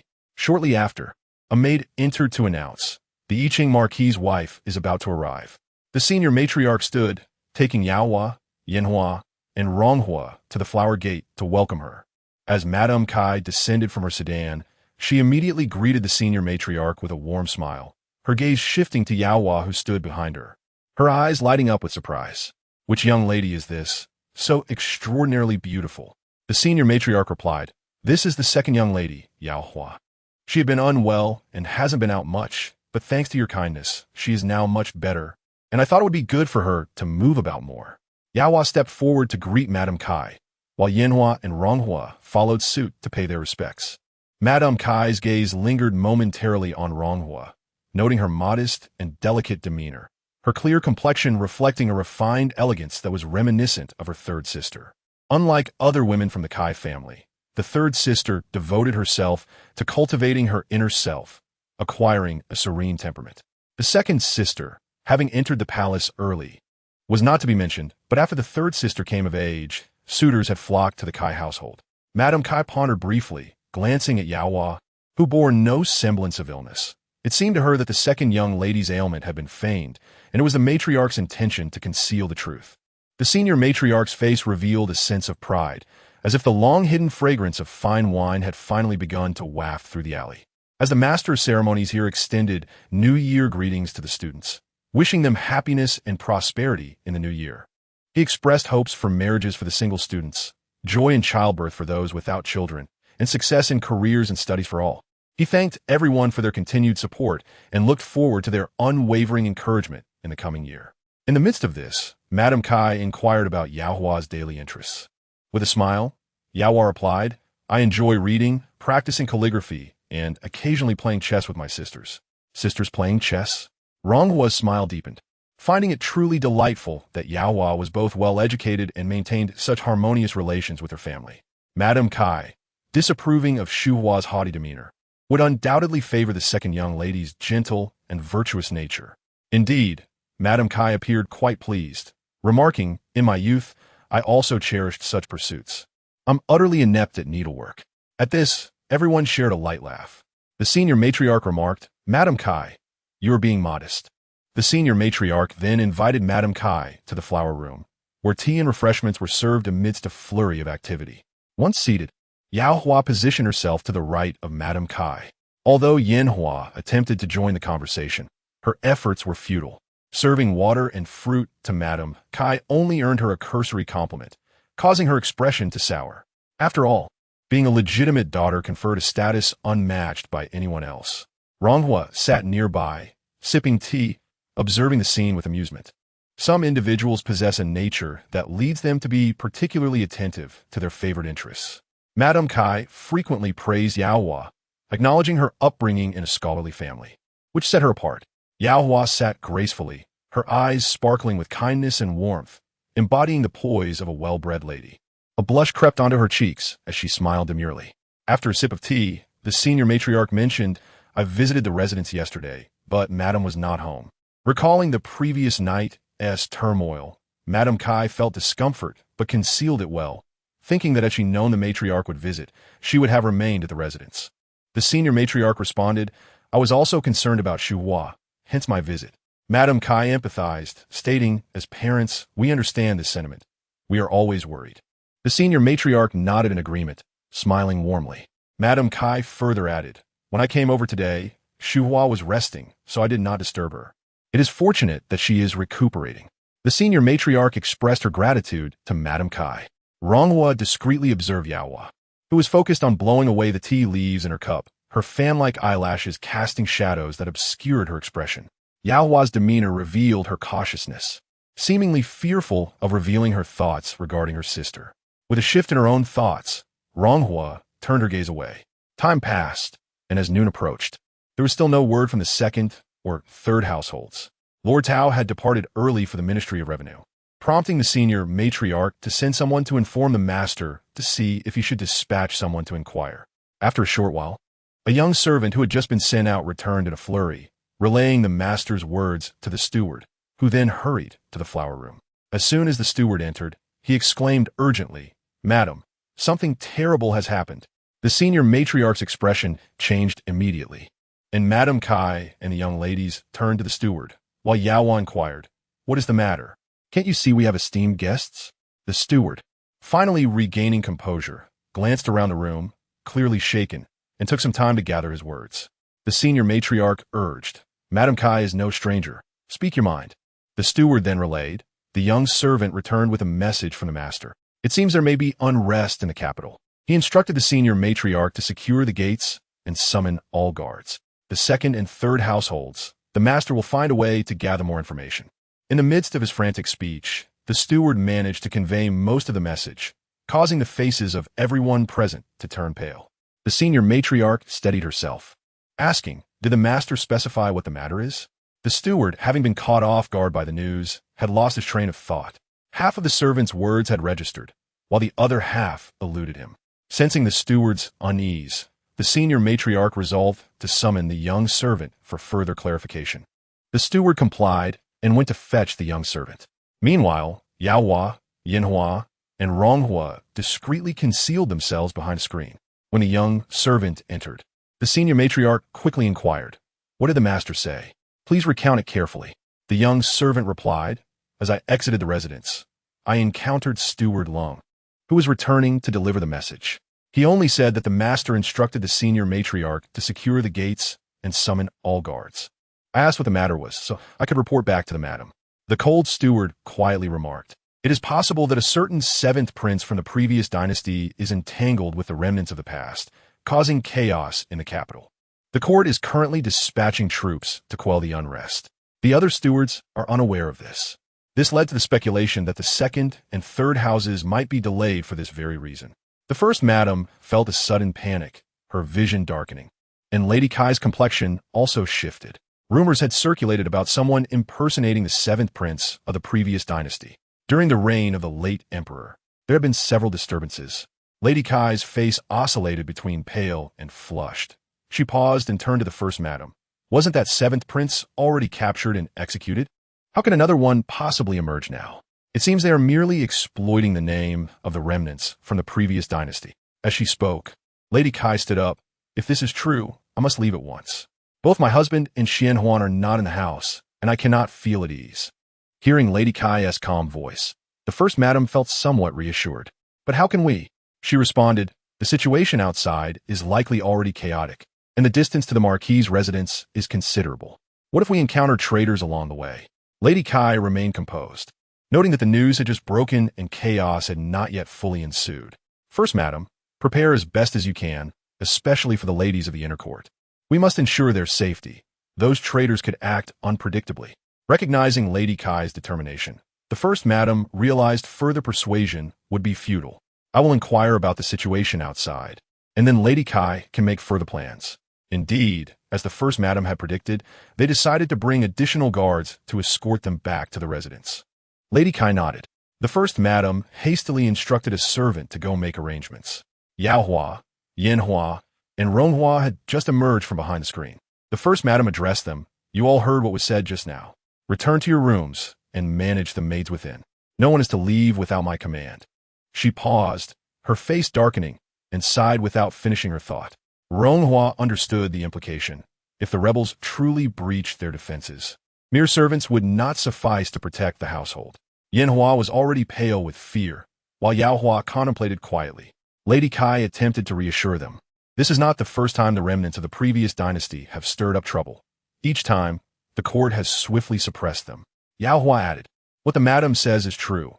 Even if chaos erupts outside, we must maintain order within the residence. History has shown that many calamities have arisen from internal disarray when external circumstances are exploited." Lady Kai gave Yaohua an approving glance, nodding in agreement. At that moment, Steward Shui entered, stating, "The stewards have gathered in the first madam's courtyard, awaiting your instructions. There are numerous soldiers outside, and the streets are in turmoil. It would be unwise to venture out now." The first madam turned to Lady Kai, who furrowed her brow. "It is of no concern. I must return to the residence as soon as possible to feel secure."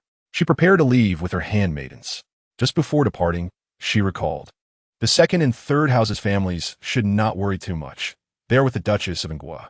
Since she is out of the capital, they will certainly have adequate protection." The first madam shared her hopes, clasping her hands together. "We can only pray for divine protection now." For the sake of safety, Lady Kai opted not to use the Marquis's carriage. instead choosing a modest one and hastily setting off towards the Marquis's residence with several guards. Once back, the first madam immediately ordered the gates to be locked, insisting they remain shut without her command. She assigned a few trusted servants to guard the entrance, then directed Yao Hua, Yen Hua, and Rong Hua to their rooms before taking a seat in a secluded area of the residence, summoning several capable matrons to her side. I will not conceal the truth from you. There are indeed thieves causing unrest outside. While I believe the court will restore order soon, we must prepare for the possibility that those brigands might intrude upon our household. If they do, what shall we do to protect the ladies? The matrons, frightened, dared not speak and merely nodded in agreement. Once they left, the first madam summoned the house steward. With the cold steward absent, she instructed Steward Hua to step forward and listen attentively. You are all aware of the messages from the master. We shall proceed according to his directives. All entrances must be secured. Steward Hua assured her, rest assured, first madam, the Tao family has always treated us well. When the time comes, we will do our utmost to ensure there are no mistakes. His face was sincere. Hua was a lifelong servant. His father had been the steward of the Tao family, and he was diligent and capable like his father. After his father's passing, he was promoted to steward. The first madam recognized Hua's reliability and entrusted all matters to him. He quickly organized the staff, soon assigning duties to everyone.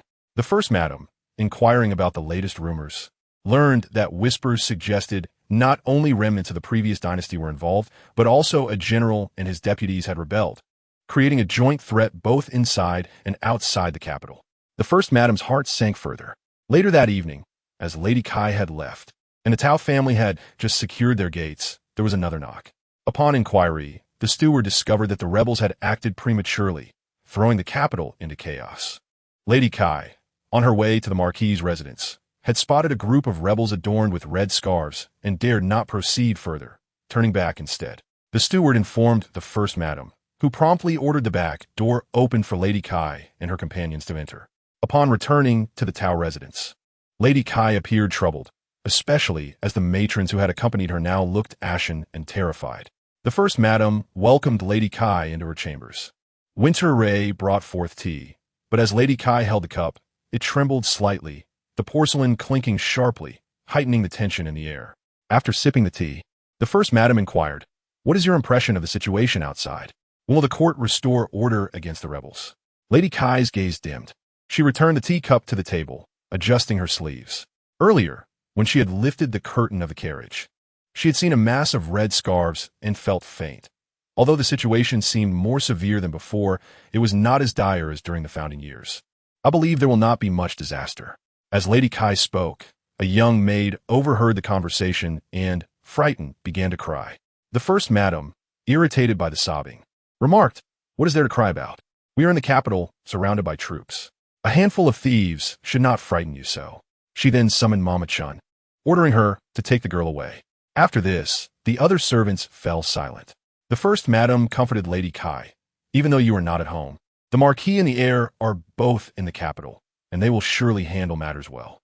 Shu Hua is ill, and the second madam is quite capable. You need not worry excessively." Lady Kai nodded, recognizing that there was little else to be done.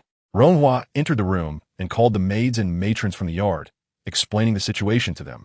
"There is no need for panic. As long as we remain cautious and prepared, we should be fine." She resumed her needlework, and the young maids, observing the calmness of the eighth miss, felt slightly reassured. Before long, the first madam personally came to check on them, finding that everything in Rong Hua's courtyard was orderly. She entered the room to see Jade sitting by the brazier while Rong Hua worked with Mu Jin and Jin Xiu on their sewing. Rong Hua stepped forward to pay her respects, calling out, "Mother, Chun Mama," as if nothing were amiss. The matriarch nodded in satisfaction, while Chun Mama was taken aback. She had always perceived the eighth young lady as timid and weak, yet now she exhibited a semblance of composure. The matriarch, preoccupied with organizing the household, refrained from further conversation, stating, "I have brought several maids for your assistance." Rong Hua nodded, understanding that the matriarch had arranged for additional protection for her. "Do not worry, mother. I must also visit a few of your younger sisters," she added before stepping outside. Upon her exit, she noticed two tall, sturdy maids had indeed joined them in the courtyard, with numerous other servants standing around. The matriarch strode ahead, and the others promptly followed. Upon returning to her room, Fei Tsue began to fiddle with the hand furnace, wearing a troubled expression, as if she were on the verge of speaking, but hesitated. After a prolonged silence, Fei Tsue finally voiced her concern. Why did the matriarch bring so many people, but leave only 2 here? Ronghua replied, there's still several courtyards in need of staff. Fei Tsue quietly grumbled, but that many are unnecessary. Ronghua pondered the implications of Fei Tsue's words for a moment before realizing that Fei Tsue believed her status as a concubine's daughter had resulted in fewer attendants being assigned for her protection. In the event of any mishap, the matriarch would undoubtedly prioritize the second young lady's safety. Previously, Fei Tsue had served in the second young lady's quarters, where she enjoyed the benefits of her protection. Now, having come to serve Ronghua, her discontent was evident. Ronghua raised her gaze, quietly observing Fei Tsue. You were in the second young lady's quarters, were you not? Fei Tsue's face flushed with surprise, and she awkwardly admitted, yes. Ronghua nonchalantly shifted her focus, as if inadvertently, remarking, it seems the second young lady is in need of assistance. You may return there. Fei Tsue paused, taken aback by Ronghua's indifferent demeanor, especially when Ronghua's bright eyes, akin to black coral, met hers, instilling an inexplicable fear within her. Her knees buckled, and she knelt, stammering, eighth young lady. I cannot. Ronghua appeared to disregard her, rising to walk towards the inner chamber. Fei Tsue remained kneeling, too intimidated to rise. Fei Tsue's audacity stemmed from her belief that Yao Hua's support would shield her, yet the current situation demanded that no one could afford to be lenient. Ronghua smiled. She was not a person of petty grievances, but with so many maids and servants in the courtyard, she could not allow Fei Tsue to stir chaos. At times, a minor reprimand serves a greater purpose. The matriarch, having exited Ronghua's quarters, proceeded directly to Yanhua's room. Before she even entered, she heard commotion in the courtyard, shouts of seize her, beat her to death. The matriarch frowned and hurried forward, discovering Yanhua standing defiantly at the door, arms crossed, as 2 maids relentlessly struck a kneeling servant. The other servants had long since retreated in fear, while the younger maids huddled together, sobbing. One of the maids slapped the kneeling servant several times, but Yanhua was not satisfied. Keep hitting her, she commanded, completely absorbed in punishing the servant, oblivious to the matriarch's arrival. When the matriarch finally spoke, her voice thundered, stop this at once. What's happening here? Only then did Yanhua notice the matriarch, hastily approaching her. Mother, what brings you here? The matriarch, with a dark expression, inquired about the situation. Yanhua glanced at the servant, seemingly eager to report her achievements. These maids need to be disciplined. It cannot be overlooked. They were careless and clumsy during such a critical time, and this one broke my jade hairpin. It was a gift from you, mother, and no amount of silver could replace it. As Yanhua finished her explanation, she awaited the matriarch's praise. But the matriarch remained silent, her expression growing increasingly severe. The weight of her gaze felt like a stinging slap to Yanhua's face. What do you mean by collecting jewelry and silver? What time is it now? Yanhua was momentarily stunned, her heart racing with panic as she stammered. I was just afraid. In case someone intruded, the matriarch retorted sharply. Nonsense. The estate has fortified defenses. Who could possibly break in? Yanhua feared the matriarch might overlook the potential for danger. A daughter must always be prepared. The matriarch's rising anger nearly led her to strike Yanhua, but she managed to restrain herself, clenching her fists tightly and saying nothing further as she turned to leave. Yanhua dared not follow, remaining rooted in place. Chin Mama caught up to the matriarch, cautiously suggesting, Madam, should we leave a few maids for the 6th young lady? The matriarch scoffed, not a single one. Go relay my orders. The 6th young lady is not to leave her quarters. Chimama recalled another matter. Madam, there's also the issue regarding the 4th concubine sickroom. Access is only through the back gate of our garden, but it is now locked. That little courtyard has become isolated. The walls are not as tall as those of the estate, making it easy to scale or break through. The matriarch's gaze flickered, with so many women to protect. She could not concern herself with the 4th concubine situation. Moreover, the sickroom contained nothing of value. Who would bother ailing women? Chin Mama shivered slightly, replying respectfully, As you say, madam. The matriarch then nodded slightly and proceeded to Yao Hua's quarters. As the maids and servants made their way to the 2nd young lady's residence, they encountered her approaching them. The matriarch inquired, "Where are you off to?" Yao Hua replied with a smile, "I was just going to see mother." The matriarch asked, "Oh, why is that?" Yao Hua's voice was gentle. "I simply wish to keep mother company. If she is overwhelmed, I can lend a hand." The matriarch's heart warmed, her eyes misting with emotion. "You dear child, this is good. When you're not by my side, I worry, fearing they will not care for you properly." She took Yao Hua's hand, continuing, "As long as I can see you and Shuhua are well, I shall rest easy. Fortunately, you sisters share a bond deeper than most. You are magnanimous and do not hold grudges. Your sister is straightforward and harbors no secrets from you." As they conversed, they gradually walked away. Chun Mama hurried to send someone to transfer the second young lady's belongings to the matriarch's quarters. Though the outside world was chaotic during the day, the Tao estate remained relatively tranquil. When night fell, the steward had just organized the patrols around the estate when someone glanced at the sky and was struck with terror. Flames erupted in the southwestern horizon, illuminating half the sky. Instantly, the estate was thrown into an uproar. The matriarch, hearing the commotion, rushed out with Madame Kai to investigate. They exchanged alarmed glances, and the matriarch finally uttered, "Could it be that bandits are burning the city?" The steward of the Tao estate cautiously peered outside. Reporting to the matriarch, "It appears there are numerous torches, and rebels wearing red scars are moving about, shouting slogans about restoring the previous dynasty." Before he could finish, another young servant dashed in, breathlessly announcing, "The rebels are throwing torches into the estate." The matriarch's heart raced, nearly choking on her breath. "Quickly, summon the guards. We must not let them set the house ablaze." Yao Hua stepped forward, and the matriarch tightly grasped her hand. Yao Hua reassured her, "Do not worry, mother. There are so many people here. Those rebels are merely roaming the city and will likely leave our estate soon." Madame nodded gently and instructed the steward to be vigilant against any intruders attempting to scale the walls. The steward hastily began patrolling the premises, although Madame Kai remained silent. Her countenance betrayed her extreme distress. Her greatest fear was being besieged by the imperial soldiers. Those desperate and bloodthirsty bandits could unleash untold chaos, especially if they set their sights on the residence of a high-ranking noble. Everyone was on edge, hearts racing with trepidation.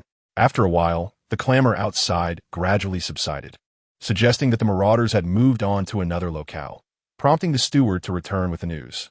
Only then did Madame exhale in relief. Yet, mere moments later, the matron stationed at the back door heard a frantic voice cry out, "What do you want? Someone hurry!"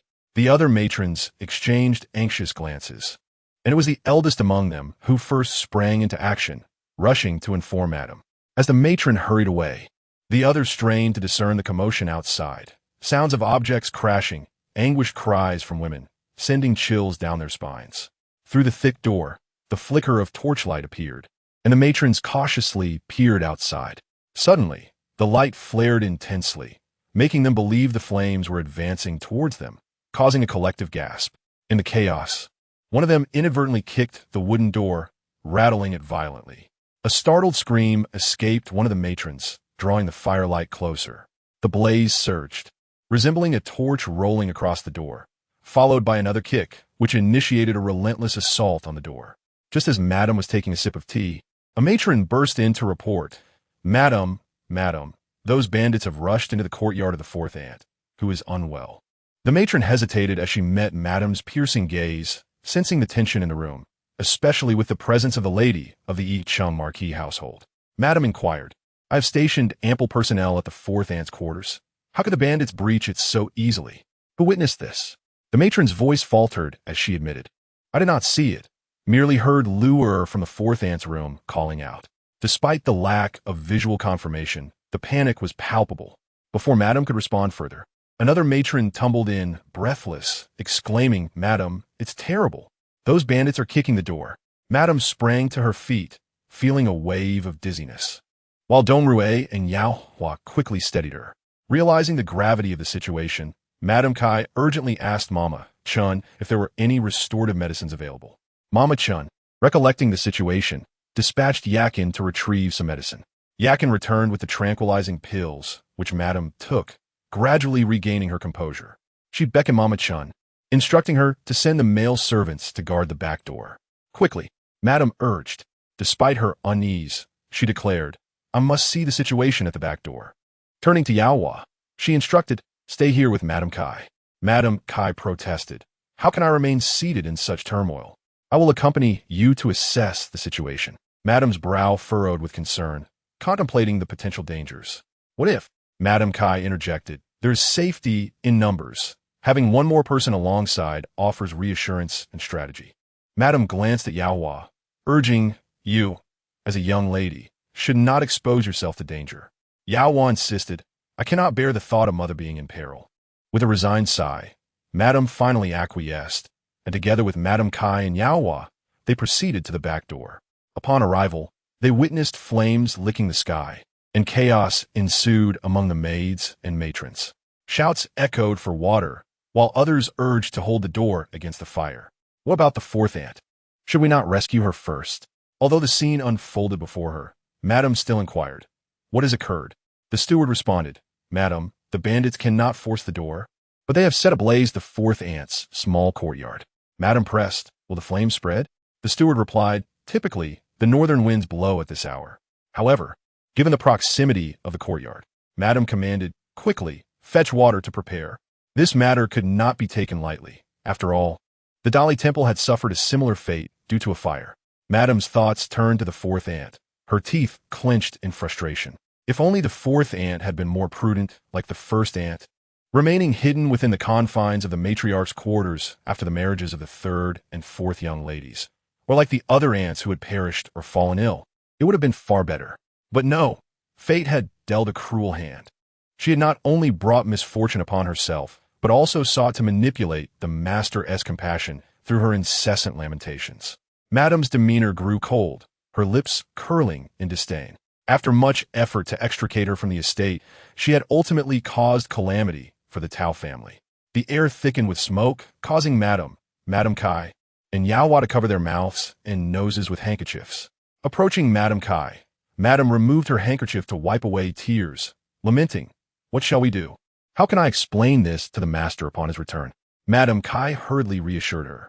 Just then, Yinhua rushed in, and Yaohua instinctively stepped forward to intercept her. Though it seemed in vain, Yinhua forcefully pushed Yaohua aside, and had it not been for Chu Xiao's presence, Yaohua might have fallen. Madame's expression darkened at this scene, and even Madame Kai furrowed her brow in concern. Chu Xiao, standing by Yaohua, was filled with ire, while Yaohua, remaining undeterred, approached Yinhua, stating, sick sister, mother and I were just about to come to you. The implication was unmistakable, yet Yinhua seemed unperturbed, beseeching Madame, mother, please, we must save the fourth aunt. As tears streamed down her face, her makeup a disheveled mess, she knelt before the crowd. The fourth aunt is ill. How could she escape such a great fire? Mother, at the very least, send someone out to check on her. We cannot abandon her. Madame demanded sharply. Who said we would abandon her? Yinhua froze, and the others fell silent. After a moment, Yinhua stammered, why doesn't mother open the door? The bandits are outside. Madame replied, you are aware of the bandits' presence. Yet you speak so recklessly? If I were to open the door, I would be fine, but what are you sisters? Madame's gaze pierced Yinhua, causing her to shiver. If it were not for the safety of the entire household, I would not act thus. Yinhua cried anew, what are we to do? Madame, in front of everyone, gently helped Yinhua to her feet and tenderly tucked a loose strand of hair behind her ear. My dear child, I lament that should anything happen within this household, I would have no explanation for your father. We must wait until the tumult outside subsides before sending a few to search for the fourth aunt.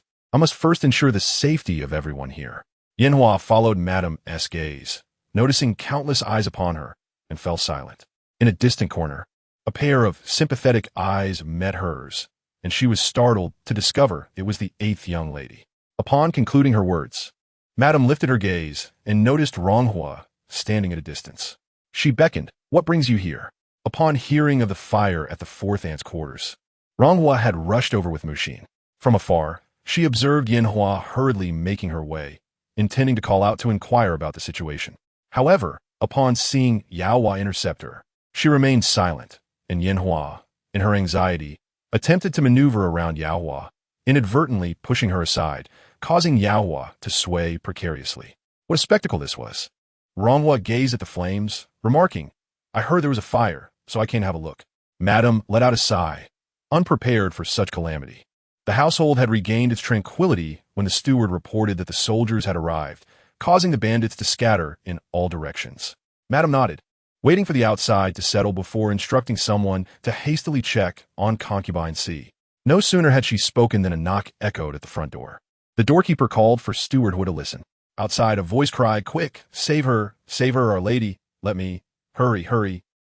The voice was fragmented, and Steward Hua could only grasp the general idea. The doorkeeper remarked, "Could it be a passerby seeking help? Perhaps pursued closely by bandits. It is possible, but in such circumstances." Steward Hua felt a pang of compassion. However, since Madame had ordered not to open the door without permission, he could only report back to her. Madame was currently directing efforts to extinguish the approaching flames. When Steward Hua approached, she furrowed her brow, not inquiring about who it was. Steward Hua replied softly, "I asked, but it seems they were in too much of a hurry to articulate clearly. I sent someone to continue questioning and came to report to you first." Madame insisted, "We must ascertain the truth. If it is a ruse by the bandits, it could be disastrous. Moreover, our own safety is challenging enough." Steward Hua promptly agreed and returned to the front door. The young servant who had been questioning the visitor whispered a few words to Steward Hua, causing his expression to shift dramatically. "What? The wife of Duke Ngwa?" Madame, upon hearing Steward Hua's account, couldn't help but ask immediately, "Did you confirm? Is it truly the wife of Duke Ngwa?" Steward Hua nodded, saying, "I asked several times, and they all claimed to be the personal maid of the Duke's wife." Madame was instantly taken aback. Was he the Duke's wife with the second and third houses? This indeed suggested an encounter with the rebels. Madame glanced at the devastated rear courtyard, where the fire had indeed spread to concubine C's quarters. Fortunately, the servants had managed to extinguish the flames in time. She instructed the housekeeper to handle the situation in the rear courtyard, sent Yao Hua to escort Madame Kai to Jiang Shui Pavilion for rest, and finally summoned Mama Chun, urging her to accompany her to the front door. Mama Kin Guldered listened as Madame explained the situation, prompting her to grow anxious as well. Madame stated, "Once we arrive, we must inquire first." They hurried to the front door, where the young servant rushed over to report. The maid who knocked just now was speaking moments ago, but now she has fallen silent. Madame approached and called out several times, but there was only silence. What could be the matter? The young servant speculated. For what I gathered, it seems she was injured. Now she may be. Mama Chen exclaimed, "What should we do?" Madame gritted her teeth, realizing that there might be traitors lurking at the gate. If she opened the door, the bandits would surely rush in. Yet, if she did not open it, the second and third houses would be endangered. Not to mention the wife of Duke Ngwa.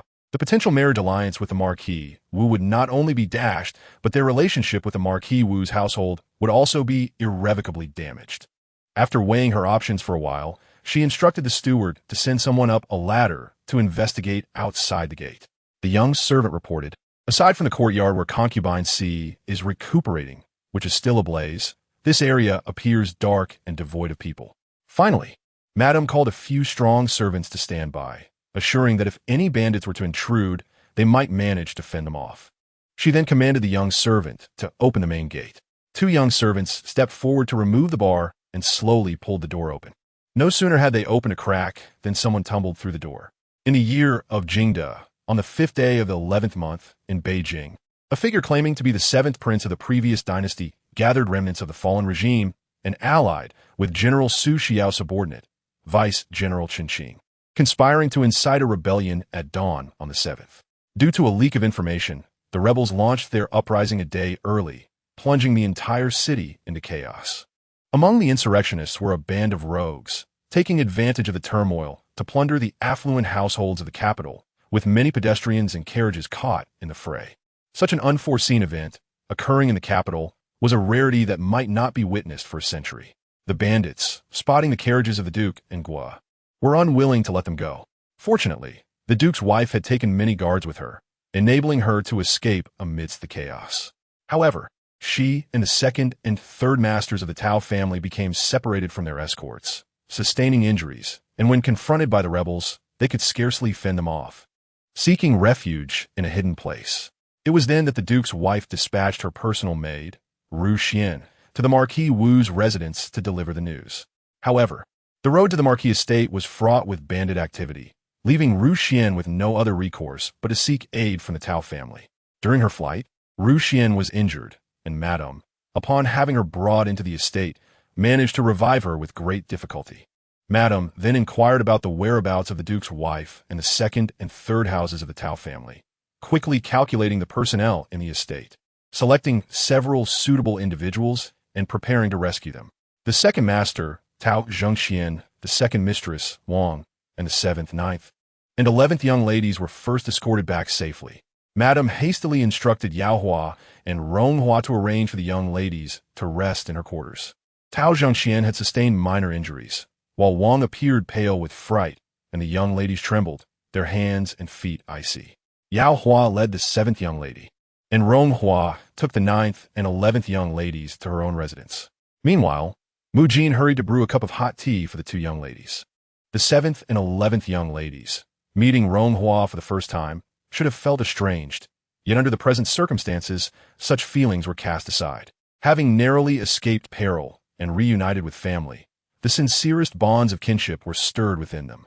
The 9th young lady, Chiao Hua, sipped 2 cups of tea, patting her chest, exclaimed, "That was truly terrifying."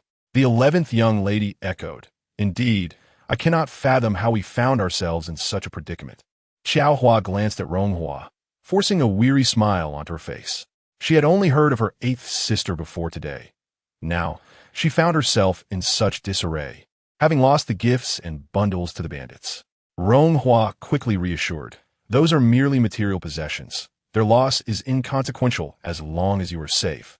Offering a comforting smile, "I see that you two are of a similar stature to mine. Perhaps you should wear my clothes for now." The 9th and 11th young ladies, feeling embarrassed, replied, "Thank you, sister." Mu Jin hurried to find Yao Hua's garments and called in the maidservants to assist the 2 young ladies in cleansing themselves. Just as the 9th young lady stood up to enter the inner chamber, Rong Hua suddenly noticed a shocking stain of blood on the light-colored skirt of the 9th young lady. Rong Hua paused momentarily, stepping forward to take the 9th young lady's hand, saying, "I have something in the warm pavilion. Sister, come and see." She intentionally used her own skirt to conceal the bloodstain.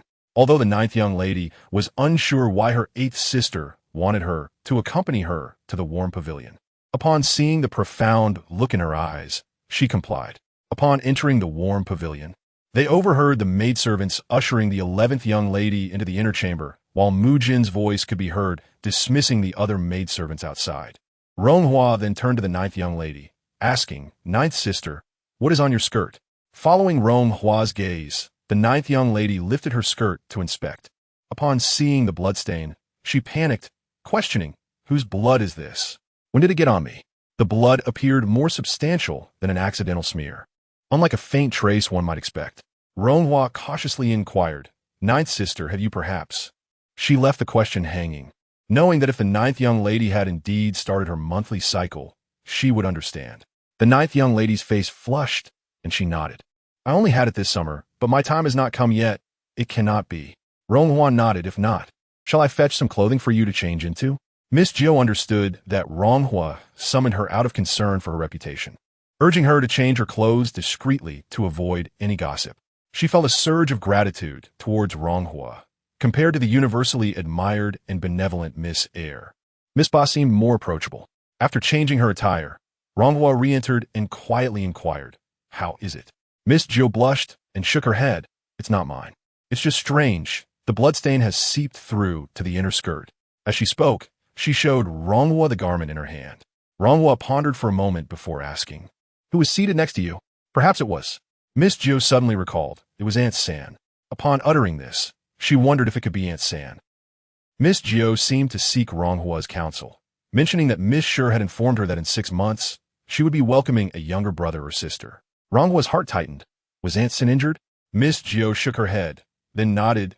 Those ruffians were looting, and Aunt Sin seemed to have been kicked a few times while tending to the Duchess of Anghua. As she spoke, Miss Jiu's expression darkened. "Sister, do you think it could be Aunt San?" Rong Hua grasped Miss Jiu's hand. "We must hurry. You and I will inform Mother." As they, along with Mufang, moved swiftly, they soon witnessed chaos ahead. A servant rushed towards them.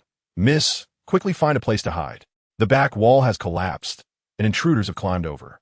Rong Hua asked urgently, "Have Uncle San and Aunt San returned?" The servant replied hastily, "Miss, please don't ask. Just find a secluded spot. The family is arming themselves to drive them away." Miss Gio grew frantic, tightening her grip on Ronghwa's hand and scanning the area. Elder sister, quickly Ronghwa called out to the servant, asking about the other young ladies in the residence. The servant replied, Miss Eyre is protecting Madame Kai, and the matriarch has retreated to the flower room. Most of the family is over there. You two should return to your rooms, extinguish the lights, and hide until the intruders are dealt with before notifying the others. Reluctantly, Ronghwa and Miss Gio returned to the courtyard and informed Miss Shi and the others. Jean Shi remarked, This matter is serious. We must extinguish the lights so they think the house is empty and one to intrude. Ronghwa furrowed her brow. But if those who are looting decide to search randomly for valuables, they might stumble upon us. Miss Gio asked, What do you think we should do? Elder sister? Ronghwa replied, Gather all the maids and servants into the house and light the lamps. If they are thieves, they fear the light and the presence of many people. Furthermore, if we hide quietly, the family won't know where we are and cannot come to our aid. At this critical moment, this was all she could think of. The maids and servants secured the doors and windows, while the young ladies retreated to the inner chamber. After a while, sound of struggle echoed, followed by shouts, There's one here. Come help drive them out. The clamor of weapons grew faint. Ronghwa let out a long sigh. Despite the intruders in the residence, they were, for the moment, safe. The true danger lay with third Madame Liao. If she were truly pregnant, that bloodstain on Miss Gio's skirt. Chapter 49. Liao Shi, Part 2. The commotion outside was incessant, and upon listening closely, it seemed the family had gone to Qinshi Hall. The servant returned. That's where the matriarch resides, although she is currently recuperating and not staying there. It contains the finest possessions in the house. Ronghwa was aware that the artifacts in Qinshi Hall had been treasured for centuries, especially those kept in the intricately carved cabinets. It was evident that these intruders had a specific intent. They were not mere brigands, but rather a band of thieves. Ronghwa inquired, Could someone from within the household have led them here? The servant, having been in the residence for a long time, replied, It seems we do not have such a person among us. Just as she finished speaking, there was a knock at the door. Is Miss Ba inside? Ronghwa paused at the sound, and the nearby servant quickly remarked, It's fourth aunt. The voice called again, Miss Ba. Please help save someone. Everyone in the room turned to Ronghwa, surprised by this unexpected visit. Jean Shi asked, Isn't fourth aunt in the outer courtyard? Indeed. The outer courtyard had been invaded and set ablaze. No one expected fourth aunt to return to the residence and seek her out. Perhaps it was only because her room still had light? Or was it fourth aunt's intention? As Yanhua's place was not far from here, Ronghwa glanced at the servant by the window, who understood her intent and quietly opened the window to peek outside before lowering it again. It's just fourth aunt. It was not that she was overly cautious. It was simply that she could not afford to overlook any detail in this precarious situation. As long as fourth aunt had no ulterior motives, saving lives was paramount. Ronghwa instructed the servant at the door, open the door, and let fourth aunt in. The servant complied, and fourth aunt hurried inside, causing everyone to gasp in shock at her appearance. Blood smeared her sleeves and collar, her hair disheveled, her face covered in ash, and her lips parched. She looked both pitiful and disheveled. The servant quickly shut the door. Ronghwa rushed forward to assist fourth aunt in sitting down. But to her surprise, fourth aunt tightly gripped her wrist. Miss Ba, don't mind me. Quickly, go save third madam. Her gaze was unusually earnest. I encountered third madam outside, but for some reason, the family closed the front door, so I had to enter through the back. Fourth aunt was increasingly anxious, but when third madam reached the back door, she couldn't proceed any further. I don't know where everyone else has gone, but upon seeing the light in your room, I came over. Time is of the essence. We need to bring third madam inside. Is third aunt injured? Fourth aunt replied, Third madam is with child and has been injured, bleeding. I fear she. It was precisely as Ronghwa had feared. Her heart sank as she called to a nearby servant. Quickly, go to the flower room and inform madam about third aunt. She will surely have a plan. The city was in chaos. Where could they find a doctor? Fourth aunt tugged at Ronghwa's arm. There's no time. You're a girl and might not understand. Ronghwa furrowed her brow. Indeed, she lacked knowledge in such matters. Sixth aunt had deemed her too young to discuss them, and she had only overheard fragments of adult conversations. Fourth aunt continued, There are matters I cannot disclose to you. With that, she pulled Ronghwa aside, signaling for the surrounding maids and servants to step back. Only then did she lean in to whisper in Ronghwa's ear. Your third aunt has become separated from your 10th sister and the others. They encountered the ruffians along the way, and your 10th sister. Fourth aunt's eyes flickered. Filled with distress, your third aunt was too afraid to make a scene, so she quietly slipped in through the back door. With so many maids and servants in your room, I cannot say much here. You must grab a set of clothes and find 2 reliable people to bring your 10th sister inside. Then have someone carry third aunt in. Fourth aunt's eyes glimmered with hope. I'm telling you this not for any other reason. If I save third aunt and 10th sister, they will speak on my behalf before the matriarch, and I will. Her expression was filled with expectation and earnestness. With Yenhua absent and the flower room far away, she had taken a risk to come here. Miss Ba, you must help. Ronghua's heart softened. Who among us does not tread cautiously while making a living within the grand estate?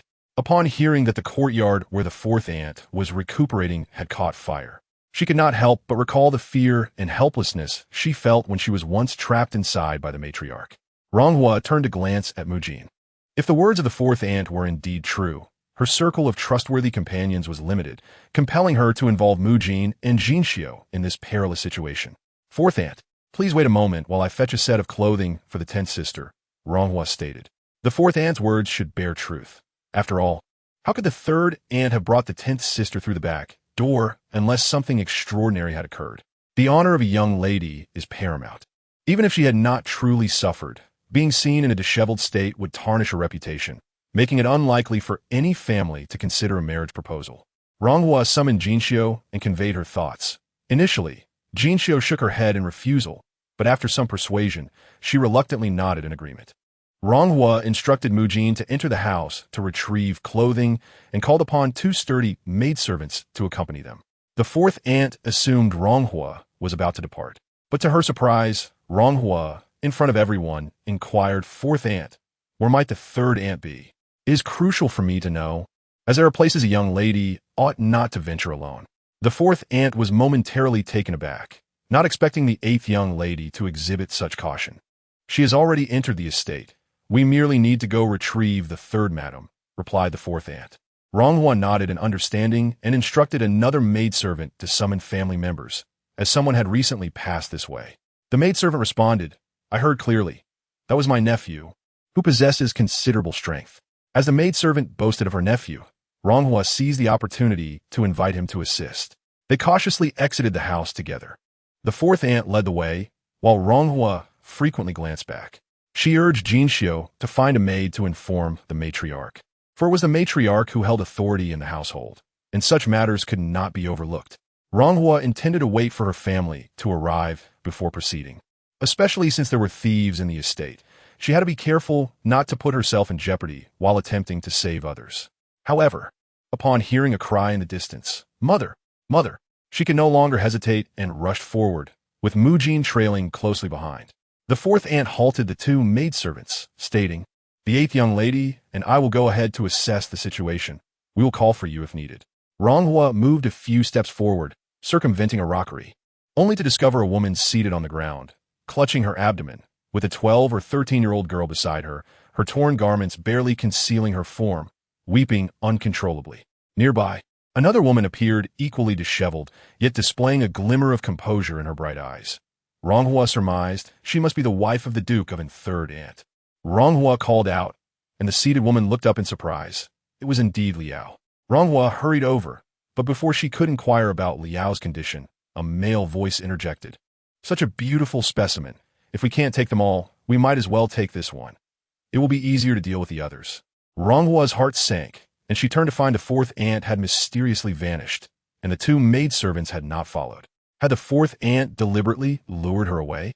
Suddenly, 2 men emerged, brandishing a large knife, charging at the woman beside Liao without uttering a word. In a surge of terror and instinctive fear, Ronghua's heart raced. It seemed that all present were destined for a grim fate. Rather than remain passive, she resolved to fight back. With a steely determination, she rushed at the assailant wielding the knife. Mujin shouted, "Help! Thieves are here! Come quickly!" The assailant stumbled, momentarily enraged, and swung his knife again. But just as it was about to strike Ronghua, someone leaped forward with a long stick to block the blow. Family members had finally arrived. Seeing only one individual come to their aid, the thieves, emboldened, brandished their weapons. The maidservant's nephew, known as Ma Seer, though lacking in martial skills, wielded the stick with raw strength, preventing the thieves from gaining the upper hand. As chaos ensued, the two maidservants joined the fray, but the fourth aunt was still unaccounted for. Ronghua did not have time to ponder this.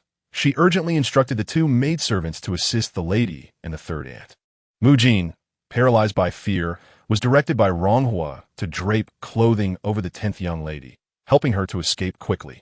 After a few hurried steps, they heard Ma Seer grunt, and Ronghua stopped in her tracks, noticing one of the thieves had broken free and was now advancing toward her. As he approached, a chill coursed through her veins, rendering her immobile. In her mind's eye, memories flooded back to the days of her youth when she and her sisters, Shuhua, Yaohua, and Yinhu, had gathered cherries in this very place, watched over by the matriarch and the aunts. Soft cherries, one for you, one for me. At that time, she could not comprehend anything beyond the warmth of familial bonds. Years had swiftly passed, transforming their lives into this harrowing reality. A wave of sorrow washed over her, leaving her feeling inexplicably despondent. Suddenly, a sword flew through the air, piercing the thief's chest, and another figure swiftly approached, slashing at the thief's neck, causing blood to spray on Rongua's face. As the thief collapsed, she beheld a man whose elongated eyes gleamed with a metallic coldness. His handsome features sharply defined as if carved from stone, his thin lips pressed together, exuding an aura of authority. Ronghua instinctively wiped the blood from her face, while the man narrowed his eyes, seemingly appraising her. "My apologies for the delay," he said. A nearby lady called out, "Rrr." Ronghua was jolted back to the present, hastily averting her gaze. This was the first time, apart from Zhao Xuanhuan, that she had locked eyes with a stranger. The man stepped forward, extending a hand to assist the lady. Ronghua turned to aid Liao, who appeared pale but struggled to grasp Ronghua's arm, addressing the man, Marquis Wumu. Although she had suspected as much, she was still taken aback to encounter the Marquis Wumu under such circumstances. Raising her gaze, she noticed the wife of the Duke of An offering her a faint smile. Were it not for this young lady from the Tao family, we might not have escaped as smoothly this evening. A girl who appears delicate yet possesses such remarkable composure in the face of danger is indeed rare. The wife of the Duke of An then turned with concern to inquire about Liao's condition. Liao felt as though a cord was pulling at her abdomen, and pain coursed through her waist, rendering her unable to speak candidly in front of the Marquis and the two young ladies, so she simply shook her head. Ronghua assessed Liao's pallor before looking up at the wife of the Duke of An. "The estate is in turmoil. My room is the closest to this area. It would be prudent for you and the third aunt to come with me, while I send someone to fetch my mother to oversee the situation." The wife of the Duke of An nodded, and Ronghua hastily instructed Mujin to support the 10th young lady into the house. The wife of the Duke of An turned to the Marquis Wumu and insisted, "You must ensure a doctor is summoned immediately." The Marquis Wumu agreed, "Do not worry, mother. I will make the arrangements." His deep, resonant voice instilled a sense of reassurance among those present. Ronghua exhaled a sigh of relief. Regardless of the circumstances, they were finally safe. The Marquis Wumu glanced at the courageous young woman who had wiped the blood from her face, now appearing vulnerable as she sagged slightly. He diverted his gaze, sending a servant to fetch a doctor, who hurried off without delay. The group quickly escorted Liao to Ronghua's room. The Marquis Wumu escorted the wife of the Duke of into the courtyard before Ronghua assisted her into the inner chamber. The Marquis, recognizing that the threat of thieves still loomed, instructed the attendants and the Tao family's servants to conduct a thorough search of the estate once more. In the room, Madame Guo was feeling a chill in her limbs when Ronghua brought a warming stove for her to hold. The comforting warmth enveloped her, gradually easing her from her state of alarm. While everyone believed she was composed and unflappable, they were unaware that she was merely maintaining a facade. As she lifted her gaze, she saw Ronghua diligently organizing the maids and matrons in the room. The younger maids were sent to the outer chamber, leaving only the elder matrons to assist. Madame Guo cast a deep glance at Ronghua. After the panic, she could still orchestrate everything with such order, which was truly commendable. For a young lady of merely a few years, accomplishing such a feat was no small task. The experienced matrons attending Liao Shi were taken aback by her condition, and none dared to speak out of turn, striving to attend to her needs with utmost care, providing hot water and placing the warming stove beneath her feet. Yet Liao Shi still felt unbearable pain. Her legs were already cold and sticky, and after about a cramping, warmth trickled down anew. In the initial shock, she had not had time to think deeply, but now, in the quiet, sorrow crept in. Previously, she had held a glimmer of hope that with some rest, her health might improve and the child within her could be saved. Now, however, with her current condition, her heart grew cold. Madame Nguo's expression darkened further. Had it not been for Liao Shi shielding her from harm, they would not be in this predicament. Liao Shi had saved her, yet now though Liao Shi was her sister, and she owed her a debt of gratitude that could be repaid in due course. Liao Shi carried the bloodline of the Tao family within her. How could she compensate for that debt? The eldest lady received news from Jinxiu and hurriedly brought Mama Chun, Jinxiu, and several family members to Ronghua's courtyard. Upon arriving at the outer courtyard, they noticed Marquis Wu Mu conversing softly with his attendants. The eldest lady was taken aback and quickly approached to pay her respects, realizing that the ruffians had fled in haste because the Marquis had arrived. In contrast to Zhao Xuanhuan's usual gentility, the Marquis Wu Mu exuded an air of authority and tranquility. My mother only managed to escape thanks to the assistance of those within the residence. I must thank the eldest lady here. I will formally express my gratitude on another occasion. Hearing the Marquis's words and reflecting on what Ronghua had conveyed through Jinxiu, that Liao Shi had been injured while saving Madame Ngua. Was this truly the case? The eldest lady clenched her fingers, her heart filled with indescribable emotions. Just then, an attendant approached and whispered something in the Marquis's ear. The Marquis furrowed his brow slightly and turned to the eldest lady, inquiring, "Is there a Miss Liu in the Tao family?" Yanhua, seeing the Marquis's expression, the eldest lady felt a sudden wave of foreboding. Yes. The Marquis continued, "The sixth miss of the household was nearly abducted by ruffians but has been rescued." The eldest lady gasped, instantly breaking into a cold sweat. If Yanhua had indeed been taken, the reputation of the Tao family would undoubtedly suffer, complicating future marriage prospects for Yaohua. They were fortunate that the Marquis's household had intervened. If Liao Shi lost her child, the situation would be even more dire. The eldest lady repeatedly expressed her relief. "That is good, very good, and we must thank the Marquis." The Marquis replied, "All the ruffians have been expelled from the estate, and 2 captives have been apprehended, to be sent to the authorities shortly." The eldest lady hurriedly expressed her gratitude. "Thank you for your efforts, Marquis." The Marquis did not elaborate further, and the atmosphere grew somewhat oppressive. Thankfully, Madame Ngua was assisted out by someone, prompting the eldest lady to hasten towards her. Relieved to see her return, I was so worried that something might go wrong. What would we do then? Madame Ngua was notably warmer than usual. Grateful for the support of Madame Tao, but what of Yin Yang? With a sigh, she remarked, "It is all because of the efforts to save me." The eldest lady offered comfort. "Madam, do not speak like that. The third sister-in-law is in good health. She may yet turn misfortune into fortune." Nonetheless, Madame Ngua remained anxious, wishing it were so, though her face betrayed no glimmer of hope. At that moment, the eldest lady realized that the ominous signs on Madame Ngua's face brought her an unexpected sense of joy. She had been troubled about securing a strong reason for a marriage alliance with the Wu Mu family, yet through a twist of fate, as the eldest lady pondered. Madame Ngua inquired about the situation with the ruffians outside.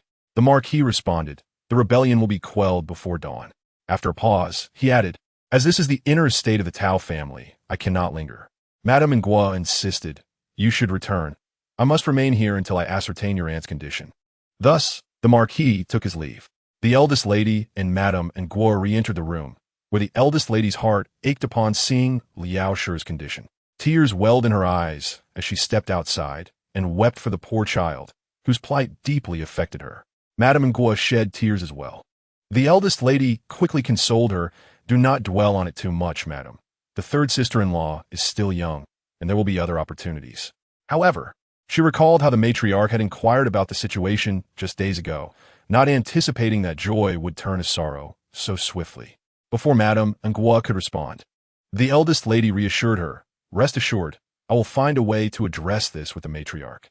She will only feel compassion for the third sister-in-law upon hearing my words." Madame Ngua wiped her tears with a handkerchief, expressing her gratitude. "How can I express my thanks for your kindness, eldest lady?"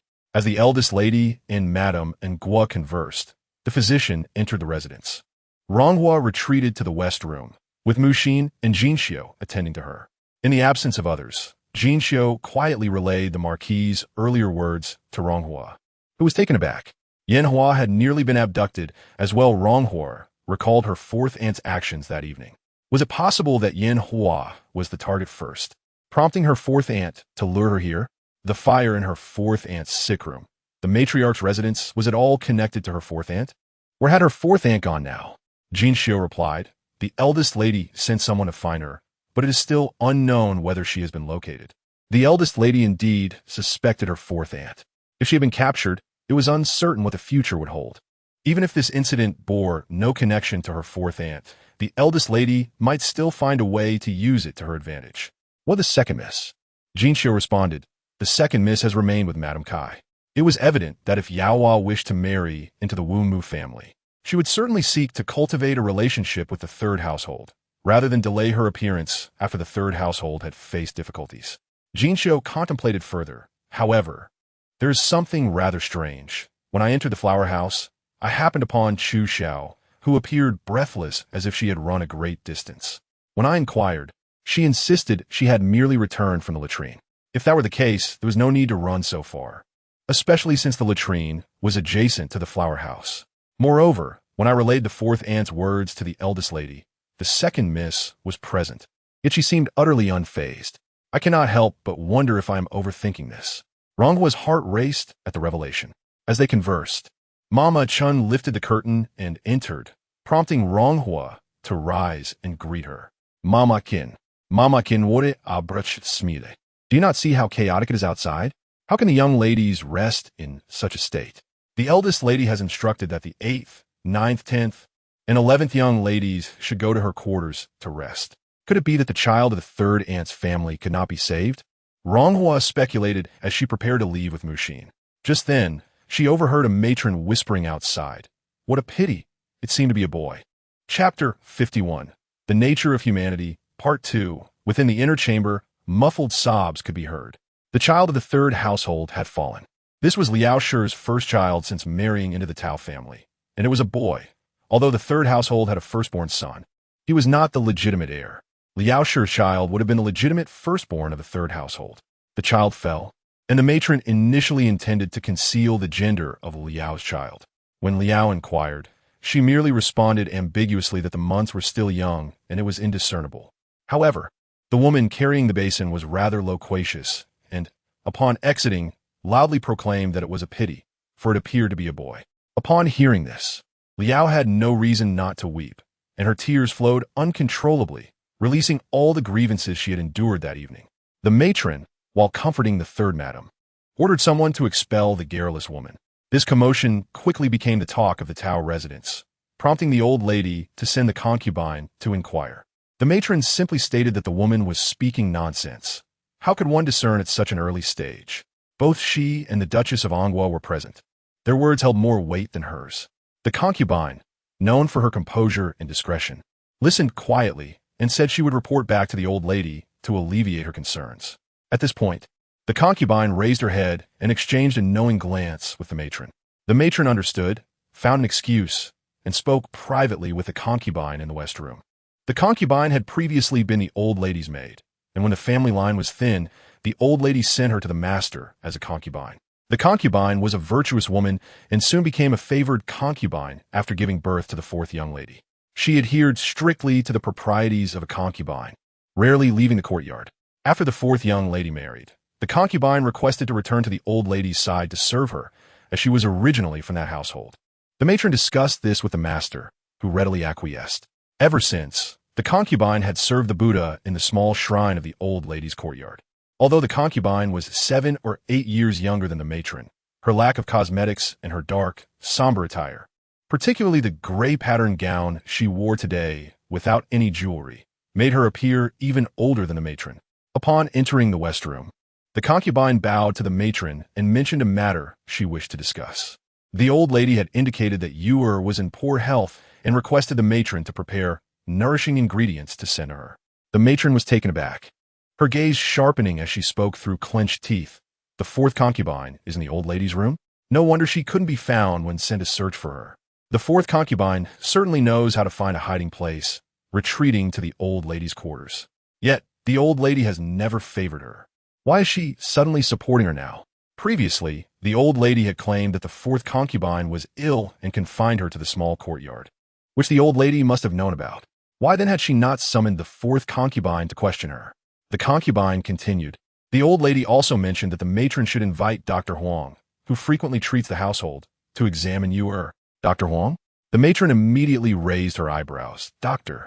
Huang was renowned for his expertise in administering miscarriage prevention medicine. Over the years, whenever anyone in the household was pregnant, they would request him to prescribe several doses of such medicine. Could it be that the fourth concubine? The matron glanced at the concubine, who did not evade her gaze, and nodded slightly. How could such a coincidence occur? When she had previously treated her, the fourth concubine had not mentioned her pregnancy. How could it be that just a few days later, she was with child? The matron inquired. What did the old lady say? The concubine replied. The old lady remarked that next year would be a fortunate year. The matron pondered for a moment and then looked at the concubine. Do you think the fourth concubine resembles that? The concubine lowered her head. Given that the months are still early, even the doctor might find it hard to ascertain. But Luer from Yuer's room has said that Yuer has indeed not had her monthly cycle this month. Thus, it appeared that the only way to discern the truth would be to wait. The matron nodded and summoned Mama Chun, instructing her to send all nourishing ingredients to the old lady's room, reserving only a portion for the third madam to recuperate. The concubine then produced a piece of paper from her sleeve and handed it to the matron, stating it was a list of items Yuer desired, which the old lady wanted the matron to prepare and send along. Upon examining the list, the matron's expression darkened. It encompassed everything she might wish for. The concubine lowered her eyes while sipping tea. When she had received the list from Yuer, she too had been taken aback. It included everything from food to clothing, and several items were even for the matron's own quarters, such as a pure gold statue of the Guanyin that grants children.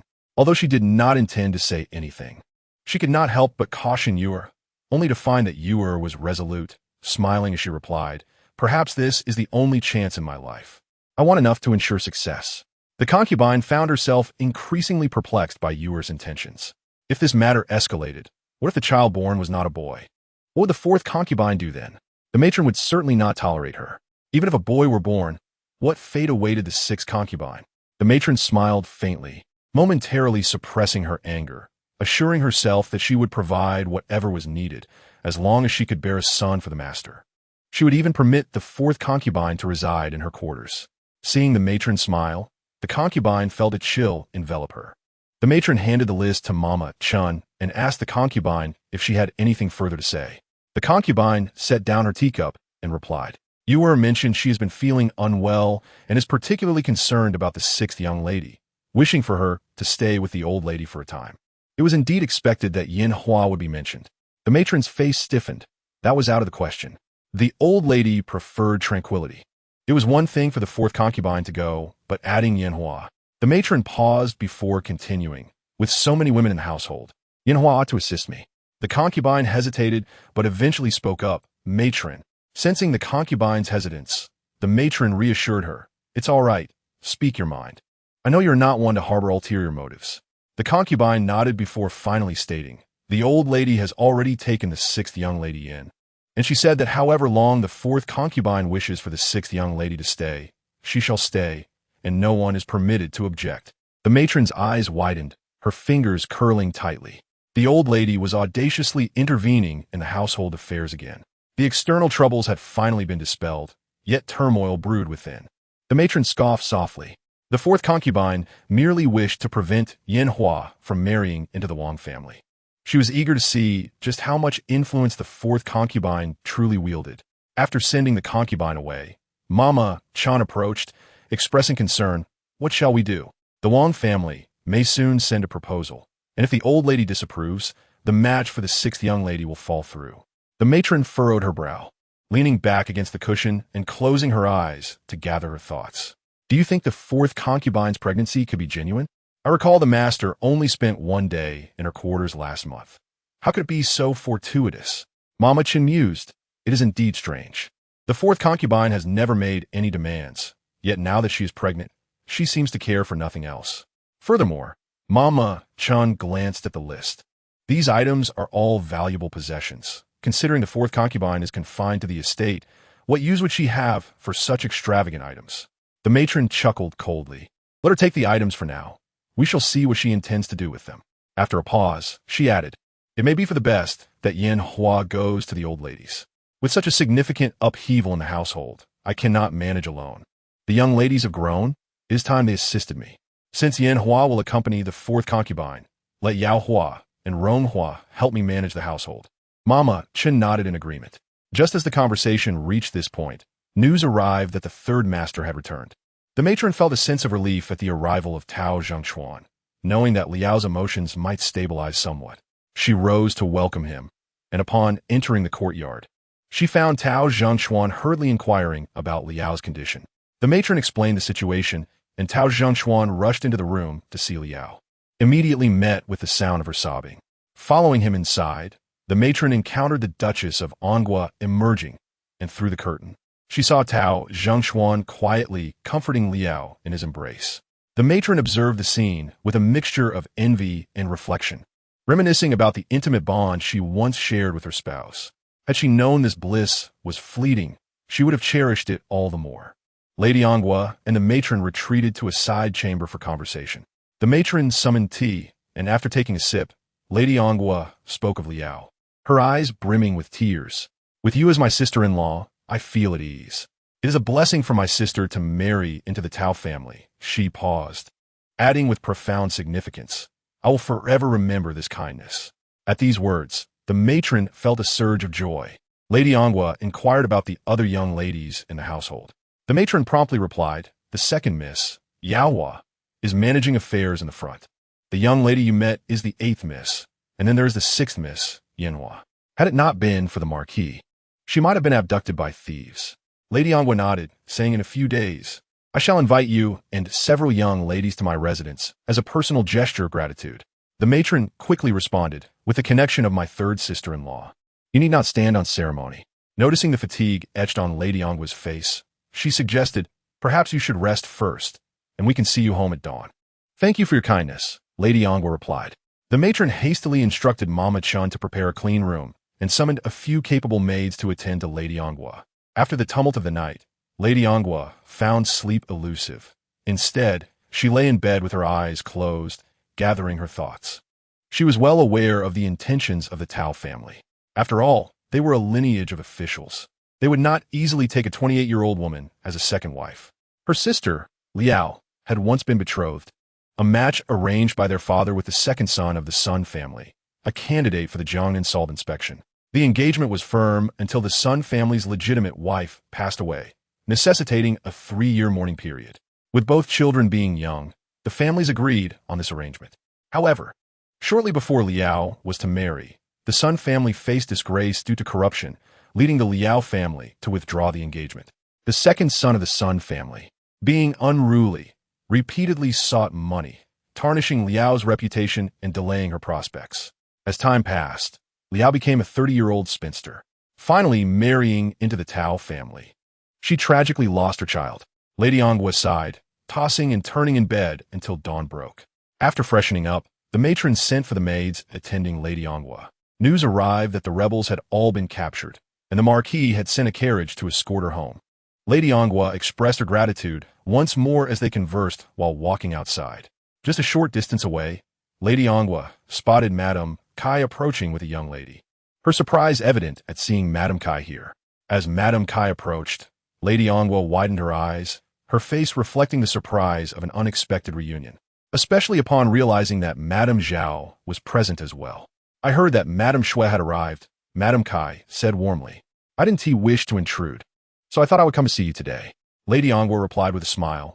I also spent the entire night awake. Had I known, I would have preferred to converse with you. She then glanced at the young lady behind Madame Kai, noting her in a pale yellow cloak and an autumn-colored skirt. Her beauty striking. The young lady bowed gracefully to Lady Anghua, her eyes shimmering with a hint of moisture, her delicate brows slightly furrowed, an embodiment of gentle charm. This is the second miss, Yao Hua, the matron introduced. Lady Anghua was taken aback. She resembles a celestial being. Indeed, the Tao family's daughters are all remarkably beautiful. Madame Kai's eyes sparkled. I share that sentiment. The second miss of the Tao family immediately captured my affection. Lady Anghua exchanged a knowing glance with Yaohua, remarking, "It is evident she is a well-educated and sensible child." The matron felt a surge of delight. Everything seemed to unfold as destined, awaiting the opportune moment to come to fruition. As the two ladies conversed while walking, the matron gradually found it difficult to interject. Madame Kai, with a furrowed brow, lamented, "How did another remnant from the previous dynasty emerge? It is not the first time these remnants have conspired, and this urgency is unusual. There was no prior warning. I was visiting my in-laws when I received word and hurried here, only to find the roads filled with rebels, forcing me to retreat." Lady Anghua added, "I was returning home when I encountered the rebels. Reflecting on the chaos of last night, I prefer not to dwell on it. It is only thanks to the matron's timely assistance that I escaped unscathed." As the matron was about to politely interject, Madame Kai interrupted. "It is said this incident differs from previous ones, linked to the governor of Sichuan and Shaanxi, General Su Xiao. They claim this case is complex, as many officials owe him favors after years of service under him, making it difficult to handle him alone. However, if we dig deeper, it involves more than just a few individuals. To be frank, my uncle's brother has served under General Su in the past, although he is no longer affiliated. We cannot ascertain the official stance." Realizing the conversation had shifted to this sensitive matter, the matron wondered if the case involving Su Xiao implicated the Marquis or the Kai family. Lady Anghua, her expression troubled, hesitated before speaking. "We have known each other for quite some time. You understand that matters within the household are solely my responsibility. Therefore, I seldom concern myself with external affairs. Rui is a reserved child, and everyone in the household fears him. I have only heard fragments of conversation regarding this case, which is being handled by Prince Zhuang, as he is merely an assistant, following orders from above. Prince Zhuang is known as a kind-hearted prince, so I doubt this case will lead to widespread repercussions. Furthermore, they are all officials of the court. Their allegiance lies with the government, not with personal appointments. Regardless of who investigates, this distinction should be clear." Madame Kai paused, then smiled. "You speak wisely, Madame Shui. I have unnecessarily worried for some time. However, I wonder how this turmoil will unfold. The capital appears peaceful, yet it is uncertain how the situation outside will evolve, especially since those leading the military may not resolve matters swiftly." Lady Anghua concurred, "Indeed. We only hope for a swift resolution to these troubles." The two exchanged smiles. Upon exiting the flower-laden gate, they exchanged polite farewells, and the matron and Madame Kai assisted Lady Anghua into the carriage. Shortly after, the carriage from the Yicheng Marquisate arrived, with Xu Hua gracefully descending from the vehicle. Both Madame Kai and the matron were taken aback, exclaiming, "Child, why are you out here instead of resting at home? This is sheer recklessness." As Lady Anghua boarded the carriage, Gu Mama rushed forward, her eyes glistening with concern. "Madam, you must take me with you next time you venture out. I heard about the incident and was deeply worried." She hurriedly checked if Lady Anghua was injured. The latter reassured her, had the household not needed tending, "I would have certainly brought you along. But this way, you have avoided a calamity. If Wanchuan has sustained injuries, ensure she receives proper care." Though we often regard her as a taciturn maid, she proved invaluable at a critical moment. Madame Gu nodded slightly, having long perceived that Ru Xian was a fortunate soul. Indeed, misfortune had turned into fortune, and with the matron's support, the prospect of becoming a concubine seemed promising. Mrs. Shui inquired about the Marquis. Madame Gu replied, "The Marquis has been summoned to the palace early this morning." A tremor ran through Mrs. Shui. She could not discern whether it was a good or bad omen. In the current political climate, Rui never confided in her his thoughts.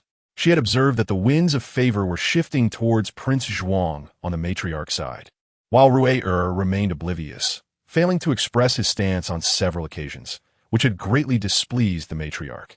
Recently, the second branch had grown closer to the matriarch. Although the first branch had inherited the Marquisate, it could not be guaranteed that Rui would not falter in the future, jeopardizing their title.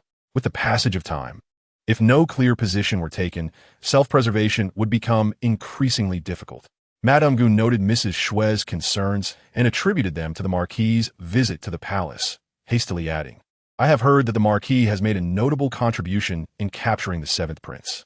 He was summoned to the palace even before the morning court session. It is likely a good sign." After a brief pause, she continued, "However, the second branch has sent someone to inquire, which suggests they harbor ill intentions." She further mentioned, They even brought up the matriarch, stating that she had also entered the palace today. The matriarch had always maintained a good rapport with the Empress Dowager, frequently visiting her. It was no secret that the clansmen were keenly aware of this, often surrounding the matriarch to curry favor. Outsiders were no different, all eager to forge alliances through marriage with their family. Previously, when Rayer's engagement to the Dongchang Sun family was established, the matriarch had refrained from interference, though her reluctance was palpable. During her visits to the matriarch, whenever the topic of Rayer's marriage arose, the matriarch would merely say, "I am old. I can no longer manage such matters. As long as she is a well-bred girl from a good family, healthy, educated, and sensible, that is sufficient." Her demeanor had grown even more indifferent. The second branch's grandson was cherished by the matriarch, affectionately called great-grandson. With the matriarch's favor, the second branch's arrogance had swelled, and they had long begun utilizing the matriarch's resources, opening shop after shop in the capital. They freely appropriated the household's funds under any pretext, and had it not been for her noble title, they might have disregarded her entirely. Ru'er had always been a clever child, but without support, should his career falter, what would become of their family? As the eldest daughter-in-law of the first branch, though the matriarch no longer regarded her highly, she remained cautious, recognizing the necessity of future support in managing the household. Should she select poorly, the family's tranquility would be further compromised. Mrs. Shui closed her eyes and sighed deeply. Recent events had been peculiar. She had been plagued by vivid nightmares, feeling as though she had lived through them. She dreamt of Ru'er being reprimanded, stripped of his title, while the second branch grew increasingly audacious. Soon, the matriarch would take charge and divide the family, leaving the first branch with barely enough land to sustain themselves.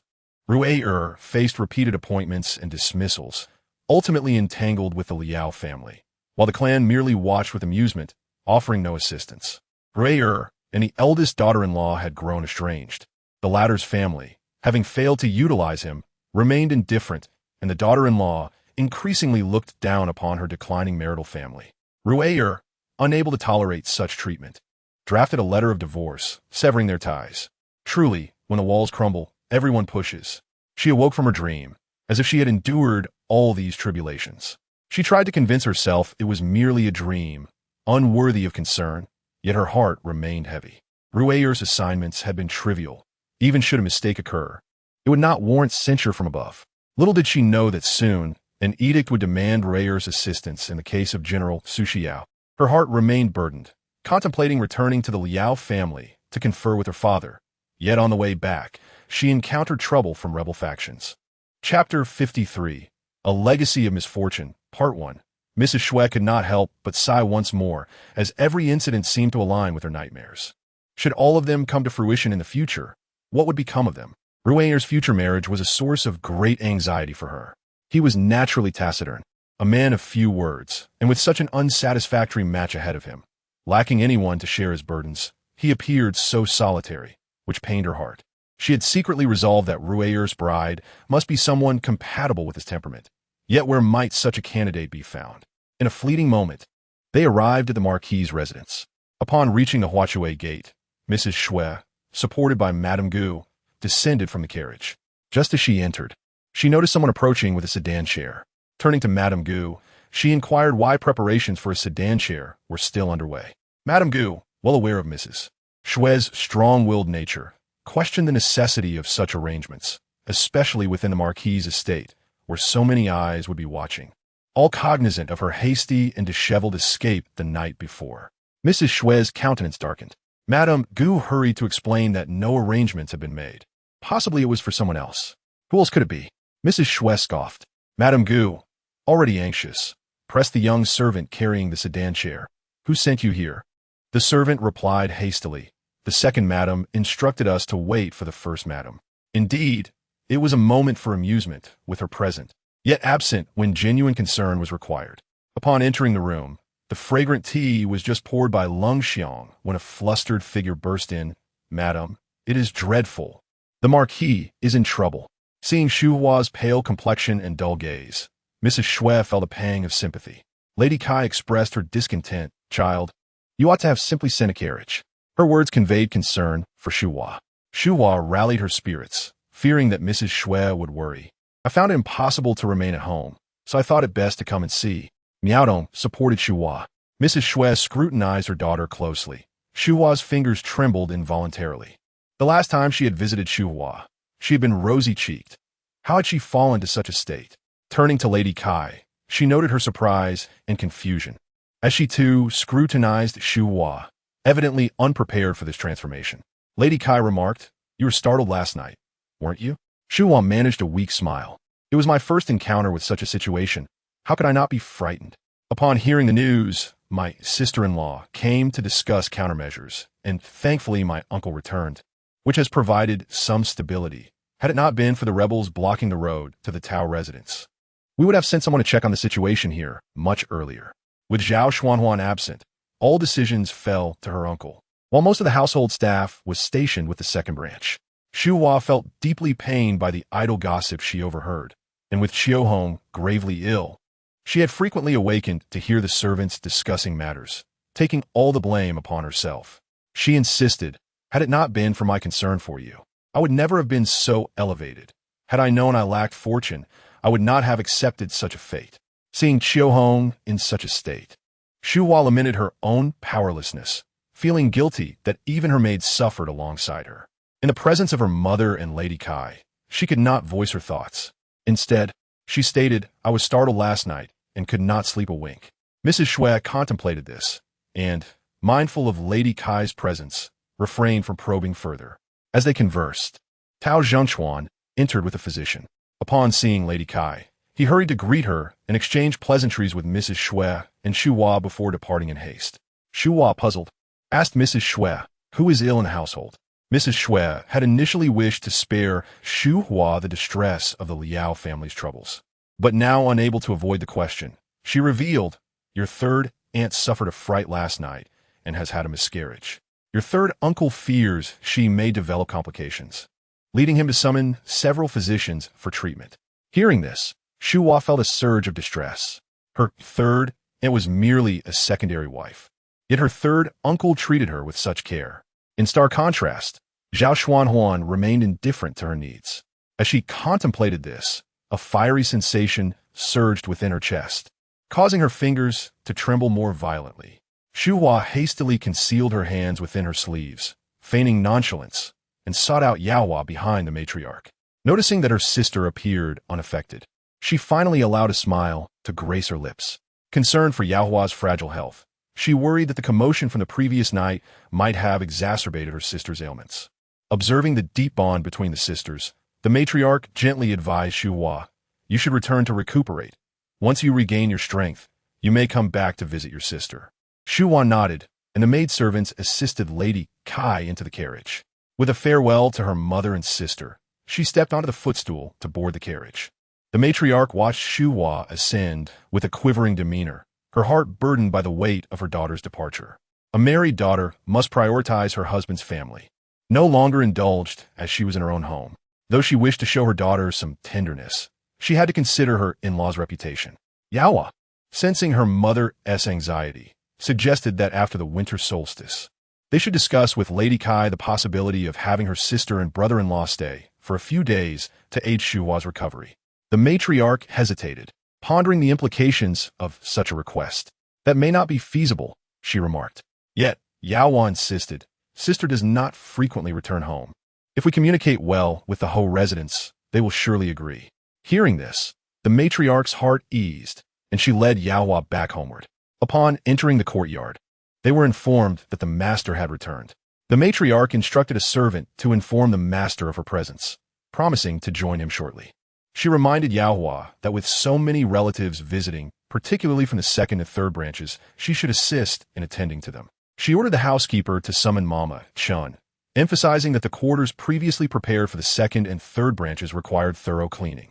As the third matriarch was currently recuperating in Ronghua's quarters, she decided, "Let us prepare another room for Ronghua to move into." Mama Chun acknowledged the task, assuring the matriarch that she had already arranged accommodations for the young ladies who had stayed overnight. Additionally, there was an extra suite nearby that could be made available for the eighth young lady. The matriarch nodded in approval, pleased with the arrangement, before leading Dong Rui and others to her own quarters. Upon entering the estate, Tao Zhengyan summoned his younger brother, Tao Zhengxian. to inquire about the chaos from the previous night. The two brothers conversed privately, while the matriarch stood outside, uncertain whether to intrude. She listened as Tao Zhengyan reprimanded his brother for abandoning the third branch in their time of need. Tao Zhengxian, filled with guilt, lowered his head in silence. The matriarch felt it inappropriate to interrupt, fearing it might cause her brother-in-law to lose face. Yet, it was not entirely his fault. In times of great danger, self-preservation often takes precedence, especially for those who have never faced such turmoil before. Once Tao Zhengxian exited, the matriarch entered the main hall, where Tao Zhengyan sat, seemingly preoccupied, sipping tea in silence. Understanding his temperament, she refrained from disturbing him, patiently awaiting a moment to speak. Indeed, Tao Zhengyan was troubled. The uprising had provoked the emperor's wrath, and although he still possessed youthful vigor, his health was in decline. The imperial physicians had yet to show any sign of improvement, prompting the emperor to summon alchemists to concoct elixirs. This brought to mind an incident from 3 years prior, when the emperor had ingested an elixir that caused him to bleed from the mouth and nose, leaving him unconscious. The alchemist responsible had been apprehended. Sighing, Tao Zhengyan recalled that the emperor had once placed great trust in a foreign alchemist recommended by the Astronomical Bureau. That alchemist, while skilled in divination, had ultimately led them into disaster. Following the incident, both he and Zhao Xian had lived in fear, anxious that they might be implicated. As he reflected on these matters, he noticed the matriarch quietly serving tea nearby, her presence warming his heart. She explained, "Seeing you deep in thought, I refrained from interrupting." Tao Zhengyan nodded, acknowledging her consideration. "I have already heard about last night's events," he remarked, his gaze revealing a hint of discontent. The matriarch wondered which incident he referred to: the intruders, Liao's unfortunate circumstances, or the fourth concubine's pregnancy. Tao Zhengyan stated, "The abduction of Yin Hua has inevitably tarnished our family's reputation, but thankfully she was rescued." What transpired with the 10th young lady from the third branch? Regardless of who is involved, it impacts the honor of the Tao family. The matriarch quickly responded, "Fortunately, Ronghua arrived in time to provide her with clothing. Otherwise, the rumors would have spread like wildfire. We must keep this matter under wraps, and I have already instructed the servants that any indiscretion will be met with severe punishment." Tao Zhengyan glanced at her, realizing the difficulty of concealing such incidents. After a pause, he advised, "You should discuss this matter with the third branch. Once it becomes public knowledge, it will be difficult to manage." The matriarch was reminded of the 10th young lady's fragile state, shaken from the ordeal, and felt a wave of sympathy. This turmoil would undoubtedly continue until a marriage was arranged, providing them with a moment of respite. Chapter 54, The Aftermath, Part 2. At this point, the matriarch deliberately broached the topic of the bandits. Recalling that the Marquis of Wumu had apprehended 2 of them the previous night, uncertain of what had been uncovered during their interrogation. "I had the estate thoroughly inspected, and aside from the chaos in the old matriarch's Chinchi residence, nothing was amiss in the other quarters. However, the thieves had ransacked the old matriarch's treasures, and while some were recovered, many porcelain items and paintings were damaged." Furrowing his brow, Tao Zhengyan questioned, "Why did they target that particular location?" The matriarch echoed his suspicion. "I too find it strange." Suddenly, Tao Zhengyan inquired, "Could it be that someone within the estate led the bandits here?" The matriarch, unable to dismiss the notion, replied, "I took precautions last night, locking up those guarding the back entrance and questioning them, yet none revealed anything. We are still unaware of what transpired in the small courtyard they visited first. Luer was with the 4th concubine there. I intended to summon her for answers, but the 4th concubine requires her assistance." Raising an eyebrow, Tao Zhengyan remarked, "My mother has sent someone to summon me, stating that Yuer seems to be with child. After last night's fright, she needs time to recuperate. The estate is in disarray, so my mother has decided to keep her there for a few days." Yuer had mentioned that the bandits attempted to enter her courtyard, but were thwarted, resulting in them setting fire to the place. She and Luer had narrowly escaped with their lives. He glanced at the matriarch, adding, "If you have further inquiries, you may seek answers from the old matriarch." Indeed, with her pregnancy, Yuer was now under close protection. The matriarch felt a sense of disappointment. Had the master given her a definitive answer, she could have sought the old matriarch for assistance. It appeared that Luer would remain silent, leaving them to await news from the authorities. Tao Zhengyan remarked, "The people from the Marquis' residence told me that those 2 thieves sustained serious injuries, it may be difficult to extract any information from them. The matriarch could not help but exclaim, "What shall we do?" Tao Zhengyin furrowed his brow, pondering the potential collusion between someone in the residence and that band of thieves. If the household could not manage its own affairs, how could they expect the thieves to divulge any truths? The matriarch felt a chill run through her as she wondered what the old lady had said about her in front of Tao Zhengyin, leading him to place the blame squarely on her. Although resentment brewed within her, she maintained a composed exterior and softly replied, "What you say is true, my lord." As they spoke, Mama Chen arrived with 4 maidservants, each bearing items in their hands. Tao Zhengyin frowned at the sight, questioning their purpose. The matriarch, keeping her demeanor neutral, explained, "These are the items requested by the 4th concubine." Tao Zhengyin meticulously examined each item, and after a moment of silence, he looked up at the matriarch, asking, "Do you have any use for these?" Taken aback by the inquiry, she admitted, "Not at the moment. They are merely gold, silver, jewelry, and fabrics." Tao Zhengyin stated, "Then send them to her." The matriarch's face froze at his lack of support.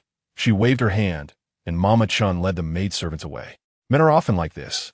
Once their interests are at stake, they are willing to part with anything. After all these years, she still harbored delusions about him, she thought bitterly. The 4th concubine's peculiar pregnancy might ultimately lead to nothing, and she was curious to see how he would react then. Regarding the thieves, anyone who scrutinized the matter would inevitably cast suspicion on the 4th concubine. The fire began in the small courtyard, toppling walls, and the thieves managed to enter the premises. The 4th concubine returned unscathed, having lost only a few pieces of jewelry, indicating that she had not suffered significantly. Once the thieves infiltrated the residence, they quickly located Chinchiju. After the thieves were captured, the 4th concubine took lure and sought refuge with the old lady. The matriarch could not believe that these thieves had no connection to the 4th concubine.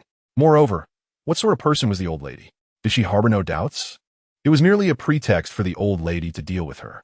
The matriarch scoffed inwardly. Despite the 4th concubine's current smugness, the truth would eventually surface. Tao Zhengyin went to change his attire, and the matriarch hurriedly followed him, assisting him in donning his long robe and adjusting his collar. Observing the matriarch's nimble fingers, he reflected that despite the passing years, they appeared unchanged. "The new design you made for my purse is quite exquisite," he complimented. The matriarch smiled. "It was not my handiwork. It was crafted by Miss Ronghua." Tao Zhengyin acknowledged this with a hum, but upon recalling Ronghua's deference towards him, he frowned. The 8th miss. Her mother possessed a refined disposition. I find Ronghua to be rather unremarkable in comparison. The matriarch wished to interject. "Not at all. I believe the 8th miss is quite composed. She has saved the 3rd sister-in-law, the wife of Duke Anghua, and the 10th miss." Tao Zhengyin expressed mild surprise, not expecting the seemingly dull daughter to possess such capability, attributing it to mere coincidence. The matriarch, filled with pride, continued, "After this incident, our ties with the Duke Anghua's wife will strengthen, making the arrangements for our 2nd daughter's marriage all the more favorable." However, Tao Zhengyin suddenly adopted a serious demeanor, stating, "I will not be so certain. This recent chaos involving the insurrection is linked to General Jianwei's case. I have heard whispers that the higher-ups are dissatisfied with how hastily the case against General Jianwei was handled. A decree was just issued for the prosecution of General Jianwei, and on the same day, the general's residence was sealed and several key officials were detained. Although they claim to have acted on solid evidence, many are left anxious." The matriarch replied, "If blame is to be assigned, it will fall on those beneath. It will not touch the Marquis." Tao Zhengyin frowned. "What do you understand?" If the father of Marquis Wumu, Duke Anghua, were involved, the higher-ups would surely not lay blame upon him. Duke Anghua is a meritorious subject who has served the emperor. Hence he was bestowed the title of Duke Anghua as a mark of favor. As for this Marquis Wumu, he has not cultivated close relationships, nor does the emperor hold him in high regard. When he inherited the title, the emperor chose not to confer the title of Duke Anghua, but instead bestowed upon him the title of Marquis Wumu, indicating that the favor has waned. The matriarch hesitated. Have we made a misstep? Tao Zhengyin sighed. After all, he is of noble lineage. If he truly marries into our family, it would be a significant lowering of status. Alas, regarding that matter, who can foresee the future? After their conversation, Tao Zhengyin called out, "Summon the 3rd brother. I have matters to discuss with him." The matriarch promptly sent someone to fetch him, and when Tao Zhengxuan arrived, she stepped outside to allow the brothers to converse, tending to other affairs in the household. Mama Chun instructed the servants to prepare a room for the 8th miss, while Ronghua returned to her quarters with Jinxiu and Muxin to organize her belongings. As Ronghua entered her room, she held a warm stove to fend off the chill before cautiously approaching Aunt Liao's quarters. Leaning against a crimson pillow, Aunt Liao appeared much improved since the previous night. Ronghua approached and greeted Auntie. As a newlywed, Aunt Liao was still unaccustomed to such titles, smiling shyly as she gestured for a maidservant to bring a brocade stool for Ronghua to sit upon. "You may leave now. We wish to converse privately." Once the maidservants departed, Ronghua took her seat. Aunt Liao, smiling bashfully, said, "I owe you much for that night. Without your help, those rogue thieves could have caused untold havoc." Reflecting on the terrifying events of that evening, Ronghua had summoned her courage, but upon returning to her room, the memory of that man's blood spattering her face haunted her. She hastily called for Jinxiu to bring water for washing, yet no matter how thoroughly she scrubbed, the feeling of uncleanliness lingered, leaving her restless throughout the night, unable to escape the image of his death. Aunt Liao, recalling that fateful night, knew it was Marquis Wumu who had come to their aid. The two of them sat silently, exchanging glances. Initially, she felt little of it, but in retrospect, the sight of them standing together, Aunt Liao quickly dismissed her thoughts. After all, Ronghua was a concubine's daughter, and the proposal was meant for Yaohua. Observing Aunt Liao's demeanor, it appeared she had no pressing inquiries, which set Ronghua's heart racing. After much contemplation, she finally spoke. "The 10th miss has been with me. She was quite shaken last night and has hardly spoken, though she seems to be recovering today. After visiting you this morning, she has been on my mind." Aunt Liao sighed. "Jinghua is a good child. It is a pity she encountered such an incident on her way. Had it not been for your quick thinking and having the maidservant change her clothes that night, who knows how rumors might have spread." The 10th miss was gentle and lacked guile. When Ronghua was still the 5th miss, she had spent time with her. Though not talkative by nature and somewhat naive, when she formed a bond, it was steadfast. Now, with her biological mother, Tao Qianshi, having passed away and facing such upheaval, the 10th miss had been restless throughout the night, even inquiring about the 5th miss. Perhaps she felt gratitude towards her. Soon, the 10th miss had lowered her defenses, and they shared the same bed. During the night, when Ronghua could not sleep, she heard the 10th miss lamenting. What kind of person was she? She was gone so early. I'm better off than she ever was. Ronghua understood that the 10th miss was reflecting on the 5th miss. The 10th miss's emotional turmoil was rooted within Ronghua, and though she wished to console her, some words remained unspoken, leaving her heart heavy. Today, Ronghua had instructed Jinxiu to pay close attention to any news regarding the 10th miss, and shortly thereafter, Muxin returned with the tidings that someone close to the old lady had inquired about the 10th miss's condition upon seeing her last night. The Tao family is not the type to keep secrets from the outside world. They prioritize family interests above all else and are unlikely to empathize with the plight of the 10th young lady. It is truly lamentable that she has never faltered in her steps, yet this unforeseen calamity has doomed her life. From that moment on, everyone gazed at her with altered perceptions. No one would express sympathy, nor would anyone seek to uncover the truth behind her misfortune. Today marks a day of double updates, with the evening update scheduled for 8 o'clock. Chapter 55, The Aftermath, Part 2. Additional chapter Liao sighed, stating that, as an unmarried young lady, she should not speak freely, even though she had recently married your third uncle. Jinghua and Qiuge are both exemplary children, and that night, I fought tooth and nail to protect them. However, I became separated from your third uncle and Qiuge amidst the chaos, and, as women and children, we suffered at the hands of those marauders, though it did not escalate to that extent. Ronghua understood what Liao meant. If the 10th young lady had truly lost her virtue, she would not be in her current situation. Initially, those brigands were drawn to the gold ring around Jinghua's neck, and after seizing it, they became intent on her beauty. Fortunately, officials arrived just in time, allowing us to rescue Jinghua and hastily return to the estate. At this point, Liao recalled that some matters were meant only for the two of them to discuss. Ronghua nodded, and Liao, though doubtful, still inquired, "How did you know we were there that night?"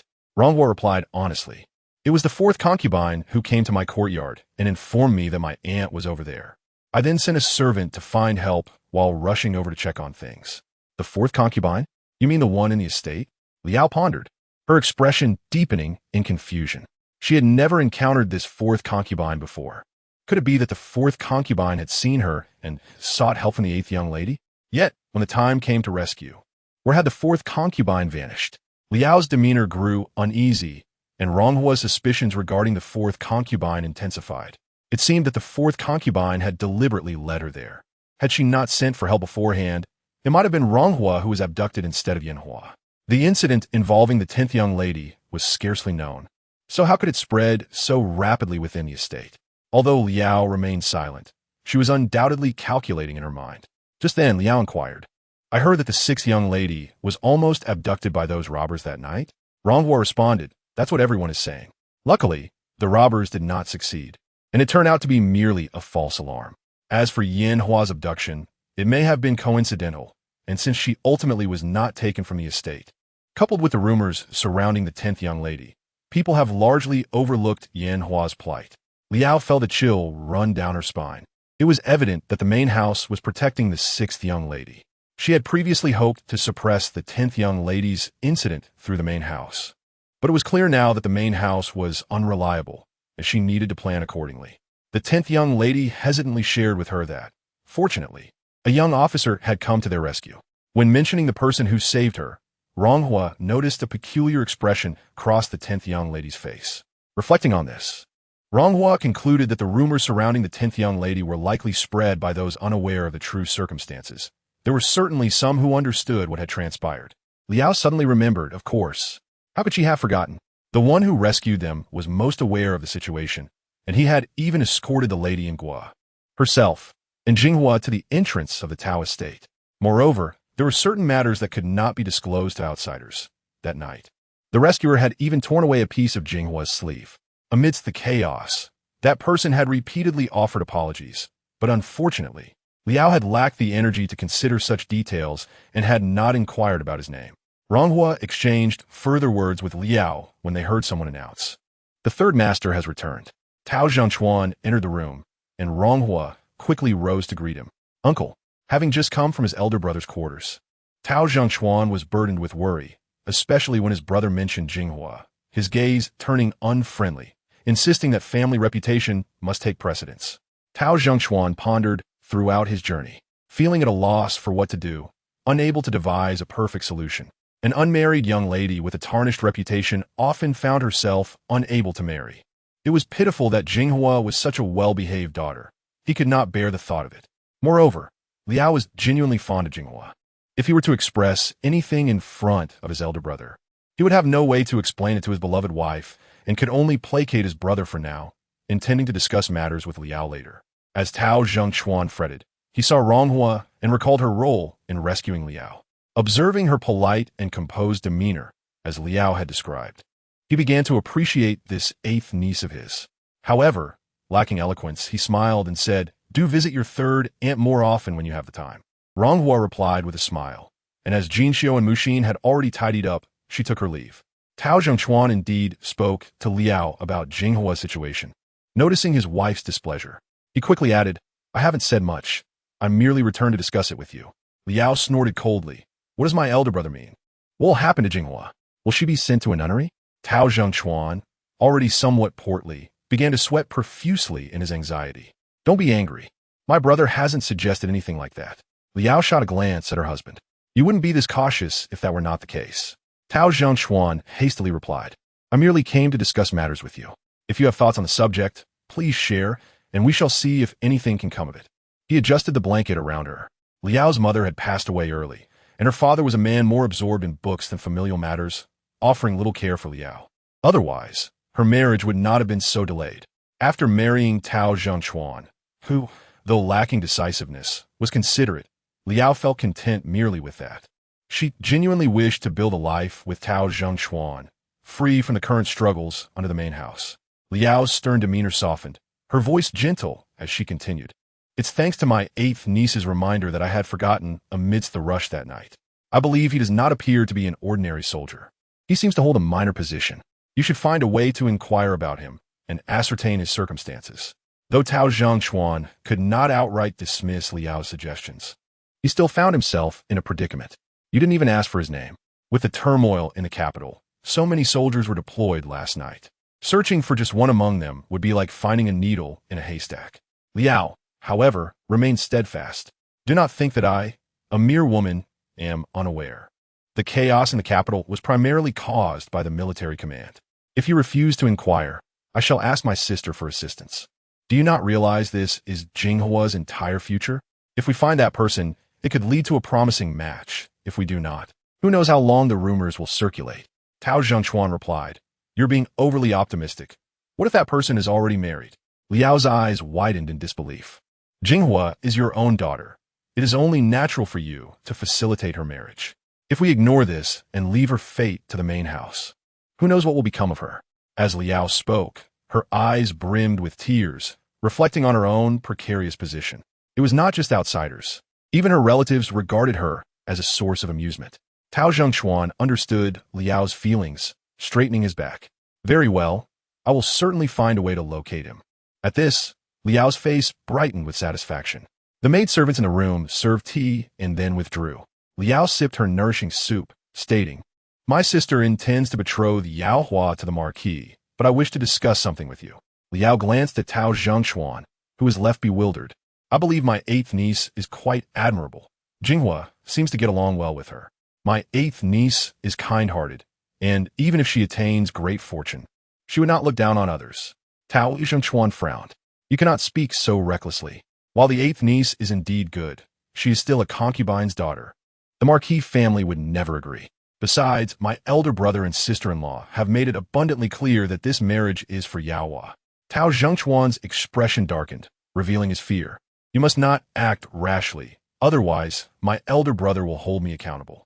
Liao was increasingly exasperated by Tao Zhengchuan's pitiful demeanor. As the main family continued to flourish, she feared that the third branch would be overshadowed for eternity. The recent incident involving Jinghua had made it evident that they were all mere victims of the main family.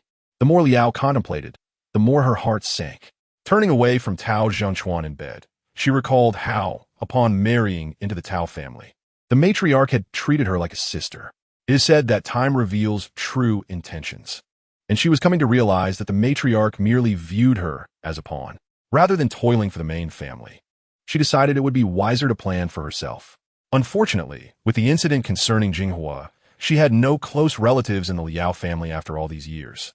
Currently, her only suitable choice was her 8-year-old niece, Ronghua. Noticing Liao's anger, Tao Zhengchuan hastened to console her. You needn't worry about that. Even if you were to speak up, the whole family would never agree. Liao turned, intrigued. Who says it's impossible? We could simply register my niece under the matriarch's name. Besides, the Lord had arranged a match before. Tao Zhengchuan replied, but those were merely formalities. A legitimate daughter is a legitimate daughter. Such a proposition seems far-fetched. Liao furrowed her brows. She could not confront the main family openly. Yet there would always be ways to subtly influence matters at the right moment. Tao Zhengchuan struggled to grasp Liao's intentions. Even if Ronghua were to marry into the main family, she would still belong to them, just like the second niece. Liao shot him a glance. How do you not understand? The second niece is the matriarch's biological daughter, utterly aligned with her. Who could possibly interfere? But Ronghua is different. She is distanced from the matriarch. In the future, she will undoubtedly seek more than just reliance on the matriarch. If we treat her well now, it will naturally yield different results. Only then did Tao Zhengchuan comprehend Liao's aim. Liao added, however, such opportunities are rare. I wonder if Ronghua possesses the fortune to seize it.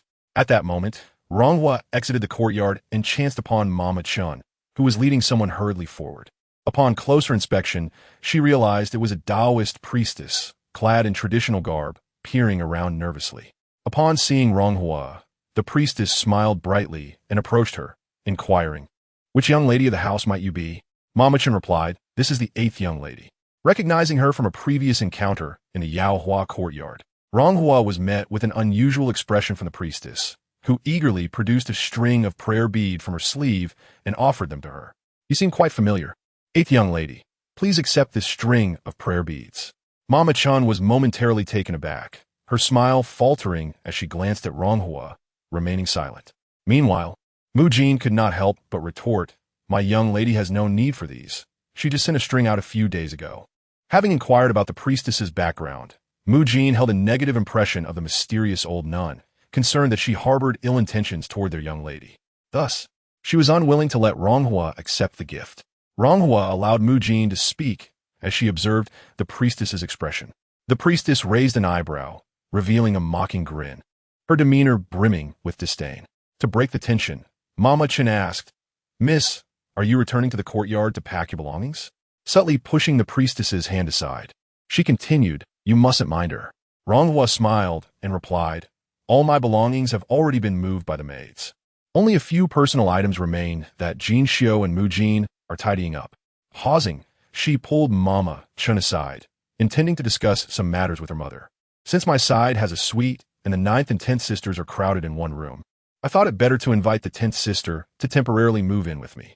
Mama Chen smiled. "8th young lady, you are quite thoughtful. It is a shame I did not consider this while arranging the suites earlier. However, this matter must be communicated to the matriarch." Ronghua replied, "I believe it is best to speak with my mother first, as I am not well versed in these matters." Seeing the 8th young lady elevate her status, Mama Qin smiled. The household still needed to organize the courtyards and prepare for the winter solstice ancestral rites, with many areas either burned or ransacked, requiring significant repairs and manpower. Originally, they had planned to manage everything after the ancestral rites, but the 8th young lady's suggestion had alleviated a major concern, as some were reluctant to share their quarters with others. The 2 young ladies from the 2nd branch were unwilling to share a residence with the 10th young lady, primarily due to the rumors circulating in the courtyard, and because they were already a close-knit family, they unconsciously excluded others.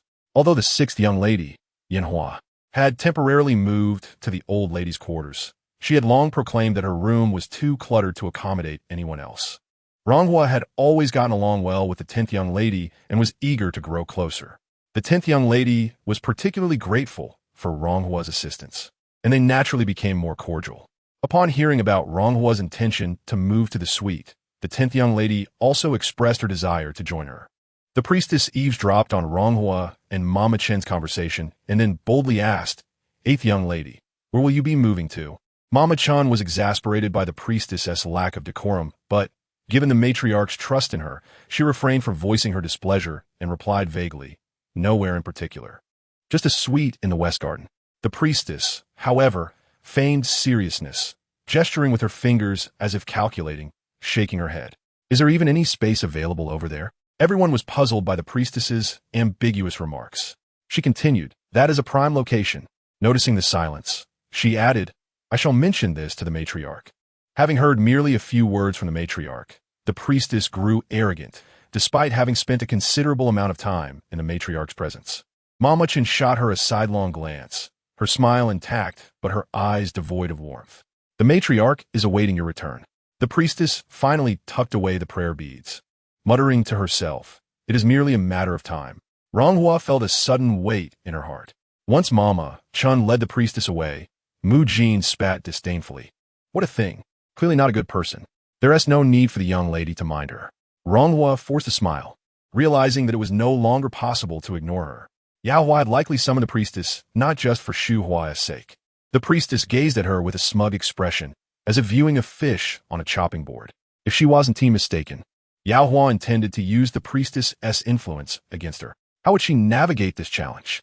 Upon returning to the room with Jin Xiu and Mu Jin, the 10th young lady was already directing the maids and arranging the furniture. Ronghua approached and said, "Thank you for your hard work, sister." The 10th young lady blushed. "I was just passing the time. I hope everything is arranged properly." Ronghua assured her, "It is perfect, even better than I anticipated." The 10th young lady then inquired, "Have you seen my mother?" Ronghua nodded, confirming, "I have." The 10th young lady appeared momentarily lost, her gaze distant and helpless. "Is she well?" Having just visited her 3rd aunt that morning, it puzzled Ronghua why she would ask about her again. Understanding her concern, Ronghua reassured her, "Your 3rd aunt is in good spirits. She asked me to take good care of you and to speak with you often. She regards you as her own daughter." Liao's demeanor did not suggest neglect towards Jinghua, which brought a smile to the 10th young lady's face. "My mother is truly wonderful."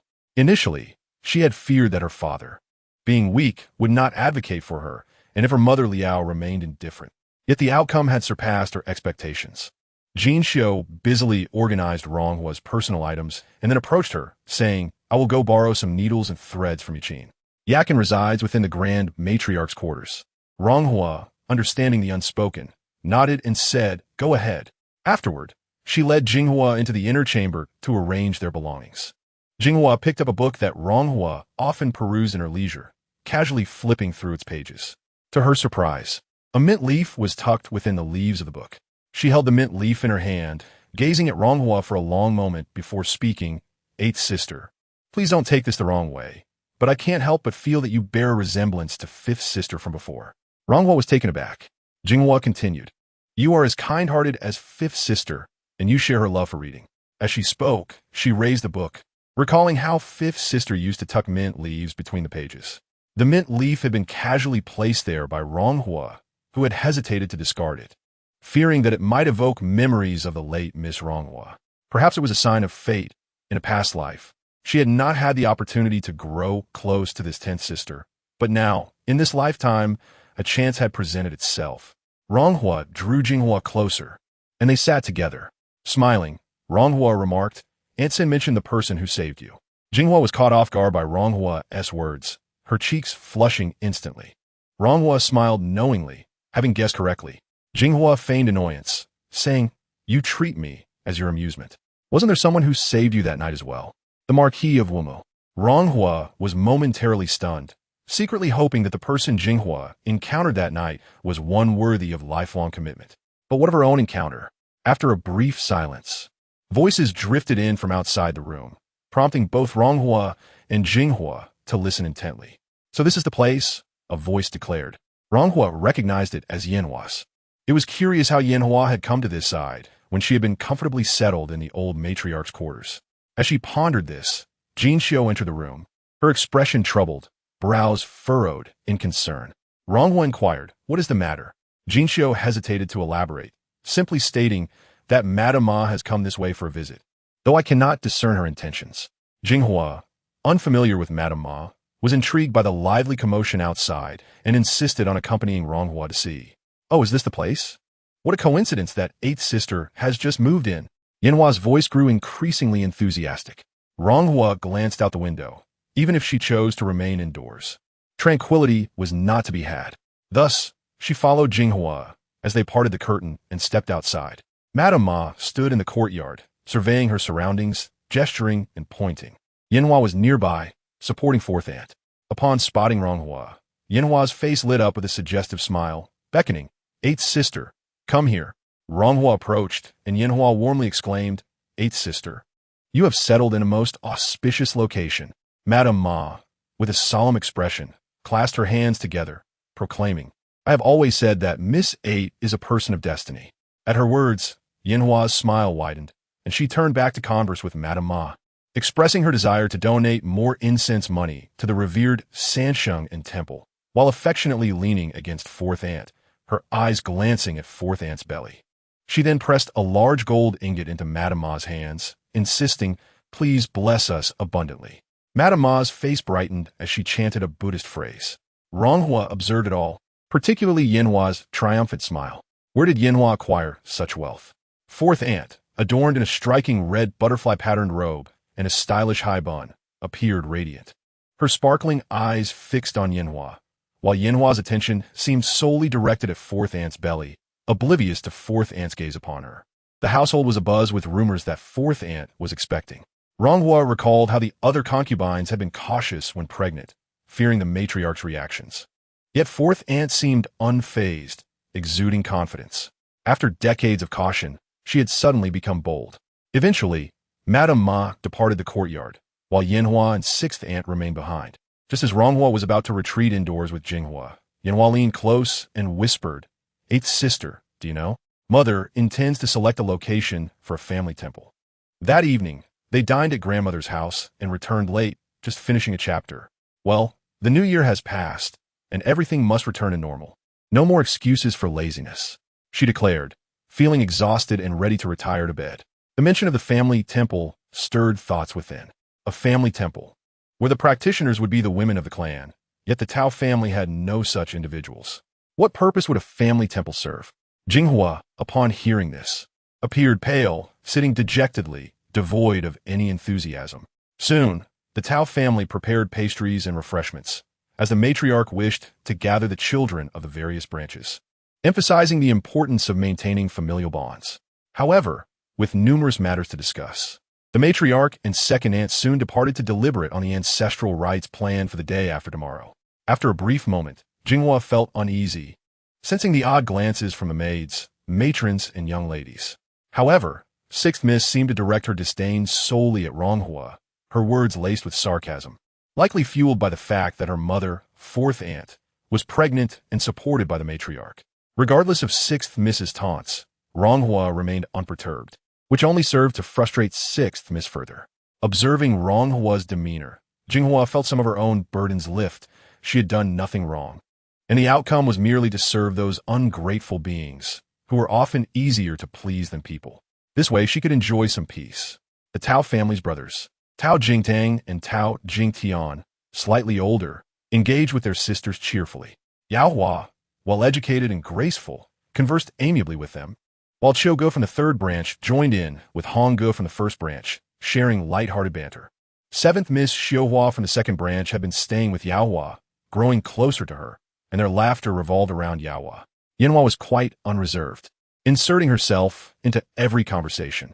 The other two young ladies from the second branch, ninth Miss Qiaohua and 11th Miss Yuehua, naturally found themselves in the same circle, leaving only 10th Miss Jinghua and 8th Miss Ronghua somewhat isolated. As the merriment escalated, Honggu approached Ronghua to grab a fruit, gradually inching closer. Observing this, Jinxiu hurriedly poured Jinghua another cup of tea and chatted with Qin'er, Jinghua's maid. Finally, Honggu found an opportunity to lean in and softly say to Ronghua, "Sister, I asked Xiaotao to find you. Why didn't you come? Are you upset with me?" Ronghua felt warmth in her heart at the sight of Hong Ji's earnest expression. Many events from that night she had only learned later from Xiaotao. A thief had entered the estate, and Honggu, worried about her, had attempted to leave the flower room to find her, though he couldn't openly admit as much. Their mother, seeing his distress, thought he had been frightened and ordered the servants to restrain him. However, Honggu, a mere 10-year-old, could not match the strength of several adults. Upon their father's return, he chastised Honggu for his actions and insisted he focus on his studies to avoid bringing shame upon the family. While their father was in a foul mood, it was best not to oppose him, or else one would suffer unnecessarily. "My absence was intentional," she replied. Understanding her true concern for him, Honggu finally felt at ease. Tao Jingtang then mentioned Hong Ji's attendance at the Left Wing Academy, and upon searching, it seemed the subject of interest was indeed with Miss 8. Honggu spoke to her quietly, their expressions brightening with shared smiles, creating a delightful atmosphere. Tao Jingtang was puzzled. After all, Miss 8 was merely a concubine's daughter raised outside the main household. Why was Honggu so inclined to be close to her? Was about to summon Honggu for a conversation when a servant arrived, announcing that guests had arrived at the residence and that the master wished for the young gentleman to come forward. Rising from his seat, inquired about the identity of the guests. The servant replied, "It is the Marquis of Wu Mu." The assembly was taken aback, and the young ladies appeared contemplative. Honggu and Xiugu promptly urged the maids to assist them in tidying their attire before hastily proceeding to the front. As they departed, the gathering naturally began to disperse. Ronghua inadvertently lifted her gaze, only to find Yao Hua staring thoughtfully at her.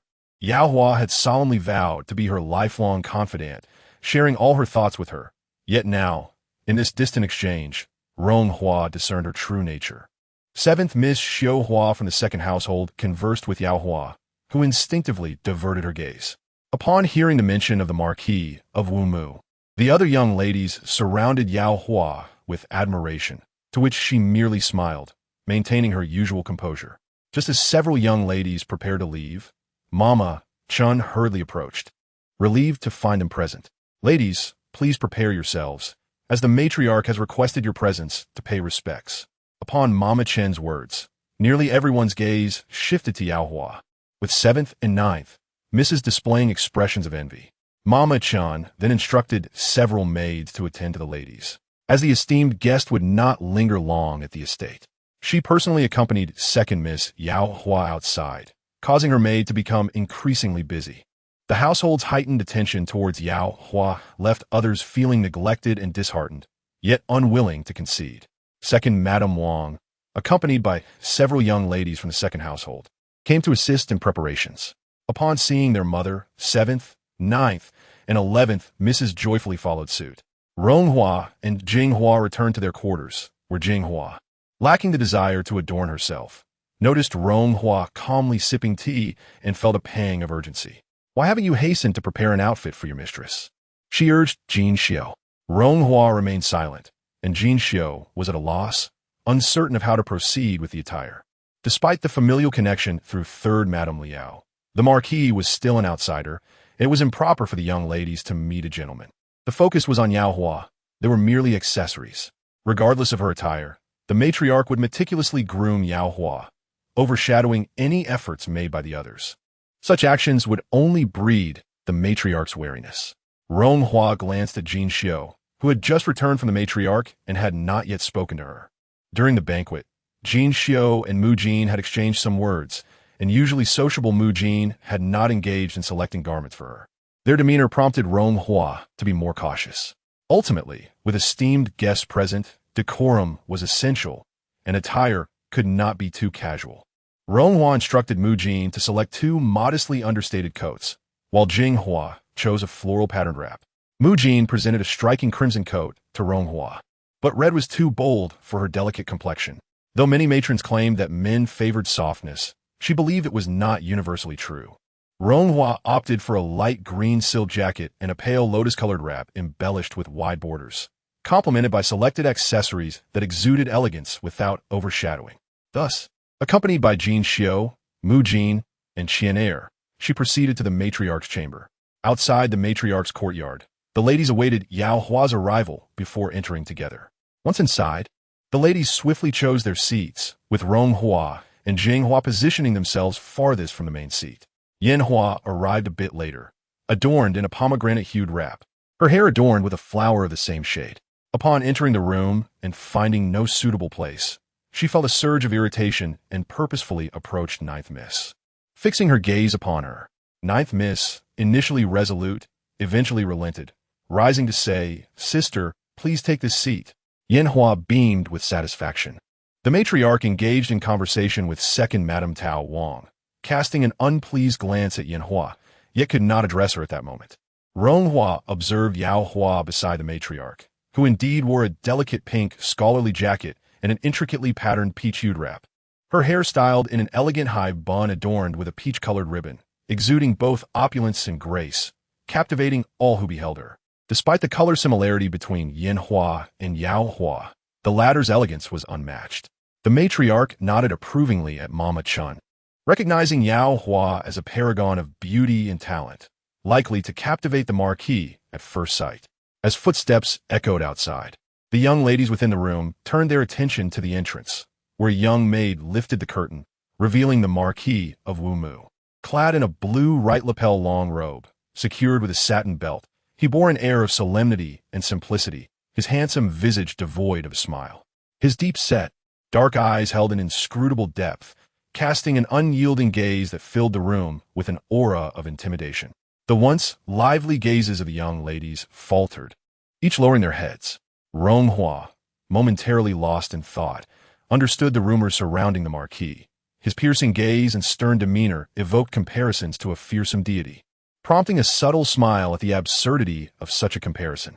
As the ladies regained their composure and rose to pay their respects, the Marquis graciously declined, stating that he had come solely to express his gratitude to the Tao family.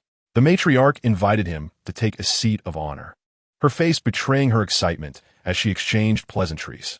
Yao Hua, seated beside the matriarch, wore a serene smile, occasionally drawing the matriarch's gaze, seemingly encouraging the Marquis to notice her.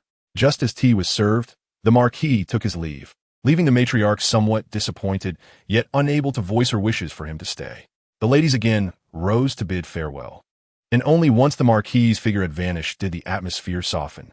Ninth Miss repeatedly patted her chest, and even Yanhua quieted considerably. The Marquis exuded an extraordinary presence that left an indelible impression, his cool gaze never lingering on anyone, not even on Yao Hua, who sat so near. Undoubtedly, his entrance required contemplation. Today was Valentine's Day, and how could it be complete without a gentleman? A heartfelt gratitude was extended to classmates for the roses received, marking a memorable Valentine's Day. Chapter 58, Rivals, Part 2. On the return journey, a maidservant beside Liao called for Jinghua. Upon returning to the courtyard, Ronghua cast a glance at Fei Chui's quarters.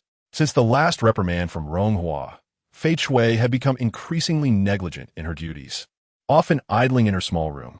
Ronghua found solace in this, preferring to nurture a slacker than a potential spy.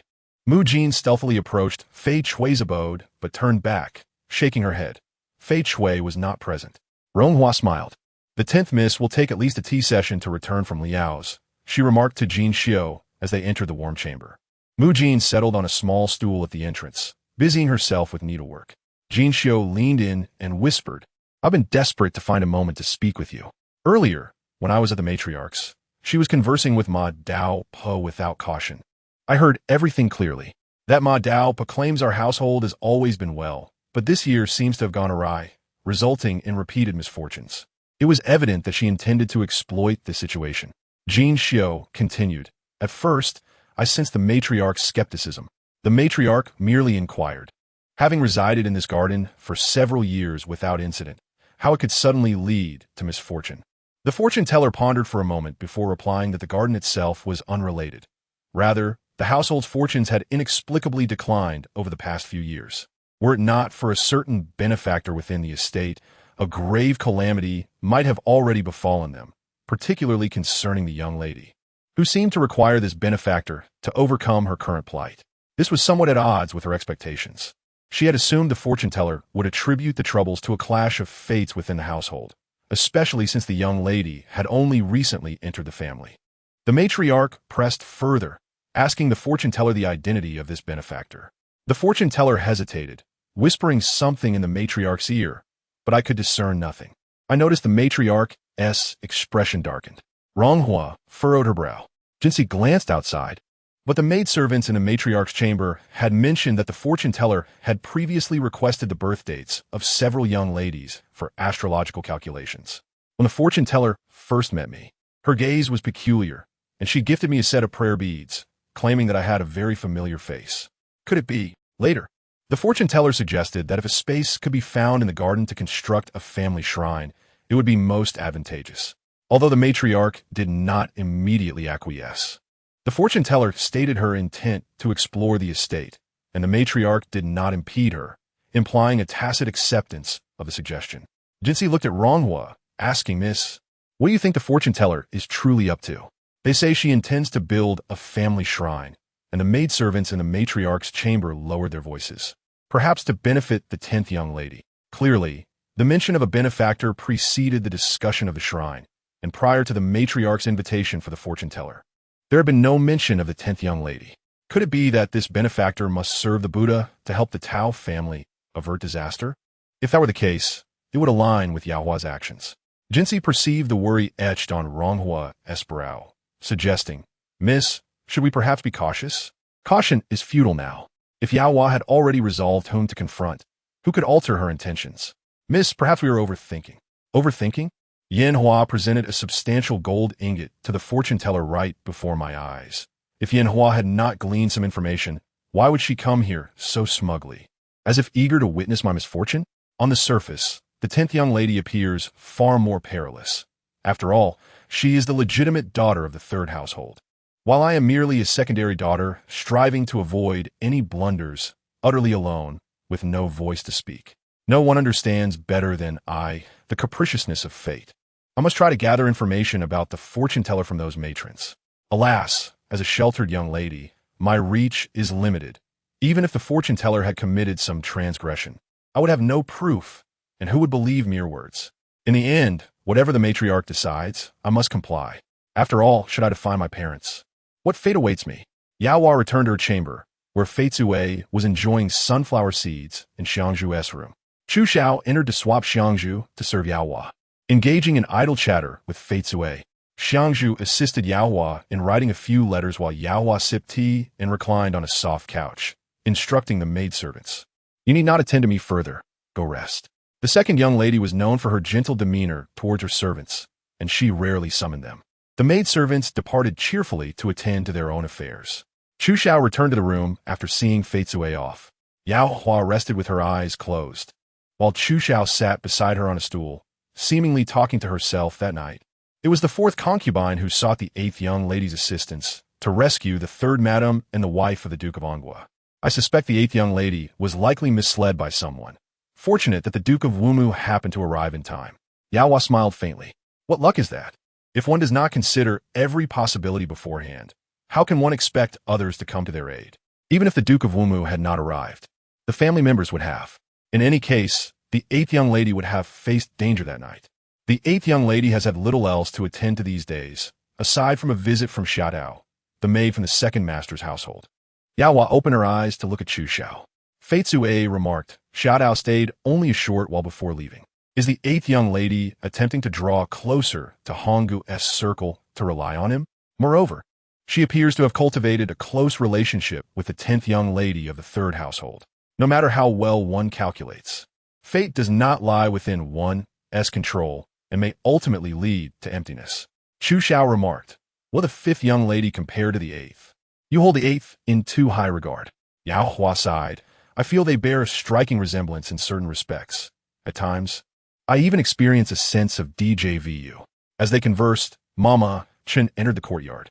The maidservants outside lifted the curtain, and Chu Xiao hurried to greet Mama Chen, who smiled knowingly at Chu Xiao's cautious demeanor and whispered, Is the second young lady resting?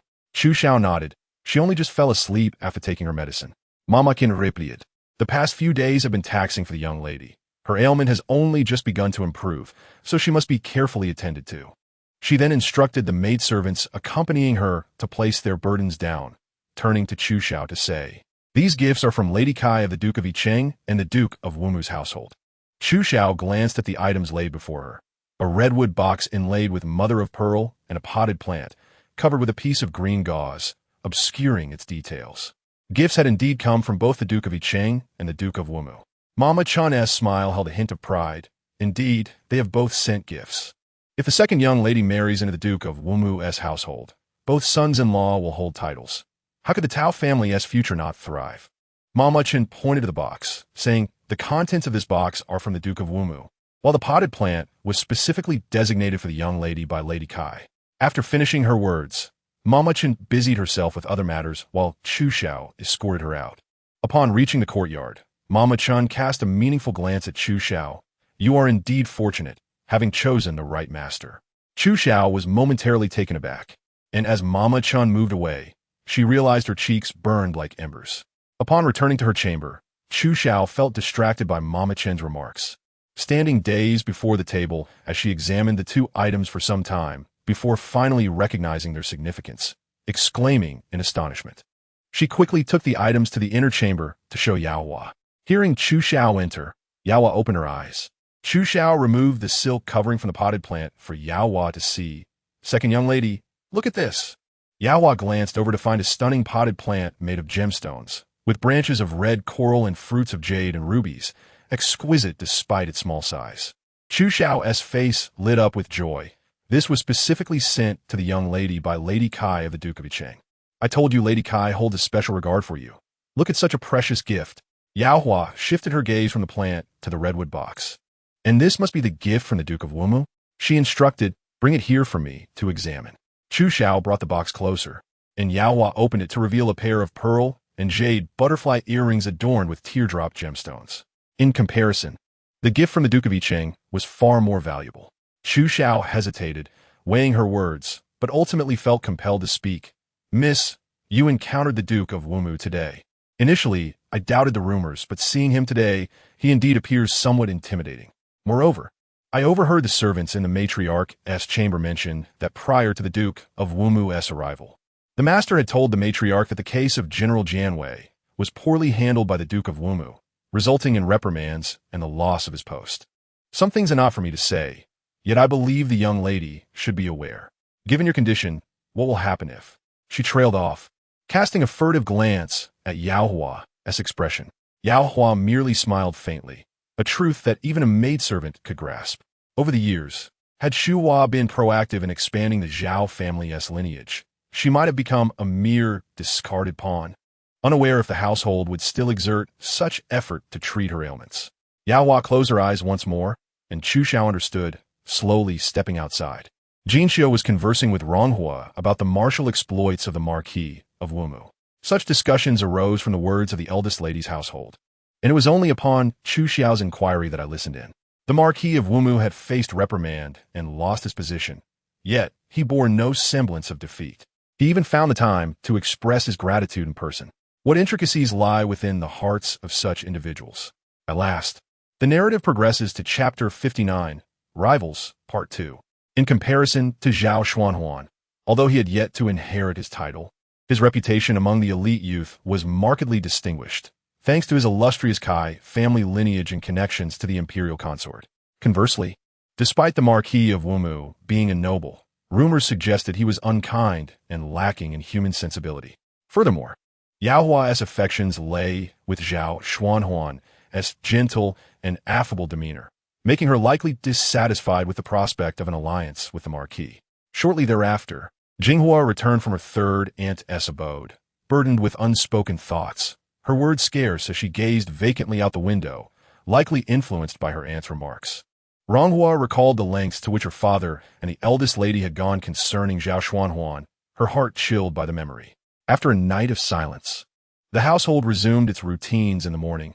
Upon their preparations, Mama Chen announced that the garden had been tidied, and the eldest lady requested for the 10th young lady to be moved to another residence. Upon hearing this, Jinghua's face revealed a ghastly smile. Without uttering another word, she instructed Qian to gather her belongings. Yesterday, Ronghua had gleaned from Mama Chen that the eldest lady had maintained a gentle demeanor towards the 10th young lady. Yet today, the sudden change was perplexing. Accompanying Jinghua into the inner chamber, Ronghua pondered how best to address the situation when Jinghua turned, her eyes already reddened, suppressing the lump in her throat, stating, "I shall remember the kindness of my 8th sister, but please do not concern yourselves with my affairs any longer. Let me go wherever I must." With that, she departed with Qian, and Mama Chen without a backward glance. The entire Tao residence had been preoccupied with aftermaths, leaving many matters unattended. Now that stability had returned, they finally had the capacity to address pressing issues. Although Mama Chen maintained a cordial demeanor, the underlying tension was palpable. Mujin could not resist quietly inquiring if the 10th young lady would be all right. Ronghua shook her head, fervently wishing for Jinghua to navigate this tribulation smoothly. Yet, she realized her hopes were mere wishful thinking. If the Liao family could not provide assistance, who could? Initially, she had believed preparation would prevent unforeseen circumstances. Yet it now seemed futile. They could only wait for the third uncle and the Liao family to devise a solution, hoping they might soon find a suitor for Jinghua, regardless of his background, as long as he was willing to marry her. Before Ronghua could enter her quarters, Ruching from the old lady's room arrived. Ruching, the head maid, was regarded with utmost affection by the old lady, who could not do without her companionship. A few years prior, when the eldest lady proposed a match for Ruching, she obstinately refused, causing the old lady to shed tears, leading to a decree that she should never be treated as a mere servant. Since then, no one dared to neglect her. Ronghua, as the 8th young lady, had never met the old lady. Her name had yet to be inscribed in the family genealogy, and during the old lady's illness, no one was permitted to disturb her. Only the 2nd young lady, Yaohua, was allowed to visit. The old lady held a particular fondness for her 2nd granddaughter, Yaohua, who had been frail since birth. The night she was born, her breathing was weak and her lips turned blue. The old lady cradled her throughout the night, and it was only the next day, after Yaohua expelled phlegm, that she survived. The old lady often remarked on their fateful bond, showering her with affection. With the old lady's care for Yaohua, the eldest lady treated Shuhua with even greater kindness. It was only in recent years, with the old lady's illness and Shuhua's marriage, that the bond between the eldest lady and Yaohua deepened. Ronghua withdrew her thoughts. Why would the old lady summon Ruching to her now? Having seen Ruching in the courtyard, she naturally approached with a smile, "Greeting, Sister Ruching."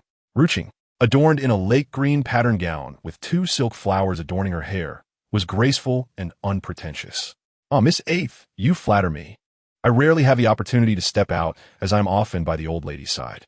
Today, however, I have come specifically to invite you to her." Upon hearing this, Ronghua felt a surge of alarm, momentarily at a loss for words, as it is customary for juniors to be summoned by elders they have not met. Ruching, sensing her trepidation, reassured her. "The old lady has long been aware of your return, but due to her frail health, she refrained from calling for you. Having recently adopted a new remedy, she is feeling much better and is eager to see you." Ronghua was taken aback by this revelation. It was her duty to visit her grandmother, yet now she was being summoned. Ruching understood the unspoken implications. The eldest lady was in charge, and the old lady was ostensibly averse to visitors. Yet, Ronghua's display of propriety was commendable, unlike the 6th young lady, who had lost her decorum in the old lady's presence. "Please return first. I shall change my attire and promptly pay my respects to grandmother." As Ronghua concluded, gratitude illuminated her expression towards Ruching. She asked Mujin to fetch a round fan, knowing Ruching had a penchant for such trinkets.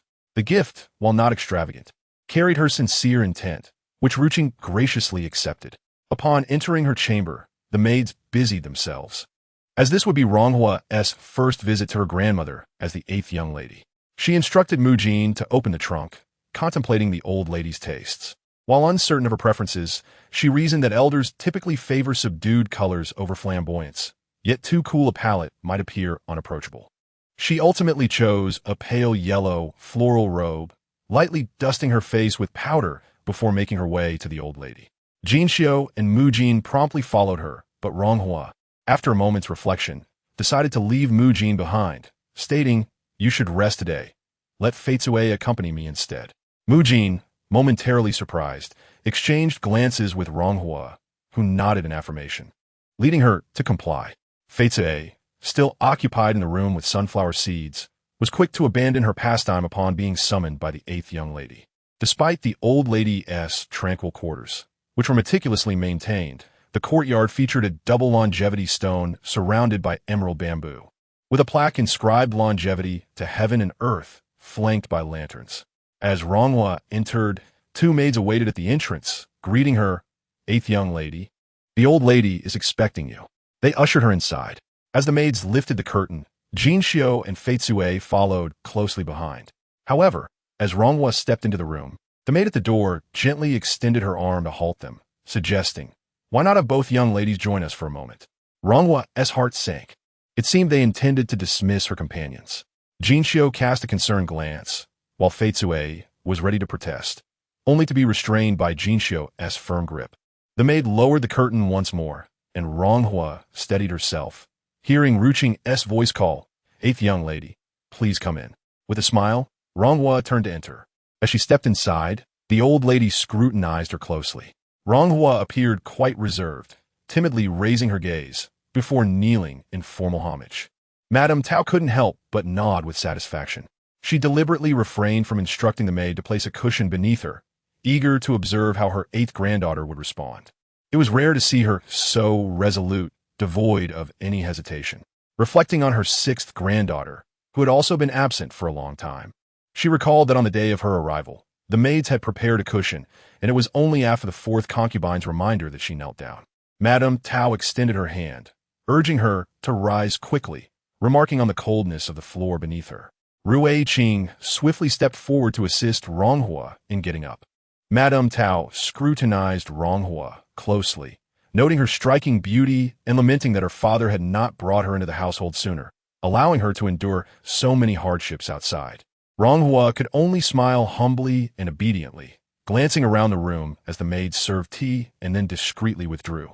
The presence of these few individuals likely meant that whatever was discussed would remain confidential. As Ronghua took a seat, Madame Tao inquired about her well-being, to which Ronghua responded to each question, earning nods of approval that conveyed genuine elderly concern. "If anything is amiss, do not hesitate to inform me," Madame Tao added. Ronghua quickly assured her that everything was well. Madame Tao then sighed, "I have only just begun to recover, and now this incident has occurred in the household."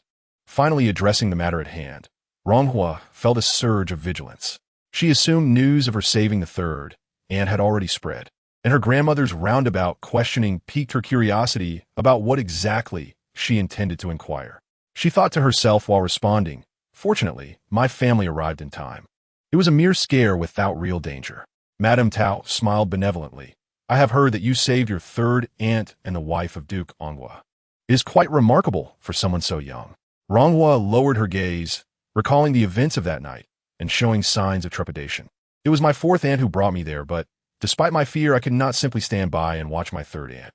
Hearing her words, Madame Tao nodded, sighing, "You truly have borne a heavy burden." Flattered by the praise, Ronghua's face flushed. Madame Tao seemed to recall something else, asking, "You mentioned that your fourth aunt took you there? What did she go afterward?" Ronghua quickly cast a glance at Madame Tao and Rue Qing. While Madame Tao's face revealed nothing, Rue Qing's unwavering gaze scrutinized her intently. It became clear that the crux of the matter lay in questioning the fourth aunt. Madame Tao had summoned the fourth aunt and her maid, Lur, to her courtyard under the pretense of safeguarding them and the child she carried, fearing any misfortune might befall them. In reality, she intended to interrogate them closely. Had anyone else, aside from her, been summoned for questioning regarding their interactions with the fourth aunt? What was the true intention behind Madame Tao's inquiry? Was she protecting the fourth aunt, or, if Ronghua misjudged the situation, it could spell disaster for her? Her baby had fallen ill again, suffering from a series of ailments recently. The doctor had noted the presence of blisters in her throat, and the fever refused to subside. She wondered if colostrum genuinely boosted immunity and if anyone had first-hand experience with it. Chapter 60, Gains and Losses, Part 1. Not wishing to dwell on her thoughts for too long to avoid suspicion of deceit, Ronghua resolved to speak. "I left with my fourth aunt, but it was too dark outside, and I felt frightened. She walked ahead, and I somehow lost sight of her. Eventually, I heard some noise and went over, finding my third aunt there. I believe my fourth aunt must have realized I was not following and returned to look for me." Upon hearing this, Madame Tao expressed no doubt regarding the fourth aunt's actions. Ronghua's account was reasonable and coherent. "Good child," Madame Tao nodded, motioning for the maid to bring some refreshments. As the curtain lifted, a maid entered with refreshments. Ronghua breathed a sigh of relief, believing the interrogation had concluded. After enjoying some snacks, Madame Tao gifted her a beautiful inkstone adorned with plum blossoms and a hexagonal porcelain pen holder. Ronghua thanked her profusely. Madame Tao smiled kindly. "Your filial piety is commendable. What harm is there in me giving you some gifts?" Ronghua smiled shyly, and Madame Tao, seemingly pleased, conversed with her for a while longer before she finally took her leave. As Ronghua departed with the maid, Madame Tao remarked to Rue Qing, "The eighth girl does not appear to be lying. With so many events that night, being so young, she likely did not grasp the complexities of our household dynamics, and thus did not overthink." Rue Qing, having observed the entire exchange, concurred that the eighth Mrs. behavior seemed entirely normal, lacking any signs of concealment. Given her tender age and the nature of the incident, it was understandable that she would be flustered, leaving little room for ulterior thoughts. Madame Tao nodded, deciding not to pursue further inquiries with the eighth miss to avoid raising suspicions. With a smile, she added, "Although this girl has spent many years outside the household, she is well-mannered and possesses a commendable writing style." Rue Qing, having just received these revelations, knew that Madame Tao would undoubtedly favor the eighth miss. Madame Tao had a particular admiration for Wang Shiji's Huang Ting Jing, and the eighth miss had copied it in a delicate script, flawlessly inscribing 1,000 characters on a single sheet of paper. "We have not seen such exquisite calligraphy in our clan, nor have I encountered anything better outside," Madame Tao remarked. Previously, the fifth miss had also exhibited commendable handwriting, but it had been rather ostentatious. "That's merely grand and imposing. I do not favor it," Madame Tao retorted. Rue Qing couldn't help but chuckle. Sighing at the mention of the fifth miss, Madame Tao lamented, "It is quite a pity. With so many relatives in our family, had they consulted me earlier, they could have found a suitable match, avoiding such a predicament." Rue Qing stood by, unsure of what to say, simply listening. Madame Tao then inquired, "Who are the two maids accompanying the eighth miss?" Rue Qing poured a cup of tea for Madame Tao, saying, "You have met them. One is Jin Xiu from the first wife's quarters, and the other is Fei Chui, also from the first wife's quarters." She initially served in the second Mrs. room before moving to the eighth Mrs. side. Madame Tao scoffed. She is simply distrustful of everyone. Which household does not have its own people embedded within? Wait, was it the one named Fei Chui who was sent out by the second Miss? Madame Tao furrowed her brow, wondering when the second Miss had begun to entertain such thoughts. Rui Qing remained silent. Madame Tao's favoritism toward the second Miss had never escalated into significant matters. A few inquiries were permissible, but she would not intrude further. Indeed, Madame Tao ceased her questioning, her eyes flashing with coldness. Who else has interacted with the fourth aunt? Rui Qing reported back on the inquiries she had conducted, mentioning that someone from the flower hall had said that Chu Xiao had been out for a while that night. Madame Tao looked up at Rui Qing, instructing her to summon Chu Xiao for questioning to ascertain what she knew and whether it was related to this matter. With relatives arriving soon, it was imperative to avoid any disgrace. Rui Qing reassured her, there is no need for concern. Did not the master mention that the two thieves were severely injured? They are unlikely to be able to speak. Madame Tao remarked, even so, we must not grow complacent. Should they utter anything, where would our family's dignity lie? As she spoke, Madame Tao's frown deepened, lamenting that having entrusted her to manage the household for a few years, it had devolved into this state. Were it not for her sending the fourth aunt to the small courtyard to recuperate, none of this would have transpired. With chaos erupting outside, rather than focusing on how to safeguard the household, they sought to eliminate those who posed a hindrance. Ultimately, their actions backfired, inviting thieves into their midst. Madame Tao's expression grew increasingly grim. She had shown no discernible progress over the years. At this juncture, the household was brazenly probing into the fourth aunt's affairs, as if others were oblivious to the presence of traitors within their family. As the head of a reputable clan, how could they allow inner discord to invite danger? What would the clan members say? The lady of Angua Gong still cherishes our kindness. But what if she were to discover that these calamities were of our own making? Would she still consider marrying her daughter to our family? Rui Qing gently reassured old Lady Tao, urging her not to be angry. Fortunately, you arranged for the fourth concubine and Lu heir to be placed in the courtyard early on, so outsiders remain oblivious to the inner circumstances.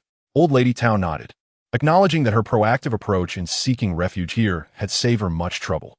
After a pause, she added, I believe we should not delay this matter. Summon the master to meet tonight. Rui Qing seized the opportunity to call Chu Xiao for a conversation, clarifying the events of that night before returning to the old lady. By evening, the master was invited over. Rui Qing lit the lamps and served tea and pastries, dismissing the maids to allow for a private discussion between Tao Zhengyan and his mother. Old Lady Tao remarked, try these pastries. Are they still to your liking? Before them lay a plate of osmanthus cake, and, as Tao Zhengyan tasted it, he realized that only his mother could replicate such a flavor. You've loved these since childhood. How time flies. Tao Zhengyan reminisced about his youth, recalling how his mother had cared for him over the years. Although their bond had soured somewhat since the first mistress's miscarriage, the affection of those years lingered. Old Lady Tao continued, I have heard of the recent events. I'm uncertain how you plan to handle them. With the winter solstice approaching, if these matters are not resolved, how will you respond when the clan members arrive? Upon hearing this, Tao Zhengyan felt a chill run through him. Had his mother caught wind of something? The old lady frequently exchanged letters with several elders in the clan, and it was likely she had received some news. Old Lady Tao glanced at him, emphasizing that once rumors began to circulate, it would be too late. Tao Zhengyan breathed a sigh of relief, but Old Lady Tao's cold snort reminded him, do not think I am merely trying to frighten you. How can one who cannot manage his own household aspire to be a leader of the clan? When the elders press you for answers, how will you explain? The fourth concubine is confined to the courtyard for her recovery, yet the thieves came and did not retrieve her. What if her reputation is tarnished by them? Where will your dignity lie? Once those brigands set fire to the courtyard and entered the estate, how did they know to head for my Chinchi residence? The eldest daughter-in-law summoned those in the household to inquire. Is such a matter even worth discussing? If our own family knows, what of outsiders? What has become of those two thieves who were recently released from prison? Tao Zhengyan hurriedly replied, they died in prison from their injuries before their trial. Old Lady Tao nodded, reassured that the external matters were under control and that no one would speak out of turn. But what of your own household? Do you have a plan in mind? Tao Zhengyan furrowed his brow, pondering the matter of the 10 nieces from the third branch. Old Lady Tao's expression darkened. Do not bring the third branch into this. Can their affairs compare to those of your first branch? Would I have needed to summon you if it were merely about them? You and your wife must already be aware of your situation. Speaking of the fourth concubine, what do you intend to do with her? A heaviness descended upon Tao Zhengyan as he observed his mother's stern demeanor, sensing that there was no room for negotiation. He lamented his age and the difficulty he had faced. Old Lady Tao sneered. I know what you're thinking. You are reluctant to part with the life growing within the fourth concubine. Having struck a nerve, Tao Zhengyan fell silent. Old Lady Tao took a sip of tea, asserting, even if she is indeed pregnant, considering the actions she has taken, will you truly protect her for the sake of the child? If the child is born and its legitimacy is questioned, where will your pride be? Where will the pride of the Tao family reside? What if people say the Tao family is raising a thief's offspring? Can you silence their accusations? Why did she not conceive earlier or later, but only after the thieves entered her courtyard? Even if she is truly with child, that child will be unfortunate. Old Lady Tao's expression hardened. You handled the matter of Xiao Wu without consulting me. Why has the situation changed now? If you could deal with Xiao Wu, why can't she be handled in the same manner? Even if she is genuinely pregnant, that child is yours, while Xiao Wu's was not. Old Lady Tao's remarks pressed Tao Zhengyan into silence. She shot a cold glance at him, expressing, should your little star result in a tragic outcome, I fear you might blame me. This morning, I had someone dissolve an abortifacient in the fourth concubine's soup. She drank it. A day has passed, and she shows no signs of any change. If you doubt, go see her for yourself. With that, Old Lady Tao slammed the teacup on the table, prompting someone to open the door in response. Tao Zhengyan's eyes widened at her words as he turned to look outside. Old Lady Tao barked go. Rising, he followed the maid who led him to the fourth concubine's door. Tao Zhengyan felt an unusual heaviness in his legs, uncertain of whether to proceed. Lu Er, working outside, spotted him and quickly set down her work, coming out to greet him. The master has arrived. Upon entering, the fourth concubine emerged at the sound of his arrival. Dressed in a snow-blue scholar's robe, her eyes shimmering, she stood gracefully beneath the lamp. Seeing Tao Zhengyan, she smiled warmly. What brings you here today? She reached for his arm, inviting him into the inner chamber. Lu Er brought the tea set, and the fourth concubine took it, smiling brightly at Tao Zhengyan. Please wait. I will brew you a fine pot of tea. Tao Zhengyan stared at the fourth concubine, lost in thought. He had been enjoying her tea for many years. In the beginning, her skills had been unrefined. Now, she could probably brew a perfect cup even with her eyes closed. Before she could serve the tea, he stood and walked over to her. The fourth concubine was pleasantly surprised by his warmth. Tao Zhengyan's mind wandered, captivated by her delicate features, her glossy lips, and the charming dimples that appeared when she smiled. She glanced at Lu Er, who quickly exited and gently closed the partition. With no one else present, the fourth concubine nestled into Tao Zhengyan's embrace, offering him tea. This tea is a gift from the old lady. I save it especially for you. Her room held little of value, unless it was a gift from the first mistress or the old lady, which she reserved for his visits. Once, when he had come after several months, she joyfully presented a tea canister, only to find it had been infested with a small bug, which pained her heart. Replacing it with another tea was futile, as she had little else. After all these years following him, she had not enjoyed much fortune.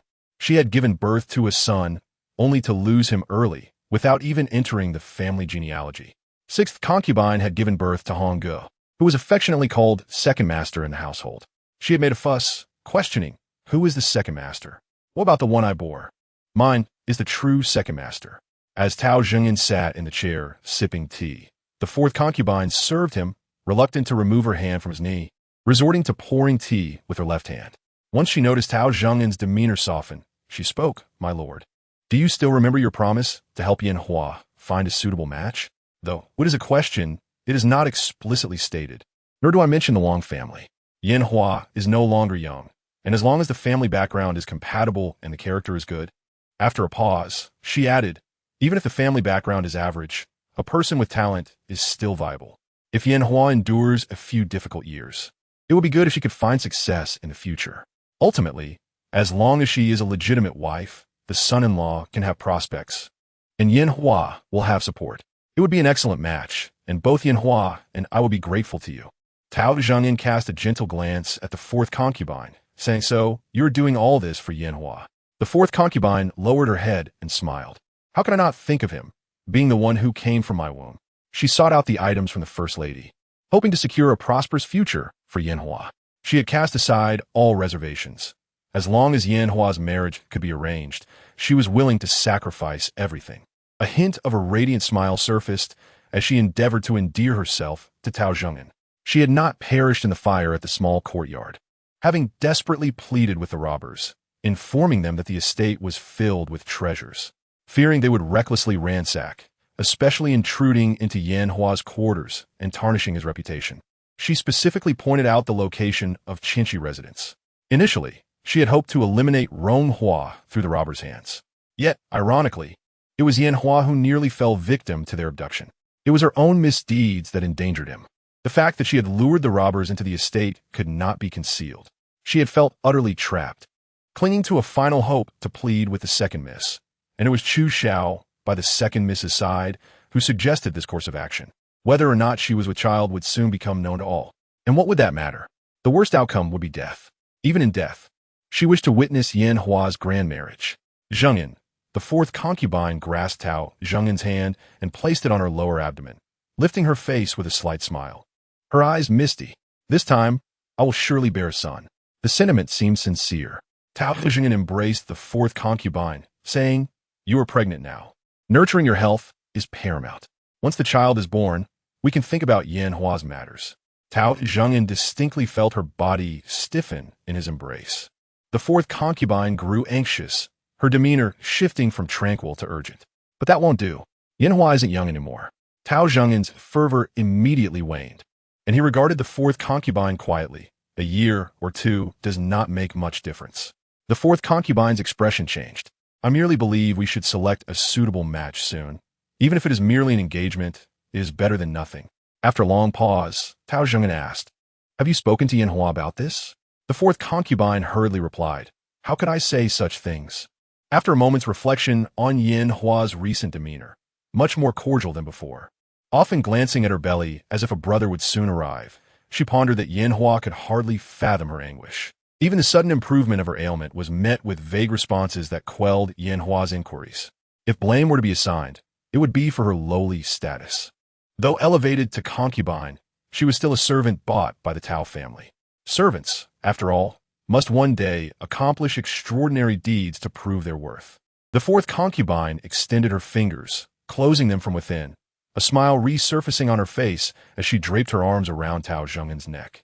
Gazing at him with affectionate eyes, Ronghua had already instructed her maids to lock the door and summon Mu Jin and Jin Xiu to discuss the events of the day. Mu Jin could not help but exclaim, "Miss, your good intentions will only serve the fourth concubine's schemes.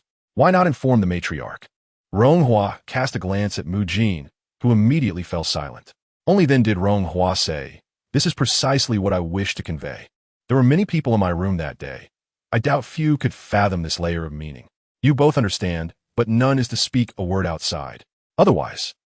Ronghua's expression darkened. "If anything goes awry, I lack the power to protect you."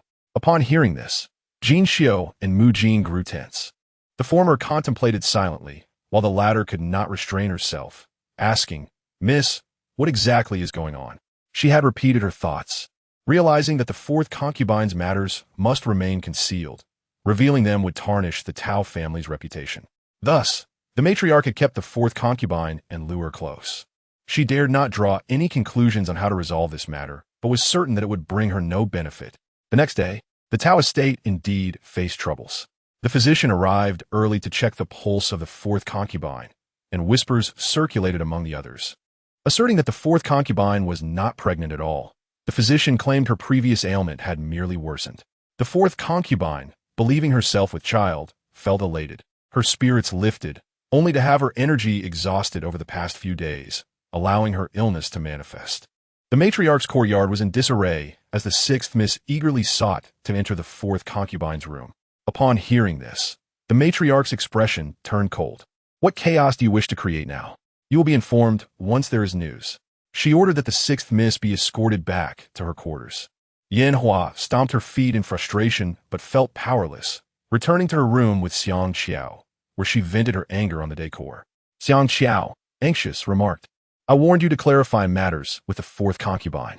Why did she claim you could not marry into the Wang family? Now look, the fourth concubine is ill."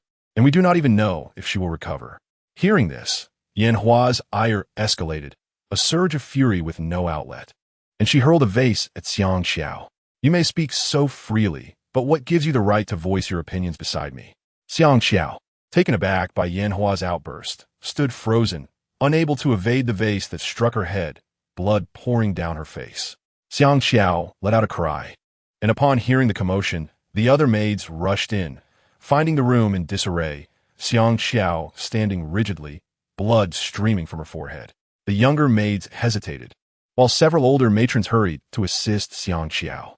It was only when someone touched her that Xiang Xiao finally registered what had occurred. Her eyes rolled back, and she fainted. The servants, not daring to delay, rushed to inform the First Lady. The First Lady, already troubled by the fourth concubine situation, slammed her hand on the table, making the teacup jump. Bring her to me. I wish to hear what she has to say. Moments latte. Mama Chun led Yanhua into the room. Yanhua, having seen Xiang Xiao bleeding, was pale with fright, and now, being summoned for reprimand by the First Lady, refused to admit fault, thinking, it is my indulgence that has allowed her to become so arrogant.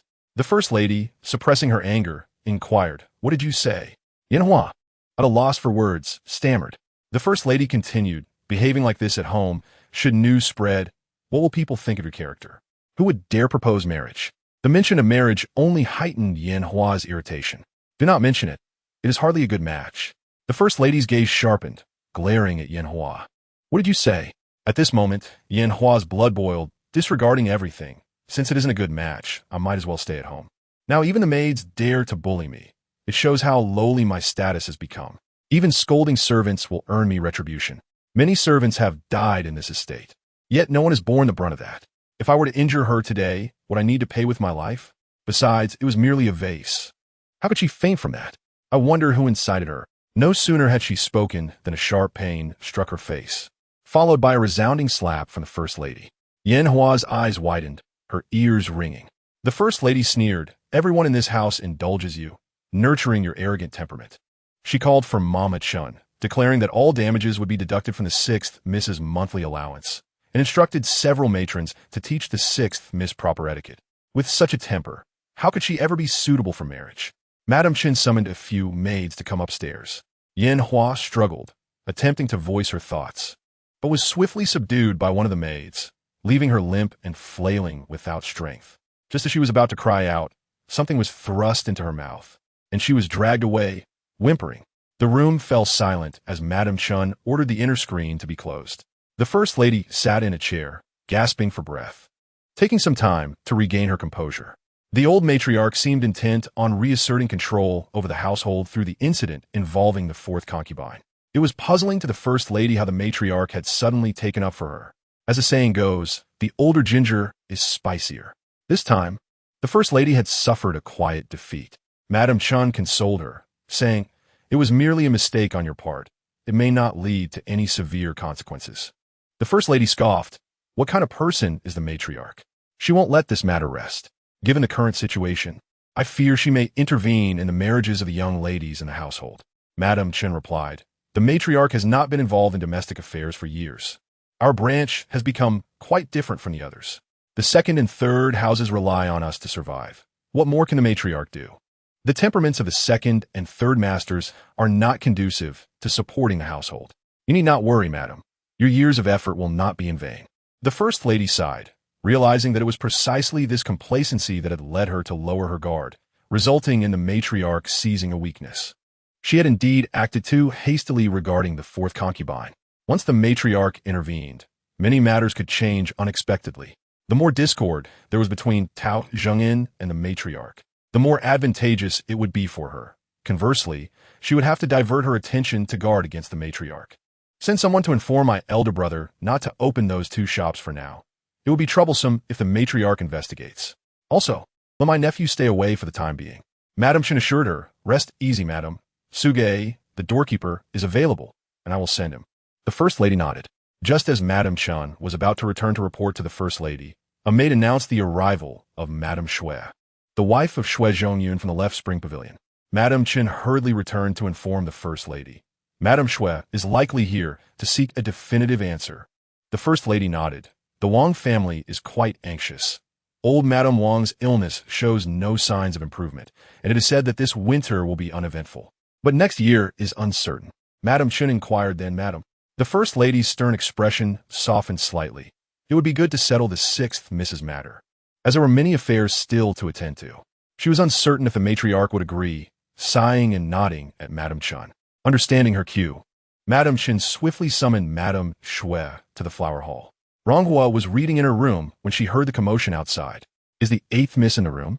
Jin Xiu led Qianer inside, who began to weep and lament, expressing her desire to confront the elders of the clan and become a nun in the temple.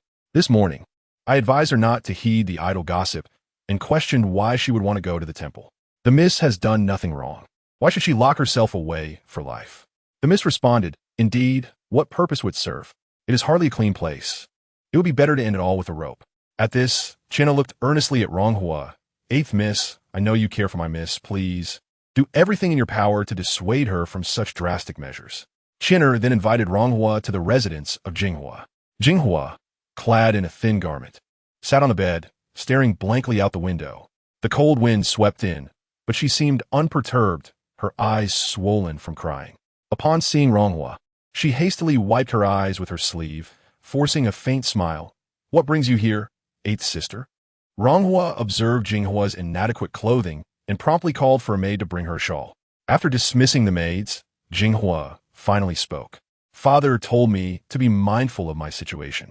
I understand what he means. If I were to propose becoming a nun myself, it would reflect better on everyone involved. If only I could summon the resolve to end it all with a rope, it would be so much cleaner, and no one would speak ill of me again. As she spoke, tears streamed down her face. Qianer and Jin Xiu listened secretly outside, with Qianer biting her lip, tears flowing freely. Jinghua continued, If 5th sister were still here, I would bid her farewell as well. With her absence, there is no one left in this household to care for me. I have always admired 5th sister. Her pride was something I envied deeply. I wanted to befriend her, but mother insisted I keep my distance, claiming that such a temperament would lead to a poor outcome. A woman should be proper, obedient, and virtuous. One misstep is unacceptable. I believe this wholeheartedly, yet I never anticipated this outcome. If it were 5th sister, she would never resort to such actions. Jinghua paused, lifting her gaze. She suddenly felt as if she no longer recognized this 8th sister, realizing that 5th sister would never seek to become a nun or end her life with a rope. As she spoke, she took Jinghua's hand. Can you write the longevity character in 99 different forms? The longevity character, formed by 99 variations of the character for longevity, was something Ronghua had meticulously prepared as a gift for the matriarch. Throughout her life, she had diligently practiced calligraphy to earn the matriarch's favor. However, the First Lady had instead given her the opportunity to transcribe Buddhist scriptures, so she decided to offer her prepared work to Jinghua. Take this to the matriarch with Qianer. Only the matriarch's word will carry weight in this situation. Today, 40 pink votes have been cast. We should aim for a double update, though I am uncertain if it can be accomplished. We shall do our best. Chapter 62. Gains and Losses. Part 2. Jinghua concealed her weary face partially, donning a dark garment as she timidly approached the matriarch's courtyard, holding the items in her hands. Upon seeing the matriarch, she called out sorrowfully, Grandmother, her eyes glistening with tears. The two entered the room, where they spoke privately. Meanwhile, on the Liao family side, Liao Shi was anxious due to Tao Zhengchuan's inability to locate the person in question. Just then, a letter arrived from outside. Upon receiving it, Liao Shi noticed the seal of the Duke of Wumu, her heart racing. Opening the letter, she extracted 2 sheets of paper. The first was a letter from the Duchess of Ingua, containing nothing but a few words of inquiry. The second sheet detailed the circumstances of an individual, his surname, given name, and position. Upon reading the words unmarried, a smile crept onto Liao Shi's face, and she felt a wave of relief wash over her.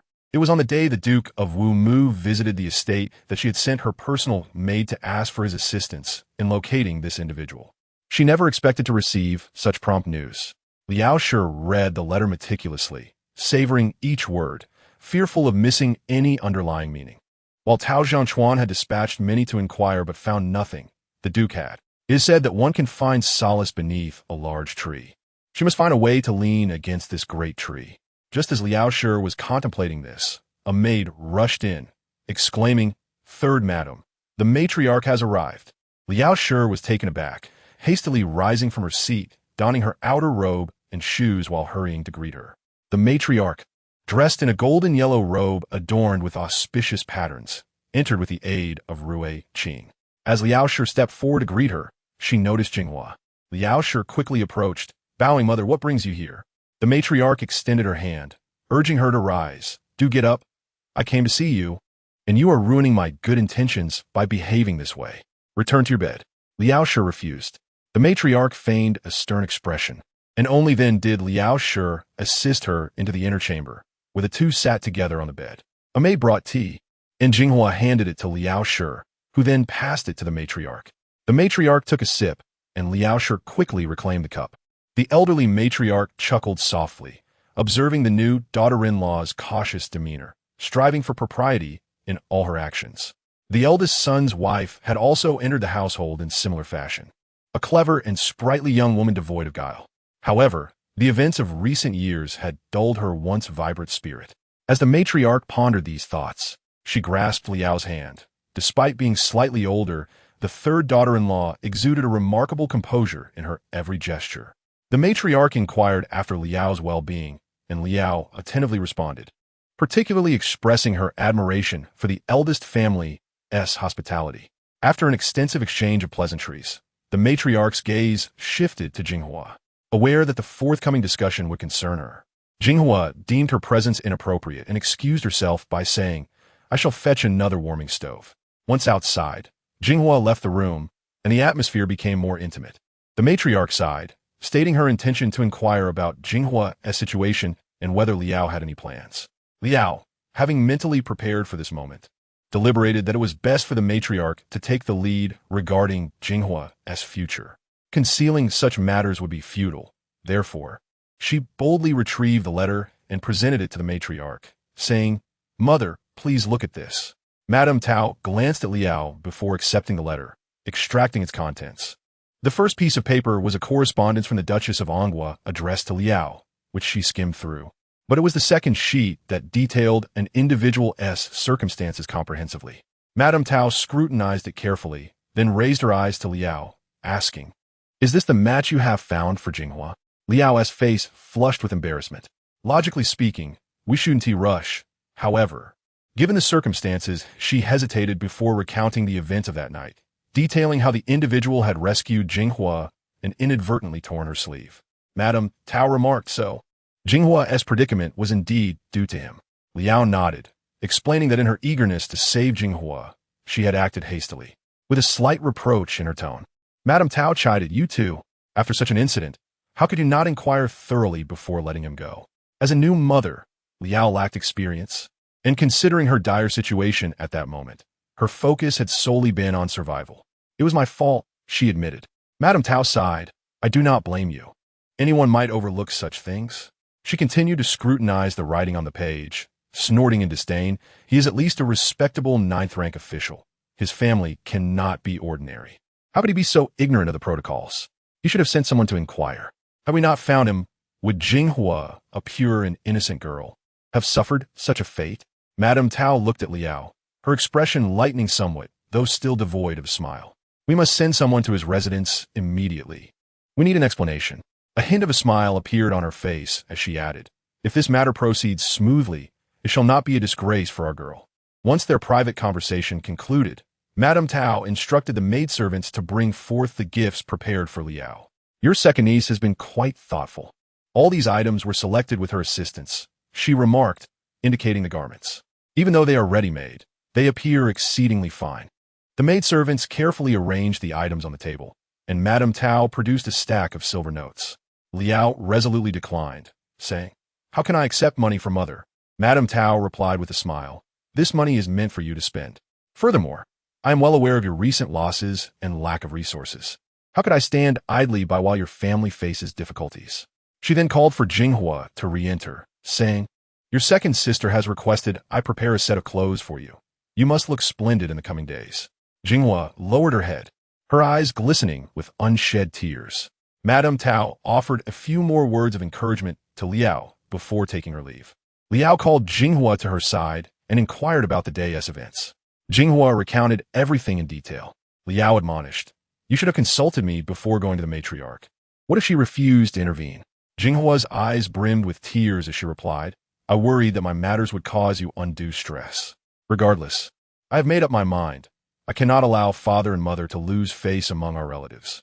Had it not been for Sister 8's reassurance, I might have she trailed off. Liao grasped Jinghua's hand, scolding gently, "Do not entertain such thoughts in the future." Reflecting on the match that seemed to be progressing, Liao could not help but smile. "This is wonderful. The matriarch is willing to intervene. In your situation, Jinghua's face flushed with shyness. Liao continued, "Having met him that night, he seems to possess good character."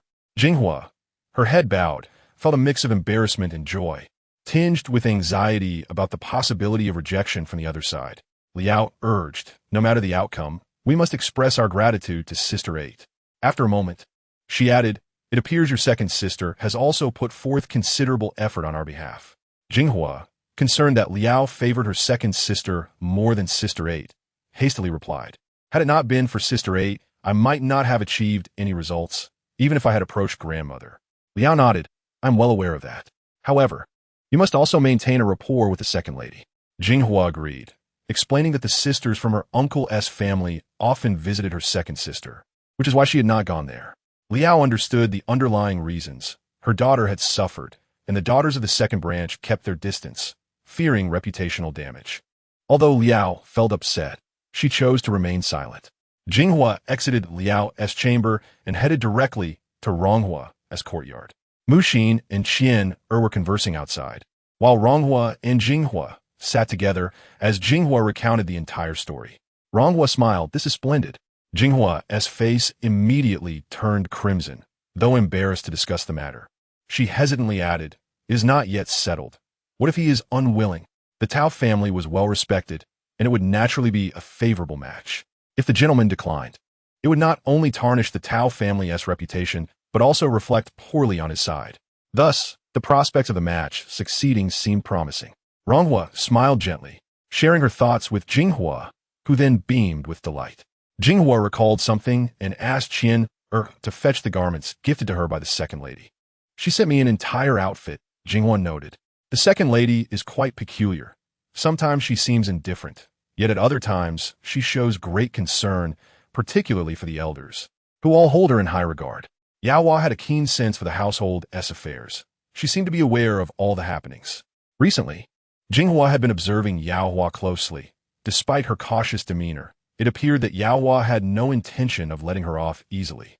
From Jinghua's situation, Yaohua likely perceived an opportunity to benefit from the alliance with the Duke of Wumu's family. She might devise a plan to secure both matches, ensuring that if one fell through, the other could still proceed. Meanwhile, Ronghua and Jinghua continued their conversation. Ruiqing assisted Madame Tao on a stroll through Qinshi Courtyard, where the matriarch was warmly welcomed by the eldest daughter-in-law. Their interaction remained cordial, with neither mentioning the fourth concubine's situation.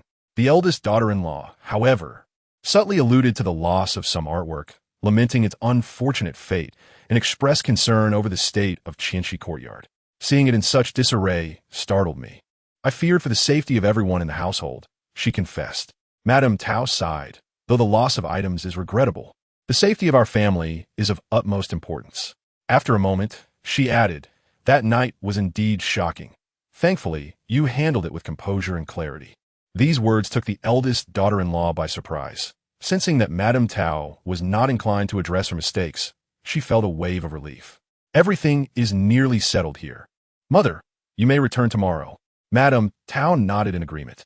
Madame Tai stated, "The wife of Su Zhongyun from the left Chunfang has arrived, still inquiring about that marriage proposal and seeking a definitive answer from us."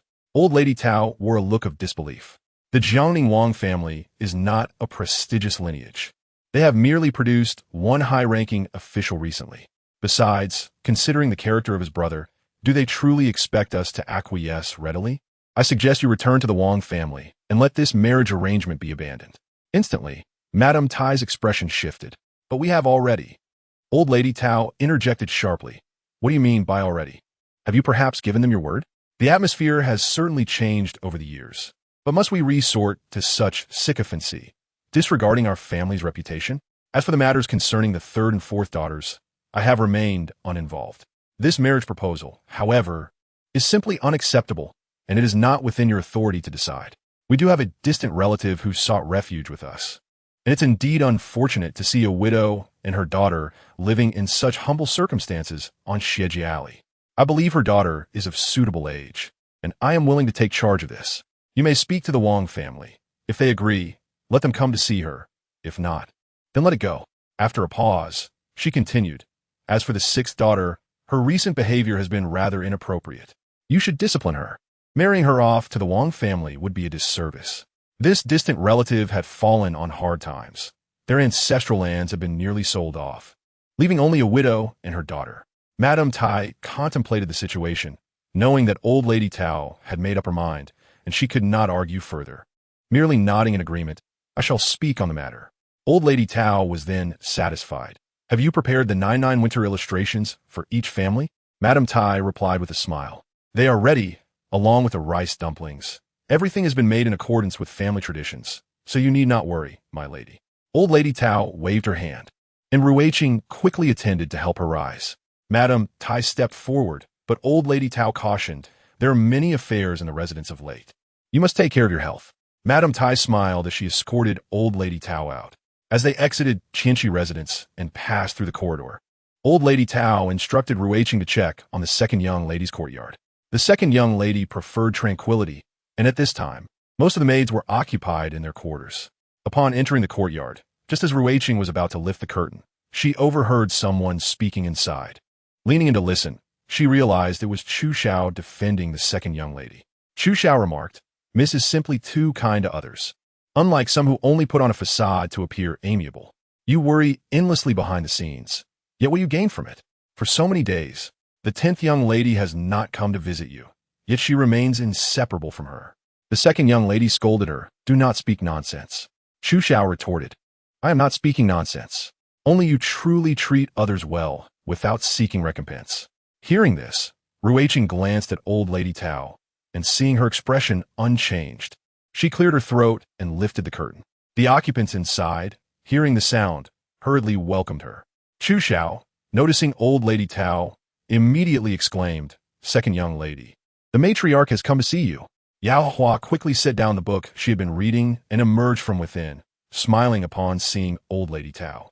She hurriedly approached and performed her greetings, then took Old Lady Tao's hand from Ruiqing and affectionately said, Grandmother, what brings you here? As they spoke, they entered the room together. Old Lady Tao glanced at Yao Hua, who bore a serene smile, her long eyelashes framing her delicate features, and she wore no extravagant adornments, exuding a sense of grace. This made Old Lady Tao recall Chu Xiao's words, which seemed to imply something about the newly arrived 8th young lady. The 8th young lady appeared to be a docile child. Why then did Chu Xiao's words suggest that the 8th young lady was disingenuous? Reflecting on the relationship between Liao and the wife of Duke Onghua, Old Lady Tao pondered whether the 8th young lady was scheming regarding the marriage of Wu Muho. Seated on the warm Kong, Old Lady Tao chatted with Yao Hua for a while before inquiring, has your health improved in recent days? Are those medicines effective? Yao Hua nodded, smiling.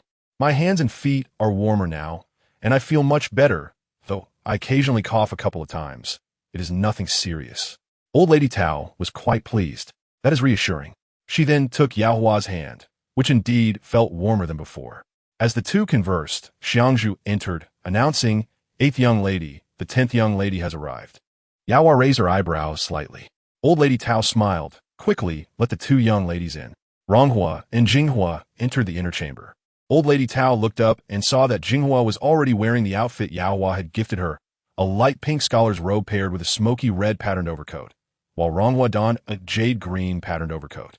Both wore smiles and appeared somewhat surprised to see Old Lady Tao, quickly stepping forward to offer their respects. Old Lady Tao praised, Yao Hua chooses well. Jinghua looks lovely in it. Jinghua blushed shyly, glancing at Ronghua. 8th sister says it looks good, so I wore to show second sister. Yao Hua turned to Ronghua, who stood by, a bit reserved yet smiling gently. She could not remain idle, nursing idle thoughts. At this juncture, she had to take a bold step. We, along with the 10th sister, have come to invite second sister for a game of chess. I have long heard that second sister is quite skilled. I have always wanted to come over, but the rest was unnecessary. Everyone in the residence was already aware. Old Lady Tao chuckled. Your second sister is indeed the best chess player in this household, and it is fortunate that you have come. It will spare her the loneliness of only poring over those books. Now that her health has improved, your frequent visits will be no hindrance. Ronghua nodded and then produced a small sachet from her sleeve, crafted from ginger-colored fabric, embroidered with the character for longevity. I have stitched a sachet for grandmother, but I lack suitable fragrance. I recalled the last time I encountered elder sister in the courtyard. I could smell a delightful fragrance from afar. And I heard that elder sister sachets are always gifted by second sister, so I came specifically to ask for some fragrance from second sister. She glanced at Yaohua. Old Lady Tao, despite her fondness for Yaohua, would not permit her to do as she pleased. Jinsi instructed her sister-in-law to inquire about what the Taoist nuns typically did when they entered the homes of prominent families. Her sister-in-law reported back that there were many harmful tricks among them, one of which could cause miscarriage. Although she did not believe Yaohua would harm her elder sister, some matters could only be clarified through trial. It was best to test Yaohua in the presence of others. Should Yaohua display any unusual behavior, there would be witnesses. This was a means of self-preservation. As long as the household did not suspect Ma Daopo, perhaps she would be the next to take her turn. The narrative continued. And thus, the next chapter unfolds, focusing on the female protagonist and the second young lady. Chapter 63. The Intricacies of Right and Wrong, Part 1. Yaohua calmly accepted the sachet from Chu Xiao, intending to fetch some fragrance to fill it. However, Chu Xiao's expression shifted slightly as she accepted the sachet, casting a probing gaze at Ronghua. Ronghua smiled faintly, her heart racing. She had not expected Yaohua to be so considerate toward her elder sister. Was it truly to secure a marriage with Zhao Xuanwan? Or did she believe that only the Yiqing Marquisate was the best destination? Besides her interest in Zhao Xuanwan, Yaohua likely also coveted the Kai family, sharing the same intentions as Madame Tai and the master of the household. Yaohua aspired to be the one who could dominate the entire Tao household at a critical moment, which would not be an easy task. Yet how could Yaohua know if the Zhao and Kai families were truly reliable? Ronghua's mind was a whirlwind of thoughts. She could hardly believe that the Yaohua from her memories had transformed into this version. Chu Xiao filled the sachet with fragrance, and Ronghua requested a needle and thread to sew it shut. Old Lady Tao glanced over. The eighth young lady sat quietly on the side, engaged with her needlework, exuding a certain elegance befitting a young lady of the inner chamber. Once Ronghua finished sewing the sachet, she handed it to Ruiqing. Ruiqing took a whiff and smiled. Matriarch, do take a whiff. The fragrance is indeed delightful. Old Lady Tao accepted the sachet, bringing it to her nose. She raised an eyebrow. I fear that as an old woman, I might be ridiculed for possessing such fragrant sachets. Ruiqing responded, who would dare ridicule the matriarch? They would likely be envious instead. Madame Tao smiled as she gently reproached, you, my dear child, are the only one who knows how to speak so well. Yet, she tucked the fragrant sachet away. The gathering continued their light conversation for a while longer. Madame Tao then set down her tea set and remarked, with me here, you all cannot truly enjoy yourselves.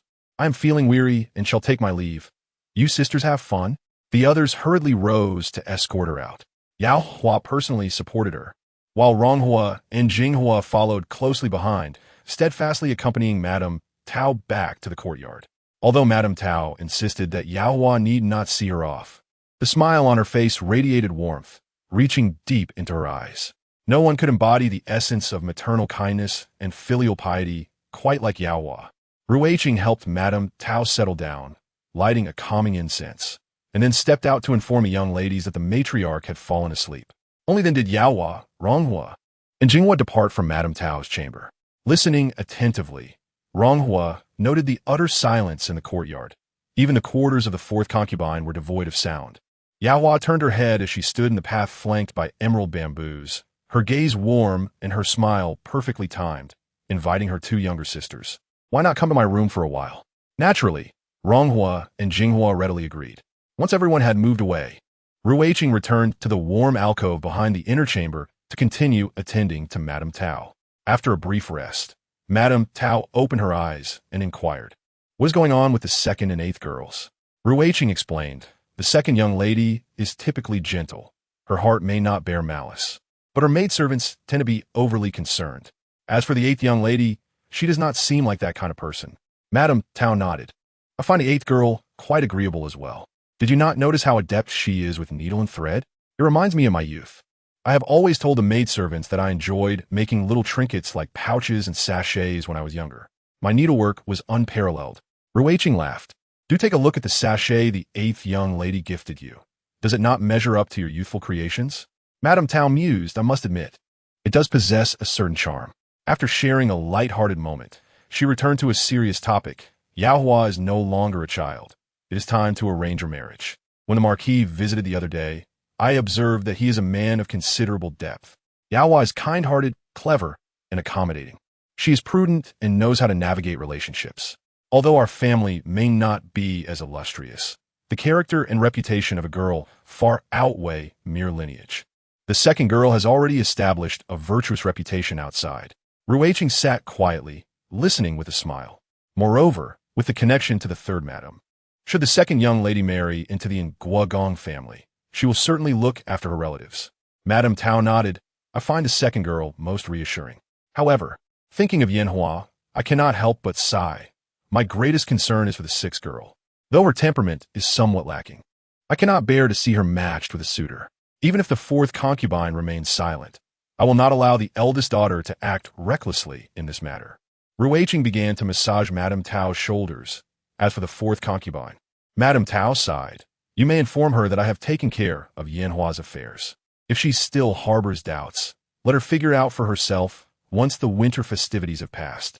Ruiqing's expression grew somber. Madame Tao closed her eyes again, the fragrance from her sleeve wafting to her nose, and she recalled the sachet. I know the second girl has a fondness for flowers and plants, but when did she begin to dabble in fragrances? Such pursuits are not suitable for a young lady. I shall have to speak to her about it when I have the chance. Ruiqing did not grasp the underlying reasoning. Madame Tao cast a knowing glance at Ruiqing and remarked, You, being a young lady, cannot possibly understand. After sipping her tea, she reclined once more, while Ruiqing gently massaged her legs. Once back in their chamber, Ronghua, Jinghua, and Yaohua decided to bring out the chessboard. Ronghua suggested, Why doesn't T, the 10th sister, play a game with the second sister first? I will watch from aside. Jinghua quickly shook her head. Clearly, you wish to play, yet you would cast me aside. Everyone knows the second sister is an expert at chess. This would only make me the subject of ridicule. Ronghua chuckled. I, too, am rather poor at chess, but after some time away from it, I find myself itching to play. How about this? I will let the second sister have 6 pieces when she plays black. Yaohua's gaze shifted toward her, a mix of unrecognizable emotions flitting across her face, tinged with surprise and a touch of anxiety. This expression vanished as she returned to her usual gracious demeanor, replying, Very well, I shall allow my younger sister 6 pieces. After a game, beads of sweat formed on Yaohua's forehead. Noticing her pallor, Ronghua quickly apologized. It is entirely my fault for insisting the second sister play chess with me, causing her so much distress. Yaohua waved her hand dismissively. It is not that. I simply did not rest well last night and feel a bit fatigued today. Ronghua urged. The second sister should rest well. There are many tasks awaiting us tomorrow. Yaohua nodded, feeling somewhat neglectful towards her younger sisters. With her warmth, Yaohua was even more inviting than Ronghua, and the sisters exchanged a few words before parting ways. Lying in bed, Yaohua sensed a weight on her mind. When Chu Xiao inquired after her well-being, Yaohua remained silent for a long while before finally asking, How do you think the 8th young lady plays chess compared to the 5th young lady? Chu Xiao was taken aback. I do not comprehend such matters. Yet, why would the 8th young lady suddenly bring up fragrances? It seems concerning. Yaohua shook her head, closing her eyes to rest. Half awake, she heard someone say, Will you allow me 6 pieces when I play black? Startled, Yaohua opened her eyes, thinking she saw a figure at the foot of her bed, but upon closer inspection, it had vanished, sending chills down her spine. She called out urgently, Chu Xiao, Chu Xiao. By the time she finished the last word, her throat tickled, and she broke into a cough. She recalled how the 5th sister enjoyed reading tales of sisterhood, and how they often exchanged tokens, stating, We are indeed sisters. While we may not share the same blood, our bond is akin to those who have sworn eternal friendship. Otherwise, we might as well exchange tokens. Expressing our desire not to be born in the same year and month, but to die together. This sentiment would ensure that their journey in the afterlife would not be lonely. Perhaps heaven would take pity on their affections and allow them to be sisters again in the next life. Yao Hua felt a tightening in her chest, and her cough intensified. Early the next morning, the matrons of the various courtyards rose early to rouse everyone. Ronghua donned a new outfit given by the matriarch, presenting a strikingly elegant appearance. Mukujin glanced at her repeatedly, thinking how wonderful it would be if the young lady dressed like this every day. Ronghua smiled shyly. The direct descendants of the clan had arrived at the estate early, with the women gathering in Qinshi Hall to share a meal with Madame Tao. Just as everyone finished their wontons, rice dumplings were served next. Eating rice dumplings is a family tradition in the Tao household, symbolizing unity and completeness. Though Ronghua had barely swallowed a bowl of wontons and felt full, she still forced herself to eat the rice dumplings in front of her. The other women from the clan followed suit. Ronghua's gaze landed on Yao Hua, who had applied rouge and donned a rose-colored robe, her appearance glowing with life. However, she had little appetite. She barely managed to eat a few wontons and could not consume even a single rice dumpling. A matron from the direct lineage noticed and kindly remarked, "The second young lady has just recovered. She cannot handle such food. A few bites will suffice." The other matrons remained silent, merely eating the rice dumplings, but the matriarch chuckled. That might have been the case before, but Yao Hua is completely recovered now. A few rice dumplings will not harm her. Turning to Yao Hua, she added, "It is important to partake in such auspicious food. You must finish them all." Only then did Yao Hua eat the rice dumplings in front of her. When the auspicious time arrived, the clan members lined up in order, led by the elder to pay respects to their ancestors. The elders were assisted by the younger ones, with the younger generation closely following behind, adhering to the customary rituals. After bowing in reverence, they stood aside. Ronghua glanced at Yao Hua, who appeared to be struggling. Fortunately, the ceremony concluded, and the clan members bowed to Madame Tao, allowing the younger generation, like Ronghua, to withdraw. Emerging from the Millennium residence, Chu Xiao spotted Yao Hua and, feeling a surge of anxiety, hurried over to assist her toward a resting place. Just then, a maidservant by the side of the matriarch conveyed a message. The madam requests the second young lady to enter. Chu Xiao felt her arm grow heavy, a wave of worry washing over her. Last night, the second young lady had been startled awake multiple times from her nightmares, exacerbating her illness. Under normal circumstances, this would be manageable, but the relentless tribulations of today could prove too much for her frail constitution. "Apologies, I am occupied today," she thought. In Chapter 64, titled Disputes, Part 2, as Chu Xiao contemplated her next words, Yao Hua shook her head. Having awakened in a cold sweat from distressing dreams, she felt utterly drained. Despite her usual resilience, the day's demands were overwhelming. "Miss, perhaps we should find a way to inform the madam," suggested a voice. This opportunity was hard-earned. If she could endure, news of her recovery would eventually spread. Yao Hua, biting her lip, forced a smile and followed the maid into the room, leaving Chu Xiao anxiously waiting outside. Inside, Ronghua summoned Mu Jin to change her attire. Before the change was complete, Jin Xiu entered and whispered to Ronghua, "The matriarch has called for the second young lady again." It seemed the matriarch was intent on restoring Yao Hua's reputation within the family, especially since the frail second young lady had shown signs of improvement. Yet, the matriarch appeared overly eager. Considering Yao Hua's earlier demeanor, this might backfire. Yao Hua had long suffered from a chronic illness, a condition that, while difficult to remedy, paled in comparison to her excessive worries. Jin Xiu's eyes flickered. "Miss, are you still going to the front?" Ronghua nodded. Yao Hua was summoned to converse with the elders. According to the Tao family precepts, there was an exemption from punishment during festive occasions, allowing Yin Hua to be released from the courtyard. However, following the ancestral rites, the matriarch, fearing Yin Hua might cause trouble, discreetly summoned a servant to escort her back. Thus, only Ronghua remained in the main family quarters. Moreover, the virtuous reputation of young women often spread through such gatherings. Ronghua donned a pink pomegranate-patterned butterfly robe paired with an autumn-hued pleated skirt, adorning herself with a fragrant sachet to appear more approachable. With a smile, she declared, "I shall join the sisters at the front for a chat." Turning to Jin Xiu and Mu Jin, she invited, "Come along and join the festivities." The ladies gathered to converse, mingling with the maidservants. Upon Ronghua's arrival, several young ladies approached her, recalling the gifts they had received and inquiring about the exquisite sachet she wore. Mu Jin, quick to respond, remarked, "It was embroidered by our young lady." Surprised, the other young ladies pressed Ronghua for details about the intricate embroidery, curious about its origins. Ronghua chuckled. "There is no grand tale. It is merely a design I adapted." "One can adapt designs?" they exclaimed. "Sister, do teach us." The young ladies grew increasingly friendly. Meanwhile, Jin Xiu noticed a young maid, Lioli, from the third matriarch's household, stealing glances in her direction. Approaching her, Jin Xiu struck up a conversation. As they laughed, a young lady beside Ronghua suddenly looked up, her expression shifting to one of surprise. "Sixth sister is here," she remarked quietly. Turning to look, Ronghua saw Yanhua rushing in with a serious countenance, scanning the room as if searching for someone. She must have slipped away from her caretaker's watchful eye.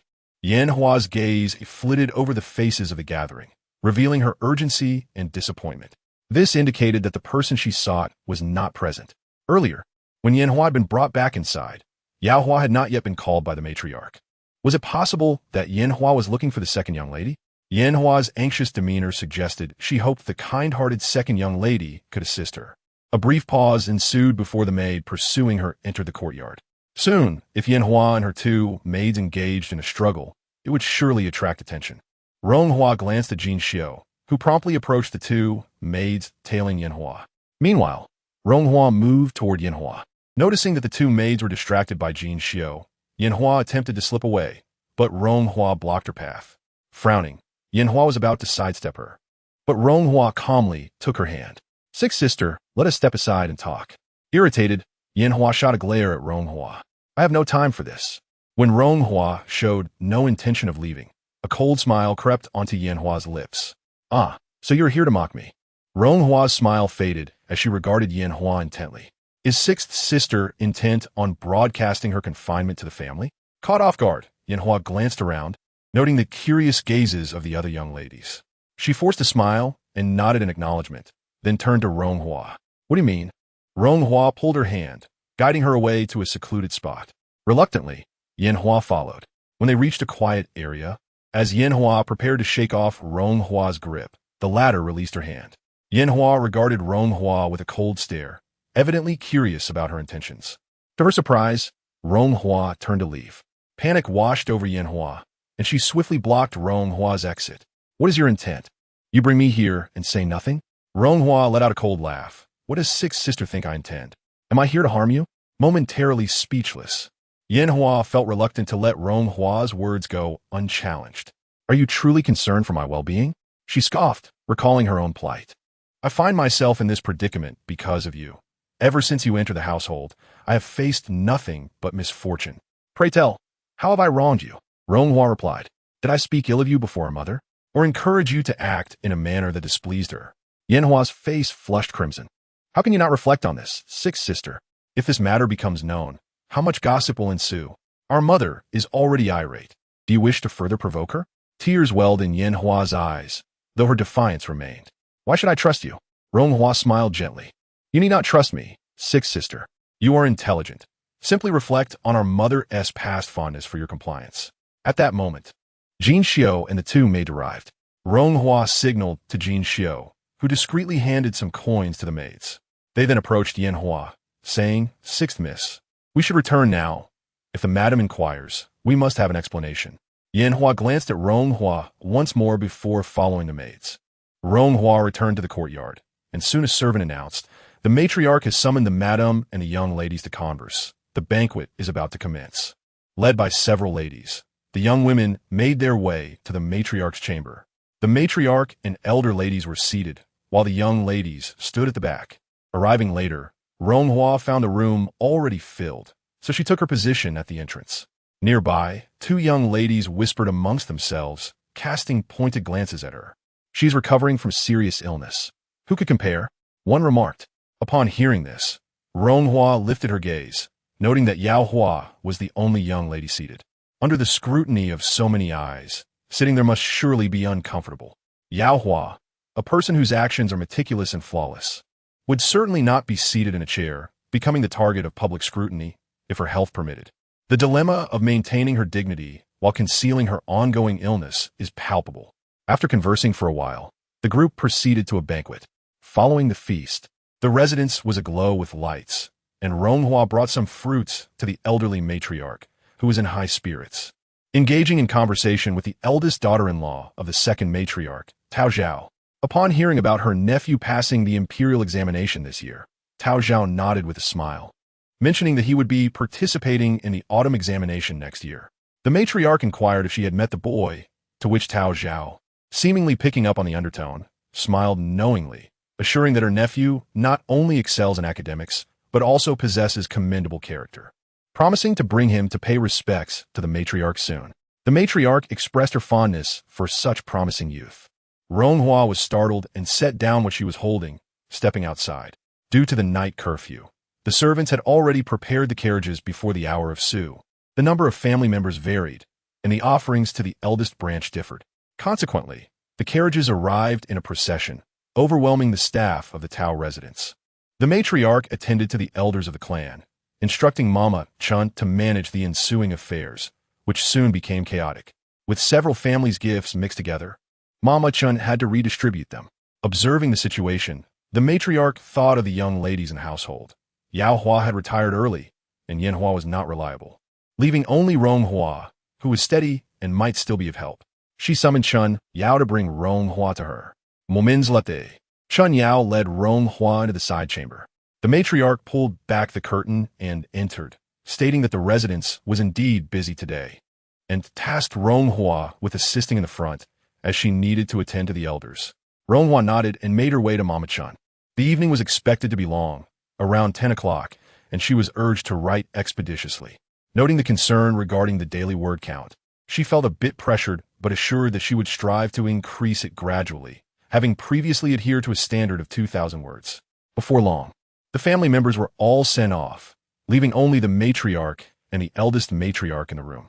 After sipping her tea, the eldest matriarch remarked that without the matriarch's intervention, Yao Hua's situation might have worsened. She noted that the clan was now aware of Yao Hua's recovery, which would soon spread beyond. Given Yao Hua's established reputation for virtue, the next step would likely be a marriage proposal from the Wu Mu Ho family. Although she genuinely wished well for Yao Hua, a cold smile crept in her heart, recognizing that the others were not oblivious to Yao Hua's peculiar condition, merely choosing not to speak of it. Should the Ho family inquire, it would require considerable explanation, and they hoped the Ho family would not seize upon this detail. The matriarch displayed no outward emotion, simply stating that the second daughter's health required urgent attention, criticizing the eldest matriarch for allowing her to consume too many rice balls that morning when her constitution was already weak.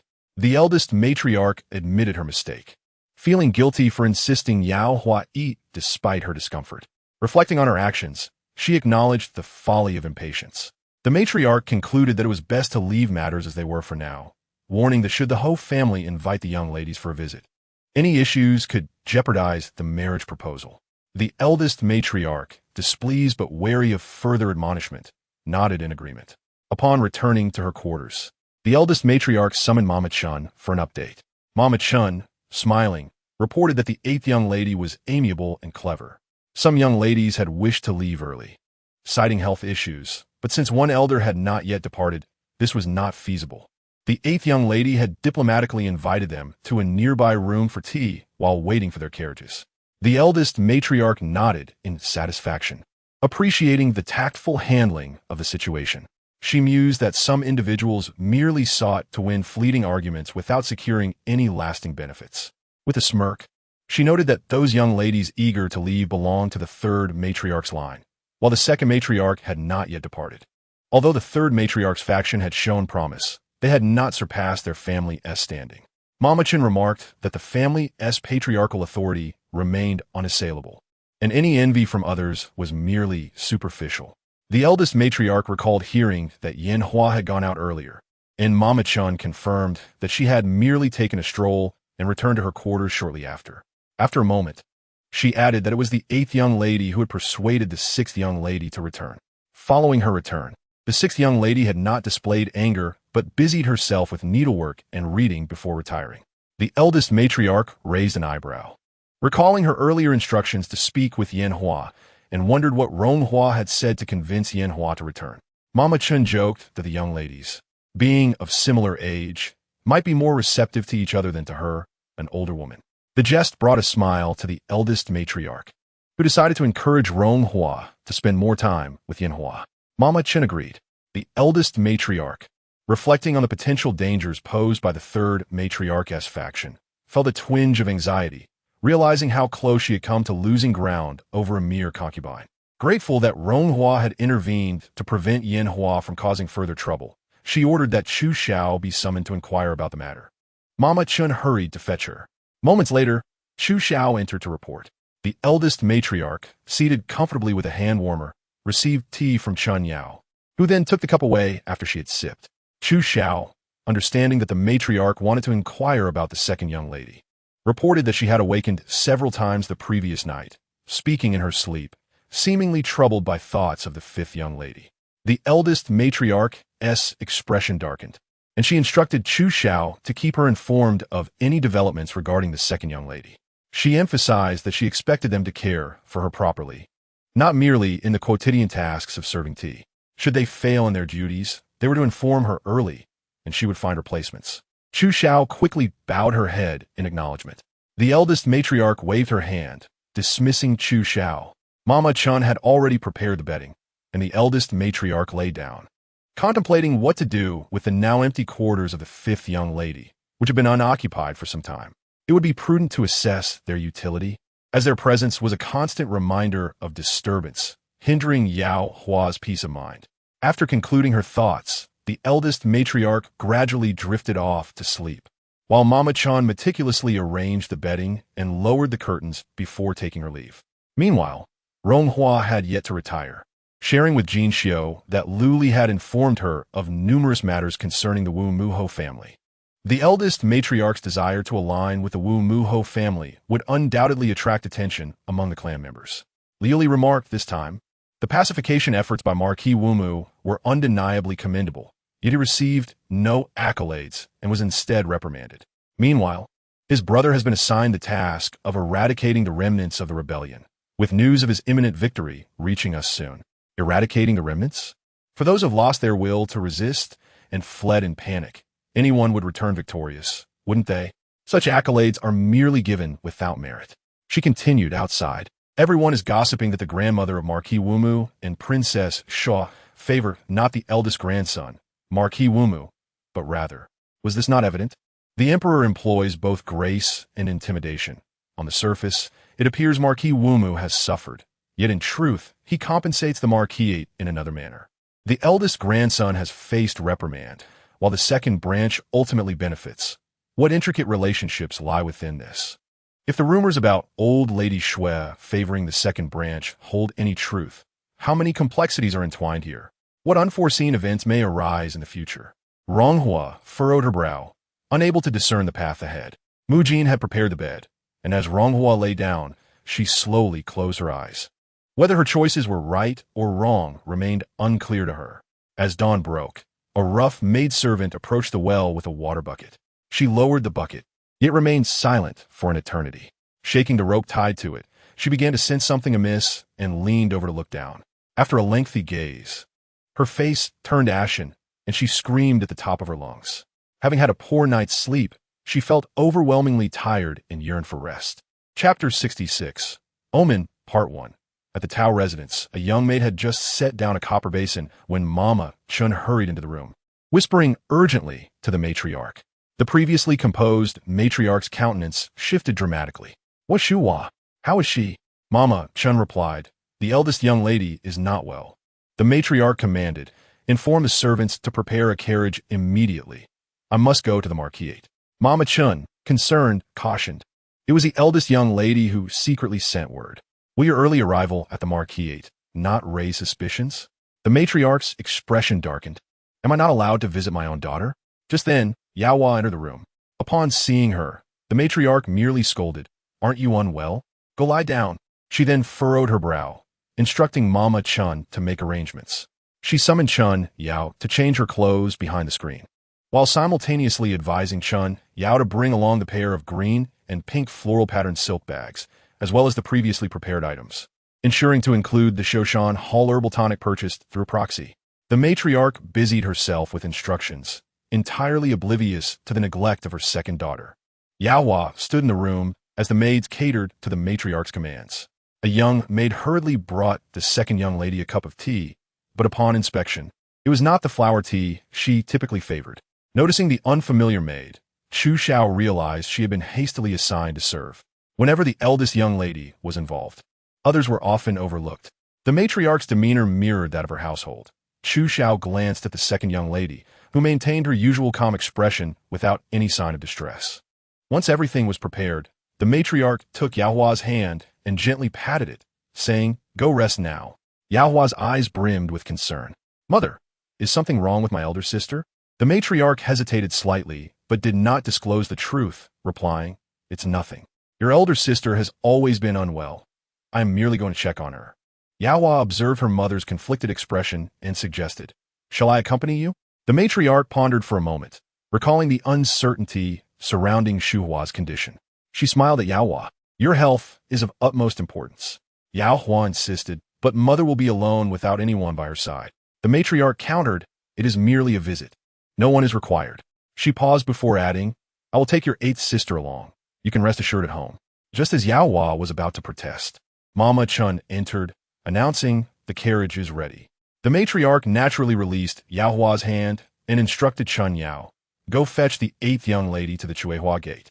Chun Yao promptly ran off, while the matriarch and Mama Chun conversed as they walked, followed by maids carrying various items. Upon exiting the courtyard, Yaohua lingered in the corridor for a moment, then smiled faintly, leading Chu Xiao away slowly. Ronghua, accompanied by Mujin, rushed to the Chuehua gate, where a carriage awaited. The matriarch lifted the curtain and gestured for Ronghua to board, instructing Chun Yao and Mujin to join her as well. The four of them settled into the carriage, which began to move forward. Ronghua cast a glance at the matriarch, whose expression remained inscrutable. Cautiously, Ronghua inquired, "Mother, what troubles you?" The matriarch, half closing her eyes as if sculpted from clay, replied flatly, "Your elder sister's maid, Chua, was found dead in the well this morning."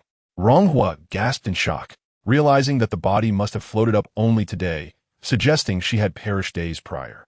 "I am not overly concerned about anything else. My only worry is your elder sister's health."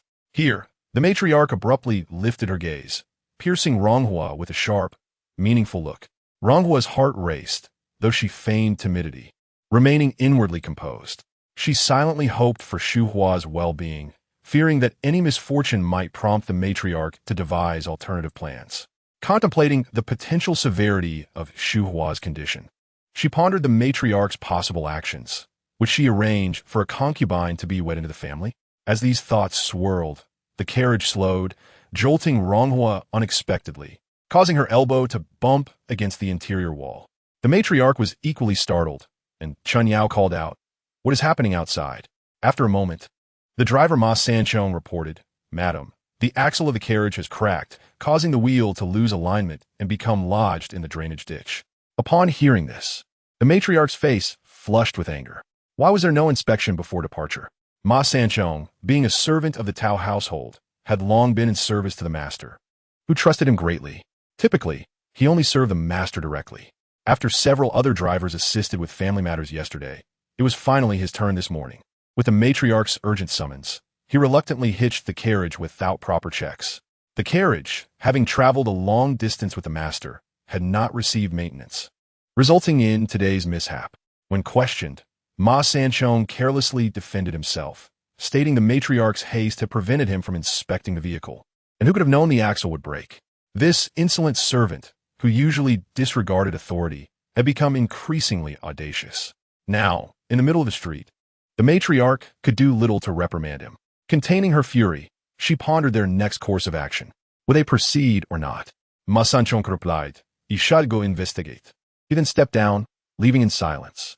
Inside the carriage, Marquis Wumu, Xue Mingrue, received a letter from a man beside him. The man held his breath, watching for Xue Mingrue's reaction. With thin lips pressed together, Xue Mingrue's gaze was profound and inscrutable.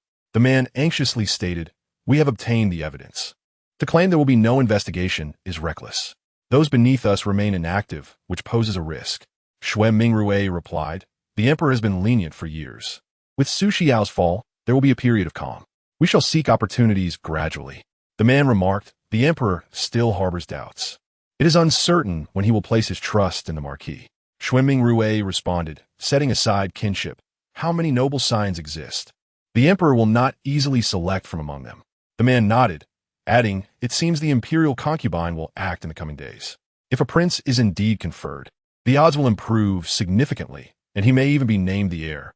Xuanming Rui cast a fleeting glance at him. The prince was still far from the crown prince.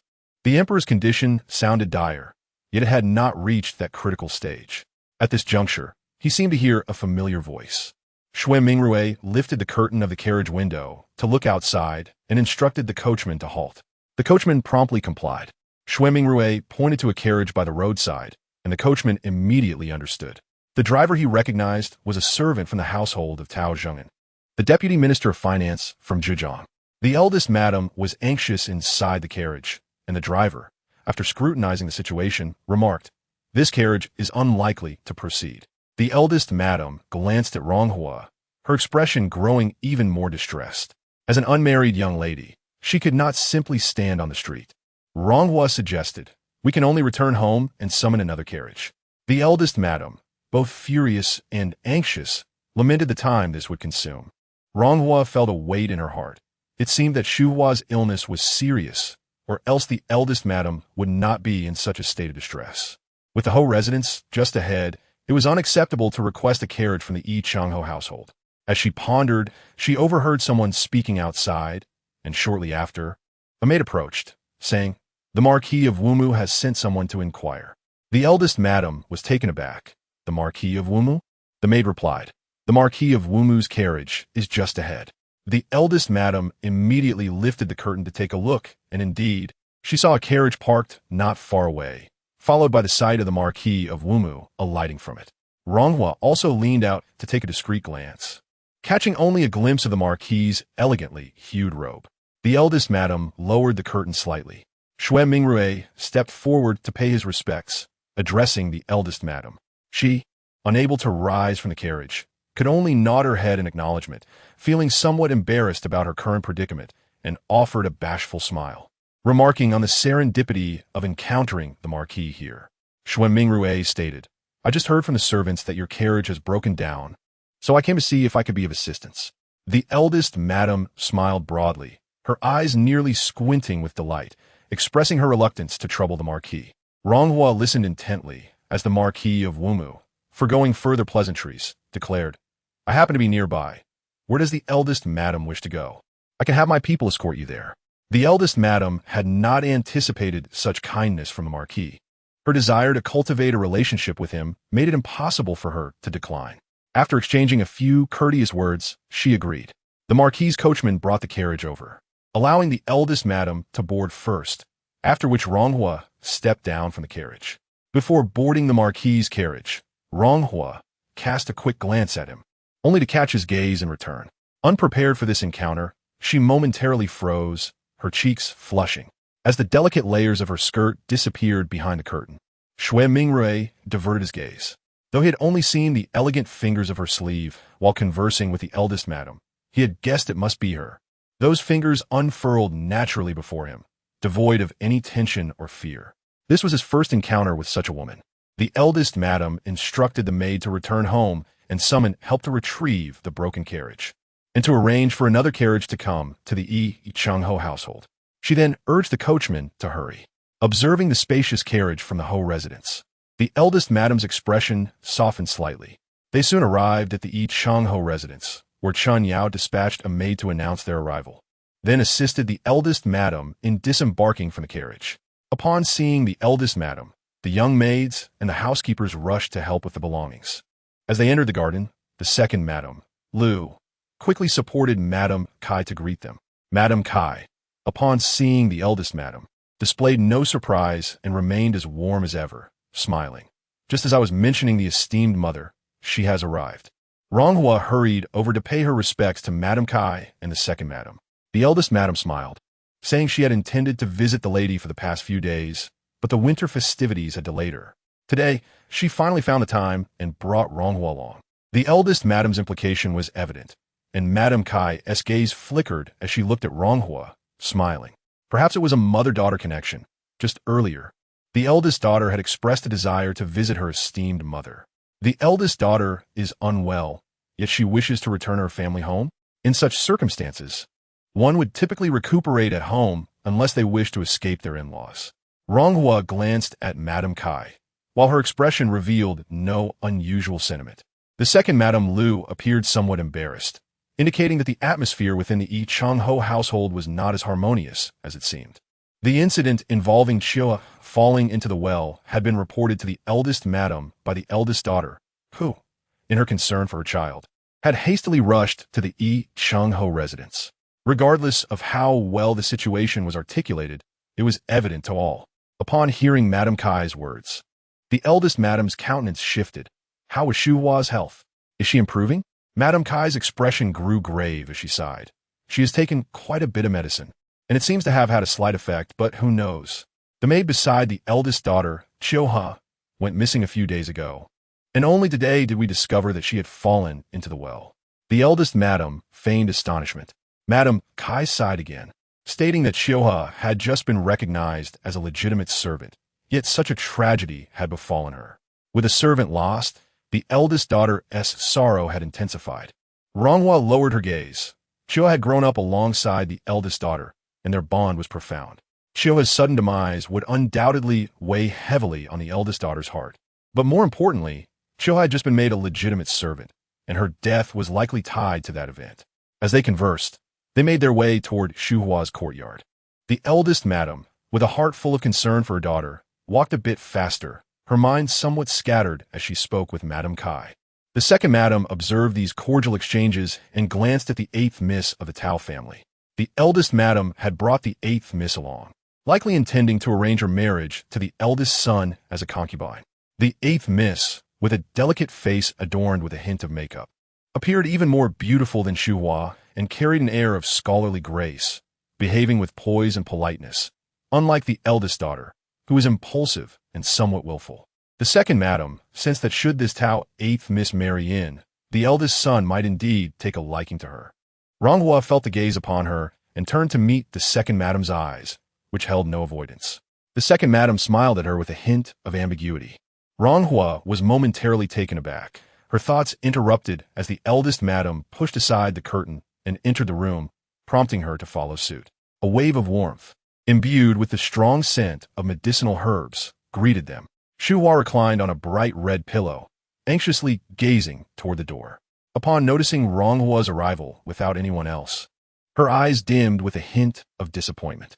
Ronghua recalled how, just days prior, Shuhua had looked longingly at Yaohua, worried about her frail and ailing sister.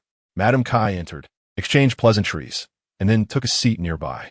The eldest madam, disregarding the others, scrutinized her beloved daughter from head to toe, then eagerly sat on a small stool. Grasping Shuhua's hand, the eldest madam's fervor elicited some discontent from Madame Kai, who, despite her concern for her daughter, felt it inappropriate to neglect the situation of their in-laws, as if Shuhua were suffering greatly in this environment. The eldest madam, wholly absorbed in Shuhua, remained oblivious to Madame Kai's subtle change. She meticulously examined her daughter's condition, sensing Shuhua's fingers trembling involuntarily, which sent her heart racing. However, with Madame Kai present, she could not voice her concerns directly. Instead, she held Shuhua's hand tightly, silently inquiring with her eyes about what had transpired, noting how much weight Shuhua had lost in just a few days. Shuhua's eyes were deeply sunken, her lips pale and devoid of color, suppressing tears that threatened to spill. Her words were weak, conveying that the illness persisted since the last episode, with only a slight improvement over the past few days. The last part of her statement was delivered weakly, clearly a mere attempt to reassure her mother. The eldest madam replied, "I have arranged for someone to procure Shashan Hall's tonifying ointment." As she spoke, she turned to Chun Yao, who hurried to fetch it from a maid. Chun Yao brought the medicine, and the eldest madam, without a moment's delay, urged, "Quickly heat it up. We must administer it to Shuhua at once." The people in Shuhua's room began to bustle about in response. Although Madame Kai was assisting from the side, her complexion grew increasingly worse. The mother-in-law's demeanor suggested that the Duke's household had failed to provide such delicacies for the daughter-in-law. Yet, It was merely the Guobin Peiyuan ointment, of which countless more precious items had been consumed without apparent benefit. The blame lay squarely on the daughter-in-law's insistence on scrutinizing Xuanhuan's faults, leading to countless quarrels between the couple during this period. Furthermore, with the untimely death of the girl Qiuhong, the illness had flared up once more. The household sought a physician specializing in women's ailments, who prescribed a remedy and advised her to counsel the eldest daughter-in-law to temper her anger and embrace tranquility for her recovery. Initially, Madame Kai appreciated Xu Hua's straightforwardness. Finding her easy to manage, she believed that with a little effort, Xu Hua would obediently comply. The most crucial aspect for the eldest daughter-in-law was to share a united front with her.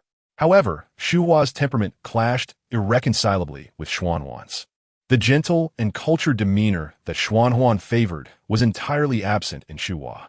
Generally, things were bearable, but whenever a conflict arose, Xu Hua would throw caution to the wind, causing much distress to Xuanhuan.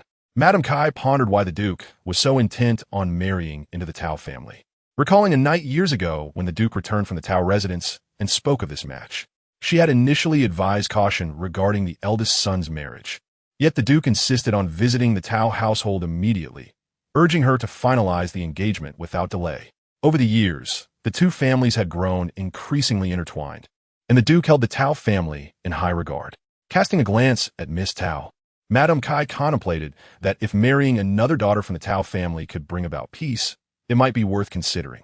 In her heart, she lamented the missed opportunity to meet the second Miss Tao before Xuanhuan's engagement. The second Mrs. Temperament was one she found most agreeable. The eldest lady fed her daughter the medicine, and Xu Hua swallowed it with difficulty, her heart a tumult of emotions, bitterness, sourness, and sweetness, all experienced since her marriage. Especially when she first laid eyes on Zhao Xuanhuan, standing there like a jade tree, she could hardly believe that such a figure would become her husband. Her heart brimmed with sweet anticipation, yet all of that gradually faded upon entering the Duke's residence.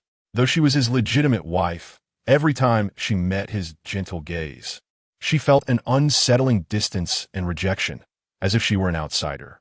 Initially fearful that he would bring home someone he favored, leaving her with no place in the household, Xu Hua found solace when Zhao Xuanhuan remained inactive. Yet now, her curiosity about the woman who captured his heart grew incessantly.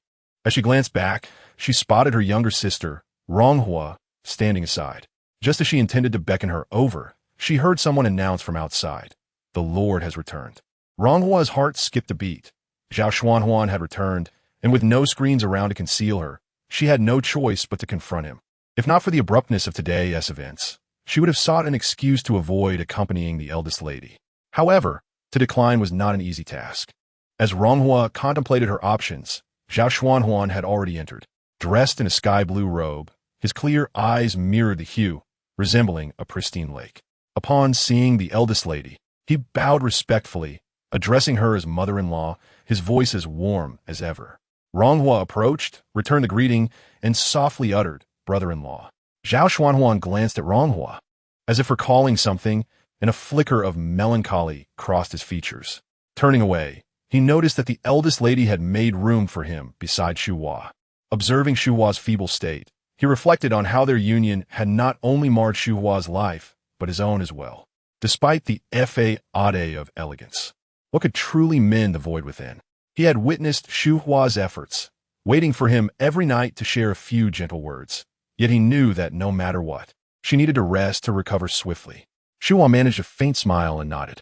His words, though hopeful, could not replace the emptiness in his heart. Feeling fatigued, she allowed Zhao Xuanhuan to help her lie down. His embrace was so warm. For all these years, she had never once found solace in his arms. Her movements were slow, driven by longing. Just as she began to close her eyes, a thought struck her, and she reached out to grasp Zhao Xuanhuan's hand. Her eyes scanned the room until they rested on Ronghua, and she smiled at her. "Come here, eighth sister."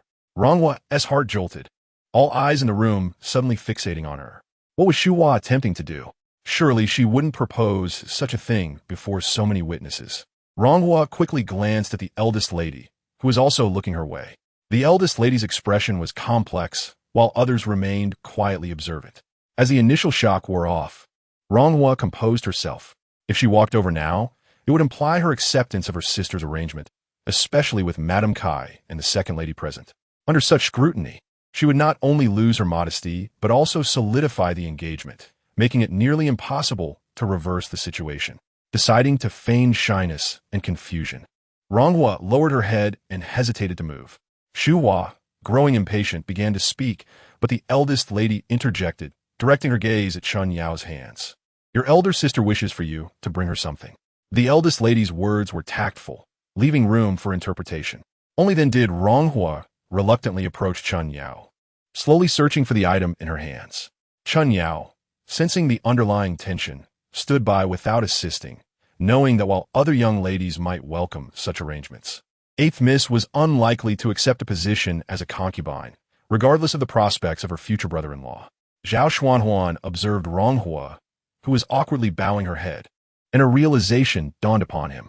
Frowning slightly, he stood, saying, "Mother-in-law, please remain seated. I have matters to attend to." Upon hearing this, Ronghua finally exhaled in relief. Xu Hua reached out to retain Zhao Xuanhuan, but realizing she could not, her hand fell helplessly to her side. As Zhao Xuanhuan passed by Ronghua, he cast a lingering glance at the eighth Miss Tao, whose face flushed slightly, her eyes darting away, evoking a sense of déjà vu in him. However, he quickly averted his gaze and departed. Once outside, Xu Hua cast a reproachful glance at Ronghua, while Ronghua dared not meet her gaze. The eldest lady, observing Ronghua's demeanor, understood that Xu Hua's sudden summons had caught her off guard. Though it was a missed opportunity for Ronghua to solidify her place in Zhao Xuanhuan's mind, she was still an unmarried young lady and could not help but overthink the situation, especially with her brother-in-law present. It was partly her own hesitation that had prevented her from hinting to Ronghua beforehand. Madame Kai's companion, the second lady, smirked inwardly, thinking it merely a matter of taking a concubine. The matriarch had already consented, so why the urgency to discuss it with her elder brother? The eldest lady then urged Xu Hua to rest properly before following Madame Kai into the main house for a private conversation. As they entered, they were greeted by a table laden with exquisite items. The eldest lady was taken aback, while Madame Kai smiled and remarked, "The imperial concubine's birthday gifts have arrived." After ensuring that the unrelated servants had departed, she lowered her voice and continued. It was said that she sought the emperor's permission for a family visit. The matron was both astonished and delighted, for such an event is indeed a rare boon, unparalleled throughout history. Madame Kai sighed, noting that the emperor had initially granted permission, but due to the recent upheaval caused by rebels, the matter had to be temporarily shelved.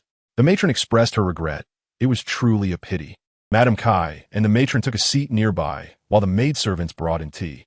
After taking a sip, Madame Kai remarked, "Although the visit to the family has been postponed, the Empress Dowager has permitted her mother to enter the palace for a brief visit, allowing her to stay for a few days. I had intended to present a gift in celebration of the Empress's longevity, yet after much deliberation, I found nothing truly satisfactory. The palace has numerous restrictions, and many items cannot be brought inside, while the Empress is not in want of valuable gifts." Pausing momentarily, she smiled at the matron, suggesting, "Why not let our esteemed matriarch assist me in selecting something?"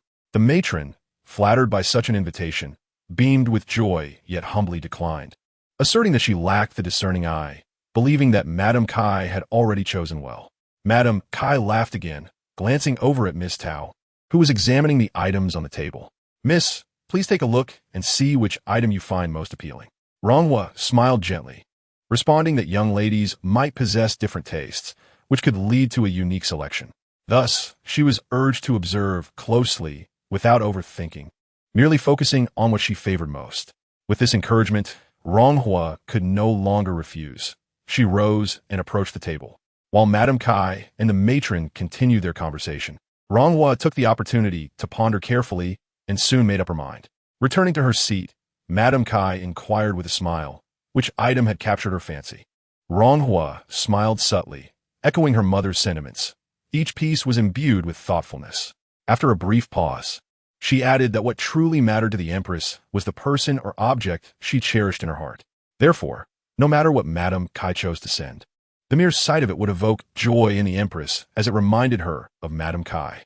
This statement resonated well, causing the matron to smile in amusement. However, it prompted Madame Kai to reflect on another layer of meaning. The Empress's true concern extended beyond their circle to include her younger sister, Princess Honghua. Several years prior, portraits of Princess Honghua had been sent to the palace, but since they were hastily painted later, they bore only a vague resemblance, leaving the Empress unsatisfied. Madame Kai glanced at Ronghua, sighing as she spoke. How could I not know what the Empress favors? You may have heard of Princess Honghua's situation. The Empress has harbored concerns for her sister over the years. Unfortunately, no satisfactory likenesses were left behind. I have sent several requests, yet the results have all been disappointing. With a deep gaze at Ronghua, she continued, the last time Miss 8 visited, my lifelong friends remarked how closely your demeanor resembles that of Princess Honghua. It is not merely the essence. Even your features bear a striking similarity. If you, esteemed matriarch, are willing, perhaps we could have an artist create a portrait of Miss 8 to present to the Empress. Apologizing for her boldness, she inadvertently amused the matron. The matron replied, Madam, you truly regard me as an outsider. It is simply a matter of having someone paint based on the likeness. If you do not mind, we can arrange it. Madame Kai felt a surge of delight. Ronghua smiled modestly, hoping that this portrait would serve its intended purpose. It was certain that the more Madame Kai favored her, the more the matron would feel uneasy.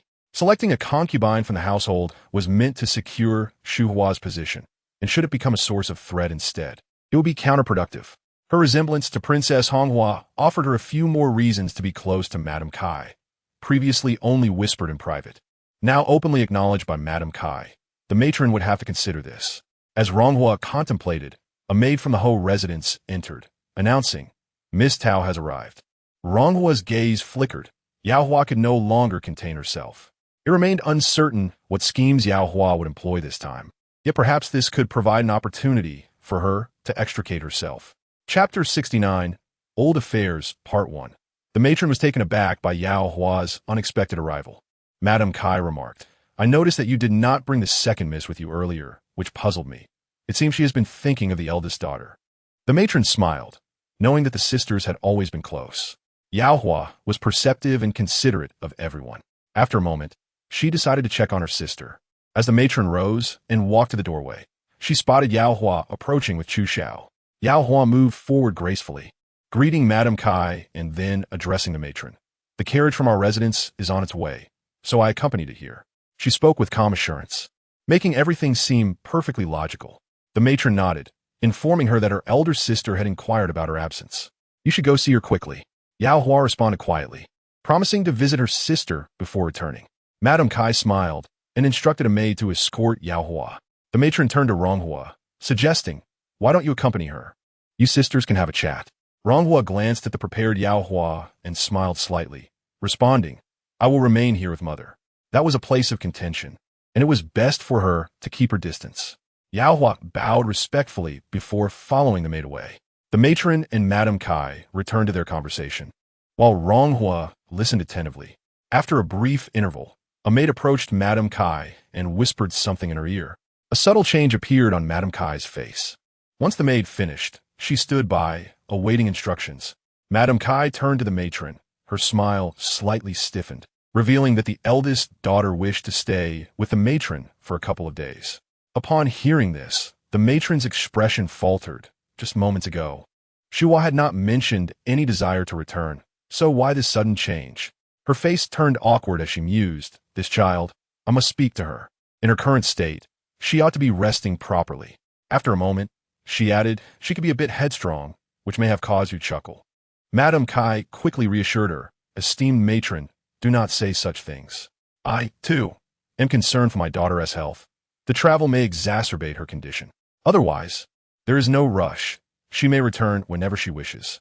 Though Xu Hua was clearly in the wrong, Madame Kai defended her, leaving the matron feeling awkward, unsure of how to respond. She rose to her feet, stating, I will go see her. This child should not be so reckless. Ronghua followed suit, accompanying the matron to Xu Hua's quarters. As they walked, Ronghua pondered what Yao Hua had said to her sister that would provoke such a response. What could be so urgent that Xu Hua desired to return to the Tao residence? Perhaps an inkling of understanding began to form in her mind. The group arrived at Xu Hua's courtyard, where a young maid awaited anxiously. Upon seeing Madame Kai, she hurriedly drew back the curtain, allowing the matron to enter the inner chamber. There, Shu Hua sat at the edge of the bed, already clad in her garments with the assistance of maidservants. The matron glanced at Yao Hua, who stood beside Shu Hua, her eyes red and her complexion pale, while Chu Xiao stood nearby, her head bowed, displaying signs of fear. The other maidservants stood stiffly, seemingly terrified of making a mistake. Shu Hua's complexion had deteriorated significantly. Her face was ashen, and her breathing labored. Upon noticing Madame Kai and the matron's arrival, she struggled to rise with the help of a trembling maidservant, managing to greet them. "Mother, I wish to visit my family. I can return tomorrow." Madame Kai gazed deeply at Shu Hua, knowing that her daughter often tested her opinions when she had notion, but today she spoke with a firm resolve. Especially in Shu Hua's eyes, there was an unwavering determination that seemed unshakable. Forcing her daughter to stay might yield no positive outcome and could lead to embarrassment for everyone involved. Madame Kai considered her options, refraining from further discussion, only revealing her concern. "I have no objections, but can your health withstand the journey?" Shu Hua nodded, assuring her mother, "Do not worry, mother." With that, she took a long, deep breath. The matron noticed that Shu Hua's complexion was indeed quite dreadful. Although she was unable to voice her reproach, she tentatively suggested to her daughter, "You should focus on recuperating. Once your health improves, I shall come to fetch you for a brief stay." Shu Hua forced a faint smile and replied, "I merely wish to return for a moment to see my father. I will return early tomorrow." This was a subtle refusal. Yao Hua stood silently by, while the matron sensed that there was some underlying reason for Shu Hua's demeanor. Given the number of people present, she refrained from inquiring further. Observing her beloved daughter's condition, her heart ached. She could not bear to dismiss Shu Hua's wishes and merely turned to Lady Kai with a forced smile. Lady Kai remarked, "In that case, let the eldest daughter accompany the matron back for a few days." The matron was immensely grateful, pondering how fortunate this arrangement was. Lady Kai continued, "Dear matron, you are being too courteous. As mothers, we understand each other's concerns." She then instructed the maidservants that while the items were secondary, it was imperative to ensure that the medications used by the eldest daughter were fully packed, as carelessness was not an option. The maidservants complied. Miaodong, Shu Hua's chief maid, hurried to organize the packing. After a brief stay, the matron